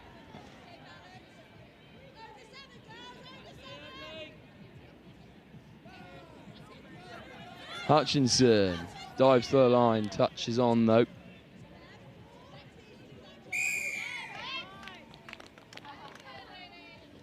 Penalty and a fresh 6 to Sharks. Hutchinson. Nice quickie. Balfour met. Hutchinson met once again. Hutchinson off to Balfour. Then back to Hutchinson. Balfour, Hutchinson. Can they get it wide? Popped back inside. Touch made though.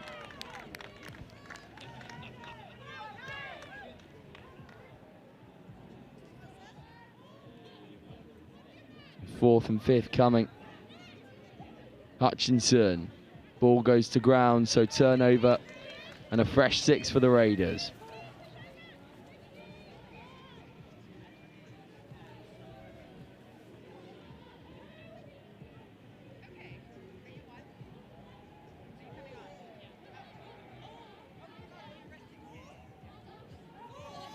Here go the Raiders again. Richardson. Pryor.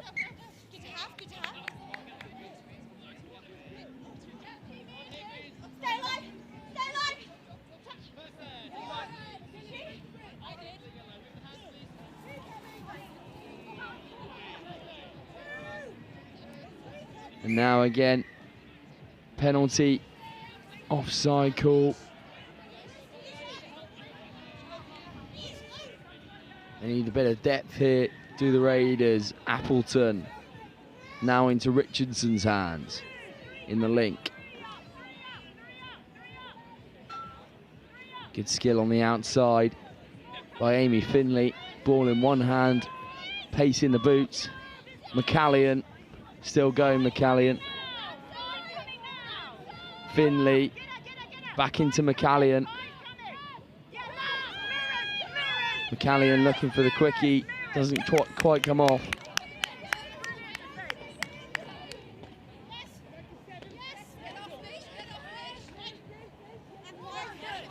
Pryor and McCallion both getting a touch in there.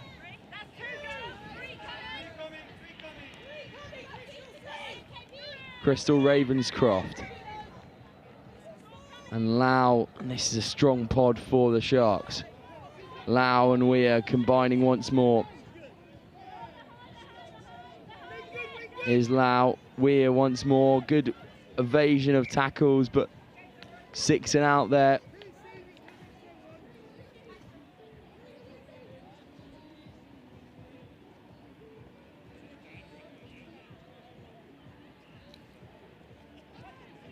Finley, McCallion at acting half. McCallion once more switches with Appleton. And then loss of control in the roll ball. Ravenscroft, Lau, Weir. Lau again at acting half. Weir once more. Good combinations between these two in the middle of the park. Weir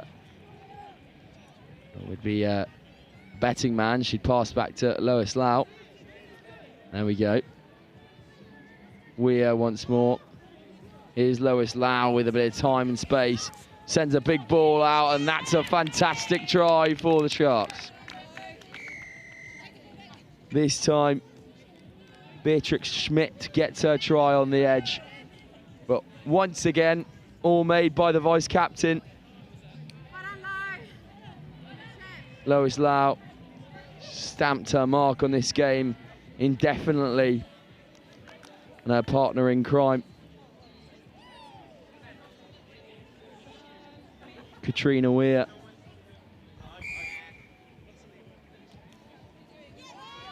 Can the Raiders get something back in this game? Richardson bulleted into the path of Tracy Graham there.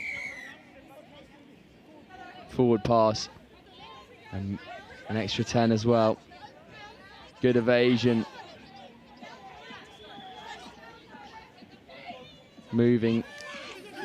And now Hollywood to play acting half. Hollywood still there. Good subset from the Sharks. And they'll come swing back as well. But now they've got some numbers on the right-hand side. Polly Ross, the captain, is now on. Ross looks for the big swing left to right. Doesn't quite come off.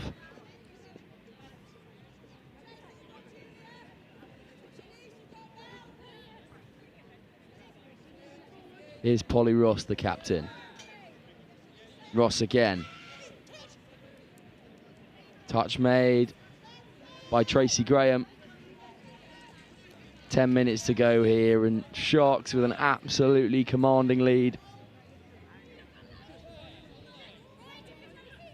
Ross looking for the return.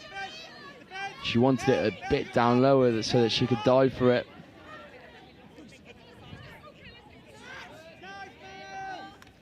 Good touch from Julia Elmgreen once again.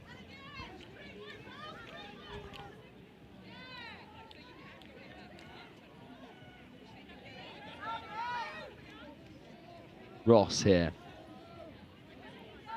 Here goes Polly Ross. Takes the contact.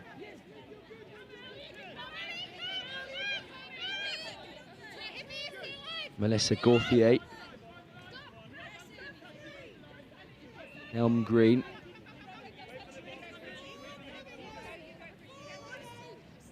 Lau looking for her partner in crime. We're still going. Lau looking for the quickie, and now Lau can attack the line.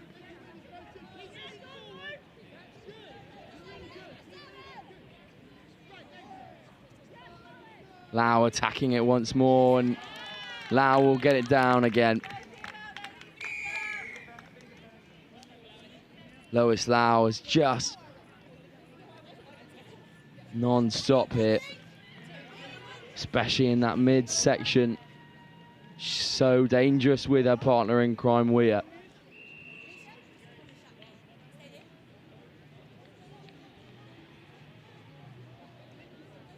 And that makes it 7 for the Sharks.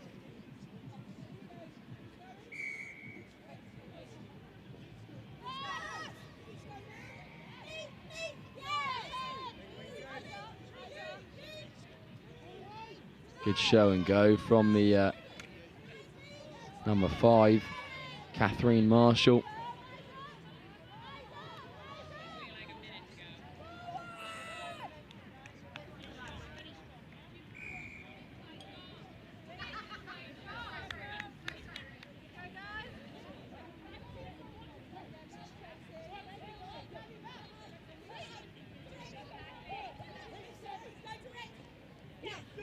Great staunching run there from Lorna Buxton. And then the subset comes along. And that's 4.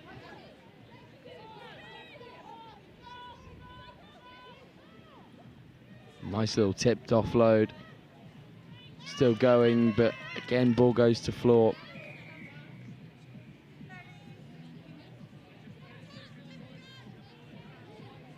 Again, the defence has got to come from the Sharks.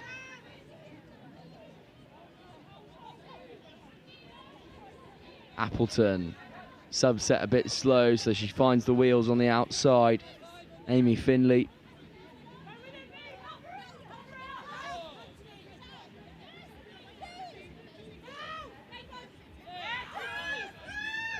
Finley was definitely an option there if she can find the ball. Good touch though by Kylie Hutchinson, and that will be 6 and out.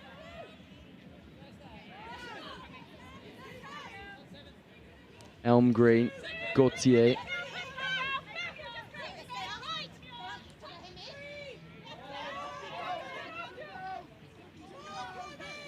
Ravenscroft. Penalty for Sharks. So a fresh 6 for the women in blue. Weir. Now here's Lau. Weir again at acting half. Lau in the link. Weir in the mids.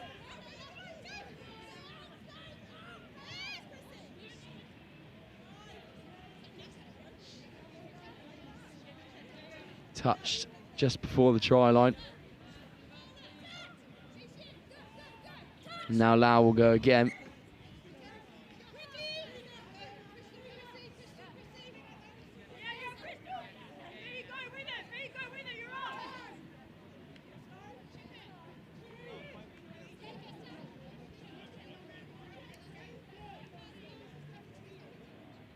Raiders once again prying at the line. Can they get something out of this game? Shifting that ball now, McCallion to Richardson, out to Pryor. Richardson again. Who's going to play half here? McCallion. Here goes McCallion on one of her runs. McCallion shows and goes, and then gets through almost, but stopped by Weir. Now will be 6 and done for the Raiders once more. Lau, Weir, Ravenscroft. Here goes Weir. Good subset there from the Sharks.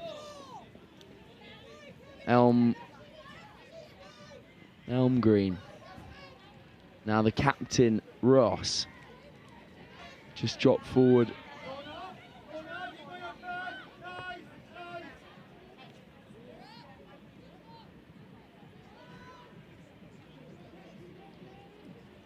McCallion. Again, this subset for the Raiders has been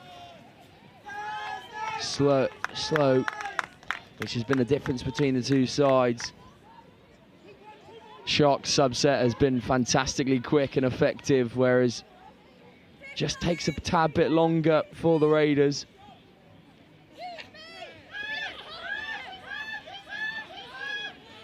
That's a good ball out wide. Can it go one more? Try time for the Raiders. That's been coming. And finally, the Raiders get into Sharks territory and have something to show for it.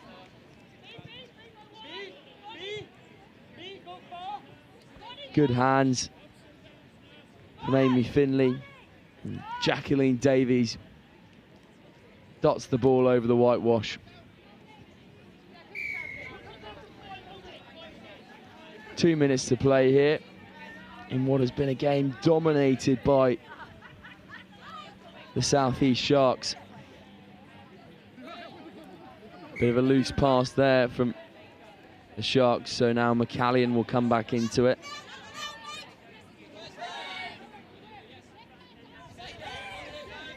Here is McCallion. Oh, it's a great show and go from McCallion. Sold a volley there.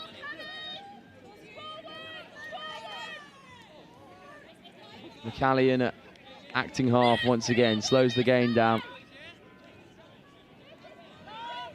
McCallion lifting the ball well.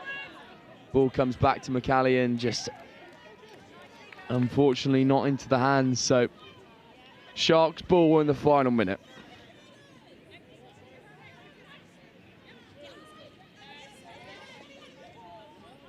Roll ball a bit sticky there, so will be Raiders ball. Can they get one final hurrah before the bugle sounds?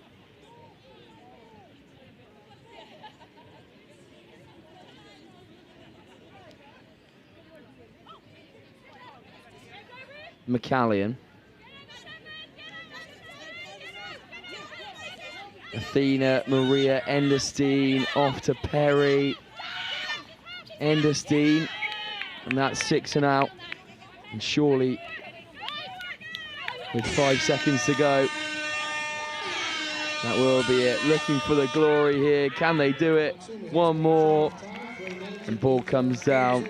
The Sharks victorious once again.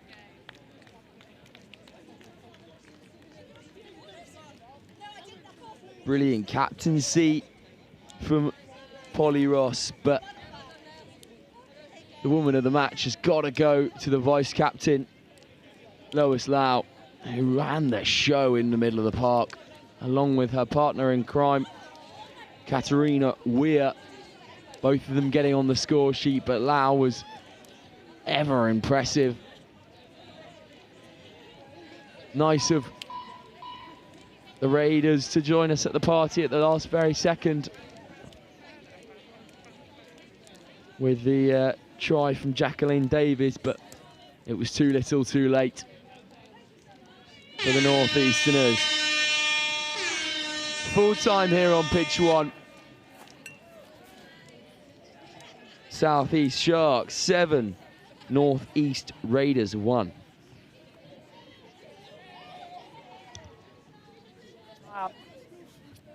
Mark Aldous, England Men's Open head coach. My name's Martin Wright, and I'm the head of the women's programme for England Touch. Hi, I'm Tim Osborne. I'm the England Mixed Open coach. Across the regions and the grassroots development, Chris, it's super exciting to see how we've grown over the past 14 years with the nationals. This time of year is pretty important for the elite end of the game because we get to see our open squad players perform in tough environments. And that helps us with selection through to the next international tournament. Nationals is super important for us. It's the one point in the year where the whole country comes together, all the different regions competing really hard, playing amazing touch, but also great to see the community all together for this weekend. It's a really important weekend for us. This, whilst we see the players at camps, you get to see them in a live environment here. So very, very important. We have 2 objectives. First of all, we're looking for talent identification. So we're looking for the players in England that can come up to make up part of the open squads. But we're also looking for the players that are within our squad selection for Euro Championships this summer. Same things we look for in all of our teams in terms of good core skills done well, fast, accurately, at speed, strength of character, resilience, teamwork, all of those core important attributes that we look for in our elite players. Clearly, we're going to see some interesting stuff on day 3. Day 1, everyone's looking pretty fresh. There's some tired faces towards the end now, but day 3 is where it's at. So those semi-finals and finals on Monday are really important. We have a 3-year cycle through the World Cup. This first year is all about building the foundations of our team. The boys in the men's open squad have come together really nicely, built a great connection, and building through to the World Cup in 2028. I think it's about the speed that the juniors come through. So our junior program is really churning out good athletes at the moment from the age of sort of 15 to 18. and I can see a number of them in this Opens Nationals tournament at the moment. And it's about how quickly they come through and challenge for places in 2028. It was Asia Pacific Opens Cup last weekend in Australia. What have you seen from that tournament that you're going to go as almost like as an early pointer towards New Zealand 28? Going to keep that to myself, mate. We're going to look at that, scrutinise it with the other Opens coaches, and tactically, strategically plan for 2028. Touch is touch, and coaching is coaching, and both are really rewarding. I'd say it's slightly different coaching the women. It's a very rewarding experience. They've been really open in listening to what I'm trying to bring to the program. They're quite studious. They like to learn. They like to seek feedback. It's a real pleasurable place to coach. I was Women's Opens head coach before that as well, Chris, for 4 years, and it's not a big adaptation, to be honest. It's about problem solving and figuring out what are the key problems to fix for the individuals, the team, and the squad. So yeah, not a big change, to be honest, whatsoever. Still the same game. Mate, I'm loving it. I absolutely love it. The talent, the quality of the players in our open squads is fantastic. I think it's a real honour and a privilege to get to coach them. And the effort that they put into being the best they can be to improving themselves and each other, it's pretty inspiring.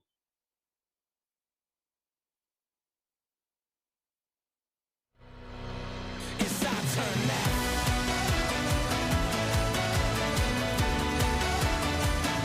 It's our turn now.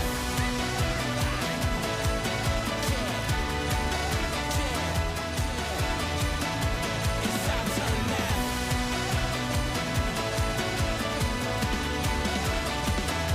It's our turn now.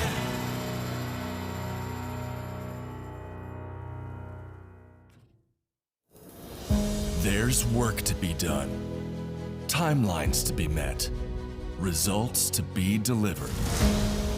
That's what drives us. Partnering with the people who do the work. Getting more out of every hour. In a world of diverse markets, it's about listening more, talking less, truly understanding what's being said, solidifying belief and peace of mind, collaborating and designing yellow iron built tough, built to last, helping our partners embrace the work ahead, day after day, month after month, year after year. It takes words backed by action, words fueled by our founder, Gary Vermeer. There has to be a better way. Not just a phrase, but a timeless mantra that lies at the heart of every machine we build. Productivity has a name. Vermeer. Equipping our customers to do more.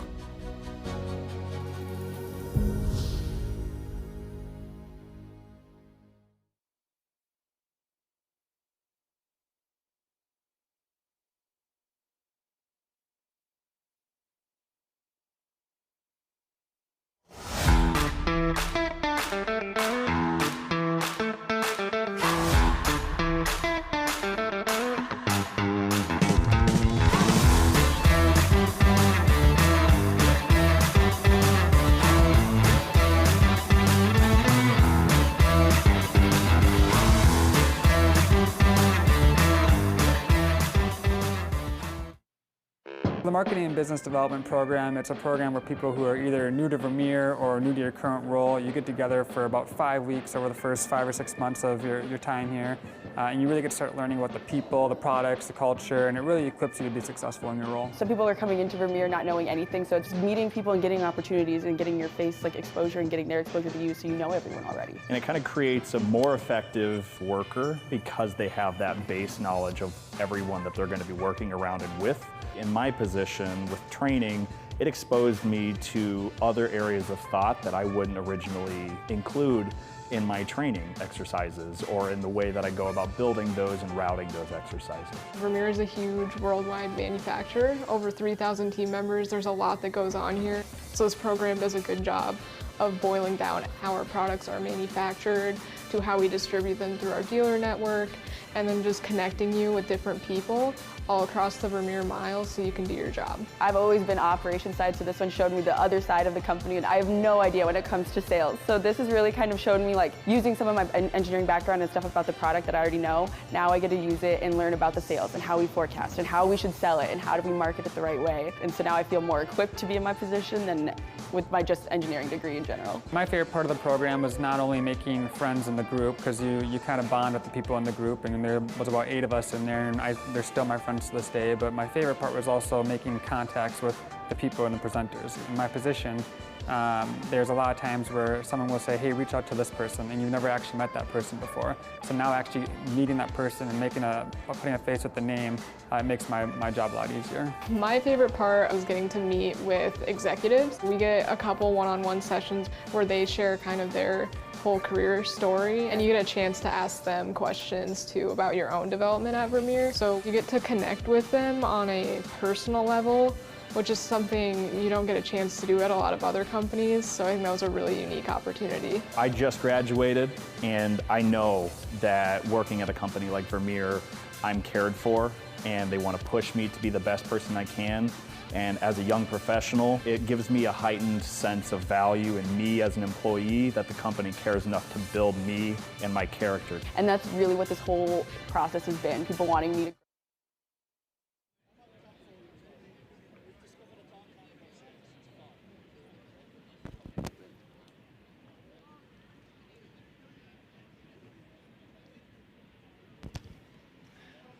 So welcome to our penultimate game of the day. It's men's 40s action, and also our first final of the England Touch Nationals. This is the last game of the tournament for both of these sides. All the marbles up for grabs. South East Taipans in red, West Wildcats in black, and the Wildcats purr into motion on the sweeper setup. It's a good touch that comes in. Joe Wright and Sam Bork bringing you this final. Sam, we saw the South East Taipans men's 40s yesterday. They look pretty good, but they're up against an extremely experienced Wildcats team. This feels like the righteous final. Yeah, I mean, the main man yesterday was Chris Wall. I haven't seen him out there just yet. He did tweak his hamstring yesterday, so we'll see if he is in that first rotation. But yeah, the Taipans were excellent yesterday, and we'll see what happens in this game, Joe's, for all the Dolphin dollars here. So a tense one in camp. It is. Those Taipans have come in with smiles on faces, though, which is good to see. Yeah, they come in feeling somewhat confident, and this man Tim Stoller will have a lot to do. So will Adam Faulkner carrying up the box side, and the one to keep an eye out for here for the West Wildcats, 22, Craig Samuel, ex-Oxford player, wonderful touch player. He'll be the main weapon here for the West Wildcats as the Taipans stroll through their subset, coming over towards Berger now, and then back across, but a little bit of overplaying, and the ball is left behind by Michael Bailey. So surrendering possession here for the Wildcats. Wildcats coming round. That's a good goosey on the outside from Craig Samuel. And they'll roll through that subset. Not as quick as you'd like it, Joe, but still there. That's a good pass off the base from the Wildcats as well. Spinning ball out wide. And that's 6 and out there. Doug Benzie just getting caught up too. Yeah, he's one who's been around the block a few times, is Doug Benzie. Well, the other thing to consider with this Wildcats team is they might not boast the same level of acceleration as the Taipans, but they roll through their processes with such a flow about it that it doesn't really matter that they're lacking that little bit of cutting edge speed in comparison to this Taipans team. And here is the main man, Chris Wall, working in the middle with Ash Grimsey. Grimsey straightens, platforms for Wall, Wall picking, stepping, driving at the line. Wildcats though, and Doug Benzie shadow him well. First opportunity for Chris Wall to have an attack shut down by the Taipans. Yeah, he hasn't been doing his RDLs yet, I don't think. Hammy needs to get a bit loose now. Yeah. Definitely so. Wall is a fantastic player, and we'll see what he can produce here. The other thing to consider here, Ben Blackburn, you see the big man orchestrating this subset for the Wildcats. He is all the experience as the last footstep comes through, leaves Ash Grimsey on the floor. Can he find a spare player? He can. Craig Samuel almost had it taken off him by his diving supporting player. But Samuel able to finish, but the damage was done by Joe Hartley. Indeed it was. Hartley sides through at half. And then Drew Hammond almost gets there. He's flying through the air. But, yeah, finished off really well by Craig Samuel, who's been a bright spark so far. I mean, this Wildcats team, something we haven't really picked up on. They are all absolutely huge, Joe. Yeah, they are a big cast they have.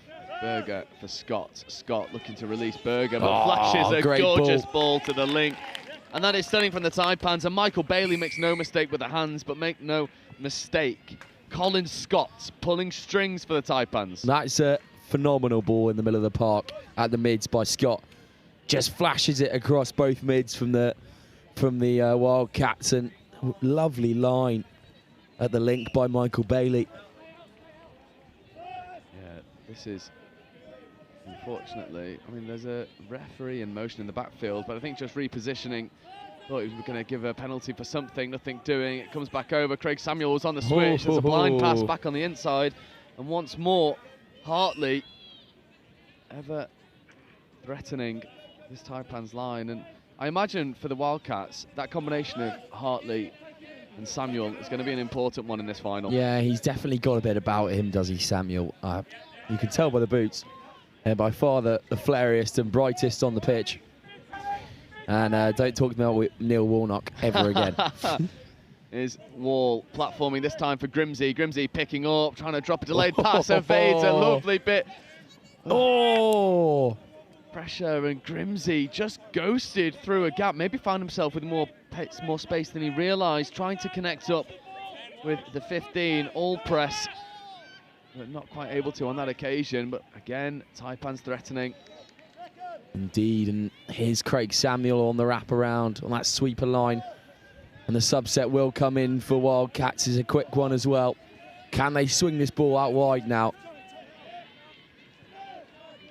Sauntering footwork, and now Benzie's onto it. Good hands though, but Taipans have stopped them in their tracks. Yeah, locked at a try piece, and now Wall and Grimsey have to orchestrate the escape set. It's a good second touch, and Grimsey straightens. Look, for a moment he was going to try and save the touch and play back on the inside. Bailey. And here is the man with the ball on the string, Colin Scott, platforming. There's a good pick up for the big man. Right foot step, ripping open side. Oh. Berger tried to go for the tap on. You wonder whether if Berger hadn't gone for that tap on there, it would have come straight into the hands of the wing. But you never know. Ifs, buts and maybes, Joe. Absolutely. We're only dealing absolutes around here. What a quote that is. What a quote. I'll spare you the rest of that quote. Yeah, no, we're not allowed to say the rest of that quote. Well, what a quote that is. And the West Wildcats, I think they just roll with such nice fluidity into their striking plays. And now here comes the scooping player. Inside pass was maybe... It's a really, really good pickup, actually, from, I think it was Drew Hammond.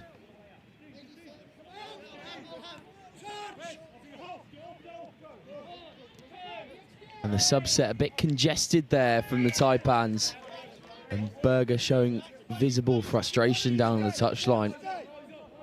Yeah, he's a perfectionist, is Berger. He knows what he's capable of. He knows the expectations he sets for himself. So he'll be looking to rectify any of these issues as this game rolls into the latter stages. But it's still early doors here so far as Benzie and Samuel look to combine to get Wildcats over the line once more. Benzie playing away. Samuel in motion. There is Craig Samuel back to Douglas Benzie. Benzie chopping a lovely line off the ball. It's number 5, Gareth Bainan. Good touch from Lloyd Hook, actually, to save the blushes of the Taipans there.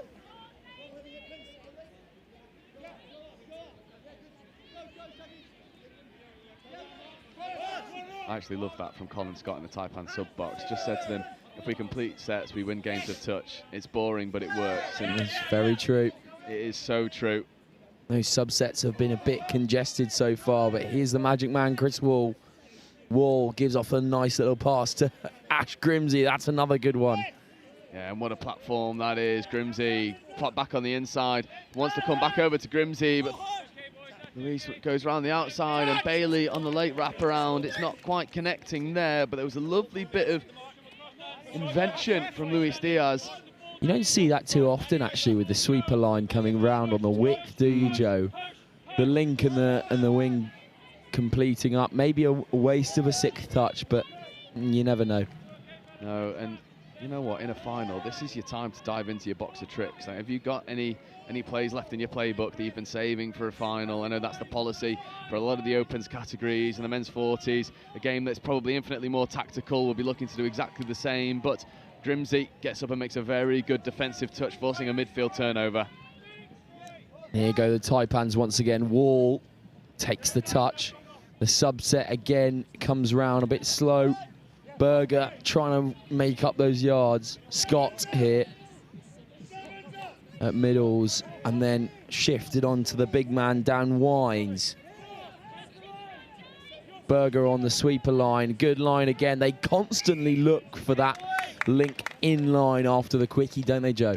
They do, and it's a bit of a set piece play that they're looking to run, where Bailey in 18 or whoever's in that occupying space just delays his run and punches that hole. And you see going back to the quickies, Wines and Scott. Scott just pulling out, wanting to get all of the defenders offside. Back to Colin Scott. What can Scott create? This time working with Bailey. Wines on the outline. Wines winding up and executing in the corner. Just not quite taken by Shane Weston. Should we have seen a dive there, Joe? I reckon so. Last game of the day, you got to put it all out on the line. And the ball from Wines was put in quite a nice area, but maybe the winger just not quite expecting it to come as flat or as pacey. It's a tricky setup and execution, was it, for Weston, as we see the Wildcat stepping on fifth, trying to get away from Wines, but Wines with the wingspan of an albatross reels him in and makes a good defensive touch. And now Scott, Bailey and co can set the expectations on the subset. Berger getting up well. Wines saving the touch and feeding away to Adam Faulkner. Faulkner trapped behind the gain line. It's a little bit stop-start so far. Yeah, a bit lackadaisical from the Taipans here. That subset was a bit slow, but they'll try and use these final touches. That's a big looping ball, and can they get it one more? Surely try time here. One back, but the Wildcats escape it and spare the blushes. That was really well worked there, coming back inside off the wing. Thought for all the money that Faulkner would have just been able to go through that gap if he got it in grass, but the pass was not sympathetic enough, and now Benzie sets the tone for the most recent subset. Blackburn in an acting half, and he'll do so once more, and here comes Craig Samuel flying onto the field. Samuel, what can he create? Well, he platforms the ever-dangerous Hartley. Hartley driving, but matched by a very good defensive touch from Mark Chiverton. Yeah, Chiverton there just reads the play so well. Gets into that touch, and he's also got quite a long wingspan, similar to Dan Wines. And he takes a well-earned rest there. And now Taipans will try and work this subset. Again, a bit mishmash, and inside ball is being looked for there as they come back round. Here's Grimes. Wall leaves a man on the floor. Wall fizzes one in. That's good hands, but unfortunately on the width. Shane Weston can't reel it in, and that will go begging again for the Taipans. Yeah, Taipans just... What I'd love to see from this Taipans attack is them just engaging the middles a little bit more. They're giving the the West Wildcats middles an early out, an early escape option, and they need to just keep them honest and keep them engaged. And this is fifth touch now for the Wildcats. Delay wraparound play, trying to expose an overlap. That extra pass almost connecting. There's a thumbs up on display there. They were happy with the endeavour, just couldn't quite execute. Yeah, unfortunate there, and I do agree, Joe. These sets that the Taipans are putting together, they look very nice, but unfortunately they just need to engage a bit more in the middles and the links, and possibly run that move where the link comes in a bit more. There's Wines. Colin Scott in acting half. That's a wobbly roll ball. Get away with one. And Colin Scott needs to create a bit of magic. Switch play here to Wines. Looking to go back into Bailey. And Benzie was never biting on the flash pass. And this game so far, 13 minutes in, well, it feels like a final, doesn't it, Sam? It feels like neither teams are really willing to give away too much rather than one team putting it all out there to potentially go and get the win. Yeah, definitely so. It's one of those ones where these Wildcats are just interesting so much in the mids and the links, and they've escaped here. Oh, not quite. Good touch by Berger on the inside. Yeah, go on, Alex. See flashes of Joe Wright there, actually. Yeah, it's a good diving touch from Alex Berger, and he does a good job at just going forward as well. It's something that Berger has worked on. It's just punching those holes forward. It could be a blessing and a curse having speed, because you want to use it all the time to beat a player, but in touch, it doesn't matter if you pass them. If they get a flick on the heel of your boot, that'll bring you to a grinding halt. Berger's done a good job at tempering that belief that he can just go and do everyone, and that's a brilliant fifth touch platform as Stoller looks to rip to the link. It's a tap on by Faulkner. Faulkner wrapping round, coming back over into the inside, and it just breaks down for a moment, but Faulkner with the velvet hands. I think once Dan Dyer has cut back inside there, the depth just needs to readjust a bit, Joe. Yeah. The back pedal wasn't quite there from the Taipans, and that meant that once Dyer had cut back in, there was no viable options. Absolutely. It's just resetting that line of attack and staying a viable option, as you say. And there's a really nice delayed pass over there to Ben Blackburn. That's the biggest winger you'll see in England touch. And trust me, he's been around the block a few times. He knows all the tricks, does Ben Blackburn, as Benzie checks back on the inside for fifth touch. There is Benzie getting around Stoller and almost escaping another touch. 6 and out for the Wildcats once again. Another visit into Taipan's territory with nothing to show. Unfortunately, still going. Tim Stoller, again, one of the standouts when we saw these guys on pitch one earlier yesterday. Wall off to Grimes. Grimes with an arcing run. Oh, danger. Coming back over towards Ash. Here is Grimsey platforming, Wall stepping away, Wall accelerating through the gap, but the flick touch from Doug Benzie enough to shut down the threat, because Wall had almost escaped his way into the in-goal area of the Wildcats. Yeah, these Taipans just need to finish that job. Final third. It's slowing up. Do you know what we've not seen from the Taipans yet? We've not seen this right to left long ball that they had on offer almost consistently. They had it on speed dial in the game earlier on, as there is a bit of afters coming in between Ash Grimsey and Joe Hartley. Maybe a bit of weather, temperamental, as you're talking about that big right to left long ball. We saw it a lot from Scott and Stoller and Wall in that first game, but as we see, they're coming together here.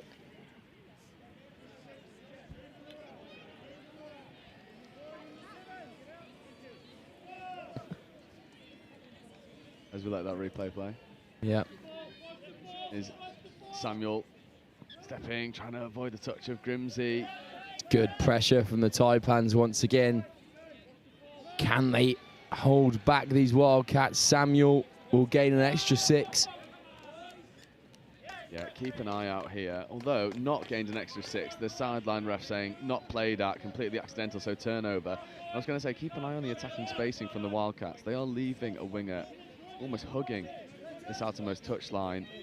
It's a designed play. We know that Samuel has a wonderful pass, but the play's not quite complementing that skill set as of now. Is Alex Berger looking to set the platform here on 5th, and just trapped behind the gain line, and it's bit stop-start now, and Berger and Scott need to create something. There is Colin Scott switching with Wines, switching again with Berger, the double switch. Chicken wing.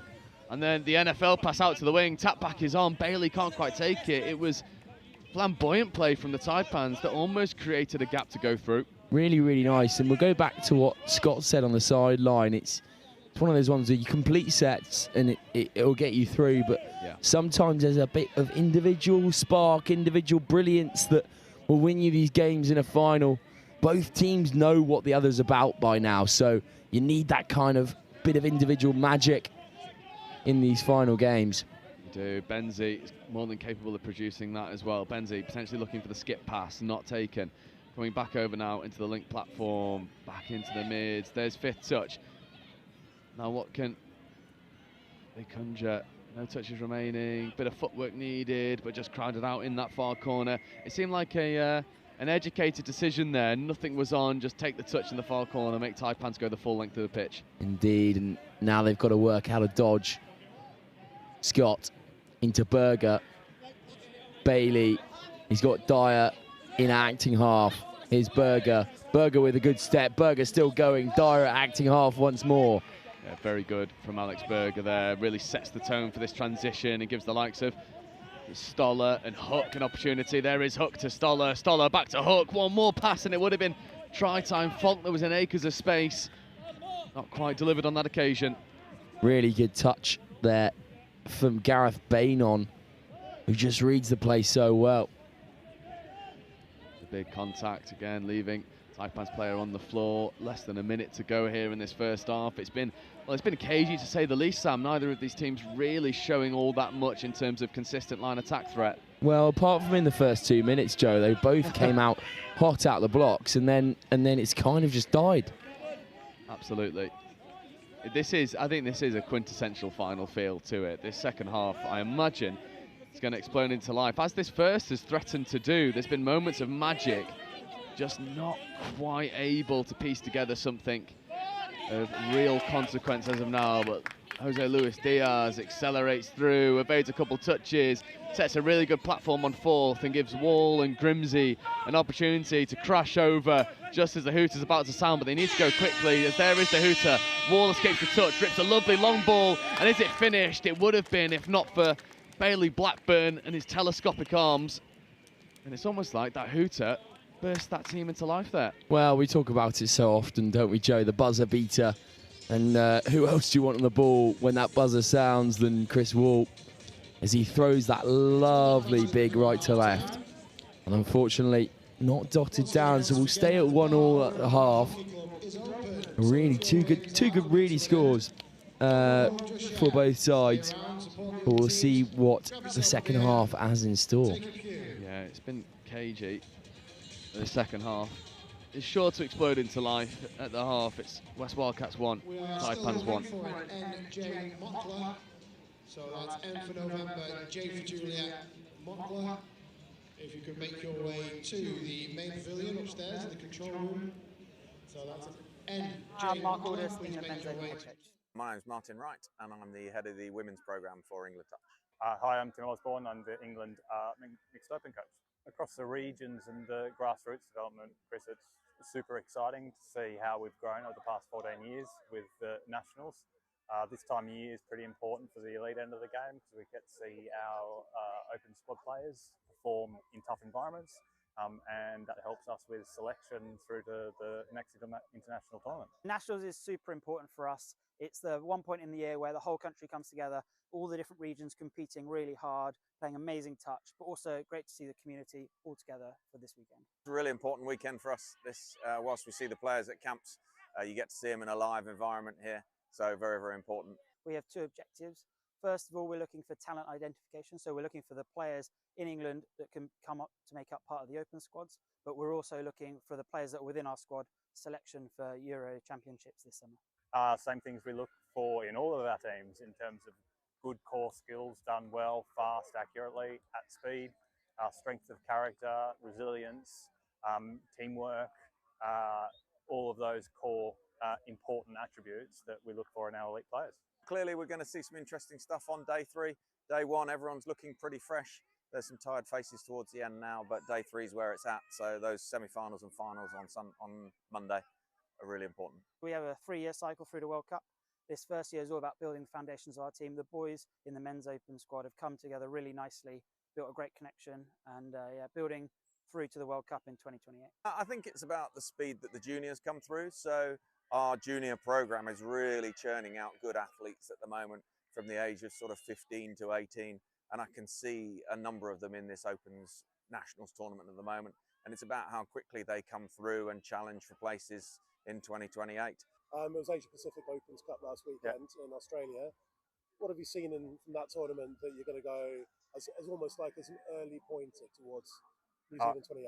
Going to keep that to myself, mate. We're going to look at that, scrutinise it with the other Opens coaches, and tactically, strategically plan for 2028.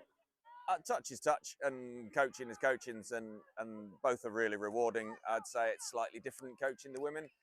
It's a very rewarding experience. They've been really open in listening to what I'm trying to bring to the program. They're quite studious. They like to learn. They like to seek feedback. It's a real pleasurable place to coach. I was Women's Opens head coach before that as well, Chris, for 4 years, and it's not a big adaptation, to be honest. It's about problem solving and figuring out what are the key problems to fix for the individuals, the team, and the squad. So yeah, not a big change, to be honest, whatsoever. Still the same game. Mate, I'm loving it. I absolutely love it. The talent, the quality of the players in our open squads is fantastic. I think it's a real honour and a privilege to get to coach them, and the effort that they put into being the best they can be to improving themselves and each other, it's pretty inspiring.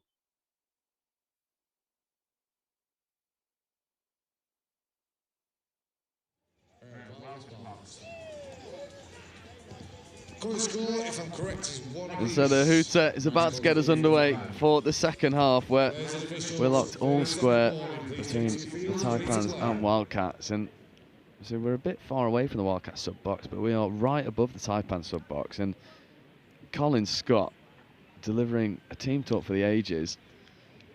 Alternate career as a drill sergeant. By the way, viewers, Joe Wright's been practicing that one during half time.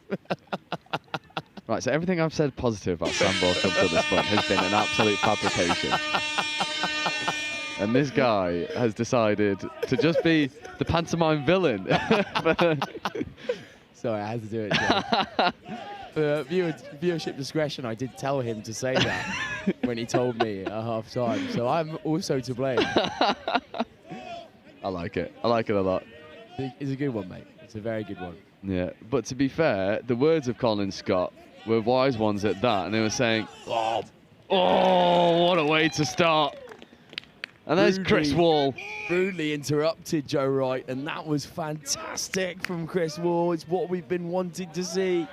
That big right to left, and lands perfectly in the arms of the width. Shane Weston doesn't have to break stride, dots the ball down, and Wall has been doing his hamstring exercises at half time. Yeah, get those single leg RDLs out, and the hamstrings feeling nice now. But those words of Colin Scott really all over that score, talking about we get to choose whether we win or lose this. They can't dictate our decision making. We've got to leave it all out there, and it's obviously giving Chris Wall the extra bit of firepower that he needed to rip a lovely right to left pill. I think that's what we were saying also, Joe, before the break, is this final, it's only going to come down to moments of magic.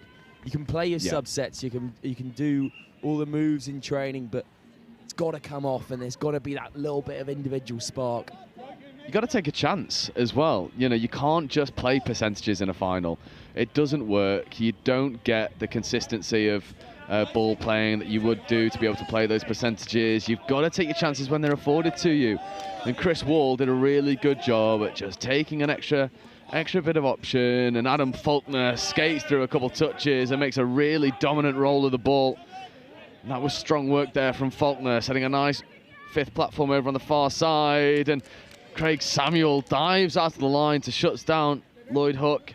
Yeah, it's a good touch from Samuel, try saver. And now he'll get the opportunity to get on the ball and have a well-deserved break as well. Yeah, this subset now just slowing down a Bit touch. sticky, isn't it, Joe? Not what you want to see from a Wildcats perspective, but this is what you want to see. Benzie on the ball. Yeah, Benzie, hell of a player. He's coming back against the grain, setting a good platform here on 5th. Stoller is shadowing. There's a nice 2-on-1, and they've executed, and that's a gorgeous fliss pack out the back. That is diabolical from the West Wildcats, and we talk about taking a chance. Well, this was gorgeous. The initial pass there from Benzie, and then the flick pass from Wood. My word, is that good. Yeah, Chris Wood there is, again, made the opposition pay. He's done really, really well and flicked it back into the path of Benzie. I also, earlier on, I was going to compliment Chris Wood's fashion statement of the grey hat with the grey hypervenoms. I think it's a really, really good look, and he's definitely lived up to his fashion choices there. Yeah, the words of Neil Warnock echo in the back of my mind as Chris Wall dives at the line. And Chris Wall is single-handedly dragging this Taipans team back into the lead. First of all, ripping a pill and then diving at the feet, and Wall, well, I mean, what more is there to say about him? Yeah, the athleticism from Wall here is really impressive, especially in this category. Gets back on the nice quickie, and then a stretch to get there. So good. He gets so low, and it's like it took him a half of rugby to get firing. He was hesitant to unleash these weapons that we know he has, but now he's delivering expertly as Benzie loses that ball. I wonder if the refs will give that forward or just ball down. Please give it forward. Oh, no, he's just giving it ball down. Ball down.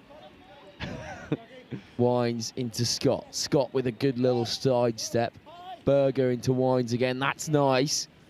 Can they work this wide now? And they're claiming played within the air, and that is what they'll receive as well. Yeah, it's really good honesty there from Stefan Redfern, because all the referees thought that had just gone to ground off Berger, but Redfern nominated and said, no, I did touch it. I mean, touch is a game of honesty after all. And it's good sportsmanship on display there from Redfern. As we see Hook and Stoller maybe look to combine here on 5th. There's Hook. This is 4th, 5th coming. There is Stoller. Stoller rifling into the touch, and Hook has to work hard to get the ball in hand, but does eventually. There's good defensive work there from Gareth Bainan. Yeah, these Taipans really hitting the track running now. They need just, I'd say, 2 more scores to really put that distance between them and the Wildcats, but still in the driving seat here, Joe. They are, but this is the dangerous pod that will make something happen. There's Craig Samuel. Samuel stepping off his right and then his left, and then drops a lovely late pass out the back to Hartley. The Taipans stay wise to it, but that surely was threatening. Yeah, Hook with a really nice touch in there, try saver. Seen the oncoming threat from Craig Samuel and thought, oh, I've got to get in here, got to get that touch to save my team. Just a little bit sticky now, this transition. Jose Luis Diaz caught behind the gain line, struggling to make momentum now. Got to manufacture something from nothing, and Wall just flies into that 5th touch roll ball and then drops a lovely late pass off to Grimsey, and Grimsey almost escaped through the defensive line, but Luke Clocker makes a diving touch to save the Wildcats from going 2 down. As Blackburn and Samuel work through this subset. Grimsey shooting, but Shani Gilding, the referee, calling him offside. So 5th touch platform coming for them in just a moment. Here it is, Benzie ripping a nice ball out to the width, and the tap back option was potentially a viable one, but not singing from the same hymn sheet of the Wildcats. Yeah, Wood not quite on the same wavelength there in the mids as his link, but now the foot race could have been on there, I think. They had a bit of space out wide.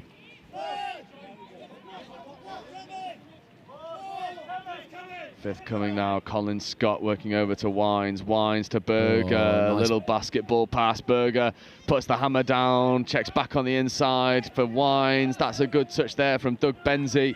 Get on the chest of Alex Berger, and now there's... Oh, the dummy switch has been bitten. There's 2-on-1. If Bailey can execute, it's played out in the air. My word, Dan Wines, that was gorgeous.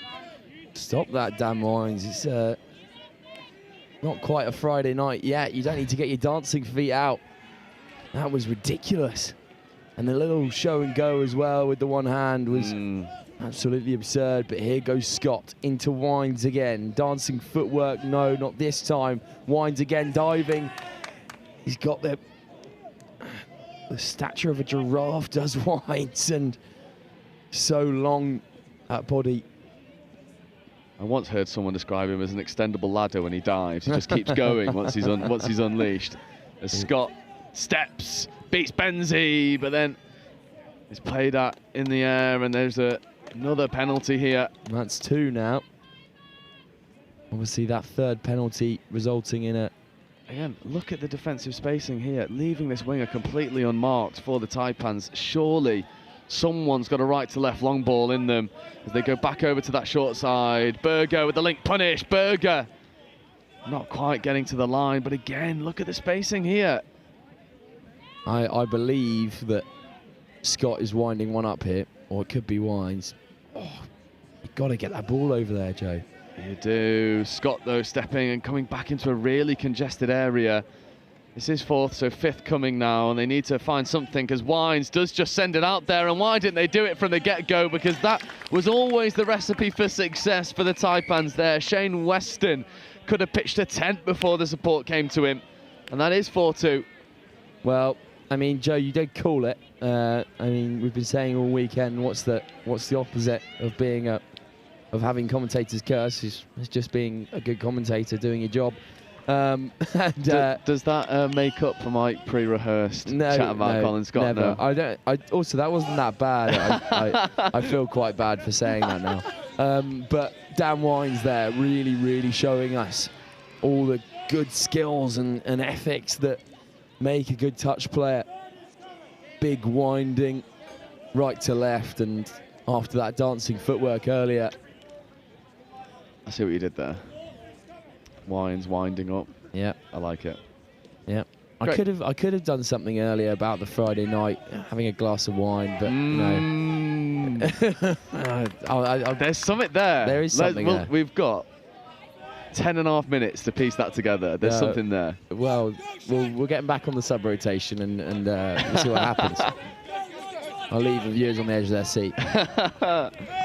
That's a really good cannoning roll ball, and Stoller follows in suit, and this Taipan side, well, they're playing with a bit of confidence now as Jose Luis Diaz takes off and beats Craig Samuel on the outside edge, and Wall just saunters with a swagger about him into the 5th touch. There is 4th. 5th coming now. Wall platforming for Grimsey. Grimsey gives, receives, maybe.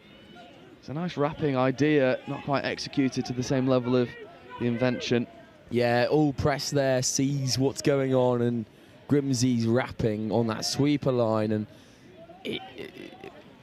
I mean, all press sees him and plays the pass, but you go back to those original basics when you're taught from very young, is you kind of got to look where you're passing. Oh, there's a good... Oh, that's a ripper. Good ball back inside. Now the depth needs to come for the Wildcats, but unfortunately not.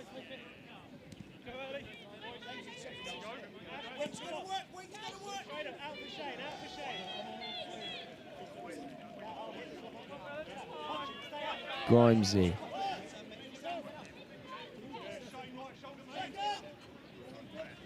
Yeah, that's a much better subset. Colin Scott now. Here is the big man, Dan Wines, working with him, back into Wines, and then over to Berger. And Scott once more, just steadying the ship, setting a platform, and there is Scott picking up against the grain, now stepping back over towards Berger, but the ball to Berger should have gone initially. Eaten up there by Chris Wood, and once again, Wood with the fashionable headwear is proving that he should be on the pitch. That's a really good 4th touch roll ball there, giving lots of momentum. And now Craig Samuel and Hartley, we're looking to make something happen. Hartley, bit of acceleration, throws the inside pass, absolutely blind. Craig Samuel had a 3-on-2, now comes back towards this side, but that's forward. Craig Samuel just picking the wrong option there. There was a 3-on-2 over on that far side. 7 minutes left to go in this game. I wonder if the West Wildcats will start ruining these missed opportunities. And here is Wines. Faulkner straightens. Ball goes over to Lloyd Hook. Hook back to Stoller. Stoller just setting the platform. And there is Lloyd Hook. Dummies, kicks over to his right-hand side. Lovely long ball. Oh, that's really nice. I think that's been touched down, surely. The referees are just having a quick chat. I think they're happy. No, they're happy with the 6th touch. So that'll be turnover. It was a nice ball from Lloyd Hook, but well matched by the defence. It really was, actually. He's just delivered a shimmering one all the way through. And Lloyd Hook has been called offside. So West Wildcats save 2 touches and should just roll through the rest of their subset with relative ease, although that ball's on the floor for a bit too long. And now Blackburn and Benzie injecting some pace. There's Wood.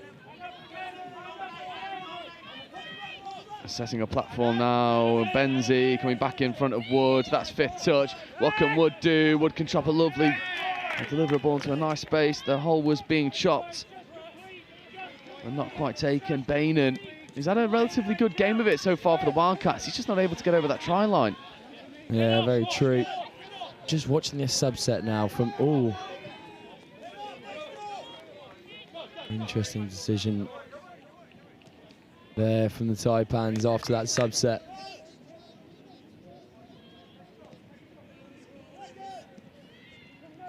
I've got to say, this Taipan sub box is problem solving very well. Anything that they see that they need to fix, they're having discussions, ready to do it for the next set. But yeah, it's always that next job opinion, isn't it? And that will be a that's ball down. That's good. Try there for the Wildcats.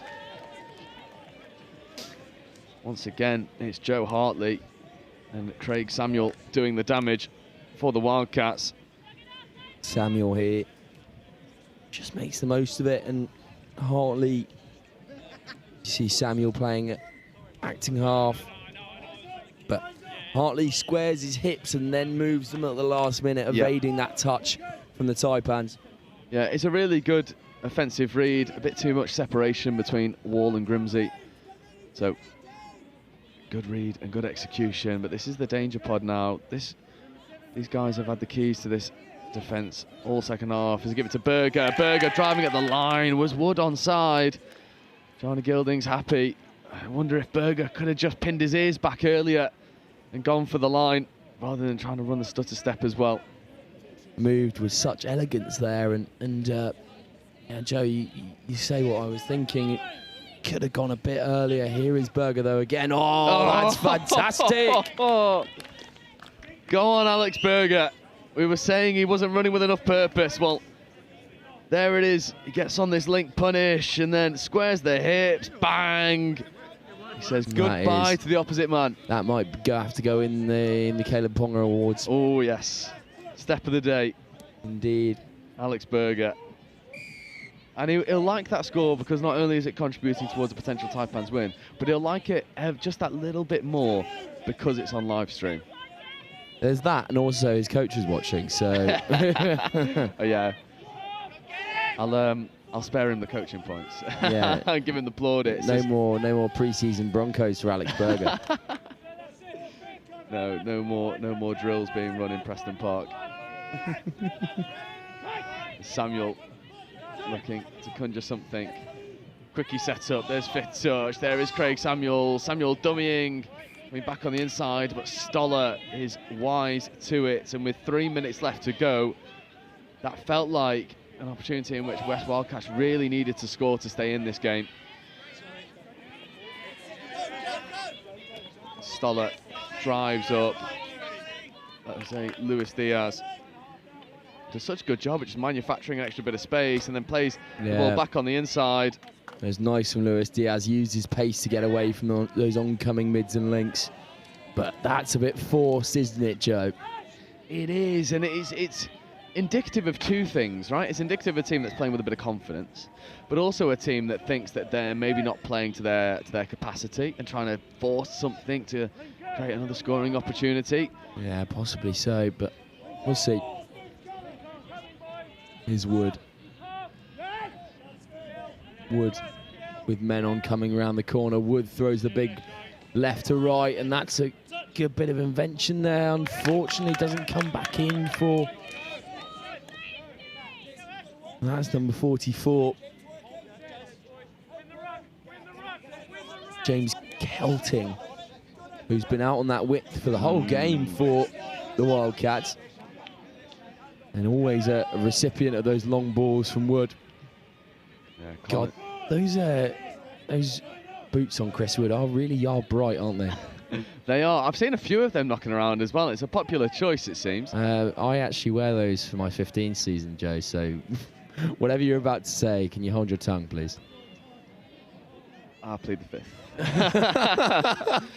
I plead the fifth. Anyway, here go the Wildcats once more. Good physical touching from the Taipans. Berger gets in on the act. Oh, that's a frustrating bit of play there for Dave Fife. Thought Alex Berger was onside, referee was happy, and now there's no touches to play with, and they need a moment of magic, and Berger gets up in the passing lane and is causing havoc. And Alex Berger, I mean, he's had a good couple of minutes here. It's the number 1 for Taipans. Yeah, really disrupting the broadcast and disrupting the wavelengths for the Wildcats is Alex Berger. He's really been good on both sides of the ball, actually.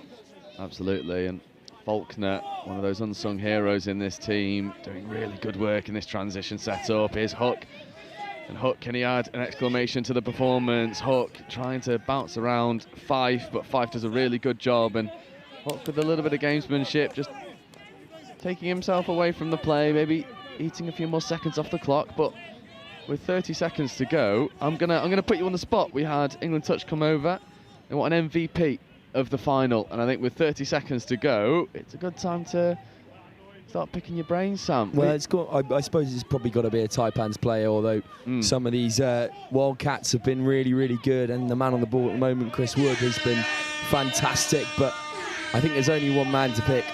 His hamstrings are rather weak as the Wildcats get in for one final score, making it 5-4, but not enough time. Anyway, before I was so rudely interrupted, my player of the tournament for the men's 40s is going to be Chris Wall.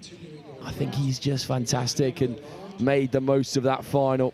The number 12 in the white boots and white hat. Yeah, the hamstring started firing after the first half and really got into it. And he's the athleticism he shows also for this age category is one of one, and I think he's really took this game in his hands, Joe. I mean, let me know if you disagree. No, I agree. I think on the balance of things, Chris Wall is a wise pick from yourself, Sam. And that is the first final of Nationals complete. And the South East Taipans, well, they'll be happy with their work. They were really good value for it. Although maybe try of the game came from Doug Benzing and Wood combining with that lovely little disguise switch play, but doesn't quite tip the scales in their favour in the end. Taipans well worthy winners. And that brings us into our last game of the day. And it is the men's 30s category. They'll be with you in about 10 minutes time, and that is the Southwest Saxons versus the Northeast Raiders.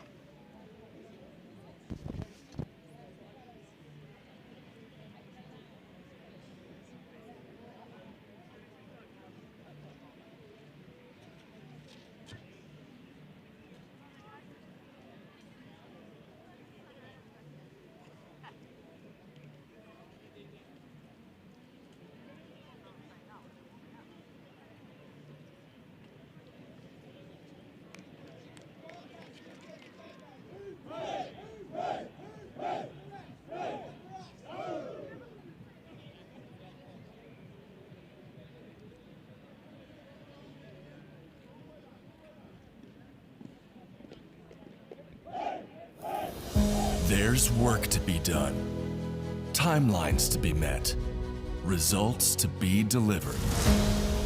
That's what drives us. Partnering with the people who do the work. Getting more out of every hour. In a world of diverse markets, it's about listening more, talking less, truly understanding what's being said, solidifying belief and peace of mind, collaborating and designing yellow iron built tough, built to last, helping our partners embrace the work ahead, day after day, month after month, year after year. It takes words backed by action, words fueled by our founder, Gary Vermeer. There has to be a better way. Not just a phrase, but a timeless mantra that lies at the heart of every machine we build. Productivity has a name. Vermeer. Equipping our customers to do more.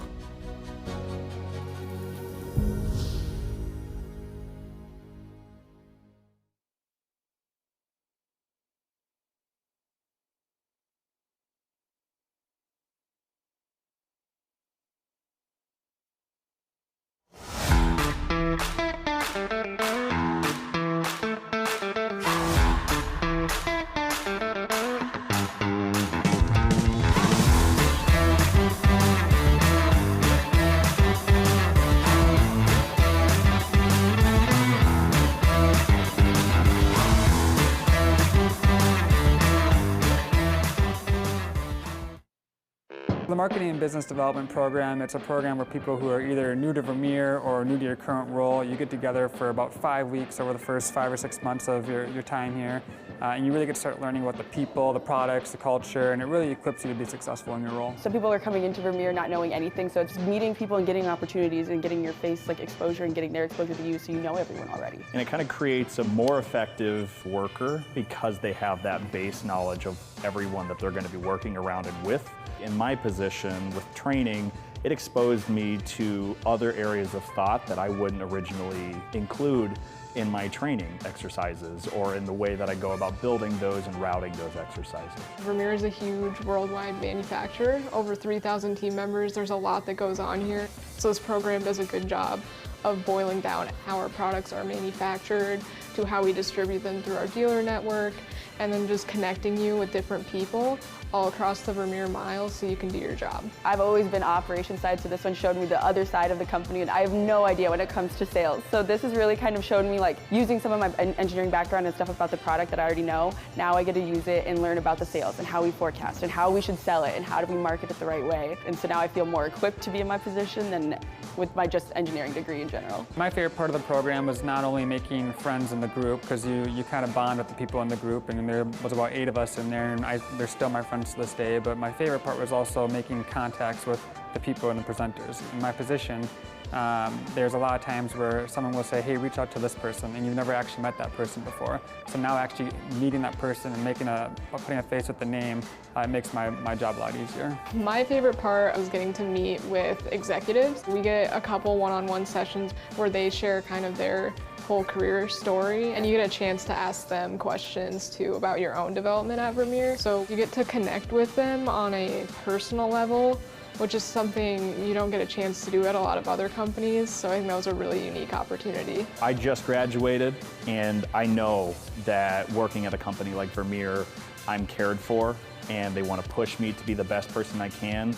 And as a young professional, it gives me a heightened sense of value in me as an employee, that the company cares enough to build me and my character. And that's really what this whole process has been. People wanting me to grow, wanting you to do better, wanting to talk to you and make sure you learn the most out of what you can. I'm just really grateful to be at a company that will invest this time in me to learn more about the company and get more context to really succeed in my job. If I had not had this program, I would not be connected to so many people who help me do my job every day.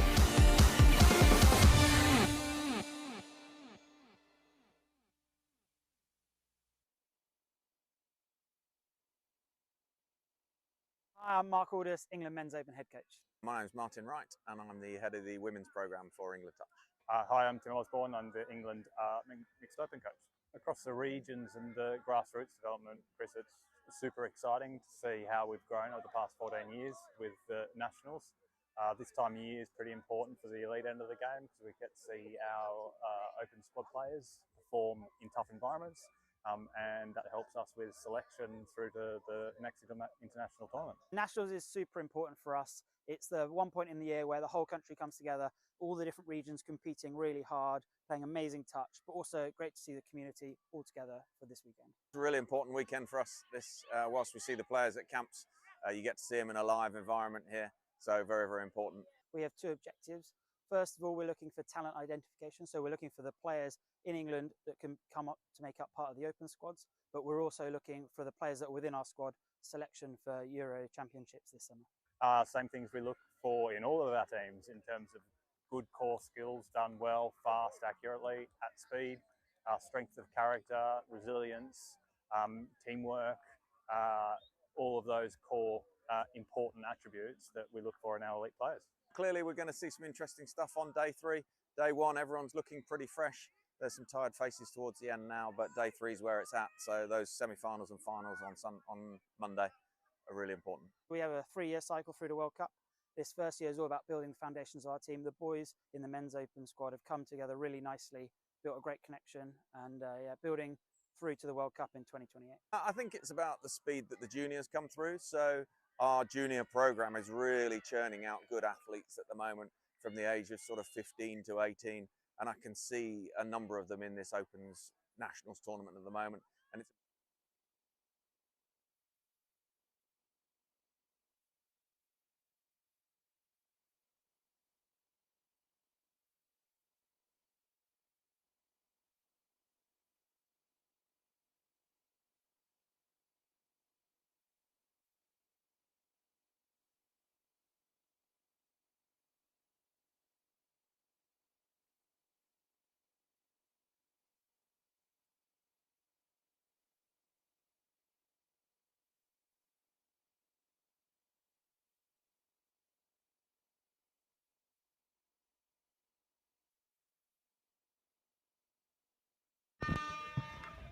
And so welcome back to our final game of the day, senior men's action. Southwest Saxons versus the Northeast Raiders, and Saxons just carve the Raiders open for a moment. It's a good defensive touch from Adrian Williams.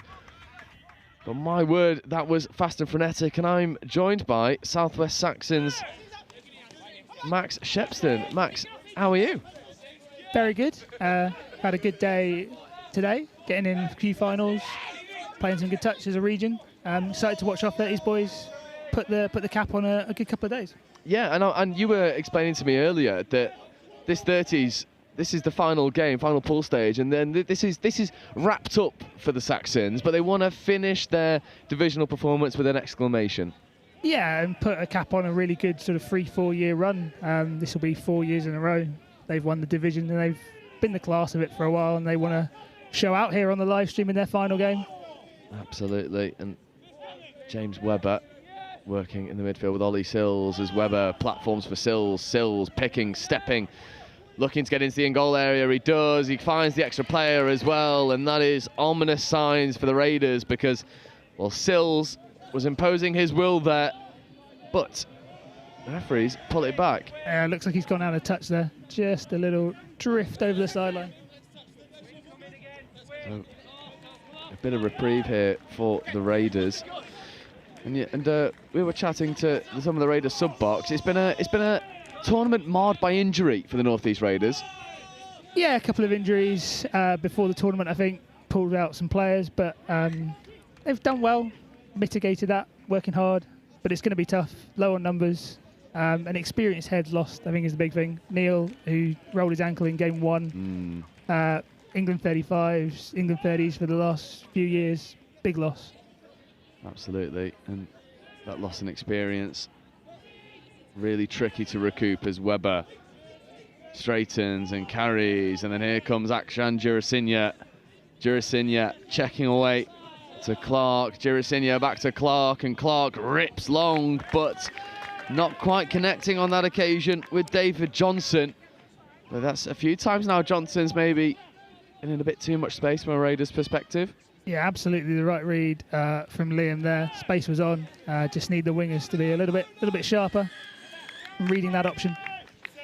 Yeah, and defensive pressure stunted by the blast of the referee's whistle, releasing too early off the line. And whilst this game is just slowing down a touch, as it will ebb and flow as always in this category, Max, a quick touch on the Southwest region as a whole. It was like stuttering and struggling to really burst into life, and then over the past few years, I mean, the Saxons have become a powerhouse. I think our senior program has always been strong. That's where our club scene is generally based around those players sort of aged 25 to sort of 40. But the move from nationals shifting from late August to May has meant that the university players have stayed in region rather than moving home, which they used to. And as you know from having called UTCs, Exeter, Bath, Bristol, they've always been a powerhouse from that perspective, but having those players stay in region and commit for sort of 3 or 4 years has been really useful. And it's become a kind of self-fulfilling prophecy. That was nice, little pump and go from Byron there. So you start getting players stay, and then they start recruiting the people they've played England juniors with, and they're going, where do I want to? I want to go to uni somewhere. Where's their touch? I'll go here because my mate's here. And it just continues and continues and continues. And now we're starting to see that success. You know, our men's program certainly last year, mixed as well. Our women's program probably hasn't kicked on maybe quite as well as we would have liked in comparison to those two, but we're still having excellent performances. We're pushing teams every time we play them, and we're getting closer and closer and closer to those southeast regions.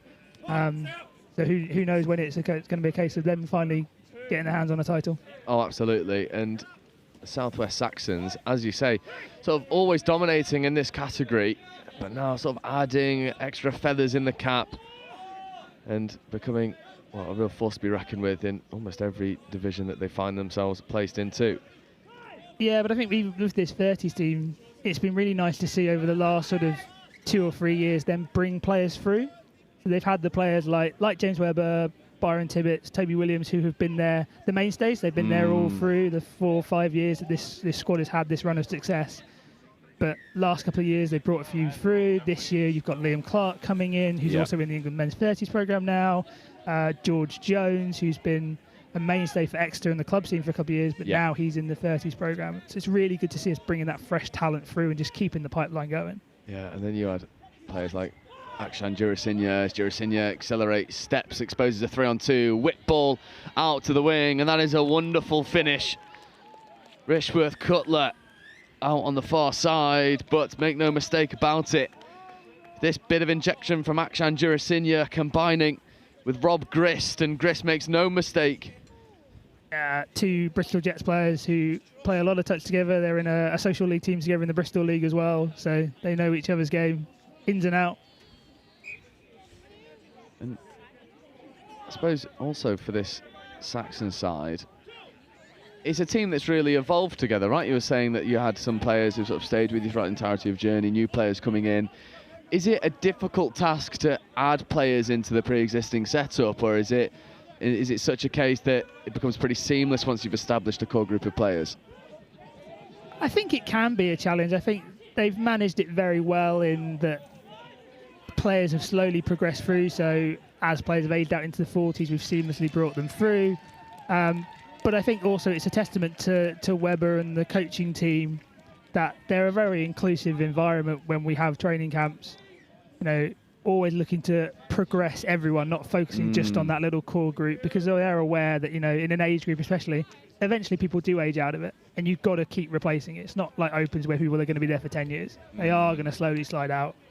But I think the coaching team with Webber as head coach has been brilliant, and he's even brought through coaches as well. Like his previous years, it's been him with Toby Williams and Marcus Evans. Yeah. This year, Akshan and Byron have stepped into the coaching setup, and that's been really good for their development as coaches as well as players. I think Akshan especially has kicked on in his sort of understanding as a player by virtue of his coaching work. Absolutely. It comes from that understanding.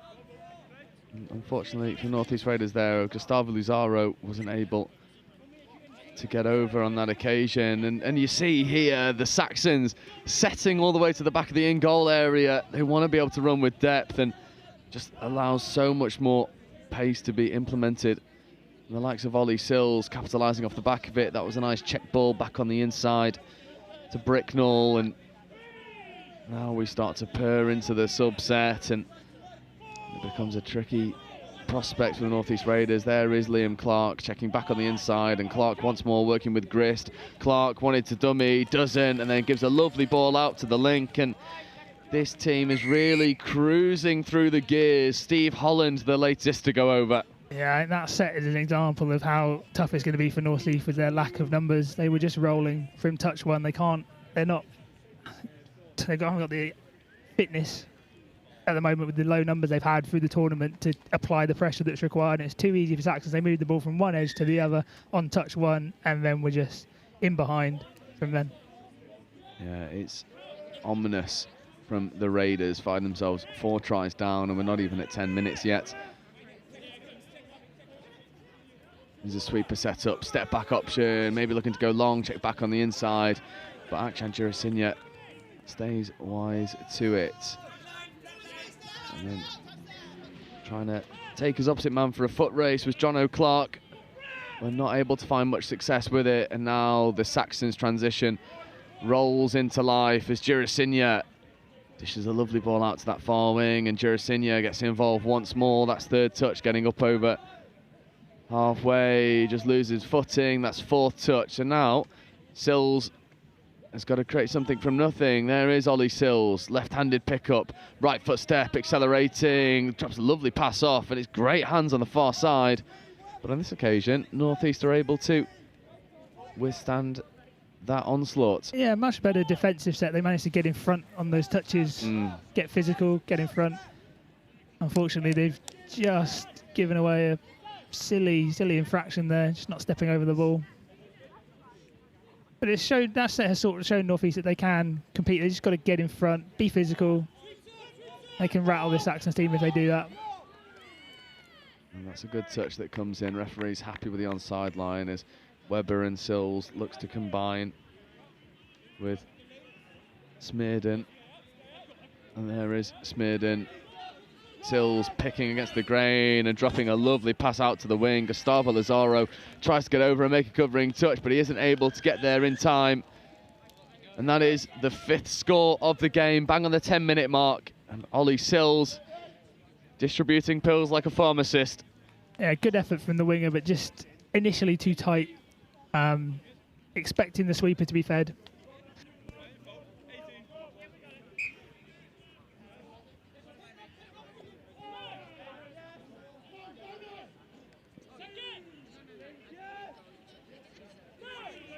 Raiders try and come back down the other end and get a score on the board. It's a little bit stop-start initially, and now having to recycle the play. And Strachan picking and accelerating. Strachan tries to drop a nice pass off into the path of Adrian Williams, but not quite able to connect. And for a team that is so low on numbers, the Raiders won't stop coming forward. No, and they had a pretty good setup there on the 32 on the left-hand edge, but they went away from the 2 players they pulled into touch. They probably would have been better off running a short over a long there. And, when they are low on numbers, they're going to get limited opportunities. If they're going to get anything out of this game, they're going to need to take advantage of those few opportunities. Yeah, what a bit of foot speed that is into the roll ball, and this is ominous now. It started with Jopling, it's finished by Tibbets. And my word, this Saxon side, well, it's surgical at the moment. Yeah, just a very well executed fly. North East just too tight, too scared of the scoop coming and giving too many options. Absolutely. And how do you stop it when you've got a team that's able to sort of pick you apart as easy as the Saxons are? If I ask you to sort of take off the blue jumper you're wearing and maybe put on a green one, what would you be saying in that sub box? Well, I'd be saying you've got to get in front on those first couple of touches. We've got to stall the momentum early. If we let them get momentum through touches 3 and 4, we're in trouble. But if they do get momentum, then there's two options really. You can either suck into the line and back your line defence, which I think actually this game so far their line defence has been pretty good. They've been caught in transition. The other option is to go even more physical and just say on 5th we're going to try and kill the ball, red touch. And gamble that you might give away a penalty. But if you get it right, then suddenly there's nothing on 5th and you can just defend 1 touch. Absolutely. And we'll see if the Raiders want to implement any of that now. As again, this transition comes to life, and Aksan Jurasinya gets in from half and steps John O'Clark. Was he onside? The referee. There's just a little chat happening. He looked good to me. Good work from Jono. Good agility to cover back. But again, another roll on. They're under pressure again.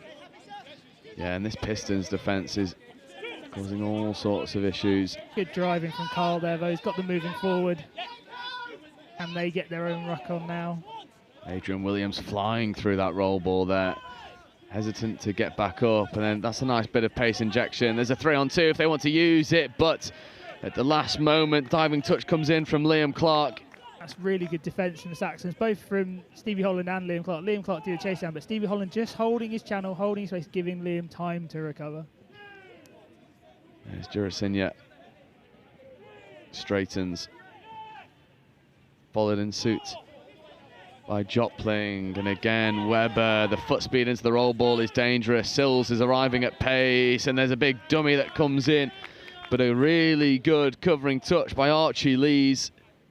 Needed to go early. Hole 1 was open. Bricknell pumped and went himself, but that's half. Couldn't score. There's Williams. Lazaro wanted to have a dabble at half, nothing doing. Gustavo Lazaro now in an acting half, but the line speed is penning Northeast Raiders into this corner. And that's 5th touch, just onto the 10-metre line. And there's pace injected, and then one more pass could have gone and given Gustavo Lazaro a foot race. Starting to create some opportunities, though. Just driving a little bit more cohesively the last few minutes. Good signs from Northeast. They're building into this game. Just need to get their transition defence right now. Absolutely. And in terms of their own transition, what does it look like at the moment for Northeast? What can they do to maybe emulate some of that success that the Saxons are having? So I think they need to have a bit more of a plan of what they're looking to do on 5th. Their first 3 touches are pretty good. At the moment, 4th is where they're struggling off the back of it. I'm not quite sure whether they're going mid or 32 scoops. And then just the depth in the next phase afterwards, they're a little bit too flat. So when those balls are coming, they're then getting hit straight away rather than having time to potentially play the next pass or shift a defender with their feet. Yeah, and it's something that me and Sam Bork have spoken about all tournament, just setting the feet a little bit deeper. That extra metre or so becoming vital, and I think that's something that the Saxons are doing really well at the moment. They set good expectations for depth and pace and attack, and then they meet those expectations more often than not as John O'Clark takes a bit of a tumble. And then the ball comes over towards the outside edge. Gustavo Lazaro, but he's crowded out. Killing the ball in a good area, but then you'll see here the way that Grist and co are able to just create some pace and momentum and play with a bit of depth. And not only that, and able to play around the single shooters. That's the issue now. As Northeast tire, they're going to start sending single shooters rather than a cohesive defence. And this Saxons team, I think any team that's here this weekend, send single shooters, you're asking for trouble. They'll either pick you off with footwork or passing. Sills tried to go through a gap himself. But then here comes the big wind up, and it's a floaty pass out to the wing. Not taken on that occasion. James Webber was trying to rip one wide. Ambitious tap back from Cutler there, but got to admire the guts. Nice little tip from Jack though.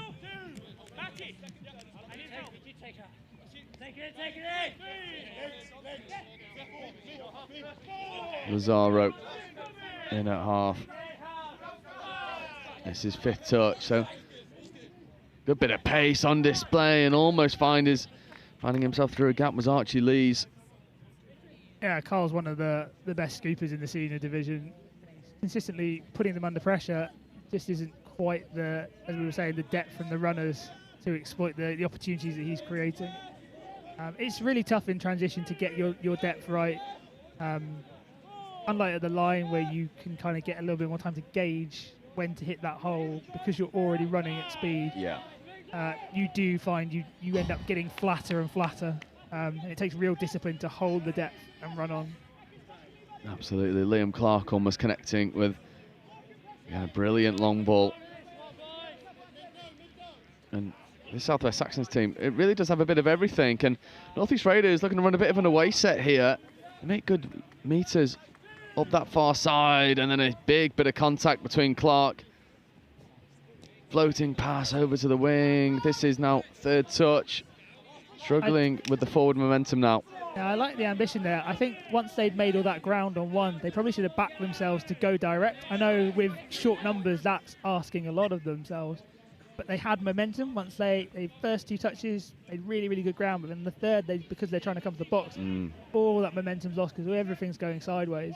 They just kept going forward, had Saxons on the back foot, might have had some success further down the field. Indeed. As Jurasinya strolls into an attacking set, and Webber joined by Smurden. There is Smurden, Webber pumping, releasing Sills, and Sills just strolls through the gap as it appeared in front of him, and Webber and Sills, well, that's a magical combination. Yeah, Saxons in this game seem to have had the decision that they're going to throw the ball around. Final chance on the live stream, showed their skills. They would probably be better off at the line being a bit more direct. I think that's where the holes are, but they want to show out for the cameras, and who can blame them? And why not with a division that's already wrapped up? Just want to tie it off with a bow. And with 30 seconds left in this first half, that's exactly what they've done so far, as John O'Clark for the North East Raiders tries to make something happen. Adrian Williams on 32 short, trying to dive at the line. I think the referee's pretty happy. Adrian Williams does get his score, and this North East box explodes into life. Yeah, really nice direct running. They've had that 30 platform set up quite nicely. Yeah, just slightly lazy from the two middles, not getting off the line. Easy decision for the refs. Yeah, good value for the score, and this half-time hooter does go, and Aksan Jurasinya might want to play wide. They do. Rob Grist shows a dummy. Grist accelerating, feeding the extra pass away, and then finishing in the corner. And the hooter signals life for the Southwest Saxons, and they finish the half in a flamboyant way. That is a heartbreaker. North East were clearly still enjoying their celebrations from their score, and just weren't quite switched on off the tap-off. No, it started with Jurasinya. Grist had a part to play, and then it finished on the far side. And that does take us into half-time, where the Southwest Saxons have an 8-1 lead over the North East Raiders in our final game of day 2. And we'll take advantage of the couple-minute break. We'll be right back with you to bring you the final bit of action from day 2 at the England Touch Nationals.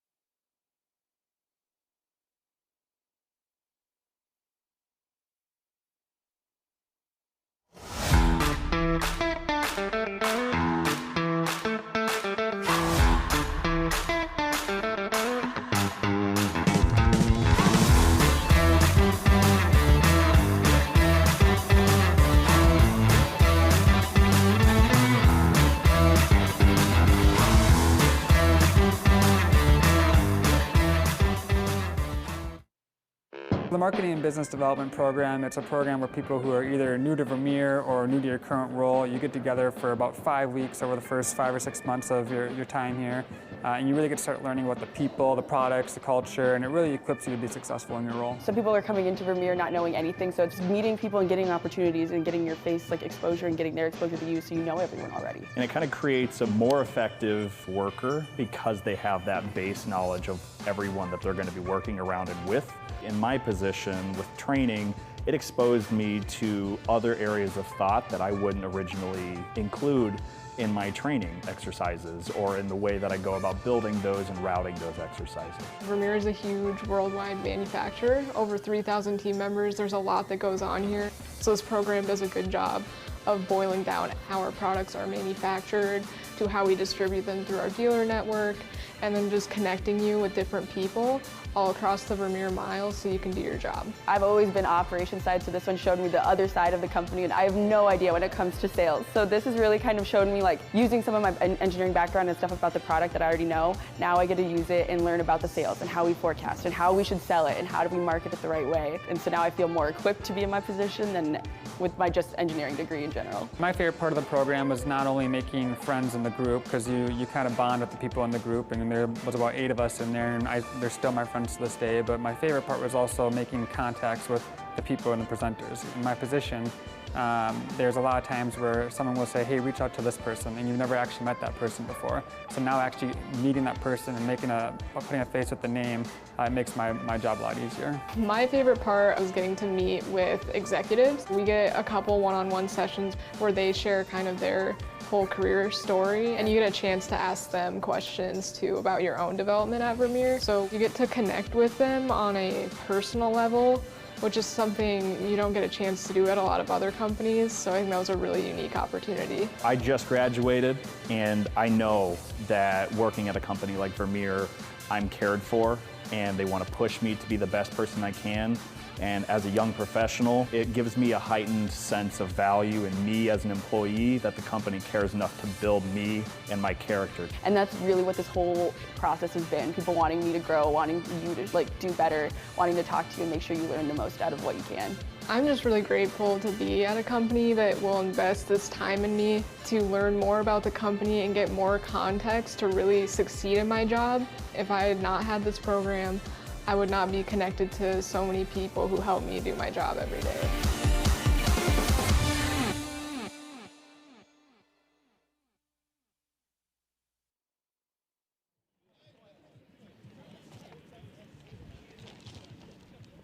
Players and officials, stand by. So, welcome back to the final half of Touch of the England Touch Nationals, Day 2. And the North East Raiders get us underway against the South West Saxons, who do have this division wrapped up already and are finishing with a performance to remember and a bit of showing out here for the live stream for the Southwest Saxons. This is a nice link punish and a nice ball bopped into a hole, and now it might have been a foot race on offer, but the Raiders are able to shut it down.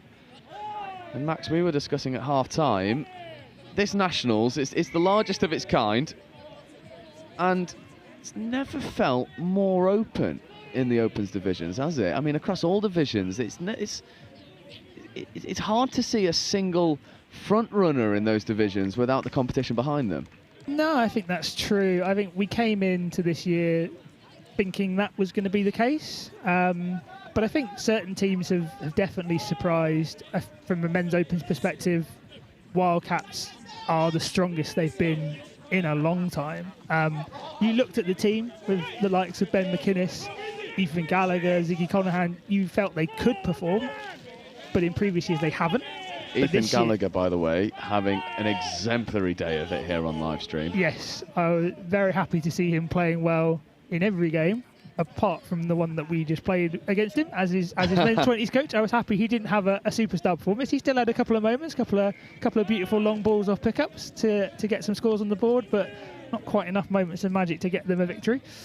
But yeah, I mean, even Northwester improved from last year, although I think everyone expected that, where they very much underperformed last year compared to expectations. But Sharks are your standard Sharks team. They're rucking incredibly hard, and they've got attacking weapons all over the field. Taipans similarly. Yeah, and the international teams have brought a different feel to it in terms of style, but no less competitive.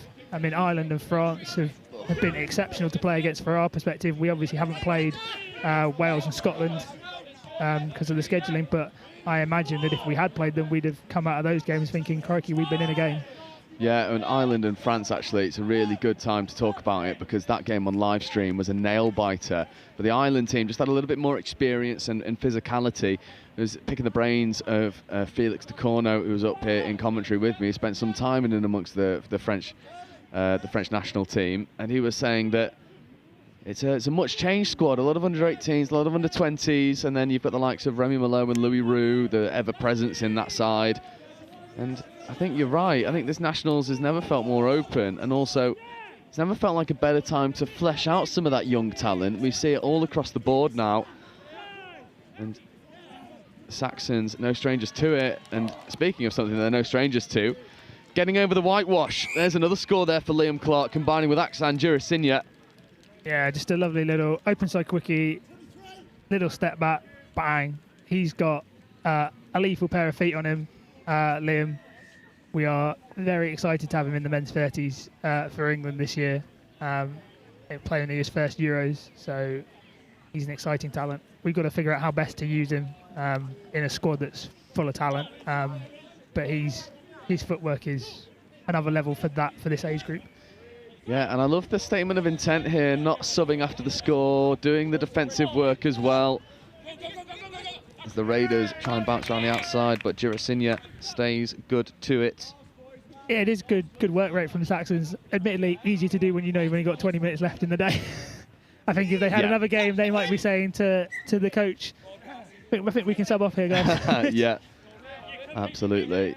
But they'll look to set a platform for the oncoming players as Clark sets a roll ball for Jurasinya, and there's a really good injection of pace. And one of the core skills that's been really impressive here for the Saxons is their foot speed into the roll ball. And then off the back of that, the accuracy of the roll ball as well. Very little off the mark or dodgy roll ball penalties going against them. And then Sills combining, lofting a lovely pass out to the wing, but just falling short of the outermost player. Yeah, that foot speed you mentioned, I think that's a big thing from all of the England coaches in the last sort of 6 months. Foot speed and speed of turnovers, speed of thinking, real emphasis on that in the England programme, and you can tell with these Saxons boys, with so many of them being in the England setup, that's followed through into the regional setup. Yeah, and you can certainly see that this team is a team that has big expectations. As Lazaro comes in and Strachan straightens, and it's another good scoop and bit of acceleration on display. And he's been a dangerous customer, and it might go all the way, unfortunately not. But once more, Carl Cockburn causing issues.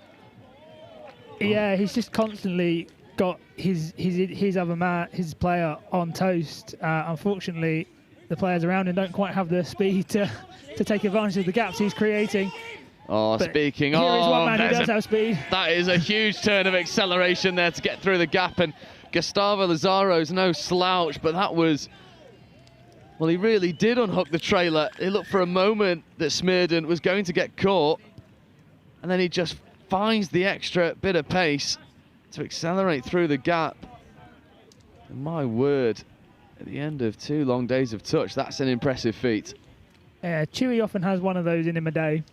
Sometimes it's off an interception, but he almost always has one length of the field scoring him. Consistently does it in Southwest tournaments, and I'm not surprised he's doing it here at Nationals. Yeah, Grist making some touches. John O'Clark combining with Eakson.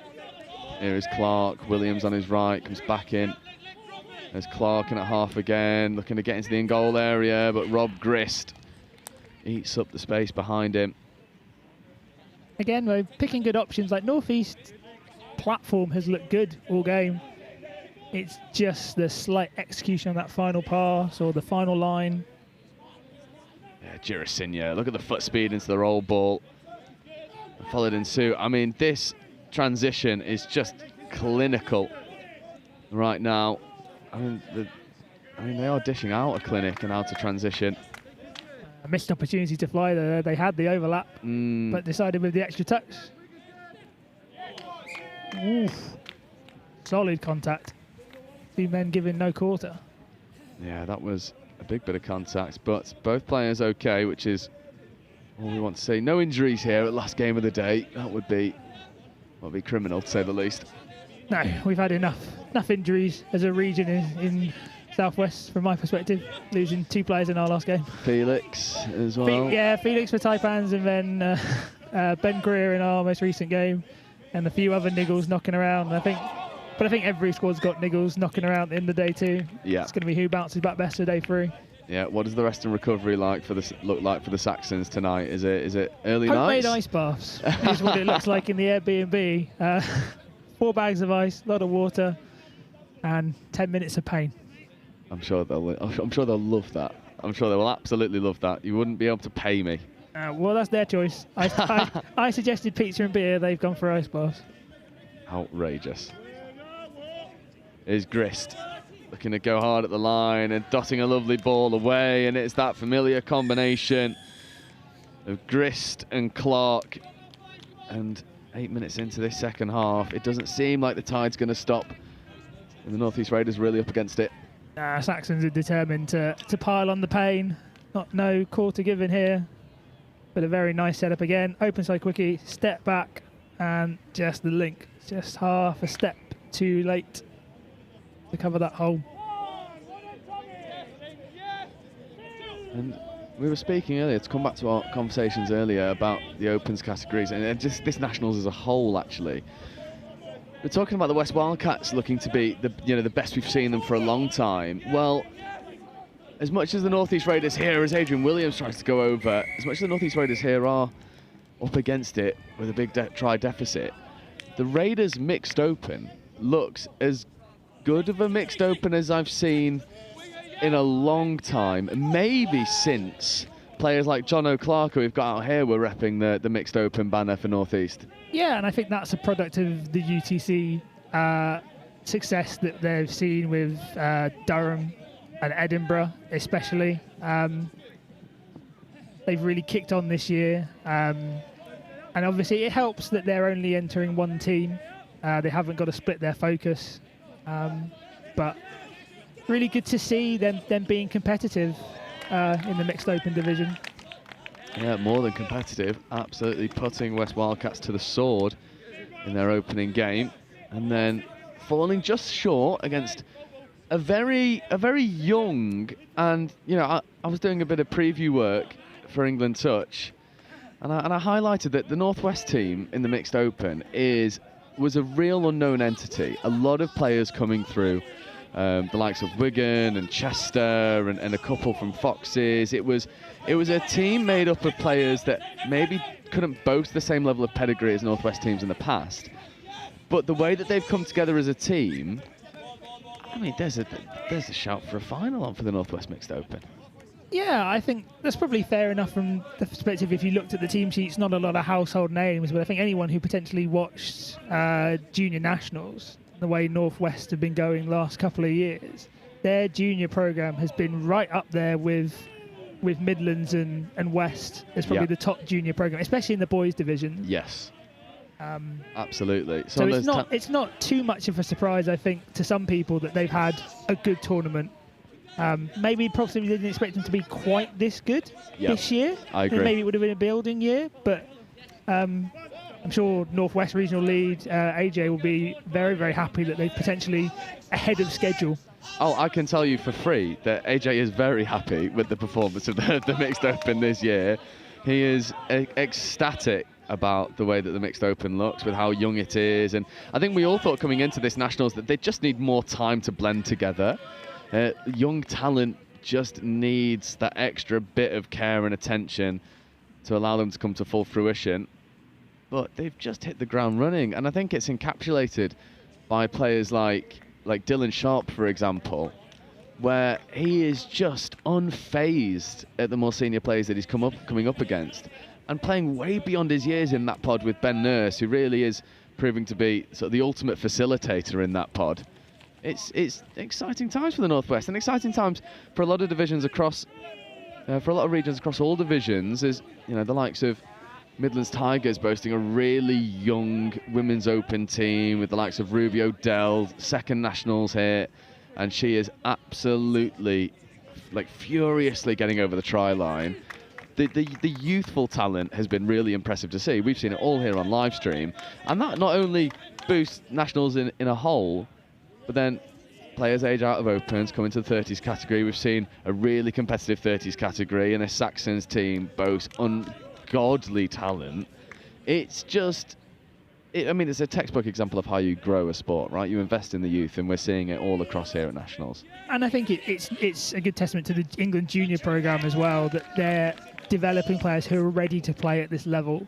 I think there are certain examples of players who I coached last year with the England Lions who were, 16, 17 years old, and they went and played against a full Ireland team that was prepping for a major European competition, and gave them a really good game. I think we were having chats with the Ireland boys after that game, going, we thought we would walk you, and we were in a game here. And those players, Dylan is one of them, Stan Wilkinson, who's playing in the Northwest Men's Open team this year. They have really grown as a result of that, and I think you're going to continue to see that as they keep sending Lions teams and people like that to give these people more experience in these high-level competitions, and it will filter through in nationals. Absolutely, as we see Akshan Girasinya go over for another score here. It's that familiar work between Grist and Girasinya.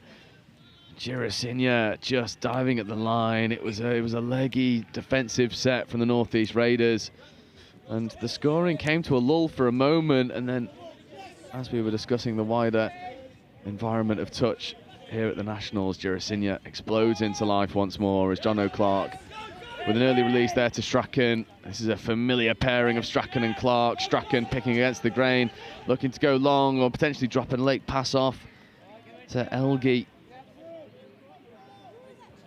Yeah, Northeast tiring in defence. They've been exposed against the grain last couple of plays.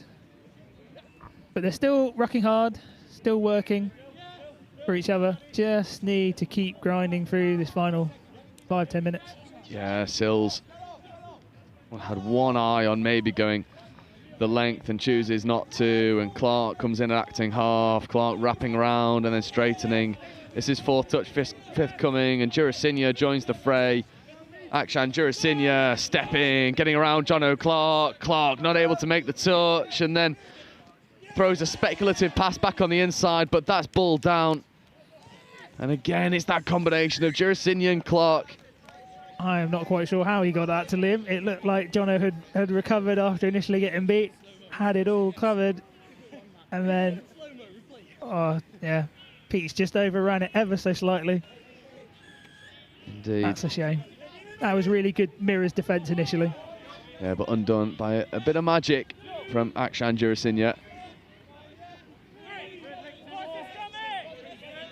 Now the Raiders come into that 32 platform that got them their score, and they look to go for the line once more, but again it's Girasinya and Clark just shutting down any scoring opportunities here.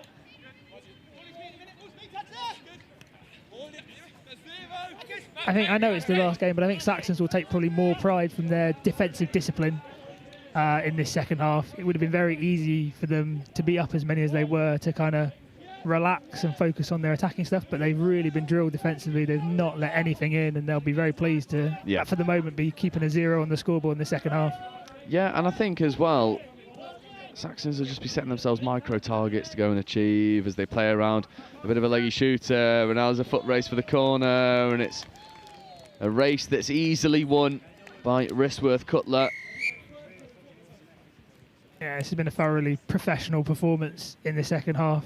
They've not given any hint for Northeast off the back of their single score. Yeah, it's been all gas, no brakes.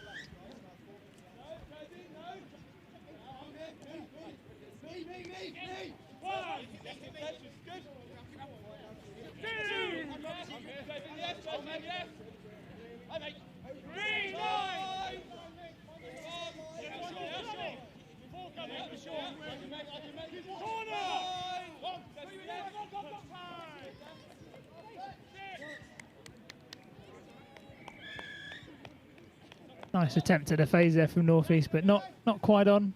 Saxons going quickly.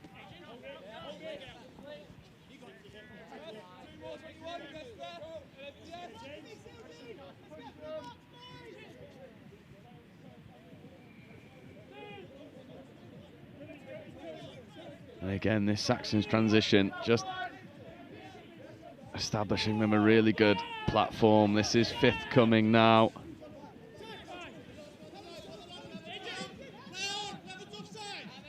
And then play on called, and Rob Grist looking for the late switch and finds it to Clark. And Grist and John O'Clark, a bit of a cuddle on the try line. John O'Clark doing his best, but cannot shut out the oncoming Saxons raid. You would not know that Rob Grist is only recently recovered from an ACL surgery, based on that step and that footwork. Outrageous.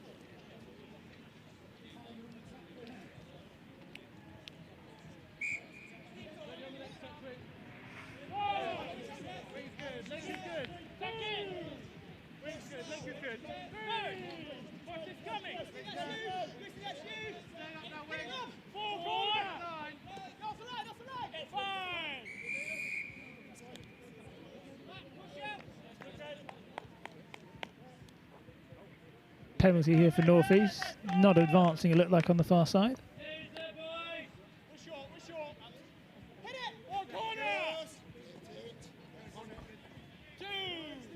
Yeah, and with about 90 seconds left to go in this game, the result has always been a foregone conclusion, but can the North East Raiders get on the score once more? Strachan, that looked pretty good. Ball down, I think. I think the referees are happy. He's giving it, yeah. That's nice for North East, and a well-constructed try. Long way down for Pete to get down, but that's a really nice dive and finish. Yeah, ball down for sure. Yeah, Pete Strachan getting underneath the covering defence of Clark, and Strachan congratulated in the box. It's been a valiant effort here from the North East Raiders, who've been up against it from the moment this game got underway. The lack of numbers in the sub-box proving to be a tricky obstacle to overcome. But I think a deserved score for their endeavour in this half. It's a shame that they haven't quite had the numbers. I think if they'd had another pod, they could have pushed teams this weekend. But unfortunately, trying to play 40-minute games with 10 men, it's a real tough ask.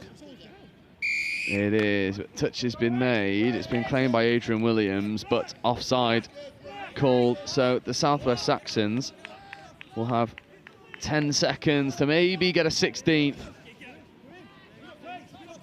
Late switch.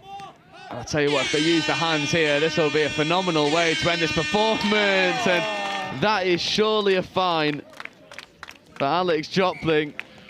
One pass had to go to put icing on the cake. It won't matter in the end, but it will matter come this evening at court. But yeah, I would say that's what happens when you move a winger into link. But no, Joppers has normally got a pretty good pass on him. I think that was just a little rush of blood. Got to get it out quick. He had more time than he thought, but 15-2. I don't think Saxons will complain too much about missing out on one score.